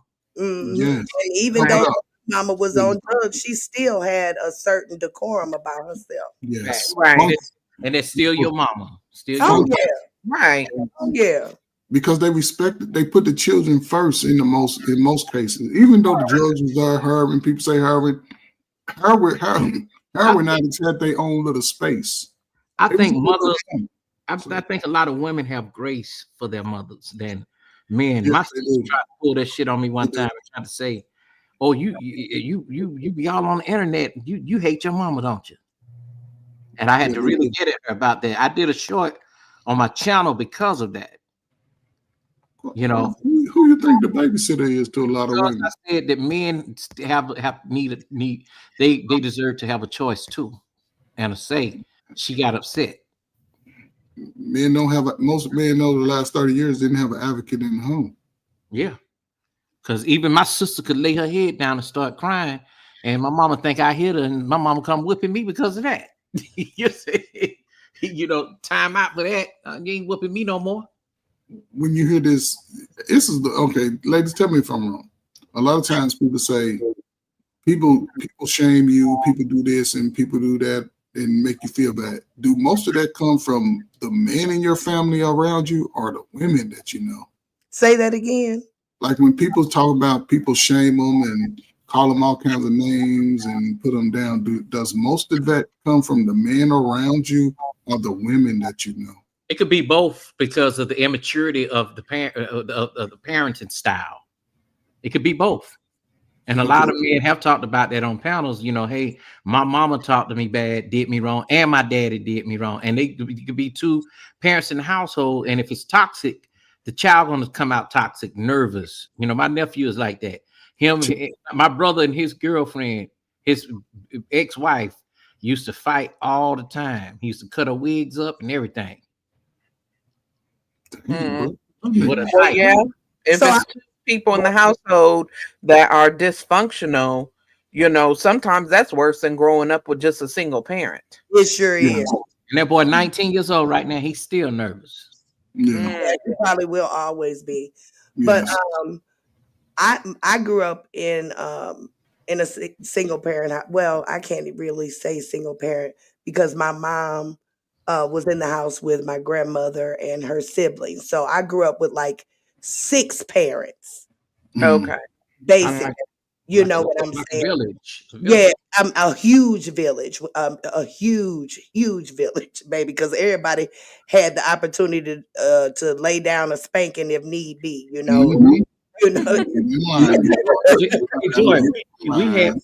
We had family members in our family that had the same issues of what you had, but you would have some of those family members that will make the kids feel like they did something wrong because of what their parents were like. The other kids would say things, and we made sure in our family that we didn't do that because same here. Because even though it wasn't just my mom and dad, it was a bunch of my cousins and stuff. A lot of us were experiencing the same type of thing going on, but nobody was able to like ostracize or talk bad about. They were still part of the family. We just knew that they, did some extra stuff at night, but most of the part, they still kind of handled business. What I'm saying? Right. For the most part, they just had their fun at night and you knew what they was doing because they didn't come back home in the morning, but they came back in the morning before the kids went to school and got you off to school.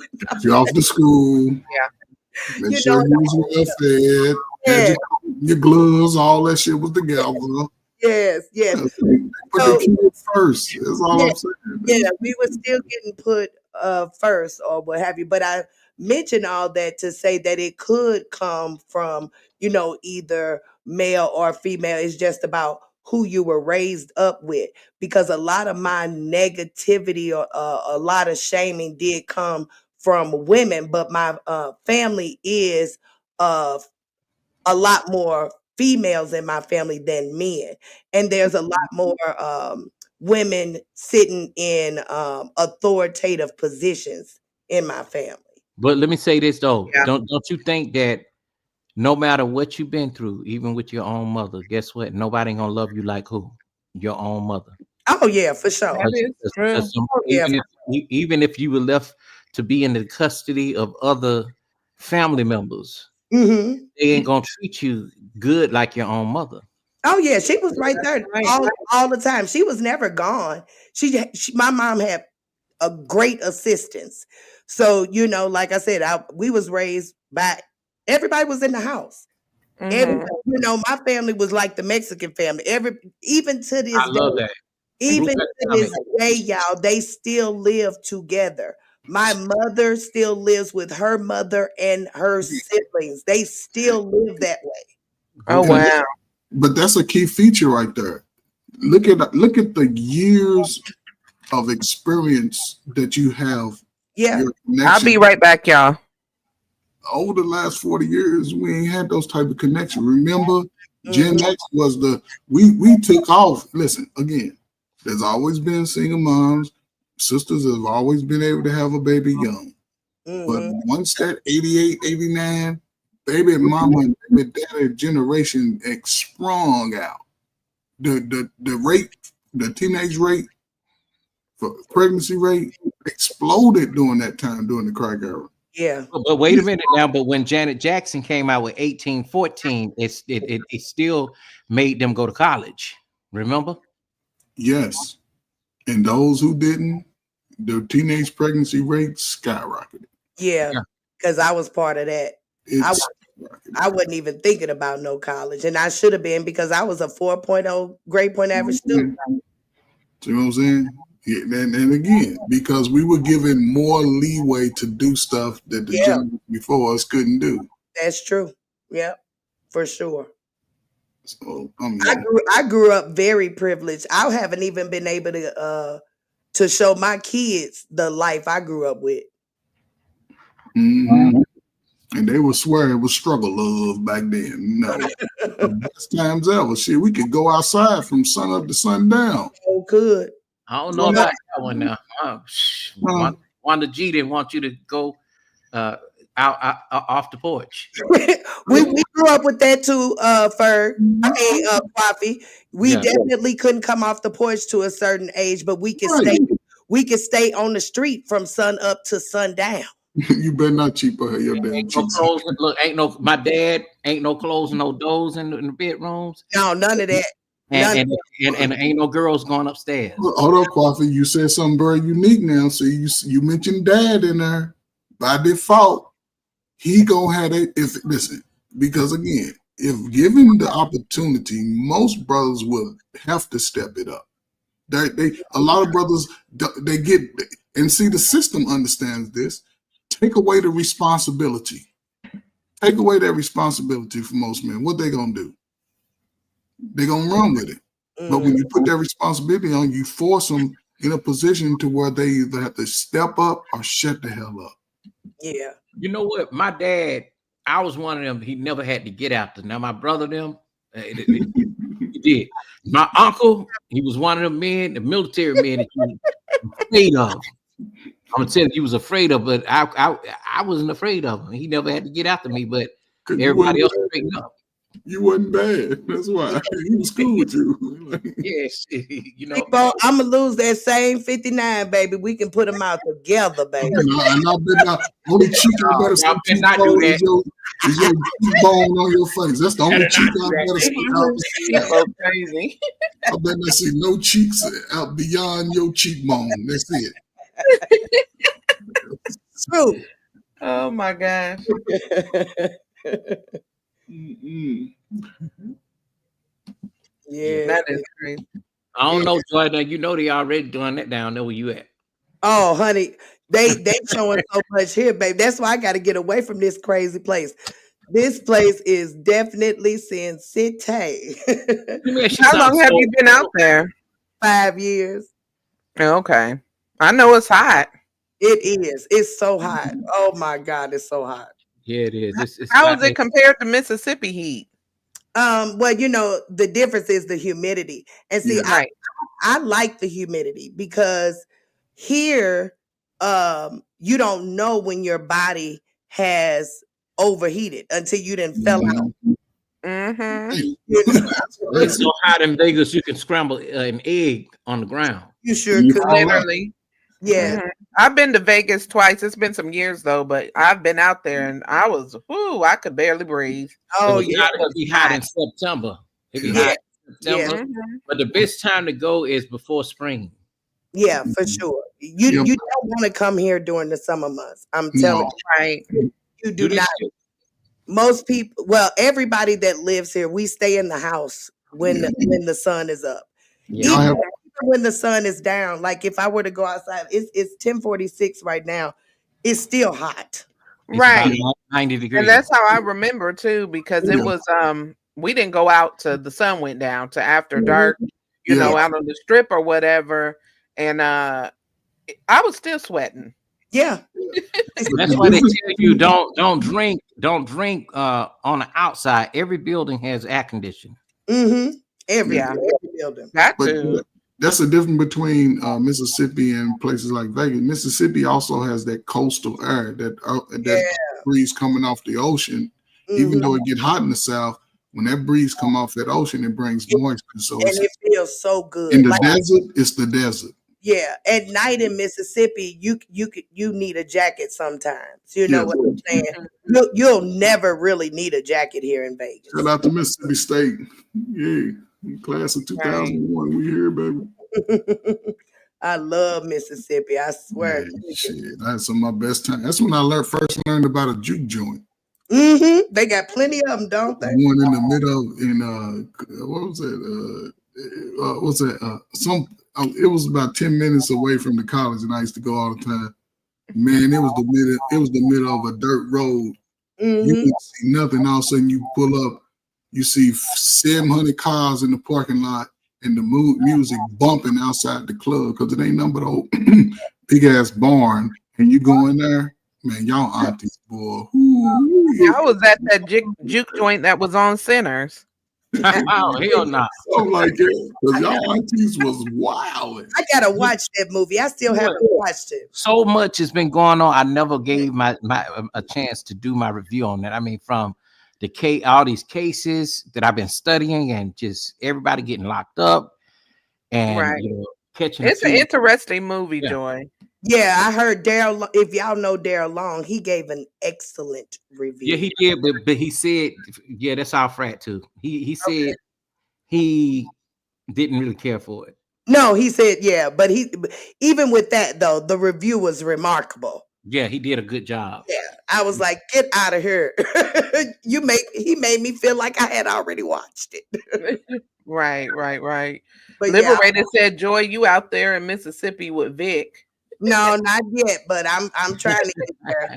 I'm trying to get there. I don't know where Vic is, but honey, Vic is something. Man, look. Something else, man. Vic's on Silver Dollar Road. Y'all know Silver Dollar Road, don't you? Y'all know about that, right? Silver Dollar Road?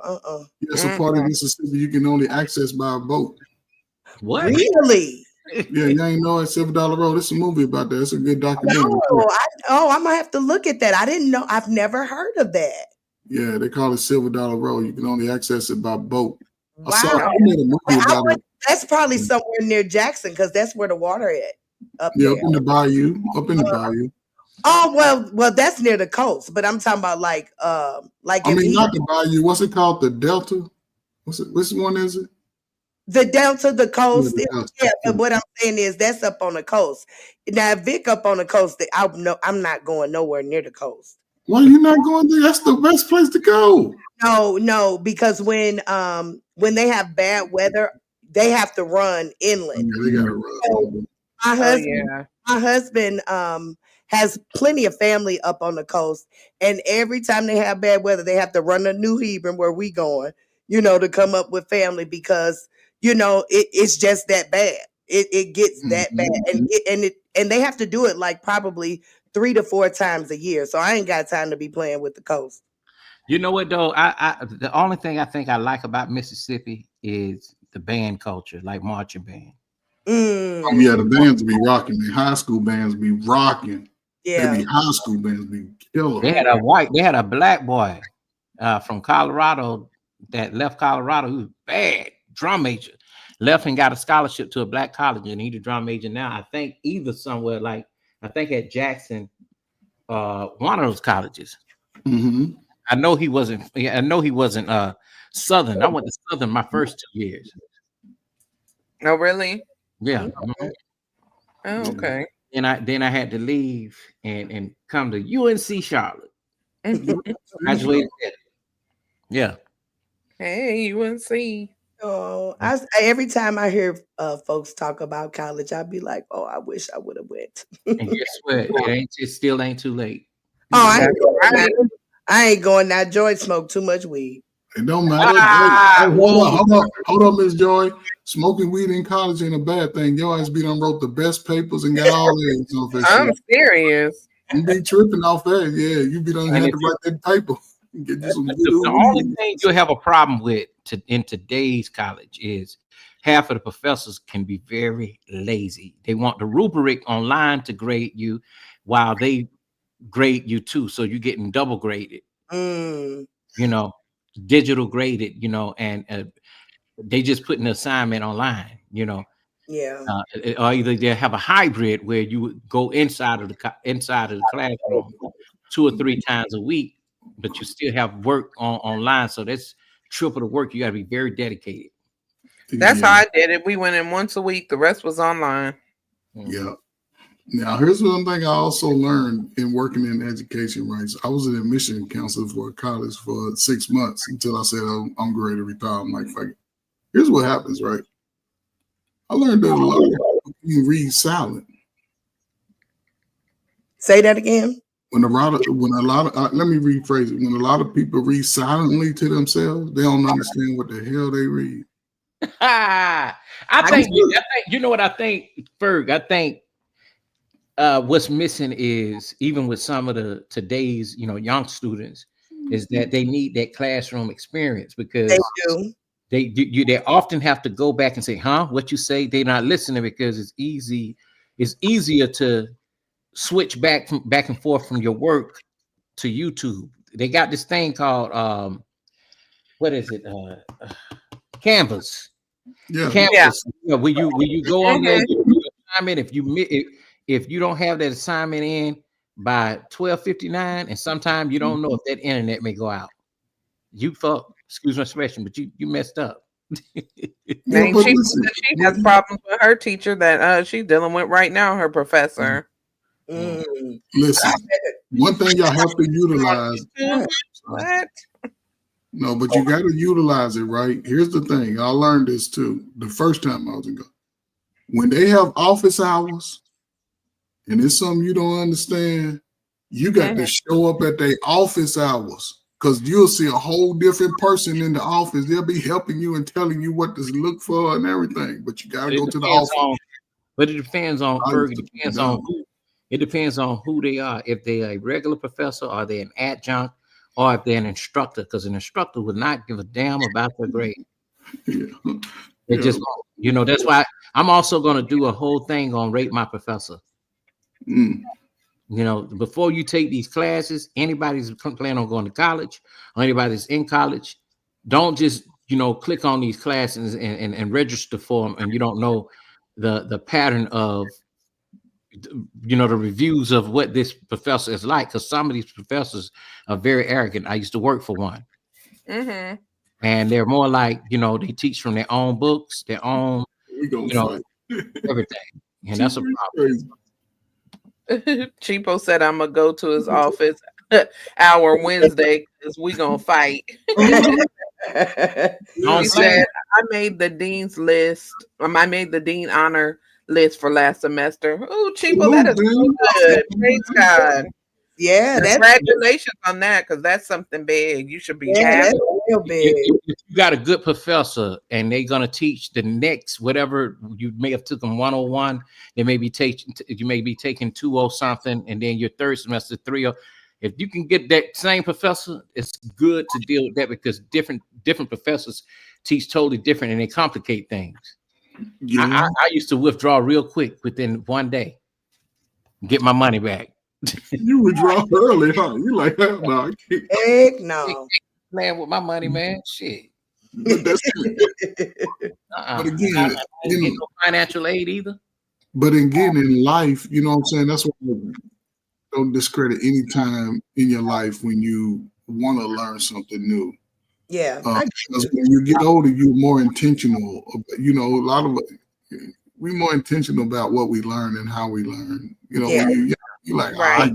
you don't study, you party because the parties on college be on Thursday night, so you got a test on Friday, but your little friends that's great drop out next semester, they telling you go party. Then you look like, damn. But this is what we do at the school I work. We we tailor your degree to your lifestyle, basically, because you need to be able to say, okay, I'm comfortable with going to this school. A lot of people dropping out because they be like, oh, that's too hard. I don't want to take that specific math, because my thing is some of these maths you're not going to be using unless you're a chemist or an engineer. No, Coffee.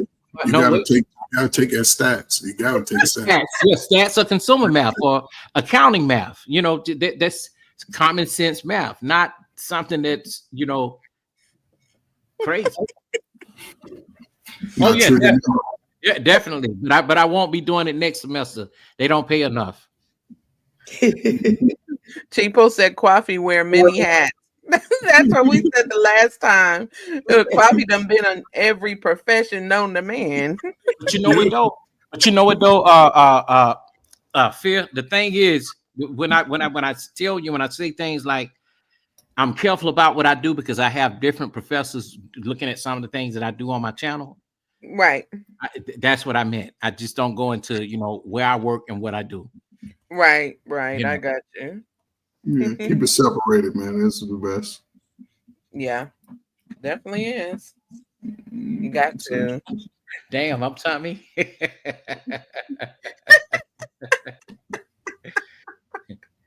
But you know what though?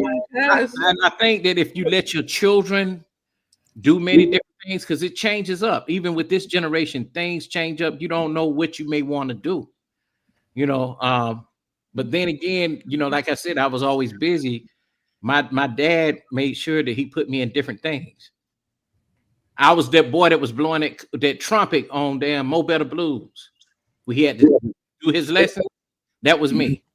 Shut up, Coffee. Yes. I'm going to watch the movie. Oh no! I'm not in that movie. No. Enjoy it, like, yeah, his ass in the movie. Yeah. No, I'm not in the movie. No. I said that was who I was growing up. Oh, I told you that Joy smoke a lot. Okay. She thought you was in the actual movie. No. Now I get what you were saying. I understand. I definitely get it now. Because Wait a minute. Tommy didn't have a job on Martin? I thought he was a smart dude with a job. He had many jobs, I think. Oh, really? He had every job, but no job. I never really paid attention to Tommy. I never really paid attention to Tommy though. I think I would have been cold. You said he was lying. He was a Renaissance man. You know, but there are some people that, you know how they say have been a jack of all trades and master of none. Yeah. Nah, I mastered that shit. If I tell you I've done it, I got the proof, you know, the paperwork to prove it. You got the receipts, Coffee? All the receipts. I ain't gonna do nothing that I don't want to be on the front cover page of a magazine. Amen. I know that's right. Yeah, this has been a funny conversation. Now, have I quit jobs? Hell yeah, because I'm like, shit, I got too much education to be, you know, playing around with y'all. I quit. Yeah, that's what you do. People said he was like, I'm going to work. They was like, you ain't got no jobs, man. Yeah, I remember that.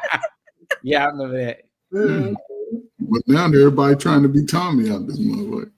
Shoot, they are. Man, look, I'm telling you. I don't know though, but you know, you got some people that do have jobs, and I've heard people tell content creators, you helped me get through my shift. Yeah. I like that too. That's right. most people are working, regular working people. Mm-hmm. You know what I'm saying? So I don't know. Why is it that we can't find a way to work together, but we working? I don't know. That's Everybody need a spanking. That's what. Man, a good old switch, a three switch spanking. Just braid them up and beat.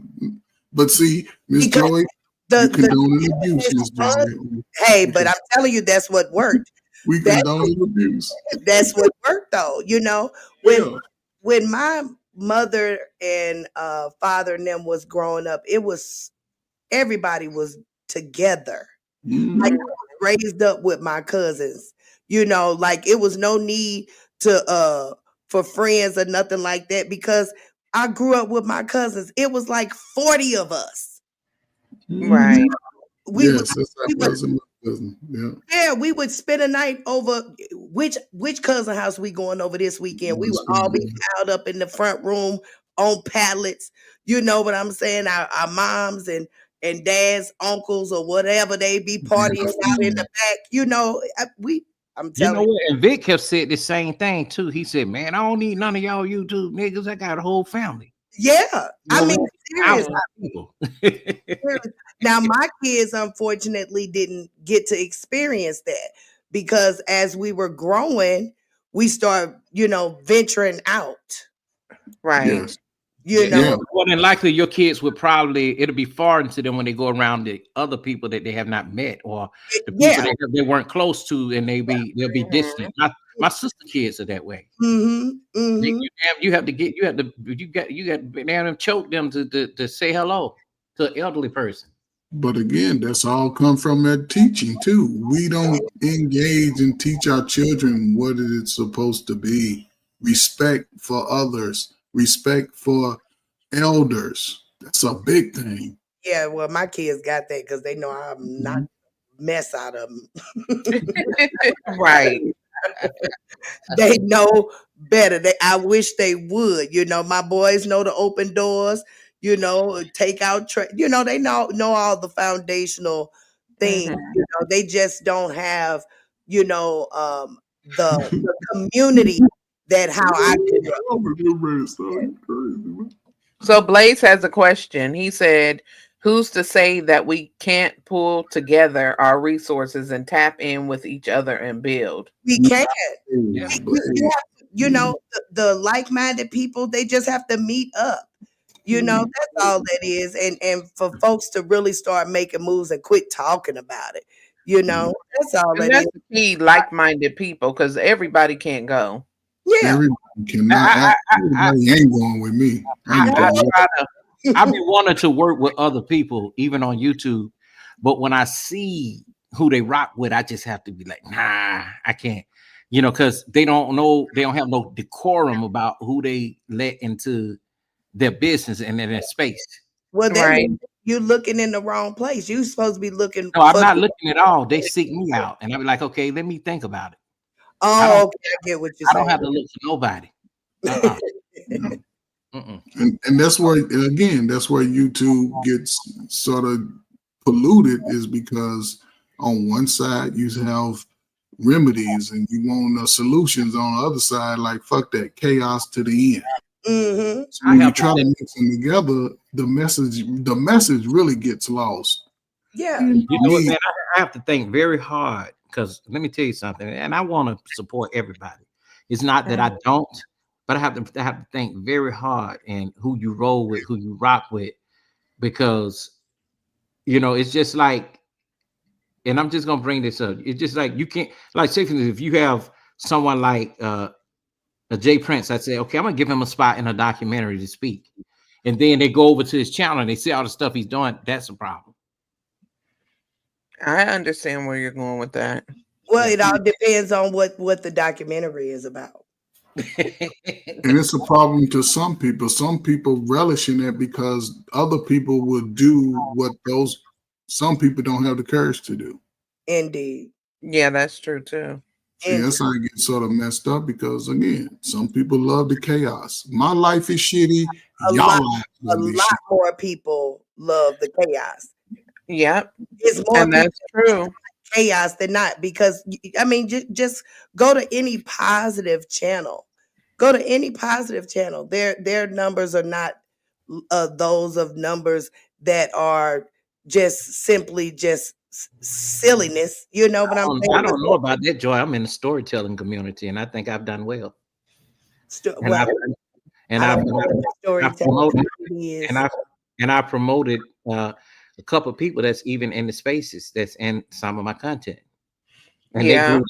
You know, but overall, Coffee, I mean, like we were saying earlier, people love the chaos and they love the mess. And so overall, there might be a few channels that are positive, that are thriving, but overall, it's mostly the negativity.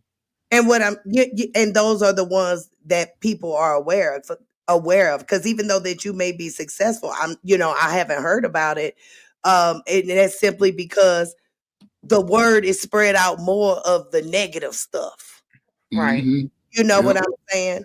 So that's, it just gets overshadowed. Yeah. I had to think about that too, because, I don't want to be known for the wrong thing, because I do turn up. I can curse a motherfucker out real quick, but I try not to do that. You know what I'm saying? I try. Mm-hmm.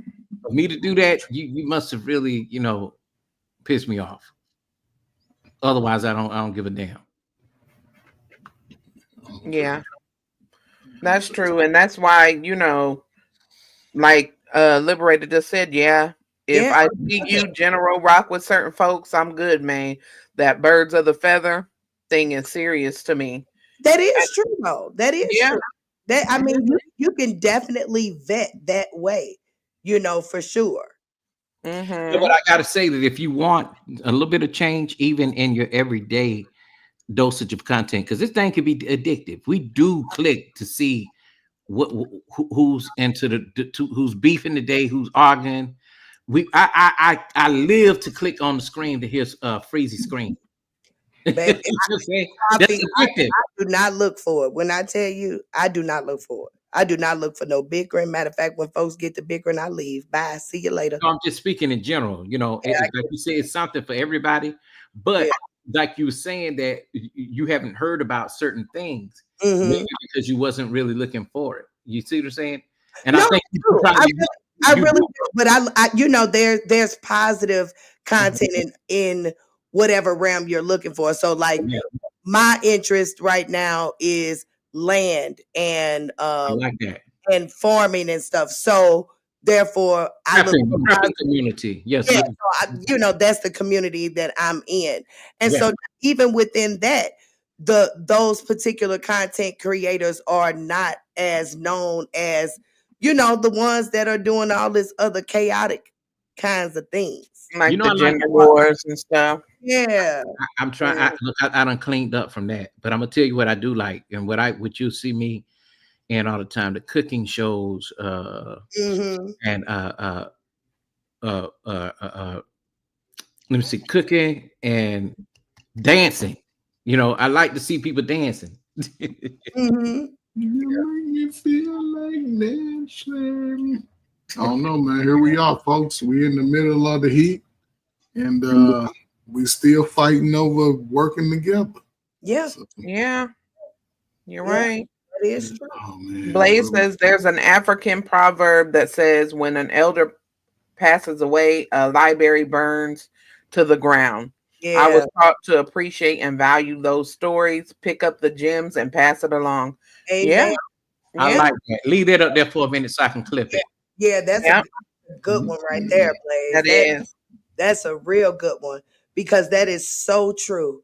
When I tell you the stories that I used to sit down and listen from my grandmother and her siblings and my older cousins, baby, they were filled with knowledge, and that's knowledge that you can't find on no internet. That's true. You know what I'm saying? You can't Google what grandma gave me. Miss Joy, you have one of the most valuable assets in your life that most of us haven't had. You had family. I did. They went back years. Just that most people don't know their grandmama like that. Yeah. I think we've all had that. I think that when the matriarch died, And our then crack took over. It died. Yeah, my grandmother. Yeah. My grandmother is still here. Mm-hmm. She's still here, honey. This is what I'm saying. But the grandmothers became younger and younger too. Oh my God, Oh yes. yeah. Oh yeah. Mm-hmm. This There's grandmother no not big coming mamas back. anymore, barely. It's No. all younger and younger. People are not getting together anymore to have those big meals on the holidays or on Sundays or whatever. The community has really just went down the drain. When people used to be community minded, now they're individual minded. And they're that's individual minded part too, of the but problem. they're individual minded, but at the same time, the crime has gotten very bad. Like I said, the grandmothers are now 30 years old. That's an issue, because I look at We got 30-year-old grandmas. Lord. yeah, 35. Yeah. I'm My, like 35, yeah. my nephew, him and his wife and his kids were in the house and they were about to go out to their car, and some young niggas, I'm talking about like 10, 13 years old, told them, hey, y'all, and they had masks on. Don't come out. We about to come. We about to go through your whole car and everything. And if you come out, we're going to blow your head off in Atlanta. What? Oh, yeah. Whoa. They ain't That's got awful. and that's because of the parents, these young, you know what I'm saying? Their parents is every bit of no more than around about 25, 26. So it goes back to what I always 27. say. Parents and grandparents of old, for the most part, focused on the child. Yeah. We've always had single mothers, but the single mothers have respect for themselves and the children that they were raising. Mm-hmm. Now we destroying the kids' dreams. I hate when I used to hear people, everybody ain't meant to go to college. Well, what is he meant to do? You got to do something. Well, he ain't got his daddy and his mama ain't this, and he just gonna be shit. That's all that I used to hear. He ain't gonna be shit. So, it's just, I don't know, man. I make reference to that time because I was one of the guys when I saw that shit destroying young, good people. I said, I got to do something different. And those that stayed in those urban areas, we see the devastation. We see what happened. It was in real time. It wasn't like it was, it didn't affect, it affected all of us because all of us can relate to a good friend that got caught on it. We can relate to a relative and we can relate to somebody who ain't here because of it. So, yeah, and I hate to hear that. That's why I told my sister, and I was really angry with her because she set up to spend $50,000 on her son college because he whined after graduating high school. Where he wanted to go? No, he didn't make the football team. All his friends went to the NFL, so he wanted to quit school. Oh wow! And she came and got him like what college ain't for everybody. That's it. Yeah. He could have been, even though he didn't grow taller than we thought he was going to grow, even though he was a star in football star in high school. He went to Pace Academy, Ferg, if you know what it is in Atlanta. Say it again. He went to Pace Academy in Atlanta, which would a lot of football stars come out of there. But here's the thing listen. And it crushed him, bro. And I said, you should go on and go to school, man, and be a kinesiologist. He could hold up. He could have got his degree and became an agent and made $3 million off of every last one of them. So could have. He got it somewhere. He could have been an agent for all his buddies, and guess what? He'd have got 20% of everybody's little money and been balling, sitting in the box seat on the court side, whatever. Or he had an opportunity to coach somewhere. Yes. They turned around and came and got him after his first semester because he thought, guess what he said? They should have known who I was. I was a star in school. In the papers, the Falcons used to come and watch me play. He went there, man, and he wanted to skip hanging out with the freshmen and go straight to the varsity, college. That's high school. Everybody, listen, in college, everybody's good. You learn that shit quick. Too many that came to that school like him. He went to the school with his roll tide.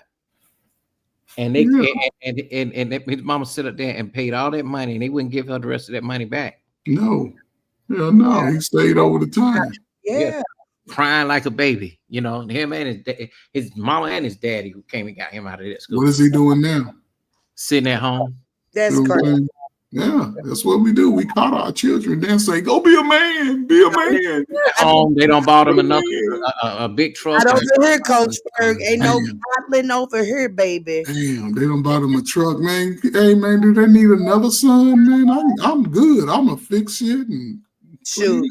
They can come get this one up out of my house in about one more year. He keep playing with me.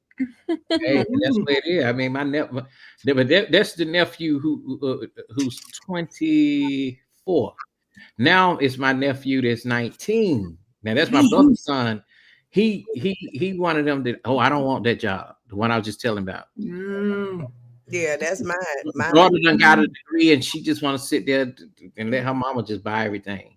She won't go and work either. Somebody got a degree and they sit at home.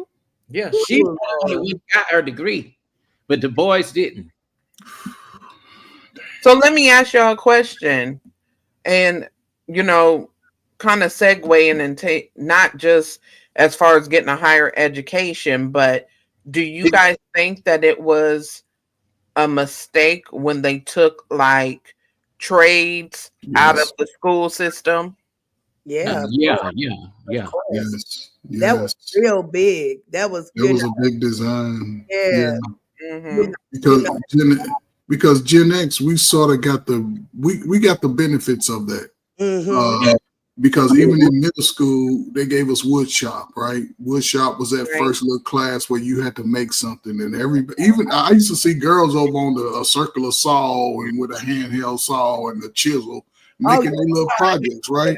Mm-hmm. And in high school, you got it again, and this is specifically for what I know because it was big when I was in school.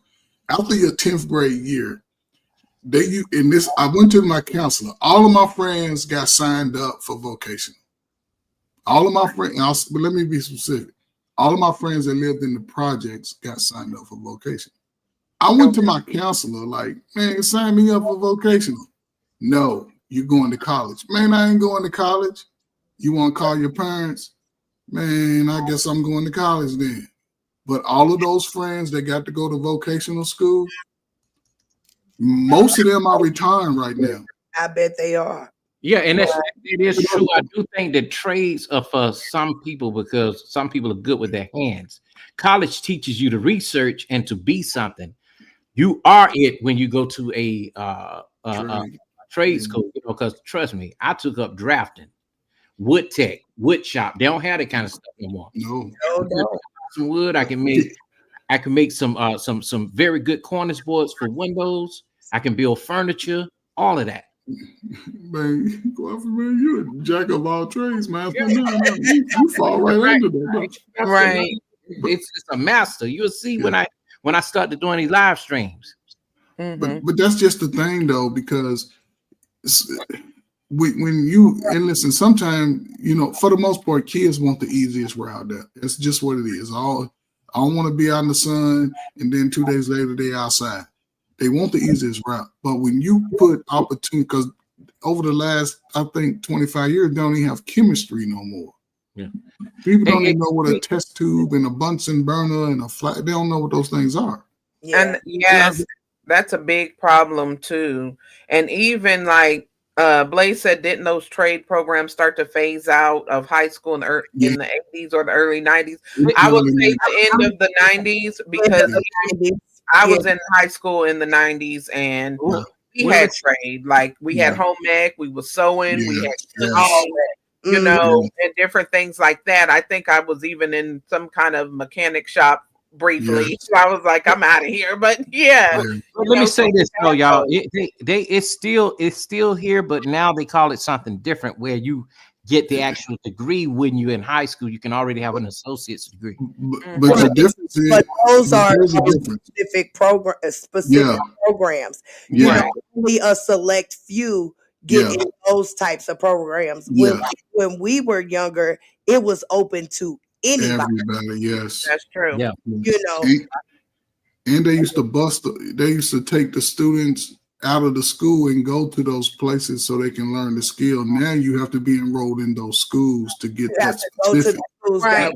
Well, now they have the entrepreneur certificate where you can get that while you're getting a degree at some of the colleges out here in California, and they call them maker spaces, where you know how to cut metal, do what's the other one?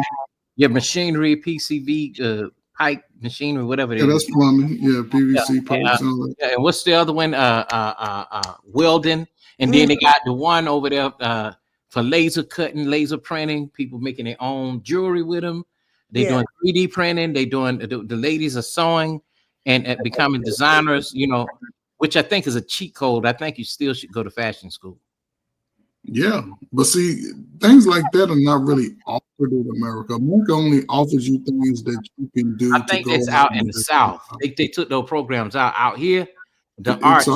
If you want a creative degree in film art, anything that's dealing in fashion, you want it from San Francisco, LA, Vegas, New York, London, and Paris, and sometimes Africa.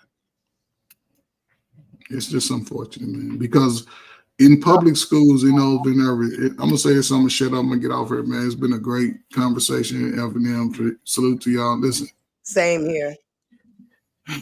Yeah, I'm about to sign off too in a minute. I appreciate you guys coming up. Go ahead, Ferg, with your final thoughts. Shit, that mean I'm old and sleepy right now, but this is a great time, you know what I'm saying? Because we talk about it as adults, right? Two things. When a lot of public schools are attended by students who parents are renting and not property owners. So you don't have no collective bargaining. So parents can petition a lot of what subjects they want in those particular schools. So that sort of takes away the opportunity per se for young people, because kids, they ain't made like it was 25 years ago. They ain't go sit in no desk and just be still and, you know, write down their little scribbly scrabbles that they write. But they need to be more, education to me, two things, need to be more centered on the STEM and the math, because that's a universal language, math is. There needs to be some financial literacy. They need to bring civics classes back, because civics teach you how to live in cultures and how to barter. And they need to allow students to sort of be the teachers of the class also, be more interactive with the technology, because there are some schools, districts that have 3D teaching, meaning the teacher would teach, but they have these 3D boards that a student have to go up and they can maneuver whatever it is around and flip it over and see how the intricacies of it work from the inside. We just do everything from the outside. Like, we play a lot of video games, but are we having the ability to actually create video games that sort of can align with a future of better? So that's all I got. Salute to y'all. Yeah, that was good, Ferg. I thank you so much for coming up, Ferg, and for your insight and adding to the conversation. Thank you so much. No, salute to you for this. Bring me up, man. Shit. All y'all get old. I hope all y'all get old and ugly like me. That means y'all don't live. Y'all done inspired everything y'all complain about. So salute. All right, Ferg. Joy, you want to give your final thoughts? Well, my final thoughts are usually always step in love, y'all. I'm right. All right. Have a good night, Fear. You too. Thank you for coming up, Joy. Oh, no problem. We can do this again, anytime. All right. You know what? Are you on Discord, Joy? Yeah. I'm going to send you a message. Okay, cool beans. All right, sweetie. Thank you. Have a good day. You too. All right, enjoy. All right, Coffee. Do you have final thoughts? We're getting off, Riaz. Yeah. I will tell you this. Just to piggyback into the title. After a deep dive being serious in growth, I think we covered a number of things here tonight. that tie into that title, and growth. And growth is being able to understand things that are strange to you. You know what I'm saying? The unfamiliar can be very strange and scary to some people. So that's why I give grace and I try to understand everybody. If it's worth understanding. Right, And that's true. so that ties in. We covered a lot of things. We covered family here tonight. We covered career. We covered the manosphere.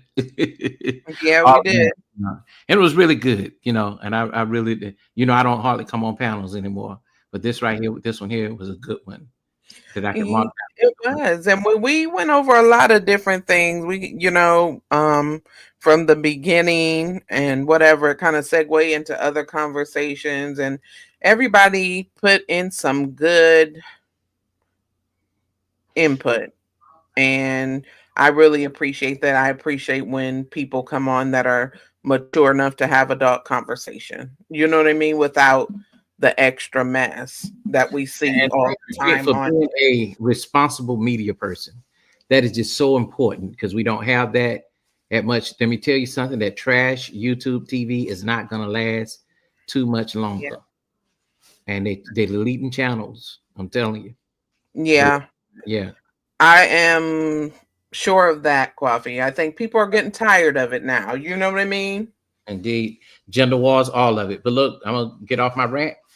I really do appreciate you, sis. And we'll talk more on the back end. All right, Coffee. Thank you so much. Right. You have a good one.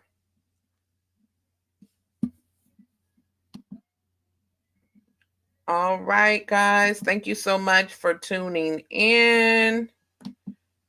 Blaze says, Twin, you got another one for the books. I'm proud of you. Keep going forward. No problem, Joseph. Thank you for coming in and sticking with us. I appreciate you. And I appreciate everybody that came in the chat today. Everybody that came up on the panel today. And I think, well, who did I have up here? Scam.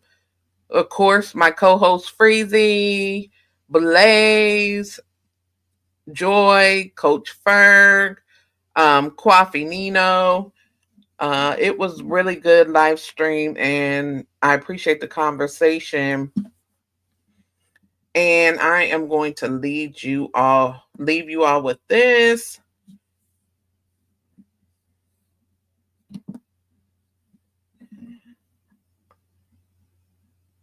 Stay in faith. Keep your heads up. Don't let the depression and negativity that you see going on around you get you down in the dumps. There's always room for improvement and growth. Surround yourself with like-minded people that are positive. Stay in prayer.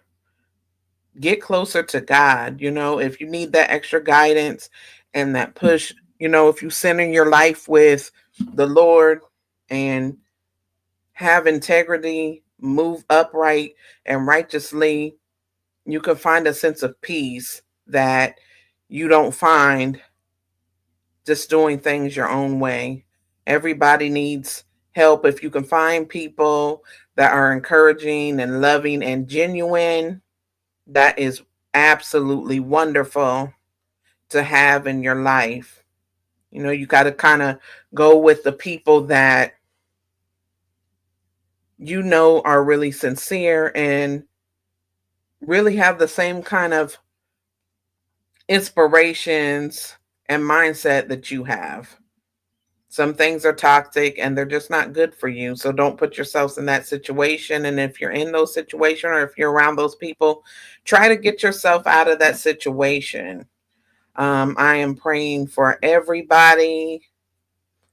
And I just hope everybody knows that you are loved. God gives his hardest battles to his strongest soldiers. If you are going through something, don't be afraid to reach out to people. But just make sure the people that you reach out to are going to give you sound advice, and have your best interests in mind. So I'm going to leave you all on that note. And I'm just going to say a quick prayer before we get out of here.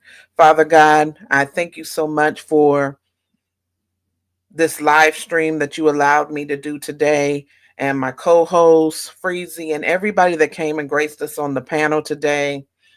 I'm just thankful for the message that we were able to put out, everybody's input, everybody's encouragement, everybody's truth that they were able to share, and the conversations. Lord, I just pray that you just lift us up and you just keep us grounded. You bless us with the wisdom and the discernment that we need. And we find peace no matter what we're going through. And even though we go through a storm, Lord, we know that you are always with us.